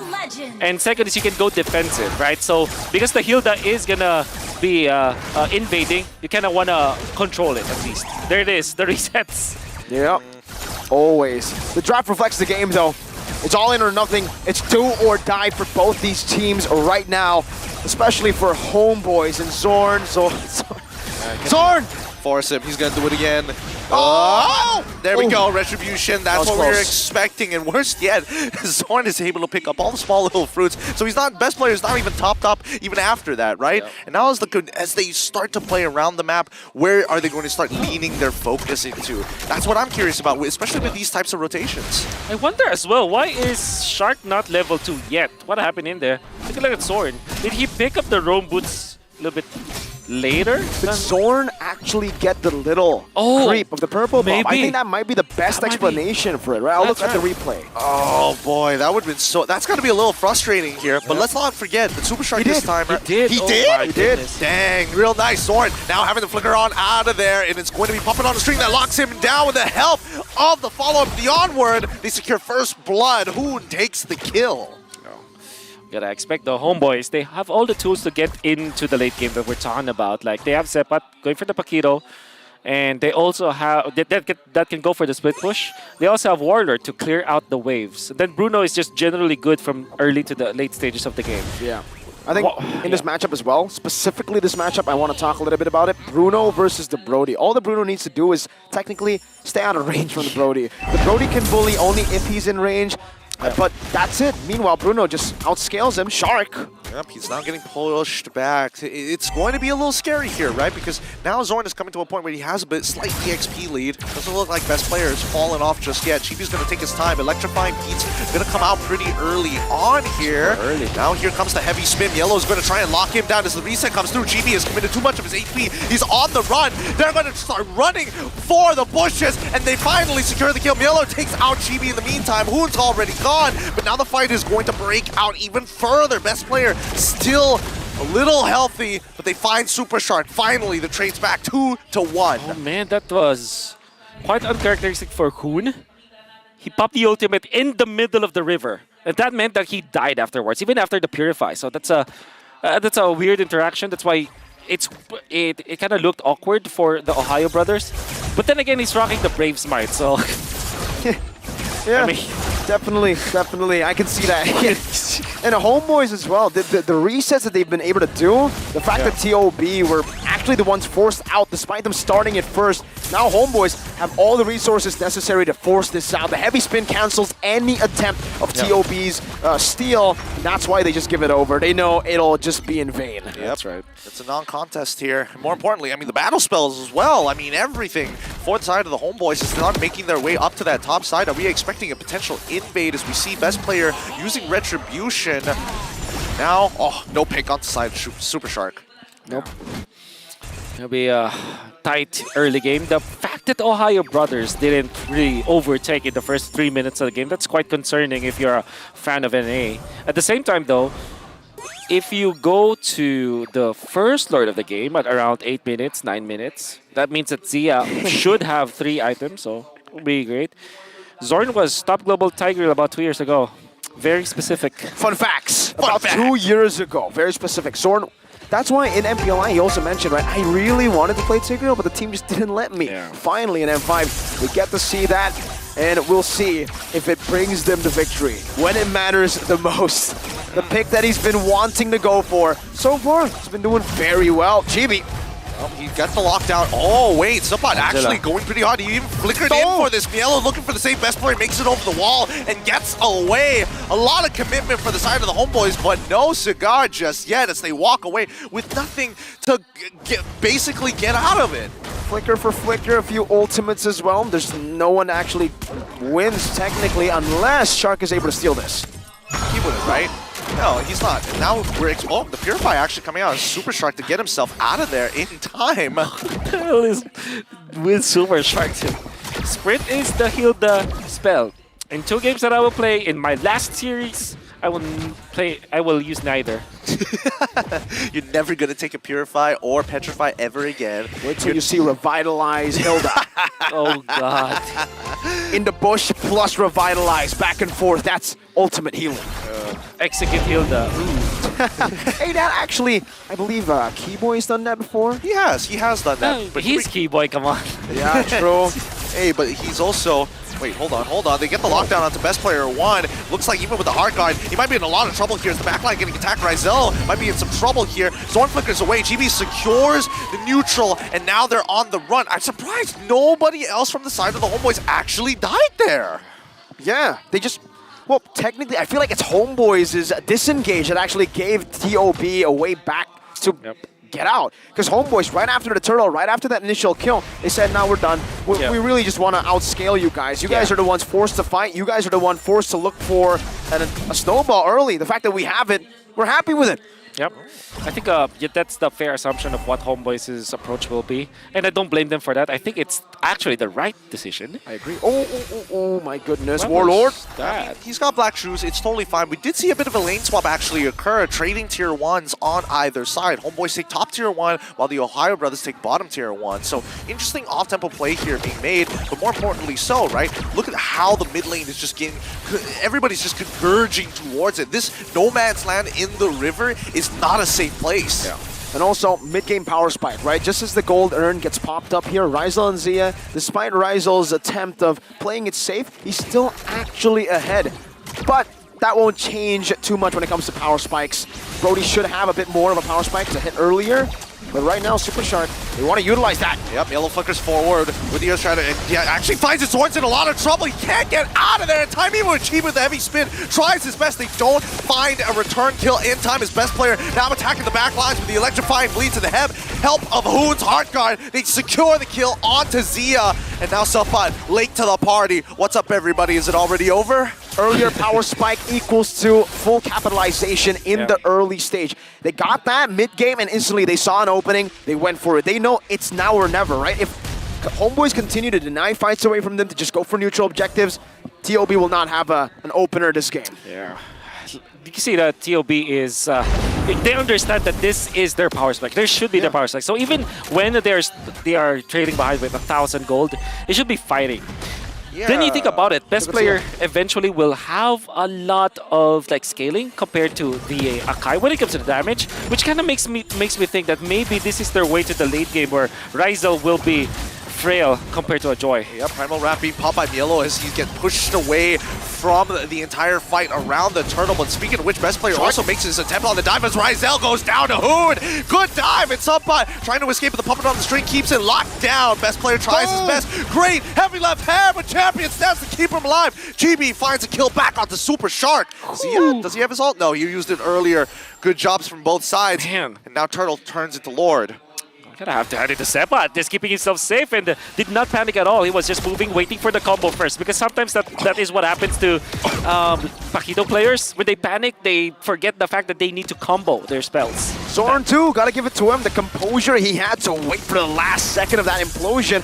It made even TOB question, wait, does he have it up? Why wasn't he using it? And then once he did, oh, he has it up, guys. He's bringing us to the turret. Oh no. This mid-game power spike, that's very well played from Homeboys, right? Despite the fact that Ryzel actually died there, they were able to keep it level. Because TOB, they did not just want that pick. They wanted that pick and to capitalize on the Lord to really, really get a firm grasp on that snowballing potential. It's about finding the resources, right? We look at the gold earn once more. Zia actually coming up pretty high here as this Lord dance is going to initiate. It looks like best player clearing down on that bot side. Boys, they're aware of it, but at the same time, there's housekeeping to be done on all sides of the map. I like how even game number 3 is. Oh my god. All right, Super Shark, he's getting hit, but the question is, does he survive? Purify to get himself out of there. Warlord as well. Wow. Manages to get out even without the black shoes. They lock down Mielo. It's pretty good. They find the initial pick, but here comes best player with the help of the Heart Guard as well. Sees Zorn, sees Ryzel. it just isn't worth it right now. That was perfect. The execution from Homeboys. They punish an overextension by actually splitting TOB up and picking them off one by one. They know that TOB need to layer their damage together to actually burst down through these tanky members. So Zorn, that solo ult, it looked weird, but it did the job. Zia waiting for the play. They want to go for Sepat? Yeah, I think so. I mean, they got the puppet on the string, right? They've got everything. They flickers out just in time. Beautiful, Nicely done from Supat. Even Zia committing is all he thought he was going to get that kill, but unfortunate. Back to neutral zones for both sides. No. The Lord. Imagine, this started as a turtle, by the way, at 7 minutes. Yeah. And now it has been alive for 2 minutes now. Speaking of which, Zorn now getting attacked by the electrify beads, and that's going to be Super Strike securing the kill. Wait, GB might be in trouble. Heavy spin being utilized as well. The lockdown's here to make something happen. Sabat tries with the jab, but gets blocked, unfortunately, by Best Player as he takes out Warlord, and now the turnaround for the side of the Ohio brothers. 3 for nothing. They were given a losing hand, and they instead all in that moment. The heavy spin used up defensively, but he used his skill 1, the headbutt, offensively. That was a weird commitment from the Homeboys. Exactly. And you don't do that in Ohio, buddy. Don't do that in Ohio. And the thing is, they used the heavy spin, but there wasn't any follow-up. I think that Chibi kind of overstayed there because meant that Hoon was able to heal up. Zia flickered out, and then just pops the ultimate, the fadeaway. The fact of the matter is, they have to commit their stunts onto Joy and not on the Brody. Yeah. They can technically just ignore the Brody, but now they can't. Even if Zorn was dead. Exactly. At this point, what is Zorn building up? Radiant armor. That's why they were able to take down this Tiger easily, courtesy of Super Shark as well as Zia. Yeah. Here we go. Now, tier 2s are starting to collapse on all sides. They've got a synchronized wave. Best players pushing down bot side, but the Lord on top. They crack tier 2s here. Ryzel should be able to handle that by himself, but for now, even mid is getting chunked out pretty hard. No commitment just yet. Here comes Best Player with the electrifying beats, forcing out the black shoes from the side of Warlord. Even the Heart Guard getting committed too. Homeboys aggress. The Ohio brothers regress. Honestly, I think that's worth it for Homeboys, not losing any inhibitor, not giving up the holy defense, and they still keep their mid lane tower intact. But they don't keep that tier 2 in the bottom lane intact. That's why the Brody is a turret eater. Whoa, Best Player 1. Again, always just such an annoying threat. And see, there's nothing Homeboys can really do there. Because if Zorn committed an implosion, no, it's not worth it. The rest of the team will just engage again. BP1 is only the first layer of damage, of poke that's coming in. And again, look, always, even if he baits a heavy spin, baits an implosion, it's worth it for them. Yep, Best Player 1. I mean, look at him. He's 2 levels ahead of Chibi, and this was like at 12 minutes, 11 minutes even, he already achieved this. He's just using his electrifying beats off a cooldown just to kind of instigate something. Yeah. This is the point where you reach critical mass on your Joy. Rather earlier compared to other Joys that we've seen, because typically you struggle with the Joy. This time, because of the fact that they have the Angela, it amplifies this Joy to a point where in the mid game where he only has, 1 or 2 items, you're still not afraid to actually engage to your opponents. Because you have the follow-up, you have heal, you have additional damage, and you have the help of the Brody. And I think that they it acted like a catalyst on how this Joy will be farming. Because typically the Joy will need a lot of time farming, right? Before he's able to reach critical mass. But I guess that with what TOB has been doing with the Angela, with the Brave Smite Angela and the Purify, come on. It's a sustained battle. It's a sustained battle. He knows exactly what tools he brought to the sustained battle, man. You think I'm just healing and shielding? I can also heal even more. When you think it's over, it's really not. And then there's Purify Hilda, right? If you thought Angela alone, Hilda alone was already annoying, wait till you get to Ohio, right? Yeah. Once you get to Ohio, you finally understand why they say this is how we do it in Ohio. Exactly. That's how they do it. Well, how do you put it? The Ohioans. The Ohioans. That's the worst way I could have put it, to be fair. Look, NA probably cringed a little, but don't worry. We have more in store here. Especially, I mean, I got more in store, especially if they take down the Homeboys in this manner. Man. Speaking of which, right, I think one of the few small, minute details here about, having playing a Hilda with a Purify as we look at the draft index overall is the fact that if the lockdown coming in from the implosion of Zorn's Tigreal, at the very least, you can try to disrupt, right? You can try to body block, you can Purify, look to body block the initial jabs, maybe more importantly, try to cancel out animations here and there, especially since you are a Hilda. That's kind of your job. That's why Assassins hate her. And that's why for Homeboys as well, especially here, looking at the way their comp has been built around, they're really relying on a very specific amount of things to happen in court, like in sync. They have to get a good pin down, they have to get a good implosion. If it's not used properly, especially once we get to the later stage, I feel like that's why we did see early game and even late game in the index there, it's actually held down by TOP. They have more ways of executing this draft, and we'll see exactly that as we have actually found that the Warlord has been taken down during the... Warlord. Wow, that's pretty disrespectful. He's just taking a nap. She's just taking a nap. He's just taking a nap. Don't worry about it. At least now he's got about like 12 seconds to breathe a little bit, start thinking about how he's going to actually deal with specifically best player who's been being an absolute nuisance. It looks like he's building up to eventually a genius one, I would assume, but he might even consider a Winter Truncheon here as once again best player using the electrifying beats to help push people off to get the tier 2. Yeah, I think that if you have at this point with all of the items that the best player has, electrifying beats will be around 20-second cooldown. Yeah, it's just Purify. You thought I was going to use the hard guard? No, I got to Purify. I got to Purify. What are you talking about? Why are you even hovering on me? I have a Purify, Hoon. Come on, man. Forgot. What do you think? This is a sprint, Hilda? So a petrify, annoying. Hilda? Hell no. So annoying because Homeboys are relying on a big set, and that basically denies it away from them. Exactly, but look at this rushdown coming up from the side of the Ohio brothers, right? They're trying to make sure that TOB have the best opportunity, but it looks like best player going to be using his electrifying beats, and the hard guard is being executed as well. Zorn tries to attempt on the Zia side, and now it's a 4v5 in favor of the Ohio brothers. This should be a non-contest for the Lord. GB is trying to walk up, but nah, Super Shark, he's got him monitored. I gotta give props to Super Shark there, man, because we did see, obviously, Zia. Zia was the dude who actually was able to bait Zorn, poke him down all the way, but Shark zoned Rizel so hard there. He saw Sapat in the bush. He actually gave Sapat some time to react. Like, are you gonna move? And then Sapat did, and he's like, all right, I'll start bashing you. That was a pretty funny interaction. That's the thing, right? When you're Bruno in this particular game, do you actually want the Purify, right? Like, what actually locks you down in place? Imagine if you had, like, Flicker, perhaps, or maybe even Sprint. So you can actually run down this Hilda.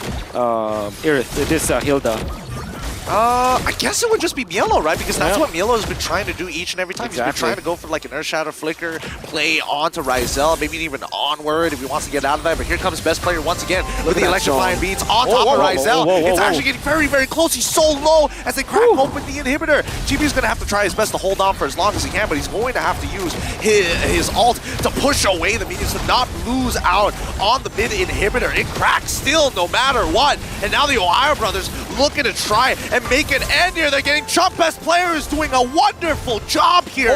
Sword? No, it gets canceled out. Oh, no. They still can't make it happen. Super Shark finally goes down. Good crits from Rizel.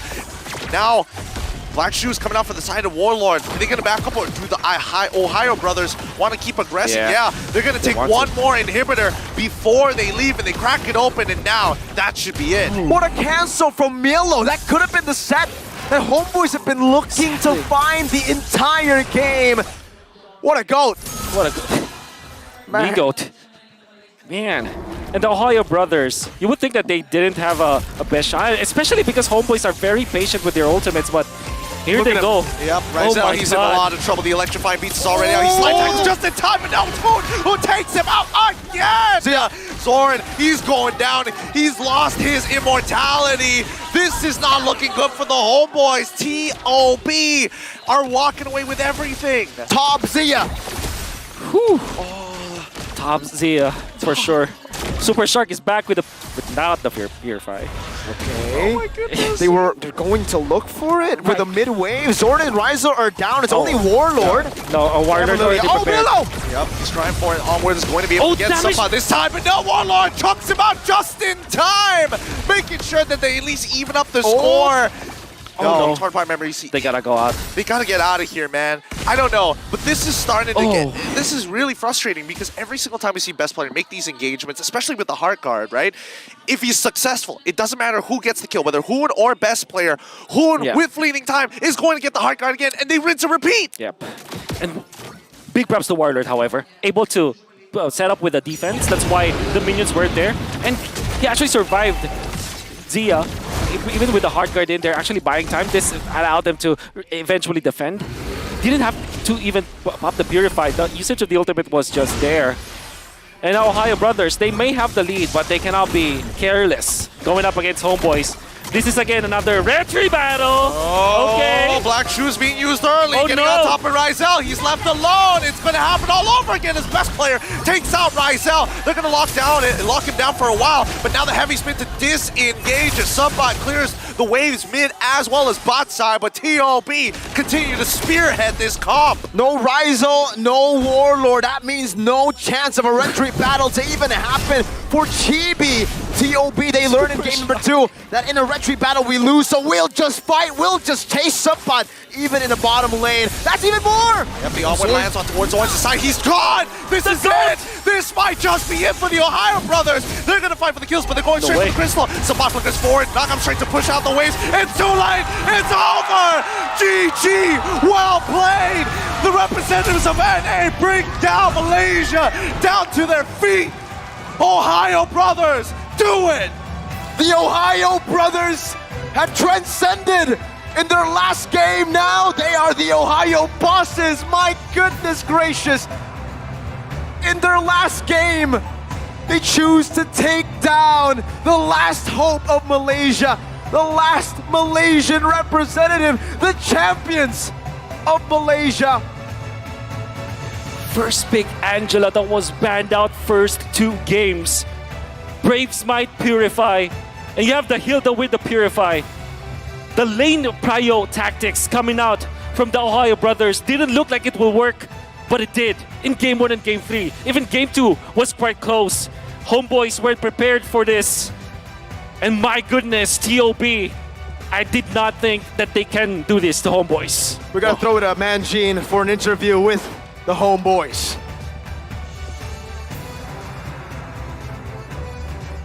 Ladies and gentlemen, please, a round of applause for Homeboys. Guys, thank you so much. You can now give your final bow to the audience. Once again, Homeboys.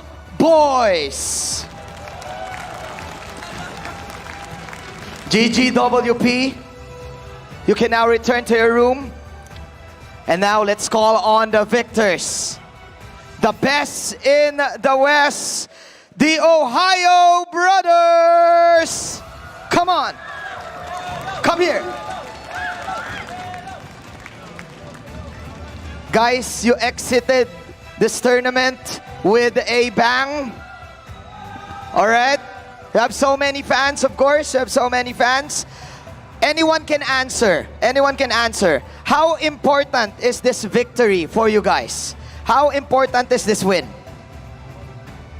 I mean, this M5 run was, bad, but, ending with a bang, it means a lot to us. We're still happy and we're still gonna move forward and, do our thing. All right, you're moving forward. You lost your first 2 series. You lost your first 2 matches. What are the lessons that you learned to get this victory? Any lessons that you learned? Anyone can answer. You can pass the mic. Go, Milo, you. Yeah. What are the lessons that you learned? You lost your first 2 matches. Something we learned is definitely not to underestimate anyone here, because everyone here respectively is the best in their own region, so we should have equally prepared, equally tried, focused. Okay, to focus and respect everyone. All right. What can we expect from NA in the near future? I want to ask Hoon. Hoon. What can we expect from NA in the near future? More assassin games. More assassin games? All right. More Assassin games. That's soon, ladies and gentlemen. All right, guys. Can you please, I won't take this any longer. Can you please give your final messages one by one? Let's start off with Coach. Your final messages to your fans. Let's start off with Coach. Can you please pass the mic, Kun? Yes. Final messages to your fans. Just want to say to all the fans who supported the Ohio brothers in North America, thank you so much. Thank you so much for supporting us, and we'll be back next year. Thank you. Okay, they will be back next year. How about you, Zia? How about you? To all NA fans and Ohio brothers, we're sorry that we couldn't get out group stage, but I think we ended the run with a banger. But thank you for everything, though. All right, next. Come on. Thank you for everyone coming today. And again, I want to say sorry to NA, but we will do better in MC. Thank you. You know, as sad as I am, as happy as I am right now, sending homeboys home with us, I'm still sad, it does hurt me a lot still. I'm so sorry to all my fans and the NA crowd, we will do better next time, I promise. Yeah. All right. Hun, do you have any special shout outs to a special someone? Do you have any special mentions?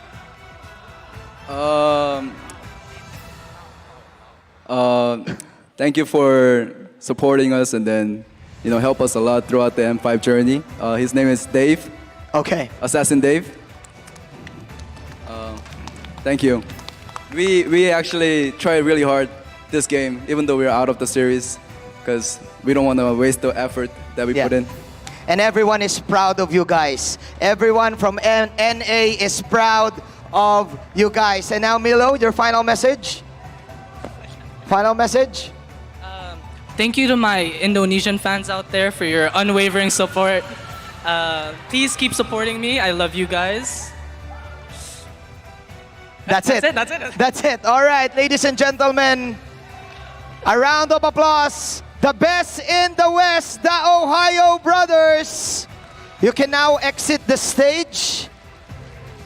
There you go. Thank you so much, Hun. All right, that game was intense. Let us now throw it back to our shoutcasters. Take it away. Oh, hold it back. Yo, stop, guys. You better like that jacket. Stop. You better take that jacket. Guys, I swear to God, I'm gonna get you this time. You really had to do it, Thank you, Wolf. Secret Lab. I mean, it's good protection, man. You can't get through that, Gideon. Might as well try next time, right? Later, right? Come on. We got a show to continue here, man. We got a show. We got a show. My goodness. I had to hold them off for the entire interview there, guys. But you know what happened, Wolf? Why'd you have to do it, man? Why'd you gotta do it again? This is what, the third year You're lucky in a to fill in row? here. I'm lost for words. I already posted it by Facebook account that I'm dead. Naisu, please. Naisu, where are you? Help me out here. We gotta get some bodyguards up here for Wolf. I can't hold Gideon alone. Especially, I just got word Lapel's on the way to the venue just to... Oh man, let's deep dive on the game again. What exactly happened? And who's the MVP, most importantly, in game number 3? Who made it happen for the Ohioans? Oh, the Ohioans. Of course, it's best player, 100% kill participation. The fact that this was designed for the Joy, in fact. They went in for the Brody. And we said that Brodies, it doesn't win tournaments, but at the same time, it kind of paved the way so that the Joy will have a comfortable mid-game. Because what happens now is that your side lanes are okay. It's not winning per se, like Brody versus the Bruno, but it's stabilized. So that means that Hoon as well as Mr. Super Shark only had to deal with the mid lane and the jungle. So they protected best player many times this game. In fact, the usage of the Heart Guard was so well put in this game. Look at how tanky that Joy was. I mean, eventually it dies, but it kind of wins the battle eventually for TOB. And then Super Shark just, rampages through. And now Chibi locked down Super Shark. Super Shark will be able to get out eventually. Then best player punishes. They found Rizal for some reason in that fight. And that is actually, giving a lot of openness coming out from a TOB. A very sweaty fight though. Yeah, in this no, game. this is why best player is going to be the MVP, right? Yeah. Those quick decisions on the fly. Suddenly, Rizel comes into vision, instantly goes right into it, right? Changes the plan on the fly, and I think that's what we wanted to see from the side of TOB, the flexibility overall to punish the members of the Homeboys. Super fast adaptation from game number 2 where best player was outclassed in the retry department. He says, you know what, all right, let me play to my strengths, assassins. And that's what Hoon also said, we're going to see more assassins. With BP1 feeling very comfortable on the Joy, he just kept on going. And yeah, Homeboys, they doubled down on Chibi's retry. They weren't able to get close. They get poked down before even contesting for the neutral objective. Now, Wolf, I want to ask you real quick. Super Shark, Hilda, Purify, and Petri. And Petri, you know, I think the Petri was definitely one of those, like, you know, momentum-based things. Yeah. But with the Purify, we did actually get to see one of the few moments where it actually pays off. Like, I thought I was kidding for a second there. It's like one of those, I'm grasping at straws, but it actually happens. Yeah, I guess it's because of the amount of valid lockdown that you can get from Homeboys. To be fair, right? I'm not from Ohio. I really don't understand this Purify, but it worked, right? And what he really need to do in this game is just be in front of Rizel or to Sepat. And you'd see that there was a lot of times where he was trying to chase down Rizel as well as Sepat, like individually. And then if you think about it, having the Purify also allows you to kind of close the gap against Warlord. You can be in on top of the Lilia again. So essentially what the Purify did for Super Shark is it allowed access for him to be able to get on top of the hero that they need to be on top of. So for example, if they want to force the ultimate from Warlord, they have that. They want Rizel, they also have that. Then it also paves the way for now best player to get into the backlines, not worrying about any additional stunts for himself. I mean, with considering everything that has happened here, Zia comes out as the rich guy and as well as the carry. But man, what a game this could have been for the side of the Homeboys, especially if they, well, I don't know. It felt a little awkward at times. Yes, there's obviously cheese strats, but then when do you start to see the adaptations? I feel like the Homeboys, these small mistakes really started to compound in interest as we started moving to the later stages of the game. I feel like it was, again, the curveball that happened. Game 1, Game 2, even though TOB looked for fights, it's always around neutral objectives. Their cheese picks were centered around securing these objectives to get that lead and to get the snowball going. The fact that TOB technically didn't really need to contest any neutral objectives this game, they were just looking for fights around neutral objectives, gave Homeboys the false sense of security that, you know what, this is the best comp. This is a good comp for neutral objective control. They have an AoE CC from Zorda set up. They have a very strong prio laner in the XP lane. Same goes for the mid lane with the Lilia. It was perfect for setting up for neutral objectives, but getting poked down and having these big ultimates used up only for one member, it gave the rest of the team so much more power, so much more impact in the game. I think this is where we can get the value out of the Joy with the Angela. Joy individually is, I would say there are a lot of easy controls for that. Even the Akai. Imagine if this wasn't an Angela, this would be a different story. But the fact that it was first picked, you understand, right? We said that the Angela might be banned, and then they trade Pharamis for Joy, something like that. But the idea was to ban the Pharamis. Understandable. Again, from Homeboys, that draft was winnable for them. But I guess the benefit was Angela plus Joy was a strong combo. Had it been that they broke that combo. Imagine if they went Joy plus Bruno, maybe things would have been different. Yeah. Joy plus, I don't know. It's tough to say because it felt like this is the first time we're seeing Homeboys be on the world stage, and the pressure might have gone to them like how I would have gone to you if I wasn't zip-tied to this chair from the knees down and even my elbow. No, don't you dare touch me right now. Thank you, Prod, for helping me out. That just goes to show you how strong the Secret Lab truly is. This guy's 180 centimeters, but he can't move out of that Secret Lab chair. He can't outpower it. But once again, though, M5 is powered by Moonson. Presented to you by Kadia, our global presenting partner, supported by ROG, our official gaming phone. Grab, our official super app partner, and Secret Lab, our official chair partner that is super reliable, as you can see. But up next, ladies and gentlemen, is the final match of the day between the hometown heroes, Blacklist International, and the champions of Turkey, Fire Flux Esports. You don't want to miss it. The action, the goodness. M5 will be right back after this break.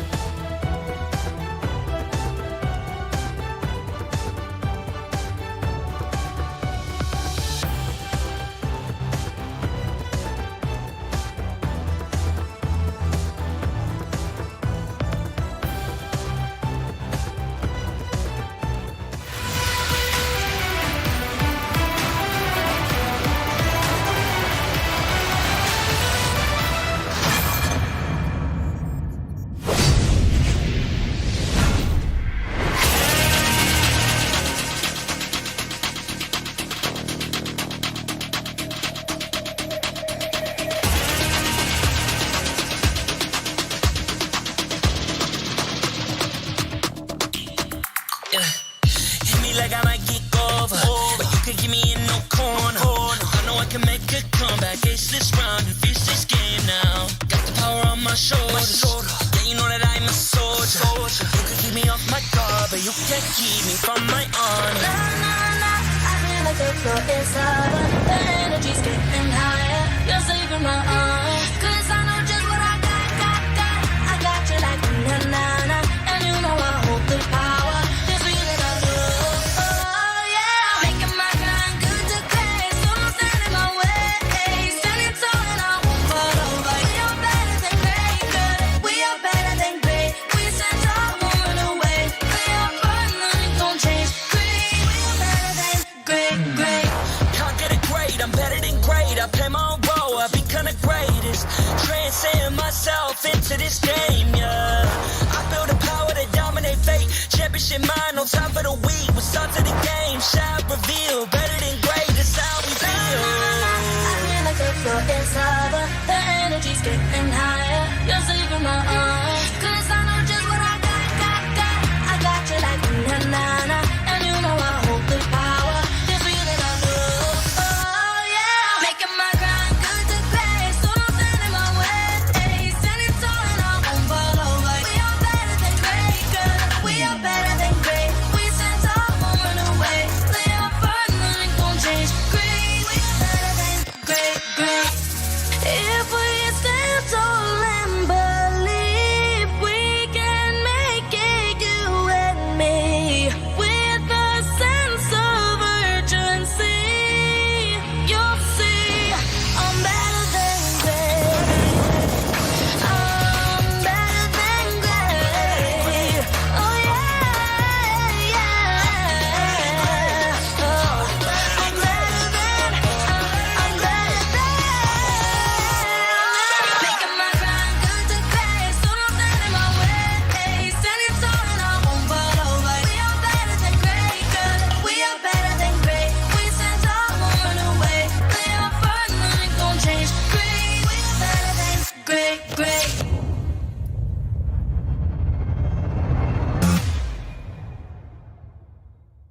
I am the #1 seed, the champion of the arena. The fans adore me because I've never lost. Yet you are afraid that you will lose everything.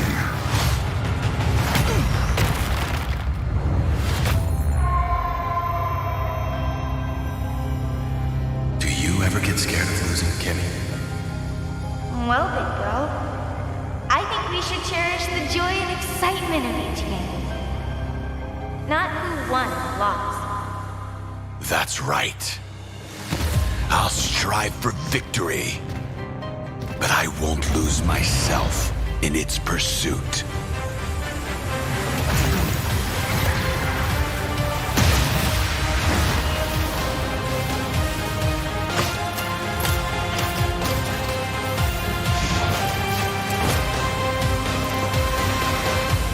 World Championship. I'm back.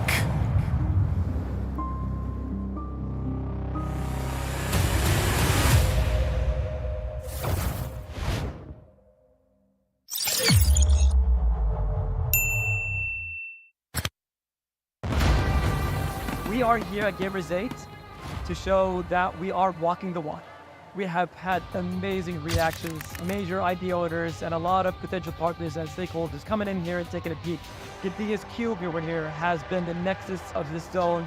What I saw it from the outside is very mysterious. You want to know what's happening inside. Felt like, this is an MMORPG, but R is not role-playing, it's real world.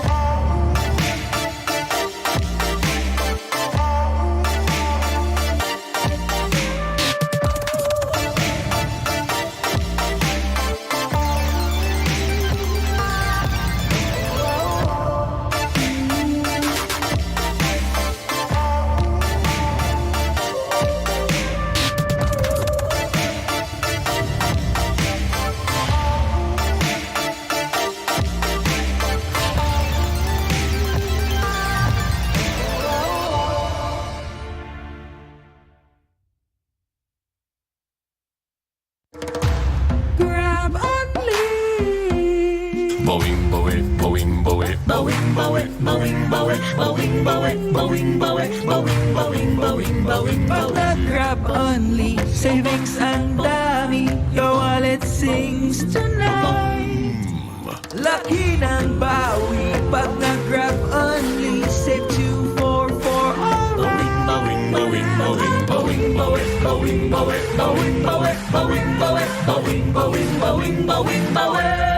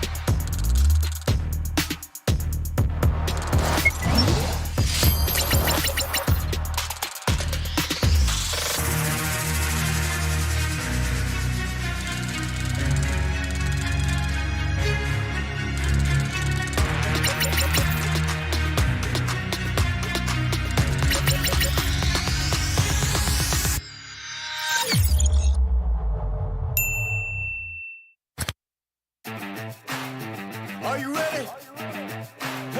Are you ready for the comeback? Yeah. Are you ready for the comeback? You know we the ones that ready for whatever. We gon' have to show them something, man. Let me see them hands up all the way front back. You don't understand that I'm doing what you can with no cap. This is the return of the one. You ain't see him coming, you just heard drums. They've been ready for the battle. Any person that comes got the weight of the world on them. Yeah, they're too strong. I might have been down, not out. It's on sight, you gon' figure that out. And I might have been down, not out. Only one thing I gotta know now is, are you ready for the comeback? Yeah. Are you ready for the? Are you ready for the comeback? You know we the ones that. Let me see them hands up all the way front back. Yeah. Way out to Rosa. The Metrify connects with the Purifiers there. Not enough once again. The Noon Blast connects on a 2. Alien. But Alien connects on a 2 as well.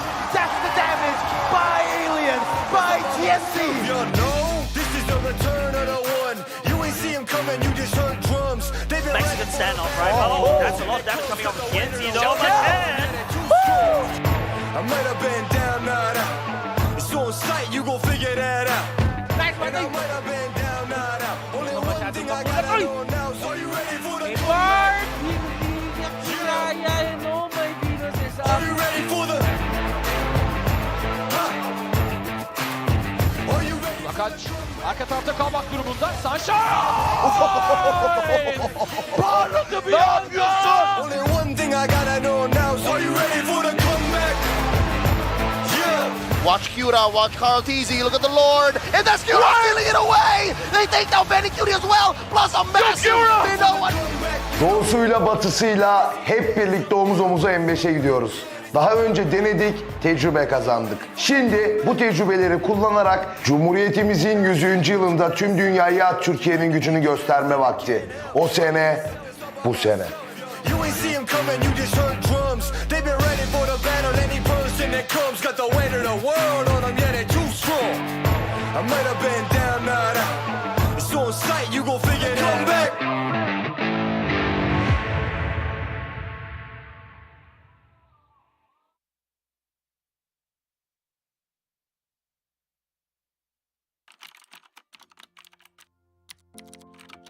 Hi, Monina.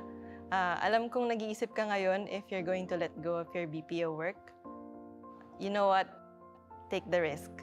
Pumasok ka sa mundo ng esports and tanggapin mo yung hamon and opportunity na maging team manager. It's gonna be exciting and different. Iba to sa dati mong naging trabaho. Hindi siya mas madali because you're gonna be dealing with kids and people with different personalities. The workload is going to be overwhelming, kaya please, huwag mong akuin lahat. Madaming challenges, pero mas maraming taong nakapaligid sa'yo na tutulungan ka to overcome those challenges. Learn to delegate, work on your adaptability. Life is not a straight line. May magiging ups and downs talaga along the way. Don't be afraid to try and to speak up. Kung may mga ayaw makinig sa'yo, lakasan mo pa yung boses mo. As long as alam mong may sense yung sasabihin mo, go for it. More than a manager, be an ate. These kids would be going through a lot of emotional stress and disappointments. Do your best to be there for them and to comfort them kapag kailangan. Alam ko, masakit din para sa'yo kapag natatalo. Pero ang importante, nandyan ka para samahan ng mga players mo, mga batang kapatid mo. You will sacrifice a lot. Resources, time with family, and even relationships. It would be stressful, but every minute will be worth it. Especially when you see the joy in your players' eyes na makakasali pala kayo in the World Championships. I promise you, Monina, you will not regret leaving your corporate career because time will come that you will manage a world-class esports team.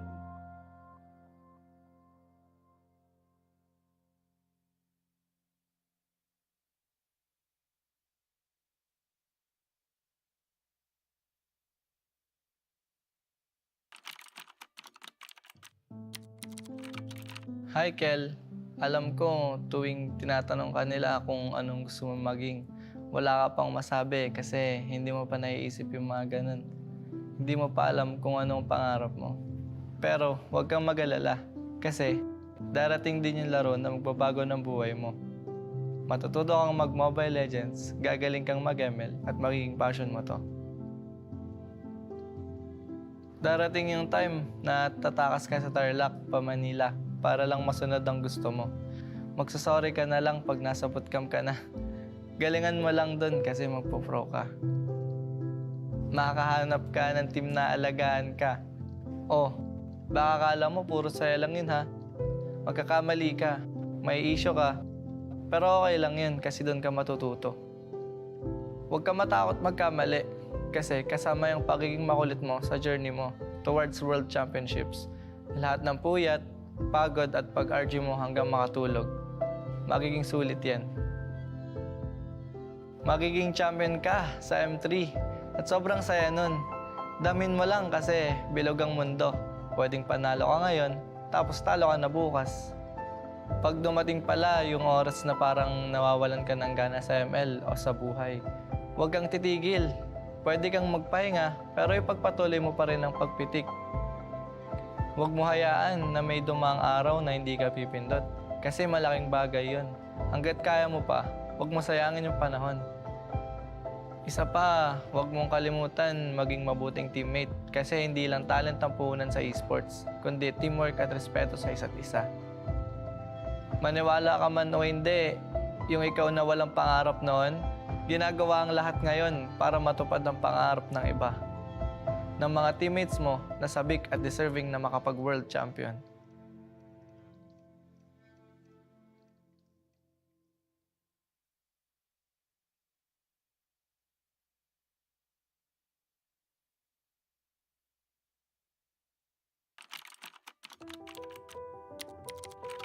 Jay, kamusta ka?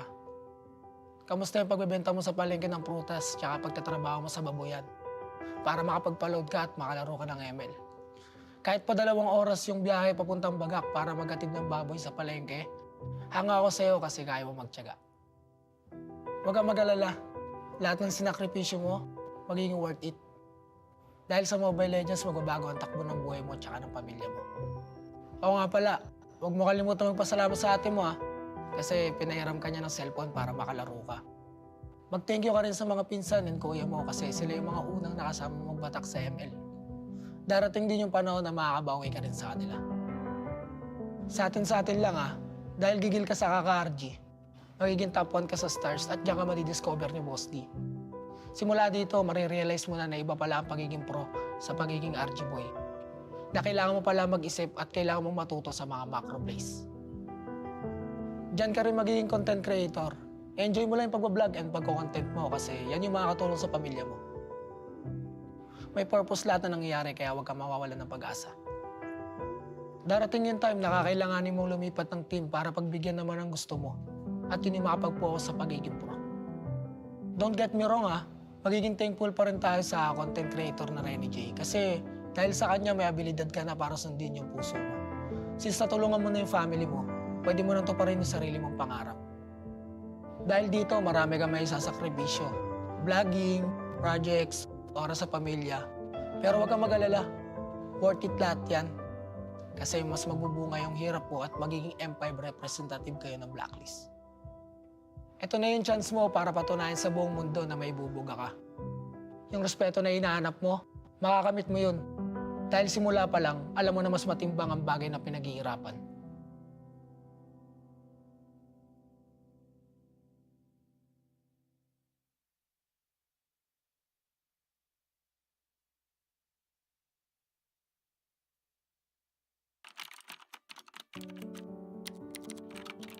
Carl, alam kong mabigat ang nararamdaman mo dahil nagka-injury ka. Gusto mo pa naman maging professional volleyball player. Pero, gusto ko lang malaman mo na ang mga pangarap ay nagbabago at lumalago. Hindi ka man nakapag-pro sa volleyball, magiging daan naman yan para mapadpad ka sa esports. Dahil sa support ni Mama at Lola, magiging player ka sa Mobile Legends. Mula rito, huwag kang matakot mag-risk sa mga bagay talagang gusto mo. Kahit na mukhang malabo, subukan mo pa rin. Hindi mo malalaman ang mga kaya mong gawin hanggat hindi ka umakbang. Balang araw, mabibigyan ka ng pagkakataon na maging kasama ng Blacklist International sa SEA Games. Mai-intimidate ka sa una pero okay lang yan. Huwag mong baguhin kung sino ka. Oo, hindi ka man palaimik at madalas kang nabubuli dati dahil dito. Pero isang araw, makikita mo na ang pagiging soft-spoken mo pala yung kakailanganin ng magiging team mo. Huwag ka basta-basta sa suko. Ipagpatuloy mo lang ginagawa mo. Kasi kapag gusto mo talaga ang isang bagay at pinaghihirapan mo, makukuha mo yan. Maging positive ka lang. Kakailanganin yan na makakampi mo. Marami kayong pagdadaanan. Kapag mahirap at malabo na, maging liwanag ka. Tignan mo, yung dating injured Carl na hindi pinalad maging pro sa volleyball, handa nang tumuntong sa M5 World Championship ngayon.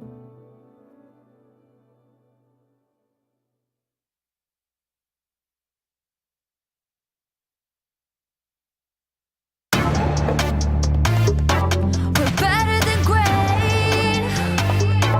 We're better than great. We're better than great. Nanditong mga bida, the kings and queen of MOBA, kasamang kabugera, 7,000 isla. Nagsisimula pa lang tayo. Look at your face, so kabado. Dito sa aming teritoryo, can't get this ground sa amin ito. Ang laban na to ang magiging binhi. Di na papayag masakop muli. Lahat ng daraanan namin ay mahawi. Alab ng puso'y di mapapawi. Sanay sa digmaan, dugong palaban. Babangon, babawi kahit sugatan. Sinag ng araw, 3 bituin. Pilipinong may giting nagniningning.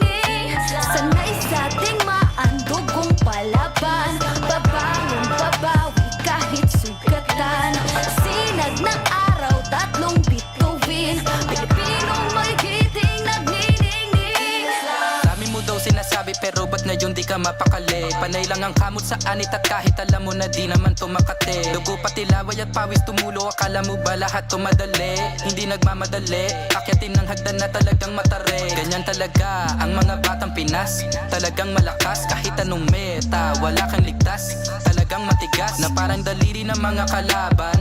Sa gitna ng laban, shooters namin talagang savage, di papaawa sa aming lupang sinilangan. Ang dami ng binilangan, ng isa, dalawa, tatlohan, dalawa kayo, ito na pang-apat. Kaya dami na naman iyakin kahit dadaanin pa sa mga tipi-tipi-tipikal. Paano kami hahabulin, marami itong gasolina, lalamunin ang lahat ng tipidal.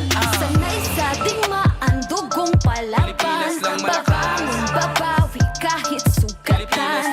Sinag ng araw, tatlong bituin, Pilipinong mo'y giting nagniningin. Sanay sa ding maandugong palaban, babangon, babawi kahit sugatan. Sinag ng araw, tatlong bituin, Pilipinong mo'y giting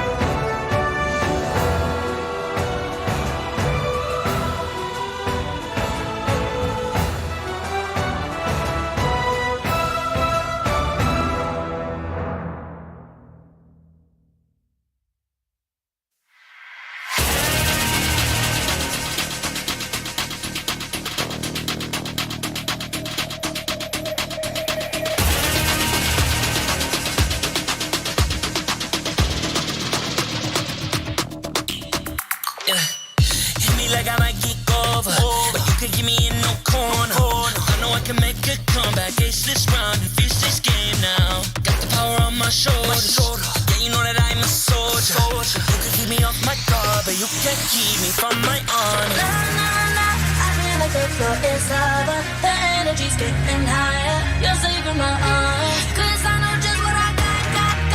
I got you like na-na-na. And you know I hold the power. It's real that I love. Oh, yeah. Making my grind good to great. So don't stand in my way. Standing tall and I won't fall over. We are better than great, good. We are better than great. We stand tall, won't run away. We are fun, nothing gon' change. Great, we are better than great. Can't get it great, I'm better than great. I play my own role, I become the greatest. Transcend myself into this game, yeah. I build a power to dominate fate. Championship mind, no time for the weak. We're start to the game, shout, reveal. Better than great, that's how we feel. I feel like the floor is lava. The energy's getting higher. You're saving my heart. 'Cause I know just what I got. I got you like na-na-na. And you know I hold the power. It's real that I love. Oh, yeah. Making my grind good to great. So don't stand in my way. Standing tall and I won't fall over. We are better than great, good. We are better than great. We stand tall, won't run away. We are fun, nothing gon' change. Great, we are better than great. If we stand tall and believe we can make it, you and me, with a sense of urgency, you'll see I'm better than great. I'm better than great. Oh yeah, yeah. Oh, I'm better than. Making my grind good to great. So don't stand in my way. Standing tall and I won't fall over. We are better than great, good. We are better than great. We stand tall, won't run away. We are fun, nothing gon' change. Great, we are better than great.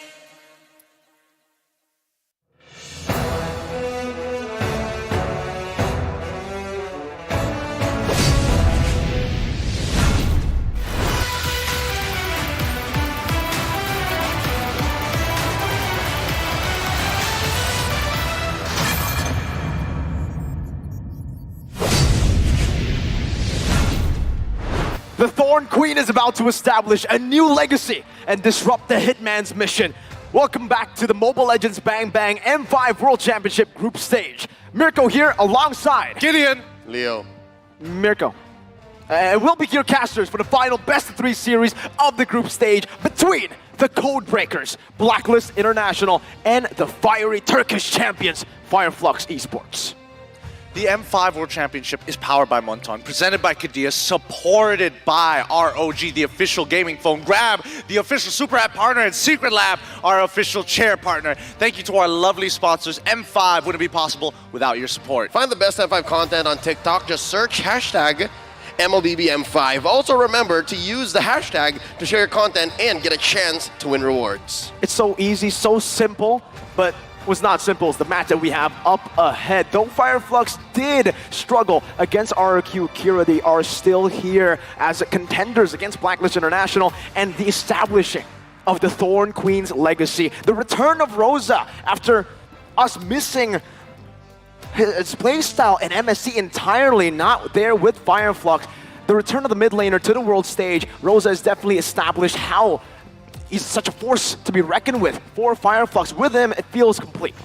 Truly, honestly, it's a legacy that's being established in terms of flexibility, right? One of the few players who's willing to say, hey, you don't have to build the draft around me. You just need me to fill in the blanks. Standing in Rosa's way, though, is, of course, none other than the hitman, Renegade Bacarse. He's stepped up for Blacklist International in the recent season and has definitely been a force to be reckoned with, an X factor in this newly recoded Blacklist's code.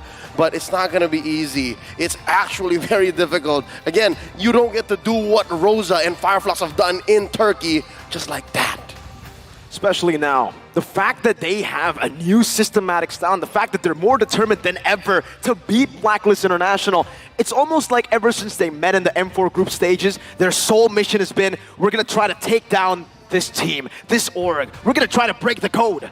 I mean, they've taken so much inspiration the last time we actually got to saw them previously, right? And now, even without the Queen herself actually being played on the stage, homage has been given, respect has been put on her name, and more importantly with Renegade, Hitman or Heel Man, it doesn't matter. The flexibility and the new dynamics added to the Blacklist roster, I think this is one of the few times where we're expecting Fireflux Esports to not only escalate, but evolve. He's my man. There's nothing that this Blacklist International can't do without the help of Renegade. Renegade is at the forefront. Renegade is in the back, protecting Ohe, protecting Yue. Renegade is in the sides, coming in, finding pickoffs. That's what the Thorn Queen should be looking out for. And luckily, they have a solid lineup to back that up. They have Apex 47. He's never appreciated enough. They have Sunshine. They have TNZ, going back to his actual name, previously known as Cura when we were in Phnom Penh. So definitely, this is not a one man, one queen kind of situation. These are just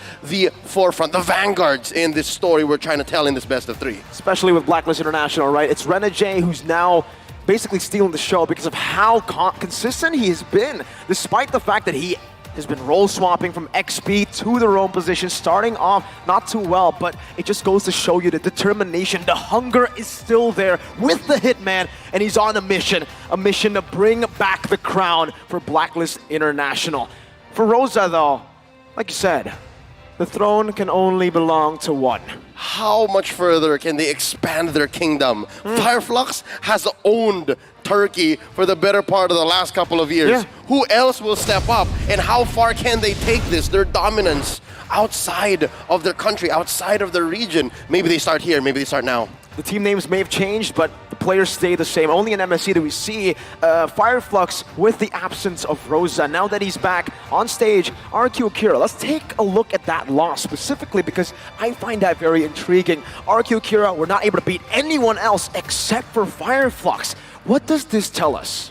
Well, honestly, what it does tell us is, number one, just the fact that RQ Akira really didn't hit their stride at the right time. This is why the new format of M5, it's promoting consistency, which Fireflux has honestly achieved to a good amount. The question is, can you start pressing the height, the level of depth to the game, and more so have that explosive finish, especially against, well, I would consider a great way to have a litmus test, none other than Blacklist International. If anything, in addition to this being a test of consistency across the board, not just in the current matchup, not just in the best of three, but also in your group, in your series of matches, this is also a test for Fireflux Esports' constitution. It was a media interview wherein they stated that, hey, that break, it actually shook us off. It took us off of the focus on going in as far as beating RRQ Akira in the final game. And now here, against arguably their strongest enemy yet, they have to have that same focus regardless of what happens between each game in this series. For both these teams, they got to go all out here, and that's why, right? I mean, personally, maybe for Blacklist, they might actually take it a bit of a... Can it swap first place and second? Oh, I'm going to have to double check with you on that one because, again, this is about flow state more than anything else. Being able to tap into it when necessary, but not be pulled out of it. Well, we'll see with the matching coming up. Ladies and gentlemen, today we have a full crowd in the building, and it's time to bring up the officials for this matchup. To officiate the M5 World Championship, we have our marshals making their way onto the stage. Give it up for them to ensure the fairness and integrity of our games, to provide us the fair play necessary. But it's time to bring up the teams competing for the top spot.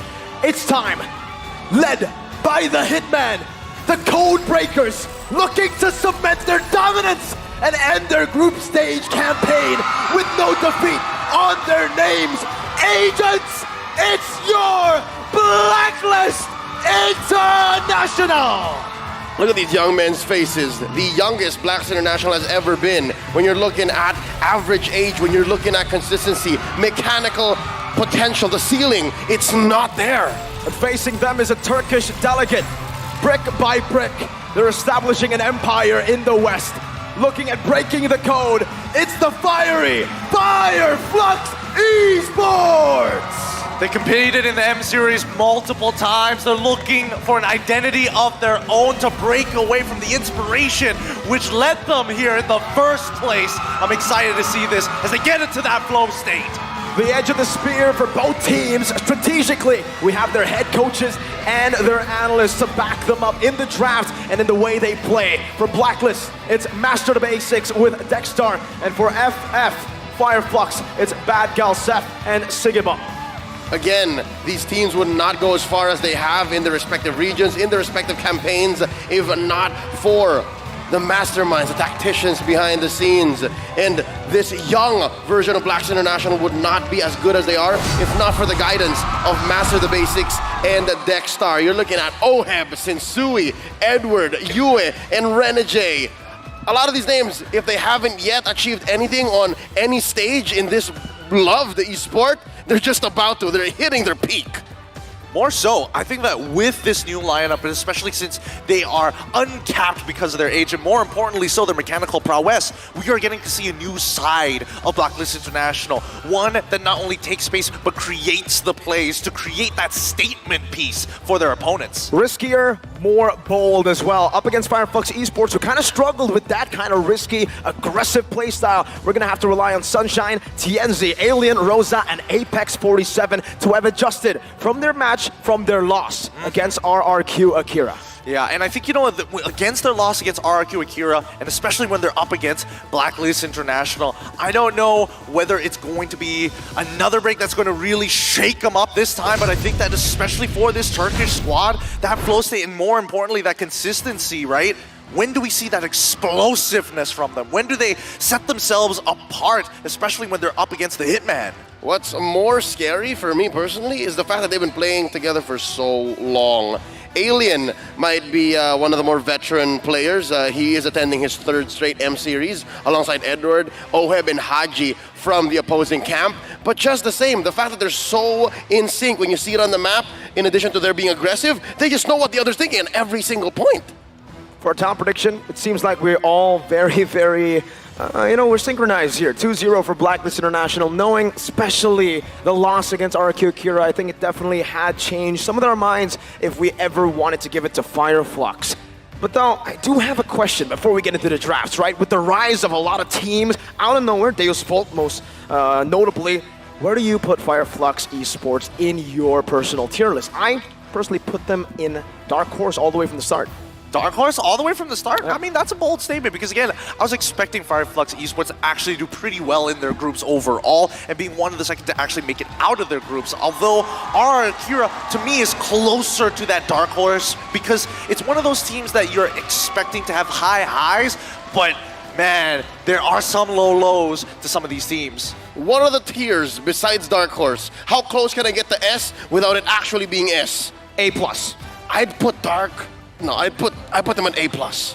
They are at A+. I think they have what it takes. They are consistent, and it's just a matter of showing results on the global stage that really just changes that. So it's an S-tier team against an A+ team. But that may change the A+ team with the pressure that they're feeling on stage. Home crowd advantage. You can hear the fans in the building. The agents have joined us today to see something. Yeah. To see a win. They're more than waiting for a win, right? As we look at the audience prediction, the whole world is waiting for this win for Blacklist International. And you have to admit, looking at the groups in the previous games that they played, the polish, the level of killer instinct that they had. Thank God, yes, at least the Turkish are leading with their own brethren. 97% to the Philippines for Blacklist, and then 91% to Turkey. It seems like the rest of the world agrees to Blacklist International, knowing how consistent they've been. It is the safer choice. Okay, it's one thing to say who we think will win, but it's no secret that even the agents themselves actually show some love. The Fireflux. Fireflux Esports has a certain play style, and even their personalities, their characters, in and outside of the game, remind them very much of their own team. So with that said, I'm here for more than just the points. I'm here for more than just the what the tournament spells out. I'm here for a show. And we got to see that at M4, especially when they were also placed in the same group. They play very similar to each other back then. That was with V and Wise, right? If Blacklist back then had the Ube, Fireflux had the Turkish Delight. Now, the Blacklist have transformed. Well, Fireflux have transformed as well, and yes, you're right, man. The love given over, not just to Blacklist, but W crowd, W agents, to Rosa as well. You can definitely see the crowd go wild once again. Oh, man, I'm happy to be here. It's so cool, finally. Man, a queen's a queen. A queen's a queen. Our subjects are definitely going to be extremely happy to see them all playing up on this stage. And by the way, it is a full house. We don't even get to show you the second part of the building that's also watching. There's going to be a lot of crazy plays just based on the stakes right now and based on the people watching. You got to give them a show for both Blacklist and Fireflux. It all starts in the draft, and Utah will guide us into the draft of game number 1, flying to the top. It's time to be better than great with game number 1. It's Fireflux on the blue side, Blacklist on the red. All right. Walk us through this, Leo, because again, I'm seeing immediate bans here. Wan, the Arla, and the Nolan, as well as the Joy. The meta has shifted from once it was in M3. That's right. Very far off from when they first met. Even at M4, very, very different. Even from MSC earlier this year. But something to note, here and now, at least in the past 3 to 4 months, especially with Yue taking the anchor in mid, it's been a pattern that they always put him on a certain hero. We've seen him move from flavor to flavor. Valentina, Eve, Lilia, more recently, the latter. Now, it's good to see that Blacklist have all of those options open. They can choose one and anchor on that. Rosa's the opposite. Rosa can just play any of these heroes and succeed either way. So that's something that we have to note, especially going into the first 2-pick swing for Black Sun Red. I think that's a fair argument here, and more importantly, so it does have its pros as well as cons, right? Some of these picks definitely are more bridgier than others that kind of support the rest of the composition in comparison to Yue, whereas like now, it is not only, hey, this helps out the comp, and more importantly, it counters the opponents, but this is a legitimate win condition. Okay, and just like that, the Lilia, a hero instantly for Rosa. You can see the level of priority to get that mid lane control. Coach Bad Gusef knows you not only allow Rosa to be comfortable, but you also take something away from Yue. So what's he to do here? Pick up the Valentina this early on? Likely, especially since Faramis is open too, so one or the other. Faramis doesn't seem like a bad idea, I think Faramis might be better here, considering there's a black shoes only to steal away. Also true, but let's pair it up, right? Because again, it's interesting to see that OHEB sometimes doesn't get his pick in the early first phase, right? That's why we're seeing the Boxy here. And now, do we expect to see either Valentina or maybe even a Faramis show up for Yue, or are they just going to hold it off? Because again, they've already got the little, we can pick it later on. You can go for the Bruno as well, but they go for the Faramis first here. Like we said, the Valentina really, it really comes down to what ultimates are there for you to steal. And right now, there's not too much of that on the table. And Fireflux might have just been trying to bait that out, right? Pick up the Valentina, we'll pick 0 big ultimates and try to poke you down before you can do anything. But just the same, Sunshine's Claude is open. Absolutely. It's a power pick for him. You can definitely go for it. It's a safe pick, and it's also a good pick away from OHEB. Though, we have seen a different side of OHEB in MPL in the Philippines Season 12. The fact that they're giving him more time to shine on the winning matchups, picking up heroes like the Bruno, like the Brody even, and playing through gold more than playing towards Edward. They don't care, man. They don't care. They really don't. They are protecting the Claude in the sense that if Sunshine gets it, OHEB just goes Brody, and you get bullied instantly. Something else to know, where is the Bruno? Where is the Bruno? I think that's the expectation for the side of Fireflux at the very least, right? Because you know, oh, you're going to clump up together. We already have a Lilia to kind of peel you away. But at the same time, you know what? If you are going to kind of stick together, let's punish you with the Tigreal and the Terizla. Blacklist International. No. The Hitman on a Tiggy. From Hitman to Heelman to Eggman? Eggman sounds good. We'll see if Eggman can make the Diggy work. We have seen the Diggy so far only on Sawo, and since then it's been a hot commodity here at M5. I get it. It's a Tigreal. It's a Terizla. these are the two combinations that would destroy a team that's set. Take it away from them, and now what does Fireflux play with? Fireflux does not have a gold laner, does not have a jungler. So these are all things that Master of the Basics has control over right now. He can start choking out either. And I'd say, attack the jungle. There it is, the Fanny, which could totally ruin Diggy's day. They're not going to allow that. I wouldn't be surprised if that last ban for MTB would also be a jungler.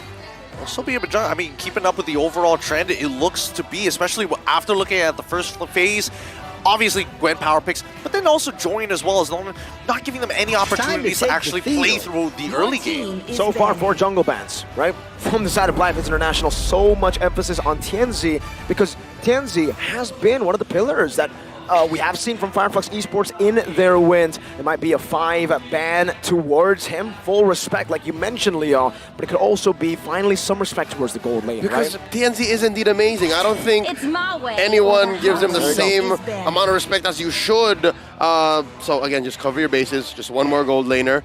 Give Oeb the power pick on the swing back when you first pick on red. But yeah, no, just like Apex 47, I don't think we all give enough love to TNZ. If y'all remember, in MSC, he was the one who brought out the Aamon. Exactly, and it worked. They got wins, solid ones.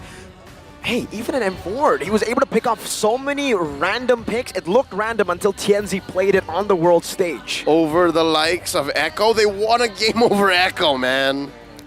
When the These are tough matchups regardless, right? But at the very least, smart coming in for the side of Fireflux. I was about to call, maybe they were considering some EXP matchups, especially if we're talking about quote-unquote Swiss Army knives, right? Benedetta fits that build. We're talking about other types. I don't think it's going to be as crazy as, well, like we saw before, Thamos, but we do see the lock-in of Brody. Yep, the Brody pickup usually for Fireflux when they see this kind of composition. And MSC, they go for the Beatrix, and that's exactly what they go for here. With the Beatrix, it's safe, right? You go for the Claude, and it's tough. It's a fair miss and a Diggy. You have to chase them down. Meanwhile, Brody can just put stacks on you while backing up. So the Beatrix with the range, with the clear, especially against the Brody in lane. What's the ND to play now? Doesn't have many of the good assassins in the game currently. Again, you're just looking at the Nolan and the Joy. But what's left open is the Fredrin.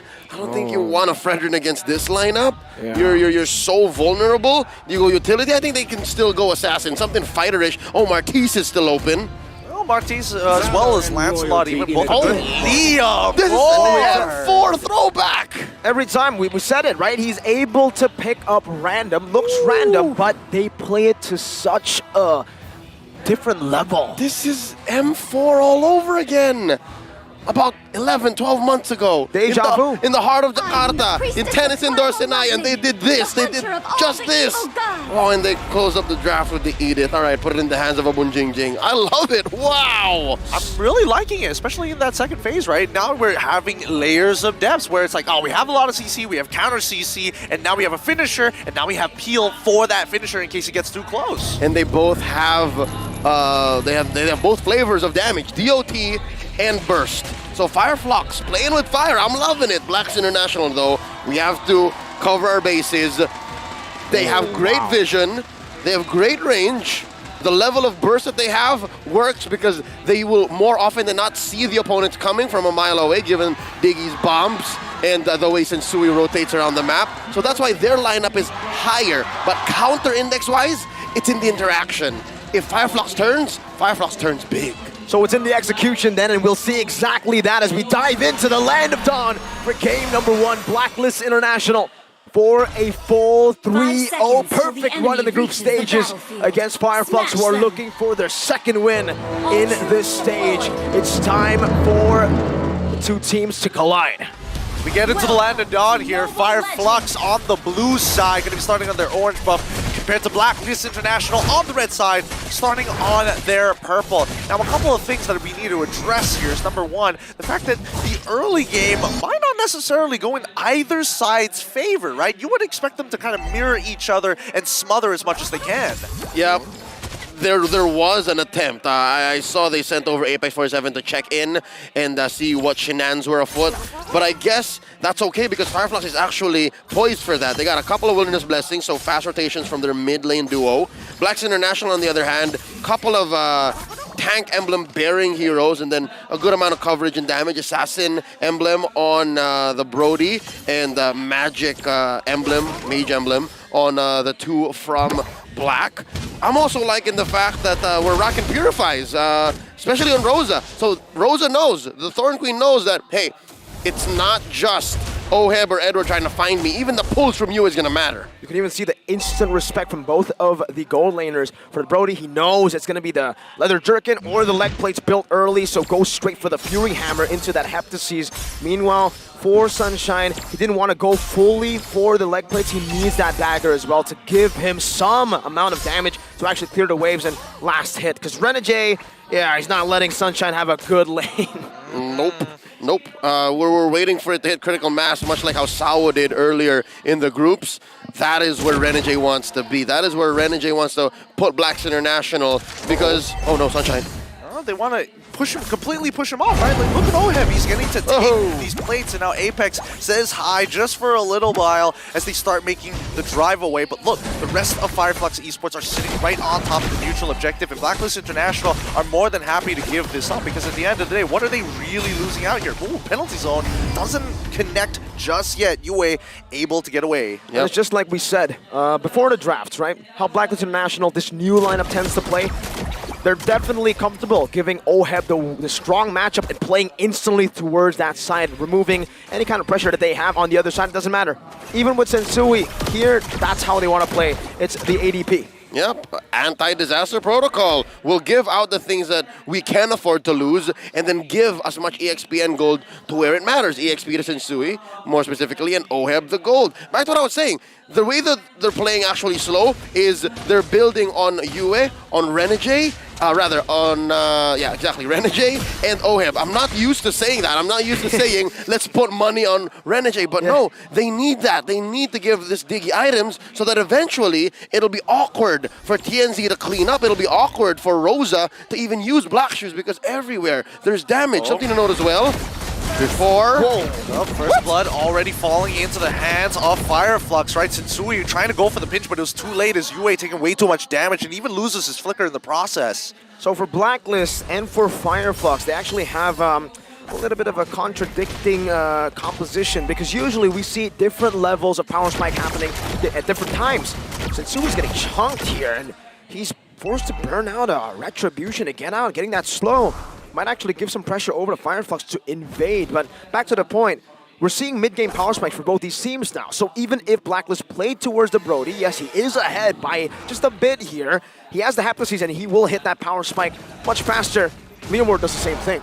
Oh, Apex pushing out the purple, compromising the Sui's farm. And you're right, Mirko, on the dot. Early on, Fireflux can afford to be aggressive. Blacklist, not so much. But at some point in the mid-game, when they both hit their power spike, they will meet. And then whoever loses out the least is the one who comes out, and then it's a game of inches from there. Something to know, check out Apex 47, Rock and the Quantum Charge. He can use the movement speed boost to reposition for a better implosion. Speaking of which, Edward comes in, but quickly attacked by the penalty zone. Time Journey is going to save them all. Now, are they going to disengage? No, the pullback by the implosion is going to be able to 5-3, make it 4! Oh my goodness! What a play coming in for Fireflux Esports so early on! The biggest play of M5 so far! That's 4 on the board! Apex 47, what did Leo tell you guys? Don't count this man out! The timing, the layering, the baiting of the Time Journey! Oh, it was perfect! There it is, see? He used both the Quantum Charge repositioning plus the Flicker, all right? There it is. He used the Flicker to finesse into that spot. So he was using the Quantum Charge, moving. Wilderness Blessing, we're in the river. Pow! 4 men under. Doesn't matter if you had, keyword had, Time's Journey. He timed it out, and then the rest of Fireflux ruined Black. I mean, Blacklist International, they're going to be writing that one down. They're like, okay, we got to watch our timings here, especially if we're playing around Apex 47, right? Because you would have imagined that Alien, oh, he's got the penalty zone, he jumps on in, forces out the ultimate. Blacklist International should have been totally okay. They were not ready for that, man. That curveball, right? Because again, for maybe it comes down to muscle memory, and for most teams, wait a minute, Rosa just walks away. Sensui tried to predict the Black Shoes. Oh no. Yeah, they're going to punish him right here as Yue gets right on top of Rosa. quick Purify and Apex 47 to cover. He knows that Edward wants to go for it, but more importantly, he also knows that he doesn't have his Flicker. All right, no Purify as well for Rosa now. But back to the point, right? For Blacklist, it just maybe feels unnatural. Usually, especially in this meta, you see the Terizla penalty zone. That's the initiation. You want to get out of that as fast as possible. That's why Renegade had to pop the time journey, but he completely forgot of Apex 47, who was playing it more like an assassin. He was hiding in the bushes. Actually, it's kind of interesting. The more that I think about it, right, the more that teams, it's very clear that they are uncomfortable playing around the Tigreal because, again, it's so fresh into the meta. It's not like somebody is constantly playing every different type of variation of a roamer, but it's interesting to see that most people are like, okay, yes, muscle memory, but also how far do I have to stand back to not be included in the implosion? I mean, the ult was reworked, right? It now has more than just the effective range of what it once did. It's instant. And again, for you to be able to reposition not only with your movement speed, not only with your flicker, but also with his kit.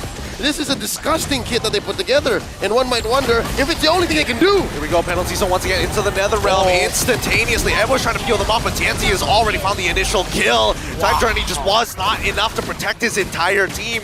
They've committed way too much, and now the turtle falls into the hands of Fireflux Esports. I thought this game was a nothing game. They're not going to lose anything, but no, they're taking it as seriously as possible. Okay, back to the question, right? Is this all this lineup can do? I'm close to thinking yes, because look, it's a one-track build. You have two frontliners with amazing CC and engage with the flickers, and then you have two different types of damage, burst and DOT. Both are capable of either. And then you have TNZ on the Liam Ward as cleanup. That's basically 1 + 1 = 2. Bob's your uncle. You're done. It's on like a bowl of neck bones. But the truth is, there's more layers to it. The fact that Fireflux Esports are able to do this on a very aggressive and consistent basis makes Blacklist International's job of coming back so much harder. It's tough. Again, I think the 4 kills initially, it was an ADP all the way from the start, anti-disaster protocol. The fact that they lost 4 members, 3,000 gold lead instantly to Fireflux, that basically gave Fireflux more of a way to bait that time journey out. Hey, if it ain't CC, now we can just deal damage to you. You can keep that back all you want, but if you fall, if we take you down, it's not really going to be much of use, yeah? Yeah, I mean, considering with the 5.7k goal lead that they have, and the fact that TNZ at level 13, 8 minutes into the game, this is pretty disgusting. They're eventually going to body Blacklist with just raw numbers. This is where you want to be with this kind of lineup. Now talking about what possible weaknesses had, and I don't think weakness is the right term, I'd say windows of opportunity for your opponents to come back from, right? Number one is you wait for these CCs to come through. I think if you can times journey and then completely disengage, wait for the next time you can fight, then that's one way Blacklist can come back from. But another thing that they can do is counter blessings. Oheb hasn't died yet. At least you can say Oheb hasn't died yet, and the true comeback is maybe just about to come. But every time Blacklist loses a big fight like that, it just extends and extends and extends. And that's the problem right now that I'm seeing for Blacklist, because for Fireflux, their mid-game power spike is in the hands of TNZ, so they're actually quite fine going into the later stage, because the main damage will be from Rosa, that we're already seeing damage from, Edward's forced to flicker out, and that's the set from them, gone.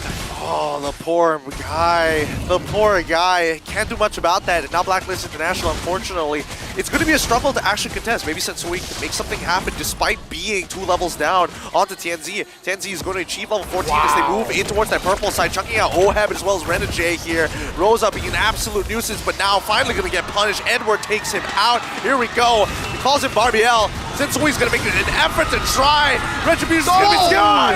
TNZ gets it still. Sensui's trying to make his way out of there. They disengage. They got a kill, but they did not get the neutral. Rosa for Lord. Who's it worth for there, Leo? Extremely worth it. Fireflux just really... I don't think they needed to give Rosa, but they got what they wanted out of it. And also, this is just happenstance. Lord also put in a little bit of his CC. That's the perfect kind of CC and the right timing for Fireflux to have confirmed that Lord. But something else to note, now that we're looking at it and the way Fireflux is playing it, maybe Blacks International could have used one more Purify. Again, it's one thing to cry over spilled milk, but as it is, maybe Time's Journey isn't enough. Yeah, I think they definitely thought it was going to be enough. But here lies the problem again for Blacklist. They were banking on the mid-game power spike. That's why they played onto Oheb so heavily in the start of the game.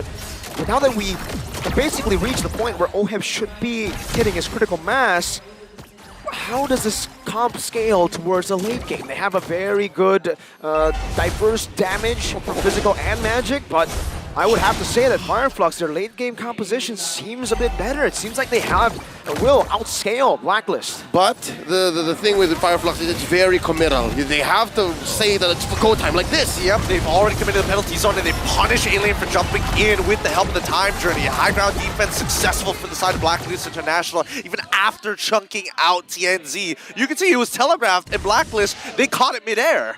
Now it gets scary for Fireflux, actually, inside of the base. Yep. Because that's when you can't really layer it as much. There's going to be more punishment with the turrets. And Alien, sure, good engage. He got the Brody.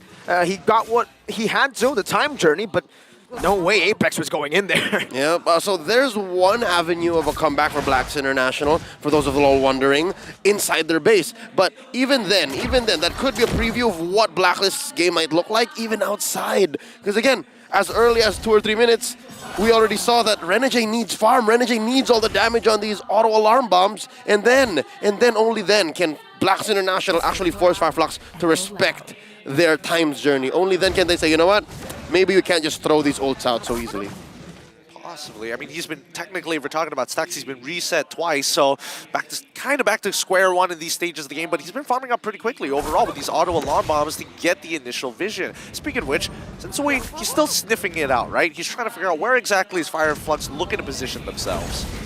I think the way that they play as well is quite interesting for Fireflux, because it's Apex who is almost very rarely opening up the map. He's not the one that has been given that task. It's actually been delegated over to Tianzi or even Alien. Even Rosa. Or even Rosa, yeah. We saw how Rosa been doing that for, the better part of the 7 to 9 minute mark. That's why the Queen died. Exactly, and because of that, it leaves Blacklist always questioning, where's this, good shot. Where's this Tigreal at? Sensui with a flank. Oh, Phantom Steam being called, forcing out the NetherRealm straight away from Blacklist International as a response to the potential killing power of TNZ. And now they're going to be starting this lore 13 minutes into the game. Blacklist International positioning themselves, trying to go for this initial engagement. And Rage is already out. Time Journey being called, followed up by Edwards. Good onwards. Finally, Renegade is able to secure the kill onto Alien despite the Thor. Oh, wait, hold on. Apex 47. Apex. He's in trouble. Time reversal is going to get him. Oh, he flickers backwards with the explosion again. 4. Oh, that takes him up with Sunshine. He eliminates Edward. And even with Quick Slide, Rosa able to take out Renegade. What a play. Oh, man. Fireflux Esports, it was a great play in the end. They were able to find that big pickup, but you could definitely see that even for Sunshine, he didn't have the right weapons. Now it's Yue who's flickering out. Going in. Okay, he's going a little too far here. Rosa trying to peel him away as Sensui gets on. Oh no, could not get away from the Thorn Queen, and she continues to expand her domain. Onto Yue. That might be a kill again. Ooh. No. Yue's got that movement. He's got that movement, right? Rosa is just standing in front menacingly. 1v3. This is so much confidence coming out from Rosa's side as the rest of the team will be taking away the Lord from Blacklist International. Level 15 to level 12, Leo. I wish my Lilia played like that. That is what? A marquee Lilia play here for the M5 group stage. But something to note, all right? Something to note. That's a fully built Lilia lacking just one item, just one more. And Rosa can play anything. Rosa can pick up anything, maybe one more defensive item, or nope. Forget about it. I'll just go all in damage. I mean, might as well. This is the biggest lead we've seen against... Is it going to Crystal? I think it's going into the Crystal, possibly, right? Okay, it might change at the very end. You know, who knows? It's just a component. Hey, there's no success like excess Blood Wings. Oh! You just stay in front, chunk my shield off. Wait a minute. Sunshine is out of there. Phantom Steam being called as we do see the time journey being popped out as well as the NetherRealm. Looks like they're overcommitted on this. The Implosion is going to lock it down. Their boy, Agent Zero. He's got penalty zone on top of Oheb's side. He can't get out of there. And it looks like game one is just about done here for the side of Blacklist International as they look to put up a defense, but Sensui by himself with the help of Renegade and Yue, they don't have enough damage. They have no more answers. They're all low, but they can't seem to be finished off, but they open up the base and more importantly, looking for the crowd. Hold up! Oh, Yue getting close, but the Crystal breaks just before the finish. Crisp, clean, and disciplined. Fireflux take game number 1 in an outstanding fashion. big plays left and right. Apex 47, we gotta give it to him. And Rosa, who was 1v3, 1v4. What the heck was that? Thorn Queen is cold, and that's the total opposite of what Fire of Flux Esports showed us. They were white hot. They ended the game in a flash. They started in a sprint. They dropped into the Land of Dawn, about ready to draw blood, and it's amazing. No, the way that their lineup work, it's so simple in concept, but it takes so much to actually pull through, and they did just that. I think they did more than just that. This is what I've been waiting for Fireflux to really have that big impact, that big play, that identity, and better yet, just to feel themselves, to know their own, to separate them from what used to be partially, oh, we're inspired for Blacklist, and now this is us. They found a new identity, and man, it looks scarier than the Turkish Delight strategy we saw last year at M4. It goes to show you how much they have evolved. Even that Leo Mord pick, no other team has utilized the Leo Mord here at M5. And my goodness, it was deadly. That mid-game power spike hit, and it was all that mattered. Not even the Brody could level against the Leo Mord dive. Not even with the time journey, but your MVP brought to you by ROG is none other but the man who was face-checking 1v3, 1v4, Rosa. 100% kill participation, 1 death. That's it. Let's explain the 1 death, right?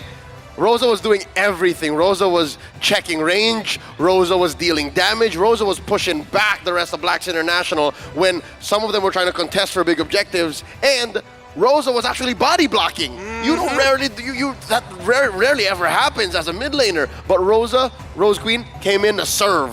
She came in, you know what? Don't worry, I got it. And exactly that's what happened. And confirmed it was a Holy Crystal. I mean, it's true. Truly a monarch in his own right. It's crazy, right? Since he comes up, I'ma take it. Don't worry, everybody. You just take care of the Lord. I got everybody else. Because every single time you put damage into this player, every single time the Queen bites back harder. I just really want to see this again, right? I mean, let's take a look at it again. Oh my goodness. The most satisfying engage. It's just beautiful, right? And it happens multiple times throughout the match. I mean, Leo, you were saying you were hoping for a show between these two teams, and I can imagine that the agents, it doesn't matter if Blacklist drops this game, this is still a phenomenal show of strength. That's right. No, in the highlights alone, you see that Apex 47 is getting the love he deserves. No one shows enough love for Apex 47. And Rosa, we missed Rosa at MSC, and this is the one. Oh, the flicker back into the 3-man implosion. Into Rosa just running them down. That's right. No, so that's the thing. What are these sets gonna do? What are these amazing TikTok level plays gonna do if no one's gonna take advantage of it, if no one's gonna lay down the damage? That's what Rosa did. I very rarely see a 3,000 gold difference, a 4,000 gold difference between the mid laners, and even a 3-level difference. And that's what we got to see at one point of the game until Rosa hit 15 and is no longer able to get more levels. Because believe me, if we had more levels, I think we would have seen a level 17 Rosa. Yeah, it's crazy to imagine that even though TNC was able to hit like level 15 relatively quick, Rosa was catching up just like literally a level behind, sometimes even half the EXP behind. And that aggressive option to take, the emblem, Leo, that inspired turn, really, I mean, that was such a valuable emblem to go for, considering they got the snowball so early. That 4-man so early, spamming abilities on top of the passive that has just been readjusted to give him more cooldown. Almost as good as an extra item. It's an extra actual item, the way that Rosa and the rest of Fireflux were playing with it. Now let's talk about Blacks International. Blacks International, conceptually, fundamentally, it's a lineup that works, but it took too much time. They needed to find a window wherein Fireflux Esports would have let them, would have slowed down, but Fireflux was just not gonna do it. Wow. Everyone knew that they needed to go fast from Fireflux side, and for Blacklist, again, Sensui was overloaded. It's both ADP and damage control. I need to tank for my squad because Edward can't do it alone. We don't even have a real roamer. Our roamer is also a damage dealer. So that's why Sensui here is a sandbag, and he was balancing that and the fact that I need to put XP on me too. I don't know the stats like accurately, but I believe that has to be the highest average damage per minute ever recorded in a game so far in M5, right? 100,000 at 15. It was a 15-minute game. It was perfect sets, perfect games, and even perfect numbers. 100K on the dot. Like, could it not be any more perfect? The 4-man ult to the 1v4 to the 100K on the dot. It seems like this game number 1, was set for them. That's right. So now we're talking about ways for Blacklist to bounce back, right? I think it's less of what's wrong with the draft and more of how they approach this. They have to understand now, and that's the best thing about esports and the best thing about competition. You learn. It's a series. So game 2 here, Blacklist understands and Blacklist knows Fireflux is capable of doing this. This is something in the playbook for the Turkish champions.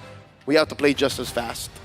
Well, just as fast, or maybe a way to approach it differently is just, again, we're seeing teams from every single group kind of commit a lot of their ultimates at the exact same time. And it comes down to efficiency per ability, or even per ultimate in this particular case. Based on the pattern, I would say that Fireflux absolutely destroys systematic teams, right? The only team that they have dropped games against, that they have lost against, was RQ Akira when they transitioned from that systematic playstyle on the Minotaur towards a Cho and a Kaja. Make it messy, make it chaotic. And this Blacklist lineup, the new one, we've seen glimpses of that. We've seen that exactly in MPLP Season 12 with Renegade on those picks. The Kaja, make it messy, make it chaotic, and Sensui being the risky, retry 50-50er. The risky, retry 50-50er. I like it. There's I like it a lot. no other way to put it. It's one true. of the retry gods. Yeah, he's one of the best, what we call retribution duelists. And we didn't get to see that because there was very little window. If he puts himself in that position, he will most likely die. That's what happened here. Again, 110,000 damage in an under 15, 16-minute game. It's just lethal. Not a position to flex those bits in. So at first, they have to, on a fundamental level, understand that we have to be as fast. We have to play toe-to-toe, because if we let Fireflux do this, they are likely to do this. So I'm suggesting game 2, stay red. Game 2, stay red. Change the direction completely. Change the direction completely. Change the yaw. The yaw. I think I get it, right? I think I get it. As a sailor. From starboard bow. From a starboard bow. For those of you who don't understand boat terms here, the idea is going to be flipping it on its head, right? Because again, you're looking for ways to kind of slow down your opponents, and more so, there was just a lot of investment in towards Oheb's gold lane, whether it's from the mid lane, coming down and actually trying to push out Sunshine from underneath his turret. They're probably going to expand their horizons, right? Look to find different angles of approaching, because again, if they do the exact same thing, well, I'm expecting, since we poorly enough, Tanzi, he's going to be taken away far from him.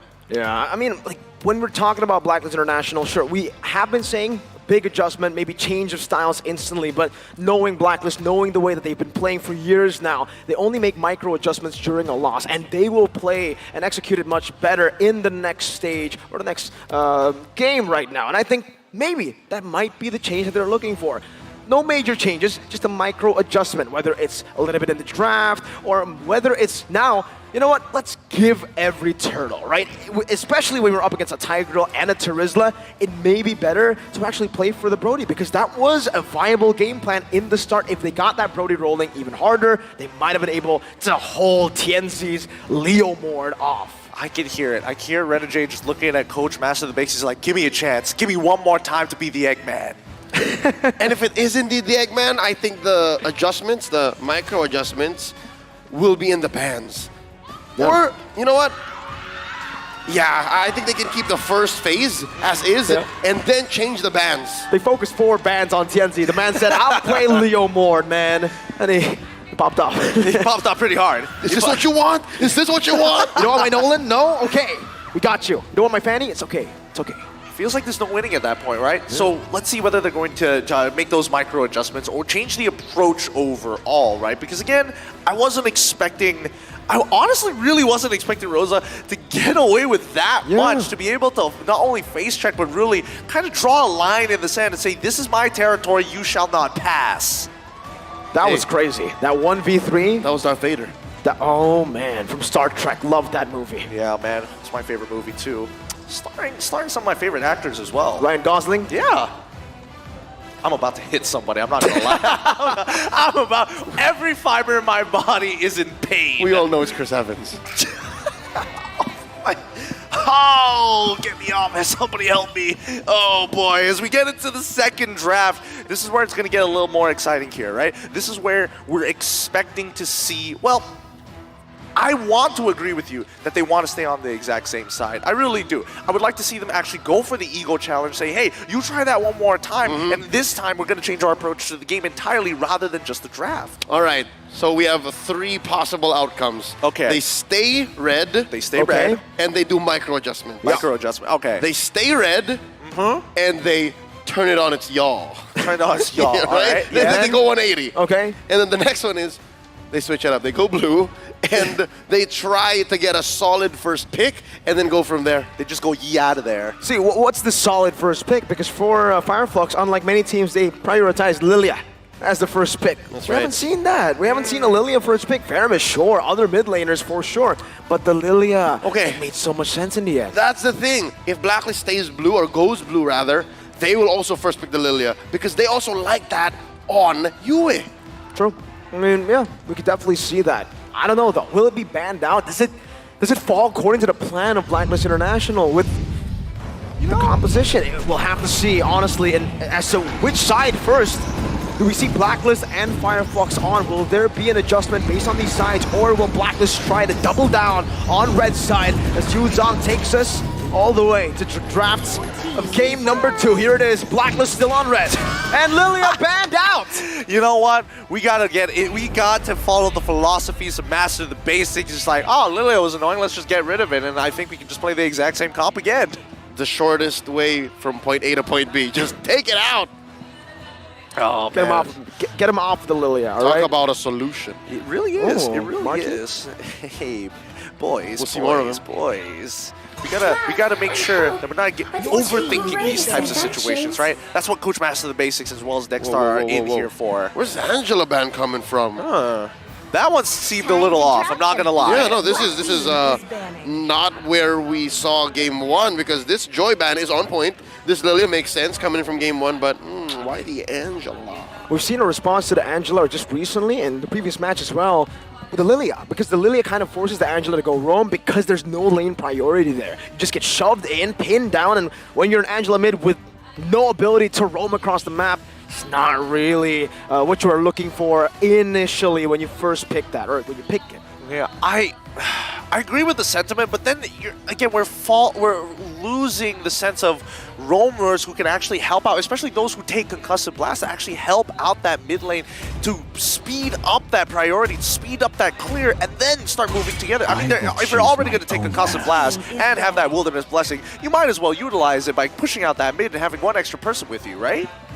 With the way that they've been playing, I feel like maybe the reason they go for such an early prior on the Lilia is because they want Rosa independently in the mid lane, just out trading, not just out farming and out clearing, because Apex 47 has been relegated to bottom side, to going to these side lanes to get pressure early on, which is quite odd, but hey, it worked. Whoa. Speaking of which, Guinevere's open. Nolan is open. Nolan? Yeah, a lot of solid junglers. Even the Mathilda. That's right. This is uncharted territory. I'm not used to the draft being this open. Yeah, extremely open, as a matter of fact. Too many options to actually be to decide where they want to go here. Let's see what Fireflux Esports want to go with, right? They're going to maximize this time because, again, their drafts start right at the very first pick, right? They already predetermine what exactly they want.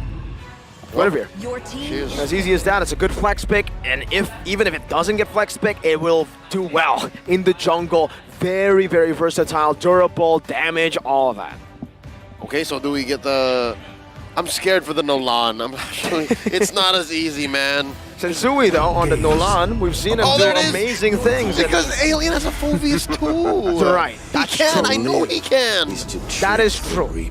That is true. It is scary to pick up a Nolan knowing that the Phoveus is up for grabs, but at this point, I think it's better safe than sorry because the Guinevere can be flexed, and if you give Fireflux that opportunity to go for both these picks and then not go for Phoveus later because it's not in your plan, oh, it could be devastating. They'll just play better. Yeah. More so. As an assassin, you're going to have to find those holes. Let's see whether it's going to be enough, especially with Hilda on the table. Man, the commodities for Hilda these days. Things have changed. Petri or Puri now? Oh, boy, don't get me We just saw it. We just saw it. You just saw it. Don't get me started. Don't make production bring out the zip ties again. Oh, okay. Okay, if you don't like the Petri Puri, we'll see the Revitalize, right? There you go. That's the best you can get, Gideon. I'll take it. Yeah. Revitalize moves now. Revitalize moves, you're right. It follows the Hilda back and forth out of the bush. Wherever. Okay, so with that said, I'm liking it. Again, you don't have to be as, out there as a Phoveus, because sometimes, again, if it's not in the cards, don't force it.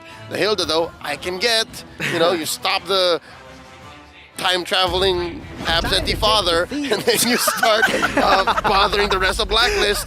But I like this, though. This is solid. I like this. This is the Bruno. The Bruno. We've been looking for the Bruno from game one, and they're like, nope, we're going to go Diggy first, and then have Fireflux ban it out. Blacklist already looking better. Lore-wise, I got to say, it's for the sake of the world, all right? He didn't just do that for nothing. He did what he had to do. He did what he had to do. Layla turned out okay. I mean, Bruno technically has been more of a father to Layla than an actual father. But, when we're getting too deep into the lore here, I feel like in situations like these, as we move on to the second phase of the bans, right, this is where things really started to shake up, right? I mean, in game number one, we were already like, oh my goodness, Fireflux has an insane overall draft, and then Blacklist really was being honest with it. For honor!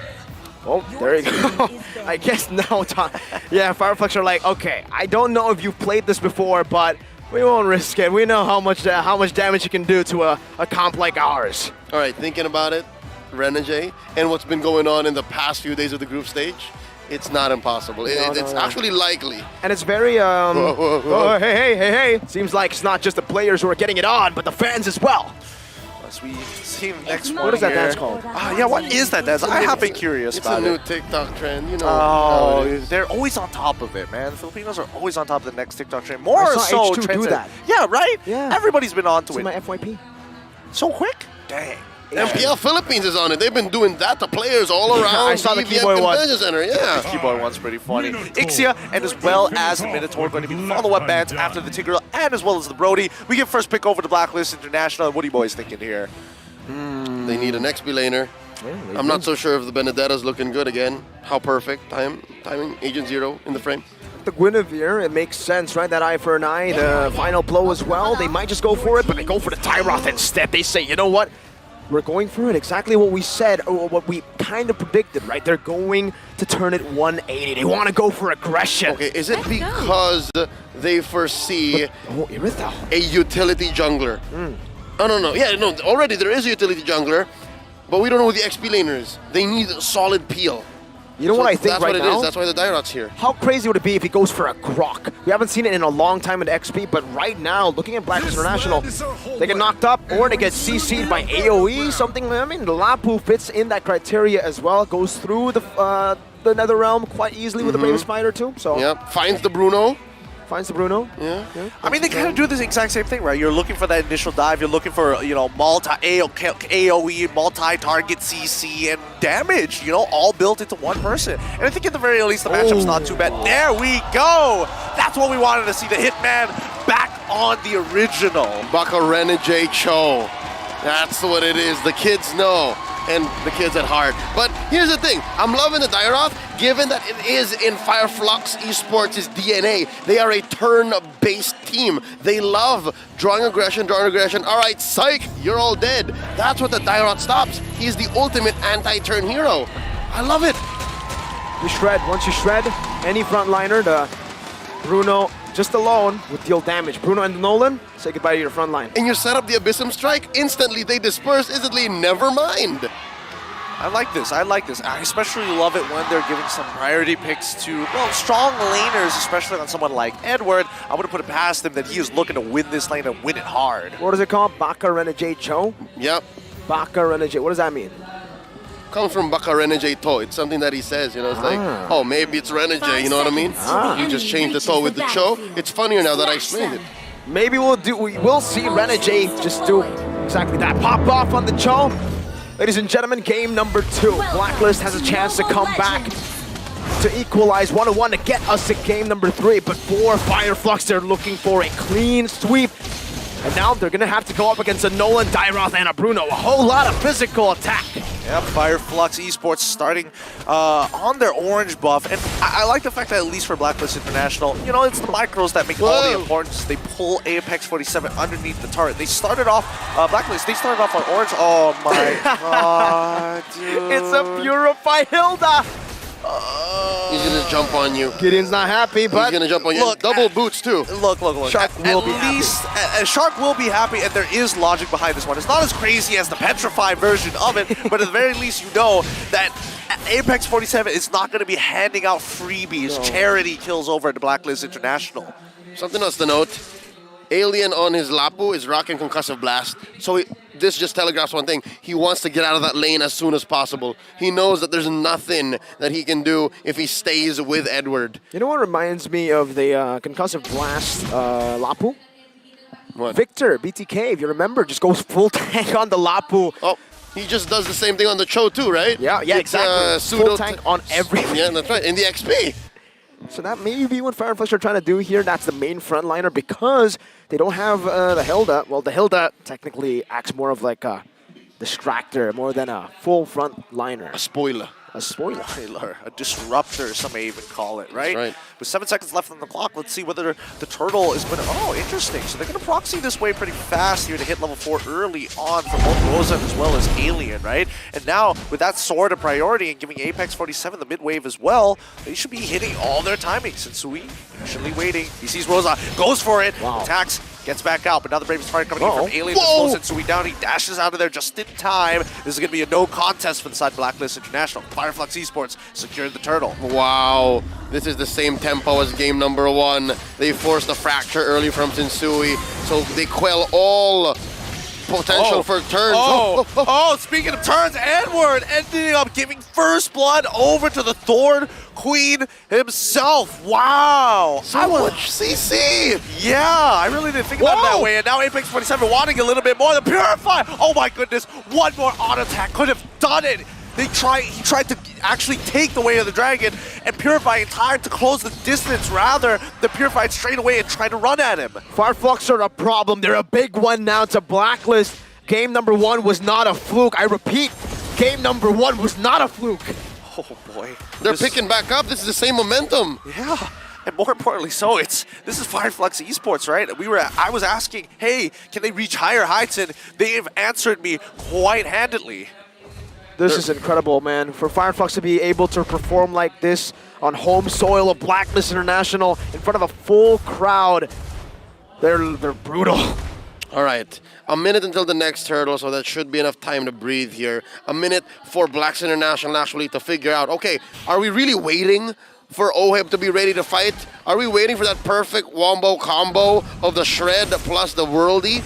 Because I don't think Fireflux is going to allow that. They're going to start pulling the trigger on the Bravest Fighter first, like what they did there earlier. And now, what they're going to do is going to try to put Apex on either Sensui or Renegade. That's all they want to do. They want to make sure that all of these engages aren't just free. Sensui, he uses the ult to get on out of there, forcing out retributions from both sides. So much kill pressure here as Fireflux bullies him out of his own jungle. Mid-prior being maintained by Blacklist International, but Apex 47 is not going to make Sensui's life easy. The fact that TNZ actually held down on that Requiem, he held it down with killing intent, man. He wanted to get it as long as possible so that he could actually buy time for Apex to walk there. Unfortunately for him, the passive kind of ran out. Can't go for the Requiem knockup, and there's a dash for Sensui, but they're going for more now. Yep, spatial migration already landing onto UA, but no full commitment here, especially without the Violent Requiem. I think at this point of time, right, for Blacklist International, they just need to take their time, right? This is not the timing that they're looking for, unfortunately, and unless they're able to get some kind of lane advantage, I don't see them ever walking up for these turtles. And already, how far ahead Fireflux is. They took the turtle, they already went for the lane swap. And this is what gives Fireflux so much safety. I would say, the Irithel. so safe. You can go with a heavy crossbow, even if you get CC Purify, you're already very mobile. And if Edward wants to jump like that, Sunshine will just say, nah, it's not happening, bro. It's all good. It's not even because they knew Apex was there. Apex was drawing a perimeter, and as expected, he was either going to keep tabs on Sensui or Renegade, one or the other. Oh, good kick coming in from the Hitman himself. Alien should be going down here, no problem. Here comes Rosa to try and save him, and honestly, not too bad. Really well played. And TNT looking to reply. And here we go. The NetherRealm has been called out. It's breaking both. Renegade has to flicker on out of there to save his life. Rosa has something to say about this. Oheb and Yue, they back up. They got to give respect. This tier 1 might be under threat now. Not just that, but the levels of Sensui is under threat. Look at Apex. All this time while we were seeing a clash, Apex has just been bullying Sensui in the mid lane, stopping him from farming, and now delaying an orange buff. Though it only is for a bit, this will stack up. The small victory. Oh man, that was a bit too close. It was close. Keep in mind that at least for Edward's side, he wants to be able to make sure that Sensui gets this purple buff, right? That's why he's sacrificing a little bit of the minions. Oh, TNZ almost landing, and nicely played by Renegade. Anti-CC. A lot of people forget about the Requiem's anti-CC, and Renegade wasn't really going to be able to find that pick. Look at how Fireflux are just utilizing the pressure they have. And Apex, he's chilling. He has a Purify. Even if he's going to be brought back, pops that in, gets out, gets through these bushes, turret up top with all the chaos, all the attention being brought to the bottom side. We're looking at the item game. You see here Oheb just a hair ahead of Sunshine. And down bottom, looks like Blacklist going to try to make a play. They know where Apex is, but again, it's never worth it if it's Apex, especially since he's playing so low to the ground, just all physical defense. Let's not forget about that Purify here, is that tier 1 is broken. No matter how much CC, no matter how much you invest time into Apex, if he just slips away because you can't lock him down, it does get a bit frustrating. Fireflux are doing it so well. They know, right? I mean, most people know Sensui is a red tree god, but if it's never a contest, if it's never truly a 50-50, it's 100-0 every single time. They know how to minimize the risk. There is no risk right now of taking any neutral objective. And it's the same situation for Sensui, right? If you're waiting for that mid-game power spike for this assassin, you miss out on number 1, the early snowball, because you're not getting any turtles. Number 2 is, it'll come to a point that Fireflux are so ahead, they'll start taking Sensui's purple, and it's going to hurt more. It's going to be worse.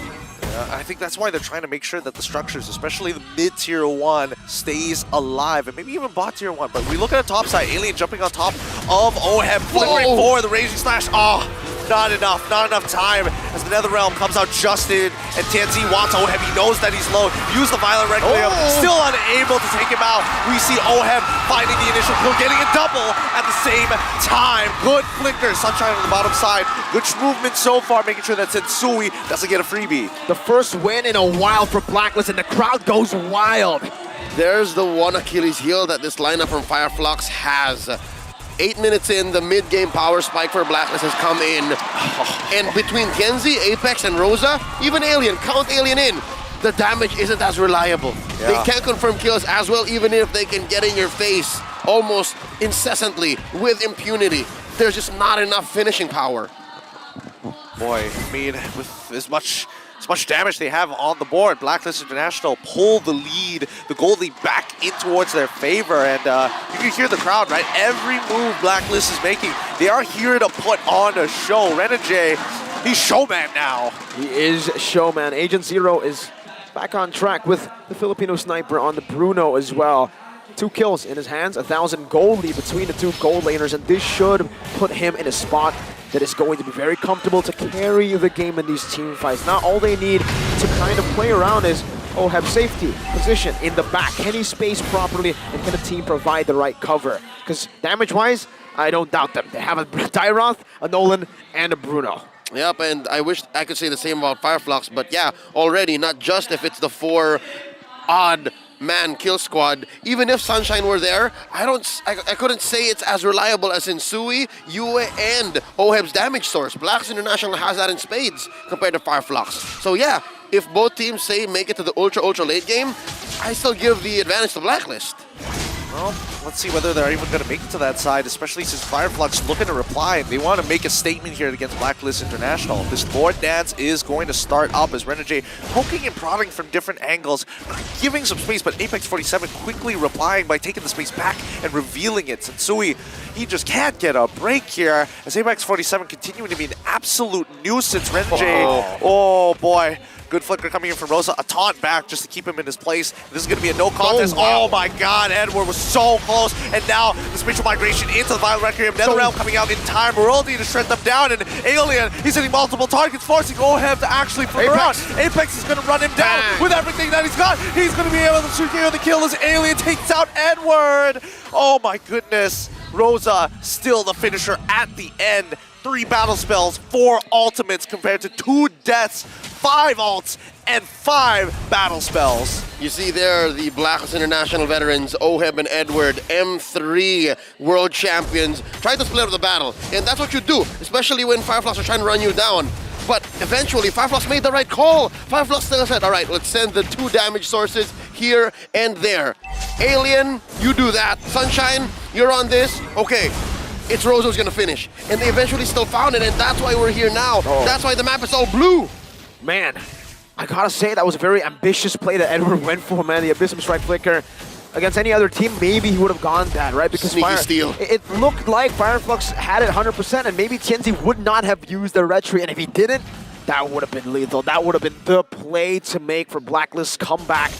But in the end, it just placed the whole team in a spot where they had to try to rescue Edward. And the whole team paid for it. Very costly mistake in the end that could have been a good play back into the game.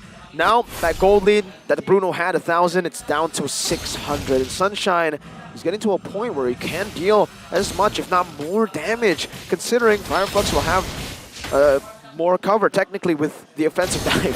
What I'm loving is Alien's build, man. This is what you do. You just build all defense plus the Fury Hammer. Essentially, it's what you do on most XP laners of the same kit, right? In addition to that, you also have Rosa, who is now just understanding the fact that, hey, sometimes I don't have enough damage, I need to go build up now. That's a 5-man kill squad. Okay, the kill team decides to back off there. Kind of interesting to see them.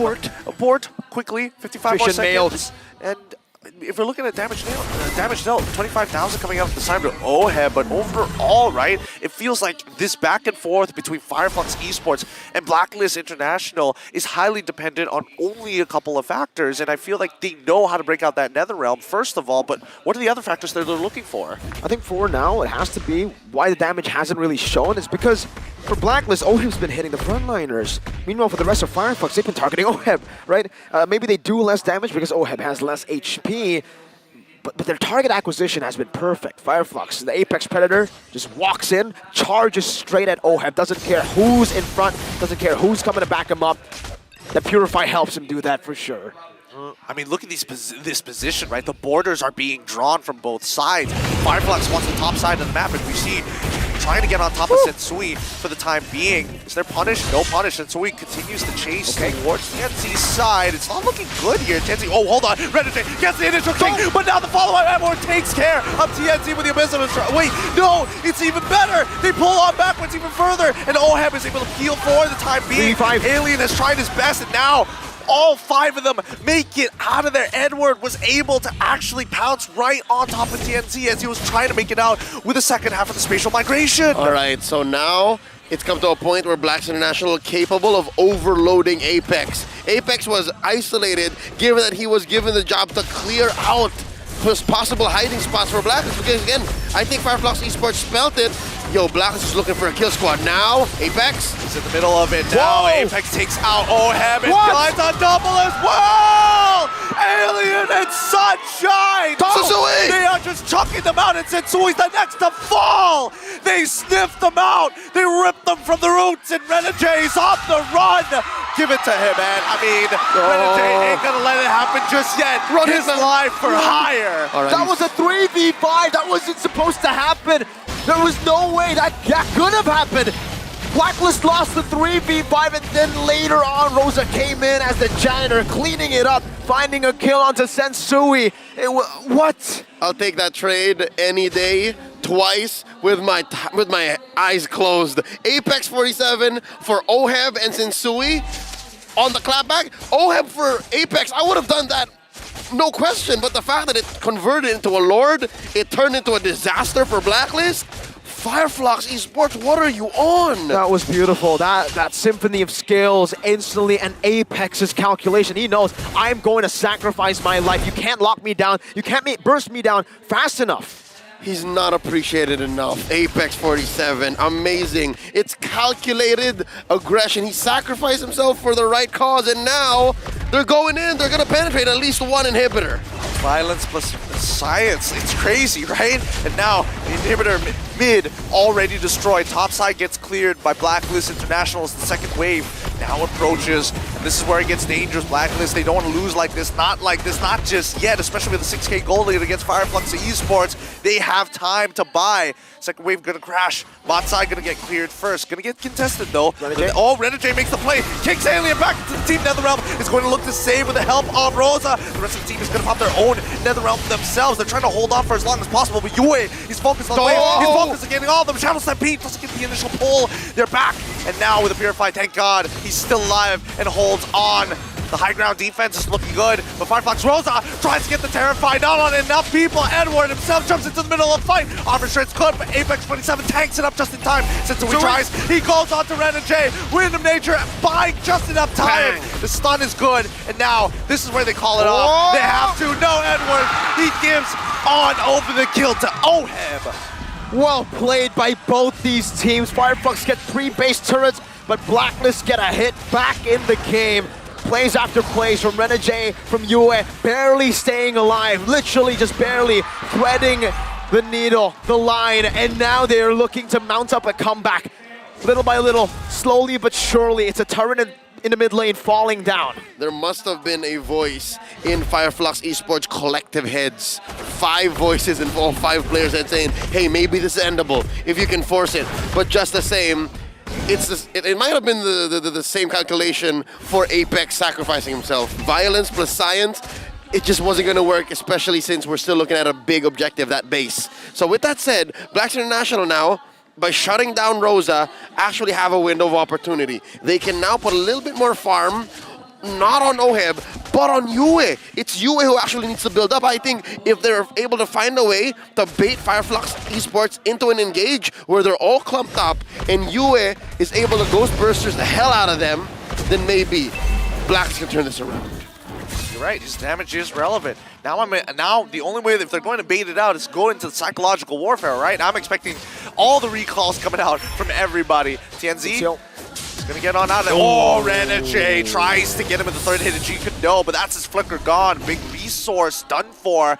Fireflux, let's look at the housekeeping. Bot side's already pushing in favor of Fireflux. Top side in favor of Blacklist International. Mid is going to get cleared up, but Tenzi finds the initial spatial migration, hitting only one. Oheb flickers out of there as Netherrealm saves his life. Renegade makes a play, but it's too late. Oheb takes out Alien. On the other hand, Immortality for the side of Renegade. Yue dancing around as much as he can, but Sunshine is already with the crossbow. It's looking good! And now Apex, he doesn't want to finish it up, but it's Rosa again! Flickering forward, taking out Oheb. It's Sui finds Yenzi. Abysmal strike from Edward. It doesn't matter though. Sunshine, so healthy, so strong. Punishing Blacklist finally to close this out. No, it can't be. Sensui doesn't get it on the Apex 47. 2 members left, 2 agents to hold strong. Immortality from Rosa. They want the crystal to break. You can hear the crowd going. He gets Sunshine. They defend! Listen to that crowd! The rumbling is here! Blacklist International, hold on! The defense happens! Blacklist International, they're able to hold on with Sensui and Yue making a miracle play inside of the base. Now, the gold lead is irrelevant. Everything that has led up to this point is irrelevant. Only mistakes, only errors, and big plays left to make. And Blacklist, they're looking to blitz the Lord. In an uncanny and uncommon sight of communications breakdown, Fireflux Esports, it looked like they were all on different pages. Kenzie looking for the steal. Wants to go for the steal. He's going to use by the red Grimmy chain loss, and so he gets it! And he gets to walk away! Edward secures the kill onto TNC. No immortality, even with no inhibitors. The timing perfectly done. You give a chance for Sensui to finally contest, and he wins it. He should win it. This is not how Fireflux Esports has been playing for a majority of Game 1, nor so far the run of Game 2. For some reason, they're all starting to think on their own. They're all very individually centric. And now Blacks International showing them how a team plays. They're on the board. Blacks International owning it. They're on the map, not just on the board. 1v1 up top. Oh no. Oh, they're basing. They're gone. They're moving away. They're just dancing around. Apex 47 should be able to hold on for as long as possible, but Sensui continuing to decide, do I go back? Do I not go back? Is he still chasing me? Is he not? And both sides decide to recall. The Blacklist have cracked open the tier 1, getting a really good slow push on both top and bot side, just to set up for Sensui to rejoin the groups. I think the term is called sandbagging. They're sandbagging that wave, and the rest of Blacklist will crash in with it. No Sensui though, he's in the mid lane. Renegade, he's looking for it. I see that flicker. It's up and available. He wants it, but he wants it bad. Who's the target? Spatial migration coming out, but no violent red committed. NetherRealm already coming out from the side of Yue.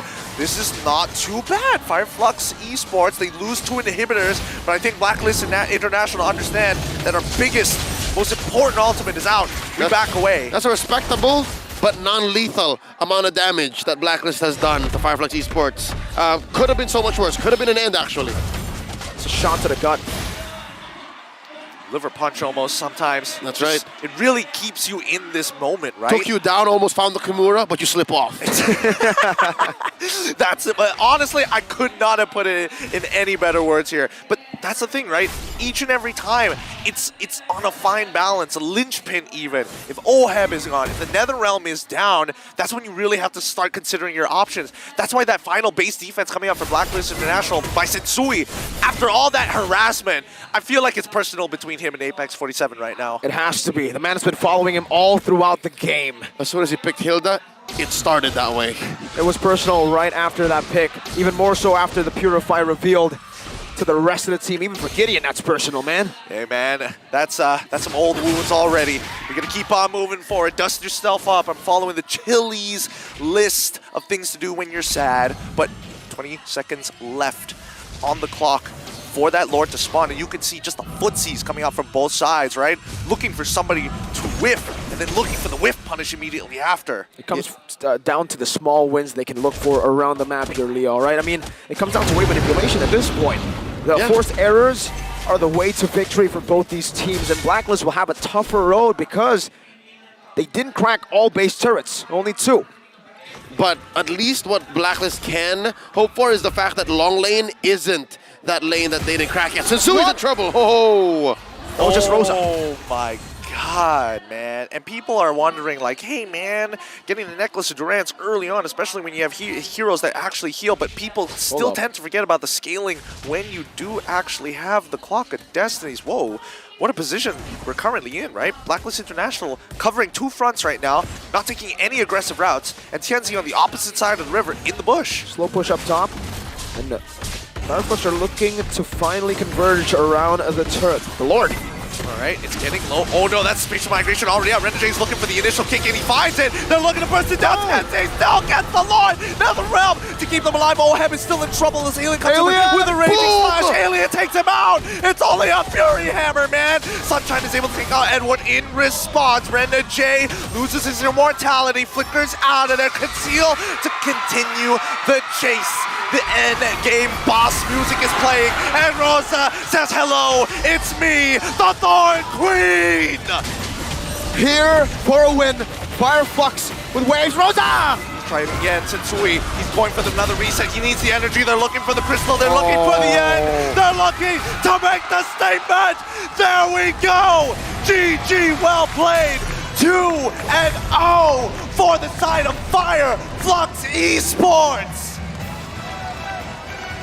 It couldn't have happened. It shouldn't have happened, but it has happened. Fireflux are the real dark horse. Scratch it. They're real contenders of M5. They turned our expectations upside down. EVM Convention Center left in awe. What just happened? We expected a show. but not for Fireflux Esports to show up on this World Championship squad. Phenomenal plays from everyone. Apex 47, Rosa, we said underrated. Tienzi has to be the standout for me. The retry win in the end. All the spatial migrations. Manjin, take it away. Congratulations to the Turkish Delight Fireflux! Give them a round of applause. Congratulations, guys. With that victory, it is confirmed. It is confirmed. You are now top 1 in your groups. Number 1 in Group B, right? In Group B. Number 1 in Group B. There was a crucial Lord steal on that final play. I want to ask TNZ. And am I saying that right? TNZ? Mm-hmm. You stole one. You stole one. What happened there? What was the plan? Okay. Diyor ki son fight'ta Lord'u çaldın. Bunun hakkında ne düşünüyorsun? Yani iyi hesapladım diyebilirim. He calculated it. Calculated. Okay. All right. All right. Sorry, what? What did you say? What did you say?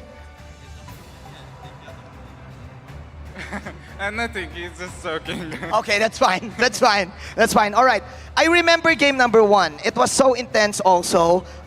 Apex 47, he managed to do a 3 to 4 man implosion. Right? You remember that? What was going through your mind? What was going through your mind when he did that? İlk gün 3'e 4 fight kazandınız diyor. Apex bu konuda çok önderlik etti diyor. İlk günler çok iyiydiniz diyor. Bunun hakkında ne düşünüyorsunuz diyor. Buraya ilk geldiğimizde SMG bizim için en önemli maçlardan biriydi aslında. O maçı kazandıktan sonra bir rahatlık geldi ama RRQ'ya karşı çok iyi oynayamadık. Draftımızda biraz problem vardı. Onları düzeltip Blacklist'e karşı çok iyi geldik. Blacklist'i tebrik ediyorum. Bugün iyi iş çıkardılar ama biz onlardan daha iyi iş çıkardık. Son ne dedim Blacklist'te? Blacklist'i tebrik ediyorum. So the match with SMG was very crucial and important for us. We got mentally better after winning that. Against RRQ we made some mistakes, especially in draft phase.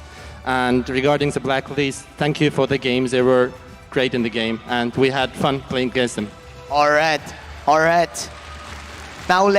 Now let's talk to the MVP, of course, of game number 1. Let me call out Rosa. Rosa, how does it feel that you're getting a lot of support, especially from the Filipino fans?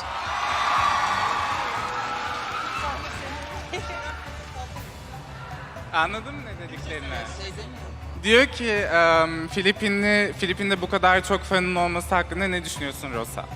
Yani bu kadar fazla kesinlikle beklemiyordum. Hepinizi çok seviyorum gerçekten. Bu kadar destek bana bile çok fazla. Yani ben bile heyecandan konuşamıyorum yani. I didn't expect that much support, to be honest, but once I saw it, I just want to thank you. That's incredible and that's absolutely insane feeling. Wow. Wow. All right. All right, thank you so much, Rosa. You guys are officially part of the knockout stages. The question is, who do you want to face? Or is there any specific player that you want to go against? Hangi takımla yüzleşmek istiyorsunuz ya da spesifik bir oyuncu var mı? Deus Vult. Deus Vult, all right, all right. Again, ladies and gentlemen, number 1 in Group B, Fireflux, go ahead and take your bow. Congratulations, you can now exit the stage and take your walk to victory. Thank you so much.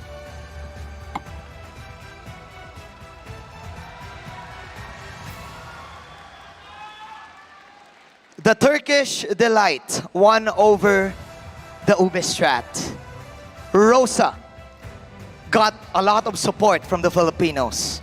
And of course, they are ready for the knockout stages. Let's hand it over once again to analyze the game. Shoutcasters, take it away. There could be only really one way to end the group stages. with a massive bang, and we have done it. My goodness, maybe not what we expected, maybe a different kind of bang, but hey, it only adds to the spice that is the M5 World Championship. And I can't wait for the knockouts, bro. I'm telling you, this was an epic battle here. And throughout the entire group stage, it was a mythic battle, bro. It was a mythic battle. What we like to call a mukbang, if someone would like to really get into details and to not make the imagination drift off too far. But man, let's have a look at this MVP here. I'm pretty sure you're going to be happy with this one, Leo. MVP brought to you by the Republic of Gamers. Please tell me it's who I think it is. Yeah, there we go! Rosa, once again, the Thorn Queen! Back-to-back MVP performances. That's crazy. By Rosa. As some would say in some parts of the world, loco. This is loco. This is loco del Reina. And it's not the goofy, zany type, man. It's loco. No, it's insane. And again, there were moments here in the highlights that you will see exactly what I'm talking about. Penetration emblem, and then the damage that Rosa's bringing out from the early, mid to late, especially in the ultra late we got there. Rosa was bursting down even solid backliners and frontliners from Blacklist. It was so hard to play your strat when Rosa finds the angle. And it comes down to the calculation. It was crisp clean almost every single time, aside from the misplay. Because even here, 3v5 in the choke point, they knew when it comes to AoE damage, they would win. They had the lead. And all around the map, really, we could see how disciplined Fireflux were in the approaches to these skirmishes, how well-positioned Rosa and Sunshine were. They were untouched, and then the execution, the timing to flicker forward, to make the winner plays, and we'll definitely get to see it here. Abyssal Strike dodged.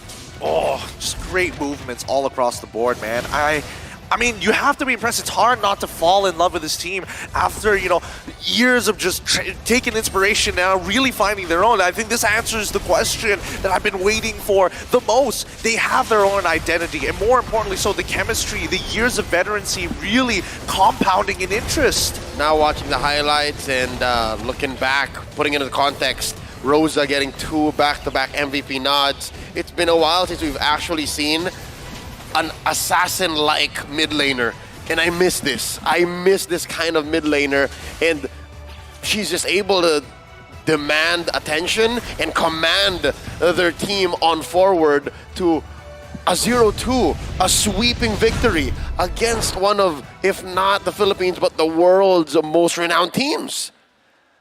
It's one of those things where you're like, yes, you're allowed to make a play, but you saw how there are pros and cons with it, especially during the overheat to the end. The flicker coming in from Rosa to try to get the initial Terrify on some of the squishier targets, but as soon as that whiffs, then the clapback. But that's still, most people would be heartbroken by it. Most people would be staggered by it, but not Rosa. Rosa tried again.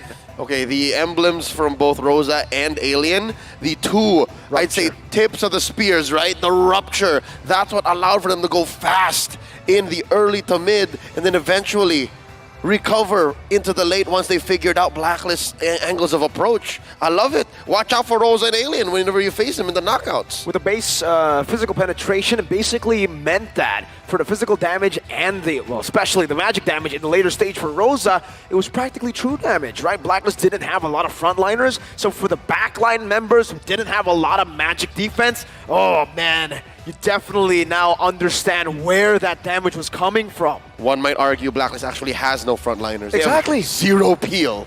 The Cho is the only one, but he's more of an initiator, more of a pickoff, and a sacrificial lamb when it comes down to the engages.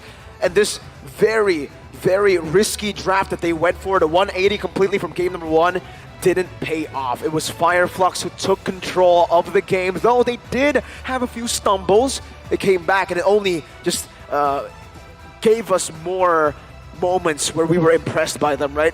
If you win in a snowball way, cool.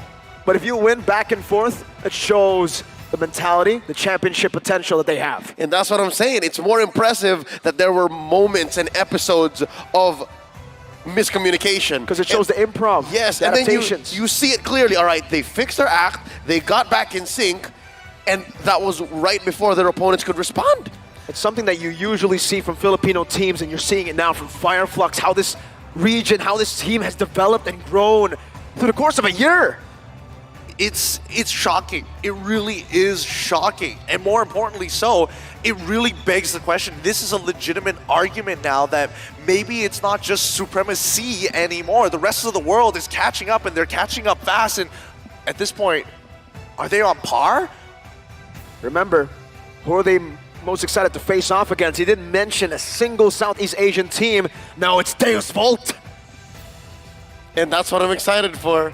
Not a single Deus Volt game I casted in the groups. Not a single Geek Fam game I've casted in the groups. Is that a coincidence? I don't know. But looking forward, I now have to, all of us, we now have to reconsider the way we understand the scales of power, the echelons of competition here in M5, especially as we go into the knockout stage, because who knows what day one of knockout is going to look like? Who knows who will face off against Fireflux as we all go into the knockouts where all teams have 2 lives?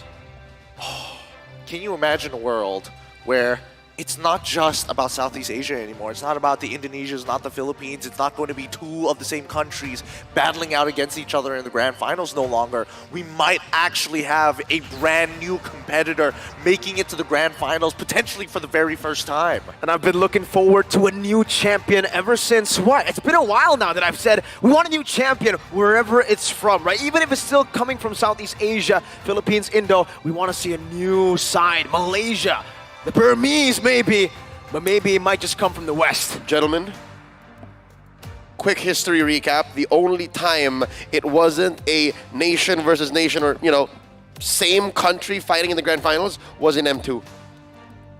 Look back at that. That's a fact. So now, looking at M5, with how spicy and how competitive all of these teams are from all over the world, we're about to make history. I'm excited to what the future has to offer, definitely here. But for the final time in the group stages, let's take a look at the official standings after every single one of the matches. Group A, it's going to be on. I can see you soon. Group B, there it is. Blacklist International, 2nd seed coming in from Group B, a sight that is very rare. Extremely rare. It's mind-boggling even. But then we look over to Group C, AP Brand, and as well as Burmese Ghouls for the 2nd seed, and Group D, Geek Fam, and as well as Devu. But we have to say goodbye to so many other competitors. Triple Esports, BTR Suns, Team Flash, Lil Guns, SMG, RRQ, Akira, TOB, as well as the Homeboys. Boy, this has been brutal.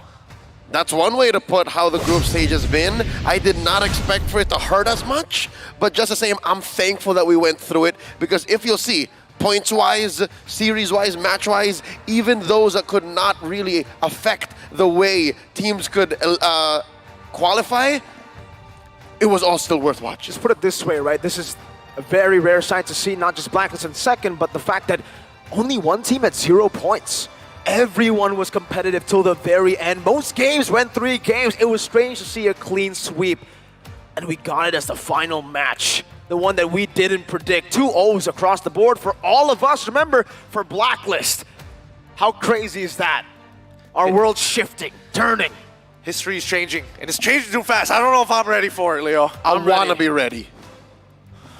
We can only once again expect and try to predict what's going to happen next.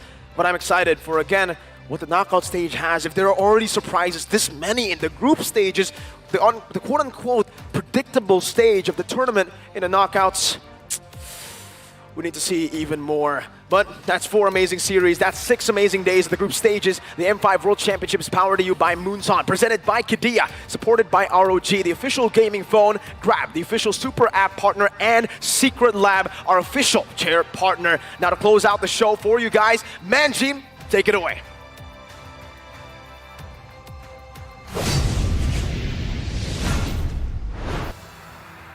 Electric, poetic, historic, bombastic, world-class, and a lot more superlative, positive words.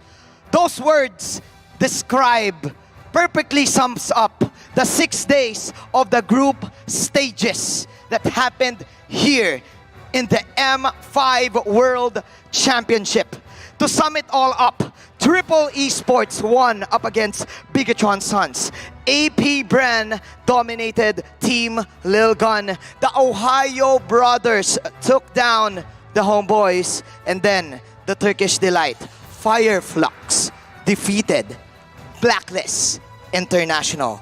Ladies and gentlemen, once again, I said this earlier, tonight we cement the top 8 best teams in MLBB. To sum it all up, we have Indonesia's Onyx, Cambodia's See You Soon for Group A. And then from Group B, you have Fireflux Esports and Blacklist International. Group C, AP Bren and Burmese Ghouls. And then finally, Geek Fam and Deus Volt.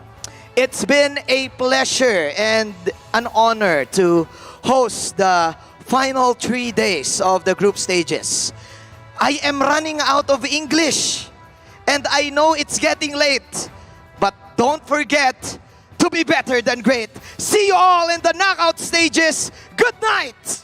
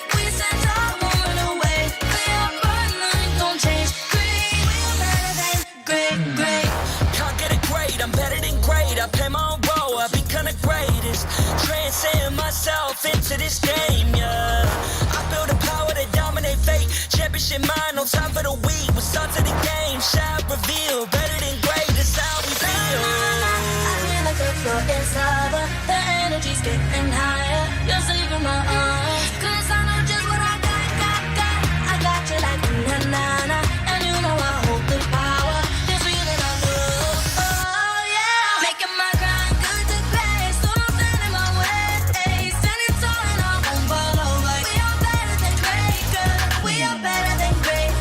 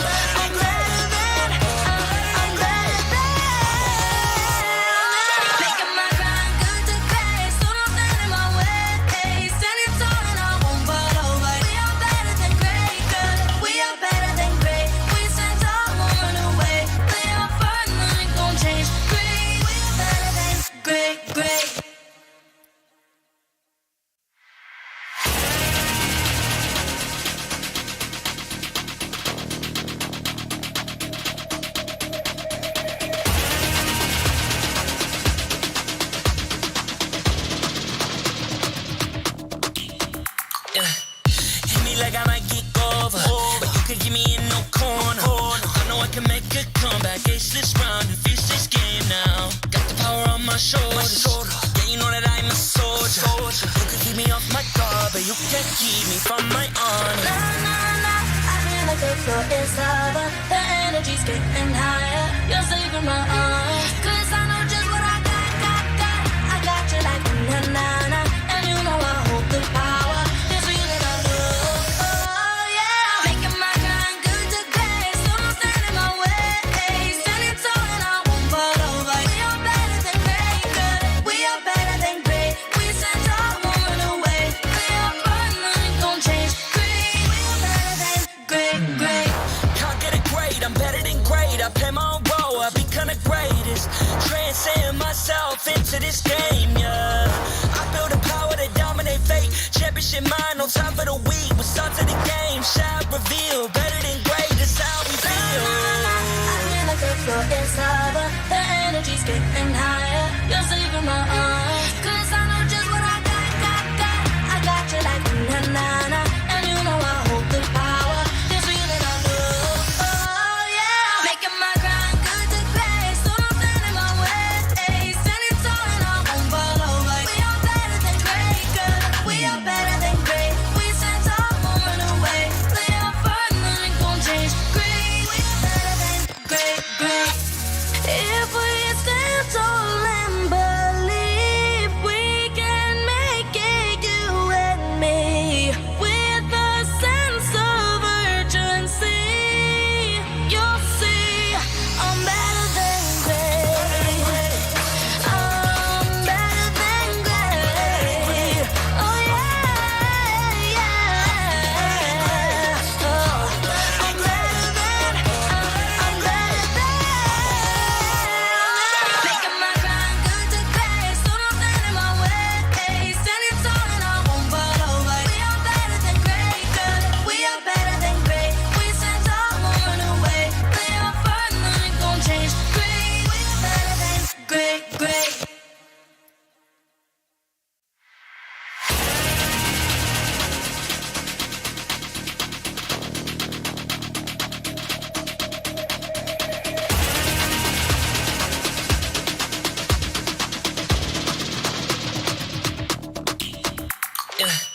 Hit me like I might get over, but you can give me in no corner. I know I can make a comeback, ace this round and finish this game now. Got the power on my shoulders. Yeah, you know that I'm a soldier. You can keep me off my guard, but you can't keep me from my honor. Nah, nah, nah. I feel like the floor is lava. The energy's getting higher. You're saving my arm. 'Cause I know just what I got. I got you like na-na-na. And you know I hold the power. It's real that I love. Oh, yeah. Making my grind good to grace. So don't stand in my way. Standing tall and I won't fall over. We are better than great, good. We are better than great. We stand tall, won't run away. We are burning, nothing gon' change. Great. We are better than great. Can't get it great, I'm better than great. I play my own role, I become the greatest. Transcend myself into this game, yeah. I build a power to dominate fate. Championship mind, no time for the weak. We start to the game, shout, reveal. Better than great, that's how we feel. I feel like the floor is lava. The energy's getting higher. You're saving my arm.